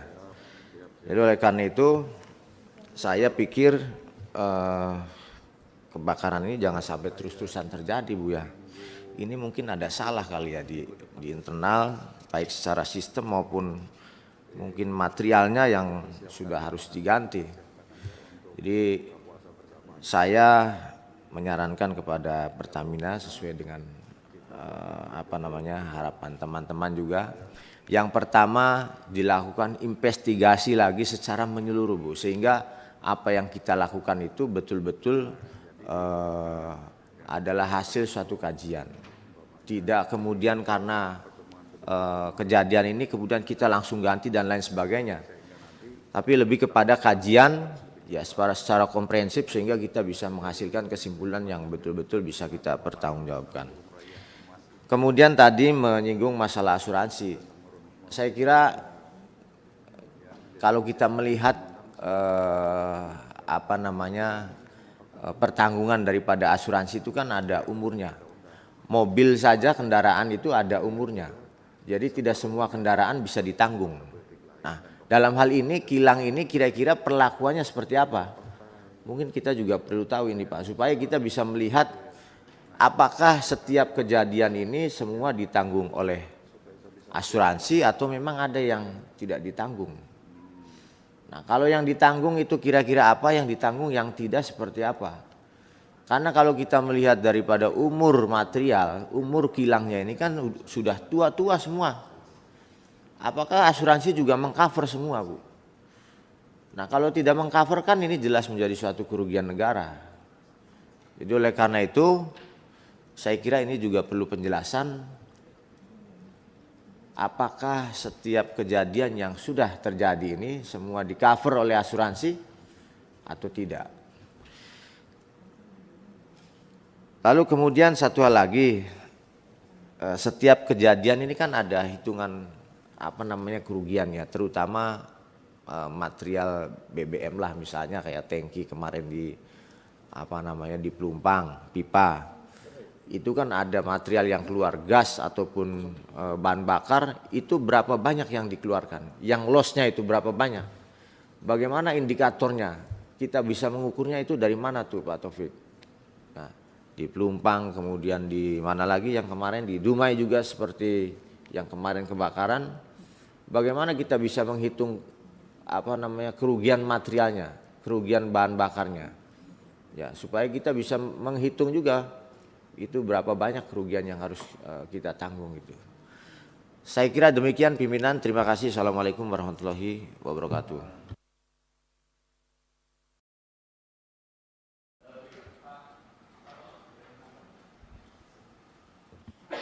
Terima kasih pimpinan yang kami hormati, sahabat Komisi 7 yang kami hormati, Bu Dirut dengan seluruh jajaran yang kami hormati. Assalamualaikum warahmatullahi wabarakatuh. Pertama, kembali lagi kita mengucapkan bela sungkawa ya atas kejadian musibah ini. Jadi ini untuk yang berapa kali? Ketujuh kali ya Ibu ya. Dan saya pikir paparan tadi dari para sahabat sudah mendalam apakah expired begitu, masa operasinya begitu, peralatan-peralatannya, dan dengan masukan yang luar biasa. Saya hanya melihat begini Bu, kita tahu bahwa kilang-kilang ini umurnya udah sepuh-sepuh ya, dan tadi udah ada masukan untuk permajaan, tapi juga perlu juga Bu untuk disampaikan begitu kepada publik tentang potensi-potensi begitu. Ini kilang ini umurnya sekian, potensi ini kalau kita tidak adakan suatu perbaikan, jadi biar tidak terkaget-kaget begitu rakyat Indonesia ini, supaya ya Pertamina sudah bisa memetakan lah, ini akan diadakan suatu pergantian secara menyeluruh misalnya, dan ini akan berdampak begini dan begini. Juga warning sistem diingatkan juga, tidak hanya di kalangan dalam tapi ke publik juga itu, supaya ya kehati-hatian tentu dari Pertamina tapi juga dari masyarakat sekitarnya juga itu, bahwa potensi-potensi terjadi kebakaran itu akan terjadi gitu. Dan supaya tidak dikejutkan terus kita ini begitu. Saya pikir sudah maksimal ya Komisi 7 memberikan masukan input tentang di dalam mengantisipasi kebakaran-kebakaran ini. Jadi saya lebih melihat daripada itu, bahwa kilang ini sudah tidak muda lagi begitu, dan potensi untuk terjadi kebakaran atau ledakan akan terjadi. Disampaikan dari kilang ini adakan suatu perbaikan, adakan suatu proyek untuk pergantian peralatan dan sebagainya. Saya menambahkan itu saja. Terima kasih pimpinan. Wassalamualaikum warahmatullahi wabarakatuh.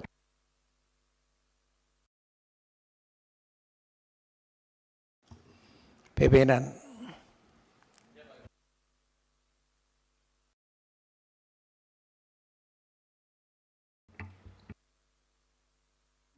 Ya, kasih. Baik, terima kasih Ibu Bapak. Kalau tidak ada pertanyaan lagi, saya minta izin kepada para anggota untuk bisa mengajukan pertanyaan dari meja pimpinan. Ibu dan para direksi yang ada, pertama begini Bu, Bu Dirut, saya sudah berhubungan kerja dengan Pertamina sebelum saya menjadi politisi dan sebelum saya duduk di Senayan. Berbagai direksi dan Dirut sudah saya punya hubungan kerjasama, mulai dari Pak Baihaqi Hakim, Pak Widya Purnama, terus kemudian sampai dengan Pak Ari Sumarno, dan lain-lain, Pak Masa dan lain-lain. Bu. Di antara Dirut-Dirut yang ada, termasuk Ibu Karet juga, di antara Dirut-Dirut yang ada, saya menilai, bukan karena Ibu ada sekarang di ruangan ini ya Bu ya, tapi saya menilai Ibu itu termasuk Dirut yang paling cakap dan paling decisive di Pertamina, yang saya kenal Ibu ya, dan ini pandangan pribadi saya, tetapi perlu saya tegaskan bahwa direksi yang lain juga harus ikut gitu. Jangan hanya Dirutnya saja yang mampu tetapi tidak didukung oleh direksi lain. Jadi saya minta juga dalam kesempatan ini adalah kejadian yang kesekian kali Ibu Bapak, tidak perlu kami ingatkan lagi, sehingga memang kita perlu kesigapan dari seluruh direksi Pertamina yang ada. Nah, kemudian di dalam rapat dengar pendapat yang kita lakukan sebelumnya ketika kita membahas masalah kebakaran di Depot Pelumpang, salah satu kesimpulan rapat kita adalah mendukung untuk dibentuknya Direktorat HSSE, Health, Safety, Security, dan Environment. Nah sekarang ini kita akan mendesak Bu, nanti dalam kesimpulan rapat akan kita sampaikan. Tapi kita juga minta Bu, dengan tidak bermaksud untuk masuk ke ranah teknis, karena ranah teknis itu adalah wilayah korporasi, jangan sampai nanti HSSI ini tidak diberikan kewenangan juga untuk melaksanakan tugasnya. Dan hanya sekedar nanti menjadi direktorat kambing hitam. Kalau sampai nanti ada kejadian lagi, ya kambing hitam gampang. Bukan Pak Taufik lagi, bukan Pak siapa lagi, tetapi direktorat HSSI, itulah kambing hitam. Nah, jadi ini saya pikir perlu untuk menjadi perhatian kita bersama. Kita memang membutuhkan direktorat HSSI untuk bisa mampu memberikan fokus dan perhatian khusus terhadap masalah keamanan dan keselamatan kerja ini. Mungkin itu yang bisa kami sampaikan dari kami. Dan kami persilahkan Ibu bersama Direktur. Pimpinan. Ya. Terima kasih. Pak Direktur Kilang, kira-kira yang mau terbakar itu dibakar kapan lagi dan di mana kira-kira? Jadi ini penting untuk diketahui. Jadi jangan sampai direktur dirut malah kilang tidak visioner. Harus visioner. Apa visioner itu kemampuan melihat kenyataan di luar batas sekarang. Kalau tidak visioner jelas kasihan itu apa tupok si panjenengan. Ini loh. Jadi kita ingin mengetahui itu. Pak Pimpinan, kita beri waktu berapa? Kalau memang tidak ada progres, ya kita rapat dengan Menteri BUMN. Kita minta pertanggungjawab atas penunjukan ini. Ya. Saya melihat profilnya Bapak disiplin ilmunya bukan ahli dalam kilang minyak. Nah, ini bertanggung jawab Pak Erik ini. Ya. Menempatkan jangan sampai sembarang menempatkan orang. Gitu. Ya. Jadi saya masih ingin ini dibentuk panja Pak. Ya, dibentuk panja. Bagaimana untuk mengungkap masalah ini. Ini tidak sesederhana ini. Ini kata kita ungkap, blow up-nya lebih daripada 349 triliun. Ini hal yang penting kita ungkap di sini. Dan kalau ini terus, saya yakin penanganan secara tradisional terus seperti dengan teori yang muluk-muluk, saya yakin akan terjadi lagi kebakaran. Dan kebakaran itu saya mempunyai indikasi kalau memang ada yang sengaja dibakar untuk membuat goyahnya Pertamina secara internal. Inilah. Tadi Pak Pimpinan mengatakan kecakapan Budirut. Salah satu kecakapan pimpinan itu kemampuan seni mengelola orang banyak. Kalau tidak mampu mengelola dengan seni orang banyak, ya seperti banyak hal yang terjadi kacau balau ini. Jadi itu bagaimana seninya seorang pemimpin mengelola orang banyak, mengelola manajemen dan sebagainya. Kalau manajemen katanya sudah cakap, tapi pengelolaan orang banyak inilah yang harus kita tunjukkan dan berhasil guna, berdaya guna. Ini Pak Direktur Utama Pak, ini saya sebenarnya sejak dulu perhatian sekali dengan kinerja Bapak bagus. Gitu. Jangan sampai gara-gara tidak cuin dengan itu kerja sudah bagus, ada halangan, kemudian ada pihak-pihak yang entah itu umur teknis, umur hubungan interaksi antar manusia ini yang menjadi kasihan dengan Bapak saya. Karena sudah saya percaya Bapak berpikir sungguh-sungguh. Tapi lingkungan perlu juga. Jadi itu Pak. Dan kami yang duduk berhadapan adalah barisan dari pimpinan. Pimpinan juga harus tegas gitu loh. Ya. Hadap kanan, hadap kiri, pimpinan harus mempunyai apa-apa yang tegas. Nah, kalau enggak tegas nanti bisa cilaka. Yang cilaka tidak hanya seorang, semua akan cilaka. Itulah, biarpun dalam tatib pimpinan lalu lintas bisa, tapi sebenarnya tidak itu. Tidak itu. Nah, seni mengelola orang banyak termasuk salah satu di dalam. Terima kasih Pak. Baik Pak Gandung. Kalau tidak ada lagi tanggapan dari Ibu Bapak sekalian, saya persilahkan Ibu Dirut untuk bisa memberikan jawaban. Singkat saja Bu, sisanya nanti bisa diberikan tertulis karena kita juga akan melakukan RDP berikutnya dalam waktu dekat ini. Terima kasih. Baik, terima kasih Bapak Pimpinan dan Bapak Ibu anggota yang kami hormati. Nanti mungkin beberapa hal secara garis besar saya jelaskan, detailnya akan disampaikan secara tertulis atau mungkin teman-teman ada yang ingin menambahkan. Jadi tadi banyak yang membahas tentang bagaimana standar yang digunakan. Jadi tadi Pak Taufik itu menyampaikan yang operational acceptance dan juga plan availability factor itu adalah Solomon Index ya. Jadi memang itu standar internasional yang digunakan dan pihak ketiga yang melakukan evaluasinya. Selain itu Pertamina juga menggunakan untuk yang safety dan health itu menggunakan International Sustainability Rating System ISRS. Ini dilakukan oleh internal auditor global yaitu DNV. Jadi ini yang dua hal ini yang menjadi dasar kita melakukan maintenance. Maintenance rutin itu tergambar dalam turnaround. Seberapa besar? Mungkin Bapak Ibu bisa lihat juga di halaman 4. Contoh Pak, di tahun 2022 turnaround yang sudah dilakukan baik untuk Balikpapan maupun Balongan. Ada 2 kilang yang tahun lalu sudah kita lakukan turnaround, itu memperbaiki 68 tangki, kemudian 121 rotating equipment, dan juga 29 boiler di luar piping dan instrumentation dan electrical system. Jadi memang besar sekali. Tahun ini akan dilakukan di 4 ya. Kalau lihat dari alokasinya ada 3. Satu adalah Cilacap, kedua adalah Pelaju, ketiga adalah Dumai. Di Dumai itu ada 2 kilang, 2 unit yaitu Dumai sendiri dan juga Seipakning. Berapa banyak yang akan di maintenance? Itu tangki ada 49, rotating equipment 137 unit dan boiler 36.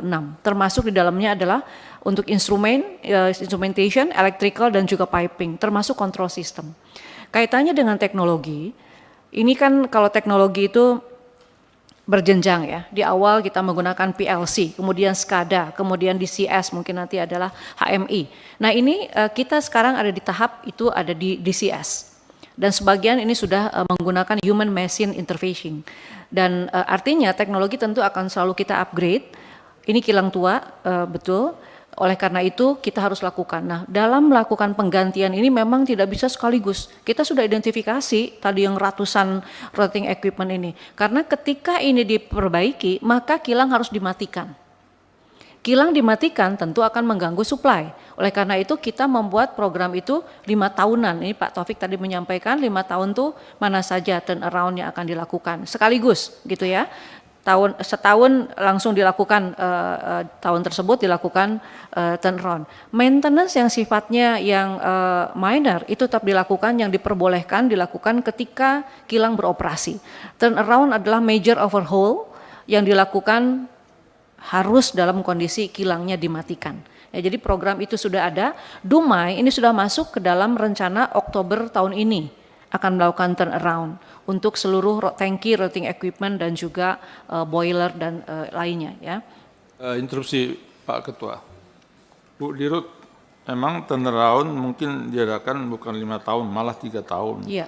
Tapi kadang partnya yang harus diganti itu belum tentu diganti Bu. Nah, itu problemnya. Saya kan tahu juga. Ya. Nah, dulu juga begitu. Waktu zaman dulu saya tahu juga kan. Padahal sekarang kan udah lama-lama partnya makin tua.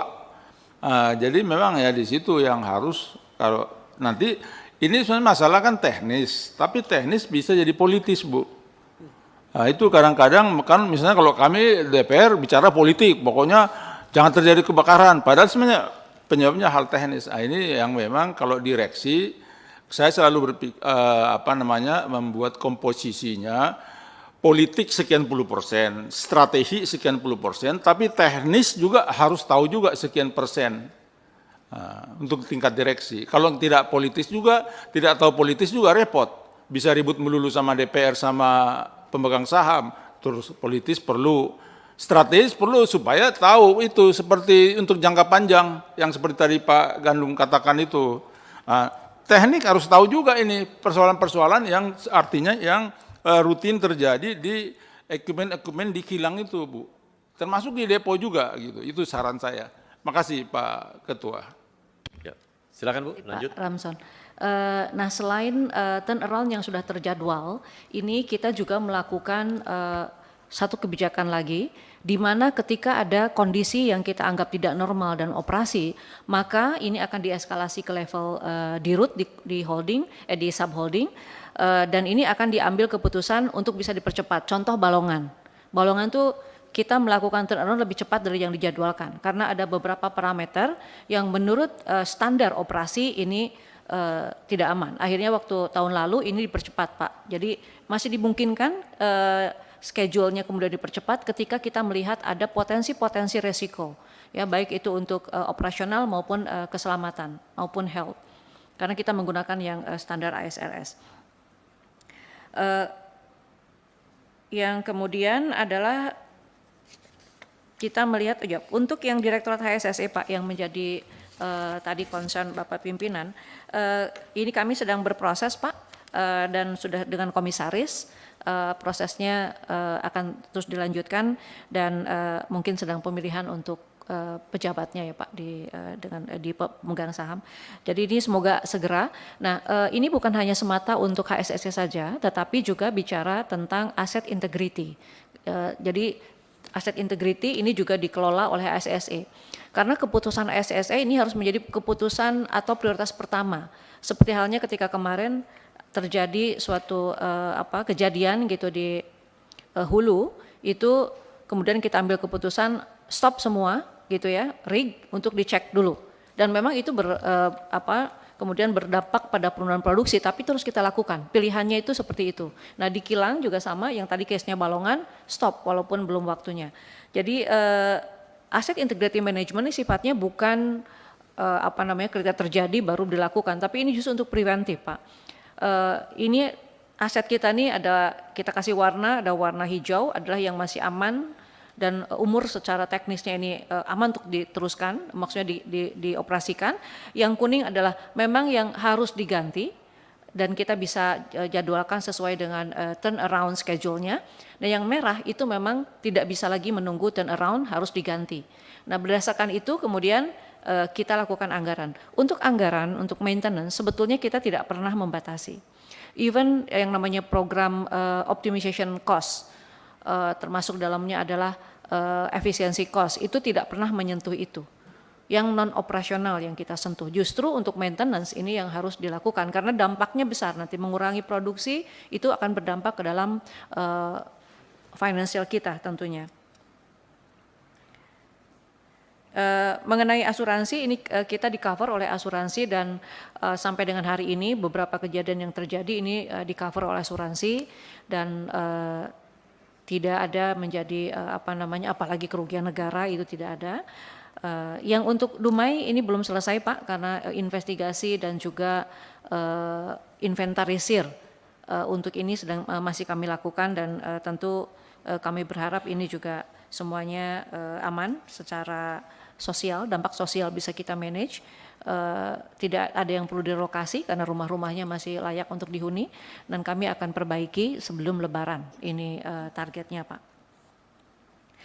Masukan mengenai investigasi secara menyeluruh tentu akan kami lakukan Bapak Ibu karena ini juga menjadi concern kami agar kemudian apa yang bisa kita percepat dari potret-potret ini tadi menggambarkan yang hampir dengan 2 billion US dollar ini adalah hanya untuk kilang saja Pak Moreno. Masing-masing nanti CNT kemudian subholding upstream itu punya anggaran maintenance sendiri-sendiri Pak.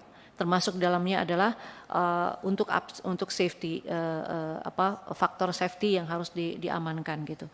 Mungkin demikian Bapak pimpinan yang bisa kami sampaikan secara detail, nanti kami akan sampaikan secara tertulis. Terima kasih atas masukannya Bapak-Bapak Ibu. Terima kasih. Baik, terima kasih. Ada lagi kira-kira Pak yang lain? Cukup? Baik. Baik, kalau begitu kita akan masuk ke draft kesimpulan yang akan kita bacakan.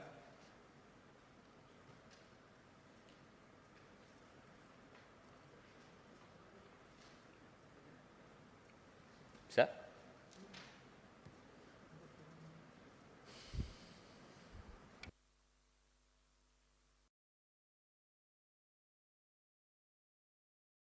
Baik.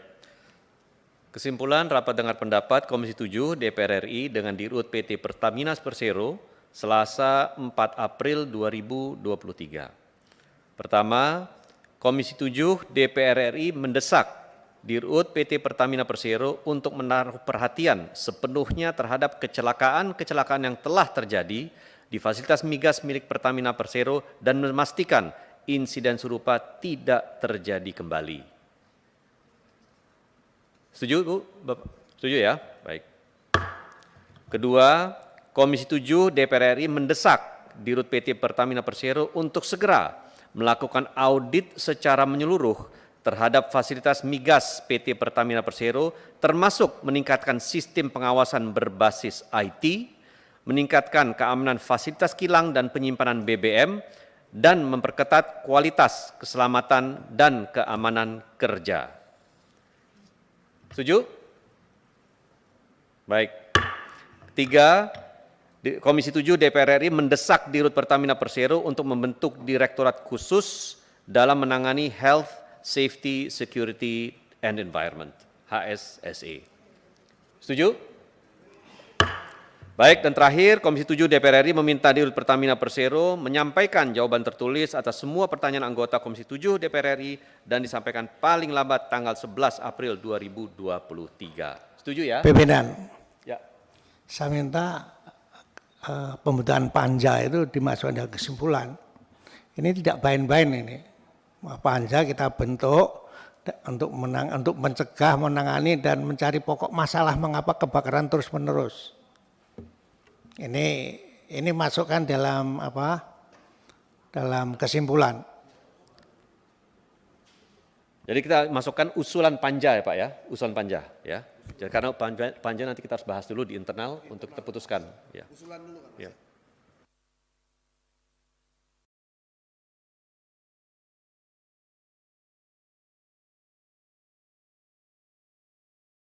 Itu Pak Ketua, panja maksudnya usulan panja Pertamina gitu ya?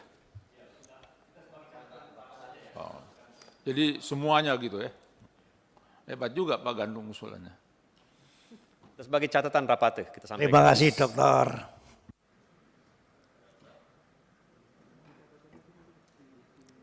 Dimasukkan sebagai catatan rapat ya di internal kita, diusulkan untuk pembahasan di internal Komisi 7. Baik Ibu, sebelum kita tutup, saya minta berikan kesempatan kepada Ibu Dirut memberikan sambutan penutup. Baik, terima kasih Bapak-Bapak pimpinan dan juga Bapak Ibu anggota Komisi 7 DPR RI atas semua masukan.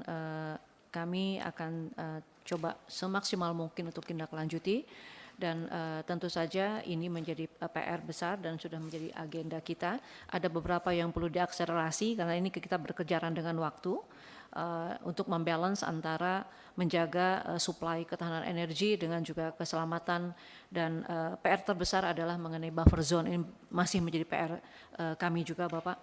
Jadi beberapa aspek ini akan kami lakukan secara paralel dan mohon supportnya. Terima kasih atas support selama ini dan mohon terus dukungannya. Demikian Bapak Ibu. Billahi taufiq wal hidayah. Wassalamualaikum warahmatullahi wabarakatuh. Waalaikumsalam warahmatullahi wabarakatuh. Terima kasih kami ucapkan kepada Ibu Dirut Pertamina beserta seluruh jajaran yang hadir pada kesempatan hari ini. Kepada seluruh pimpinan dan anggota Komisi 7 DPR RI kami ucapkan terima kasih dan mengucap syukur alhamdulillah bersama ini rapat dengar pendapat dengan PT Pertamina Persero kami nyatakan ditutup. Assalamualaikum warahmatullahi wabarakatuh.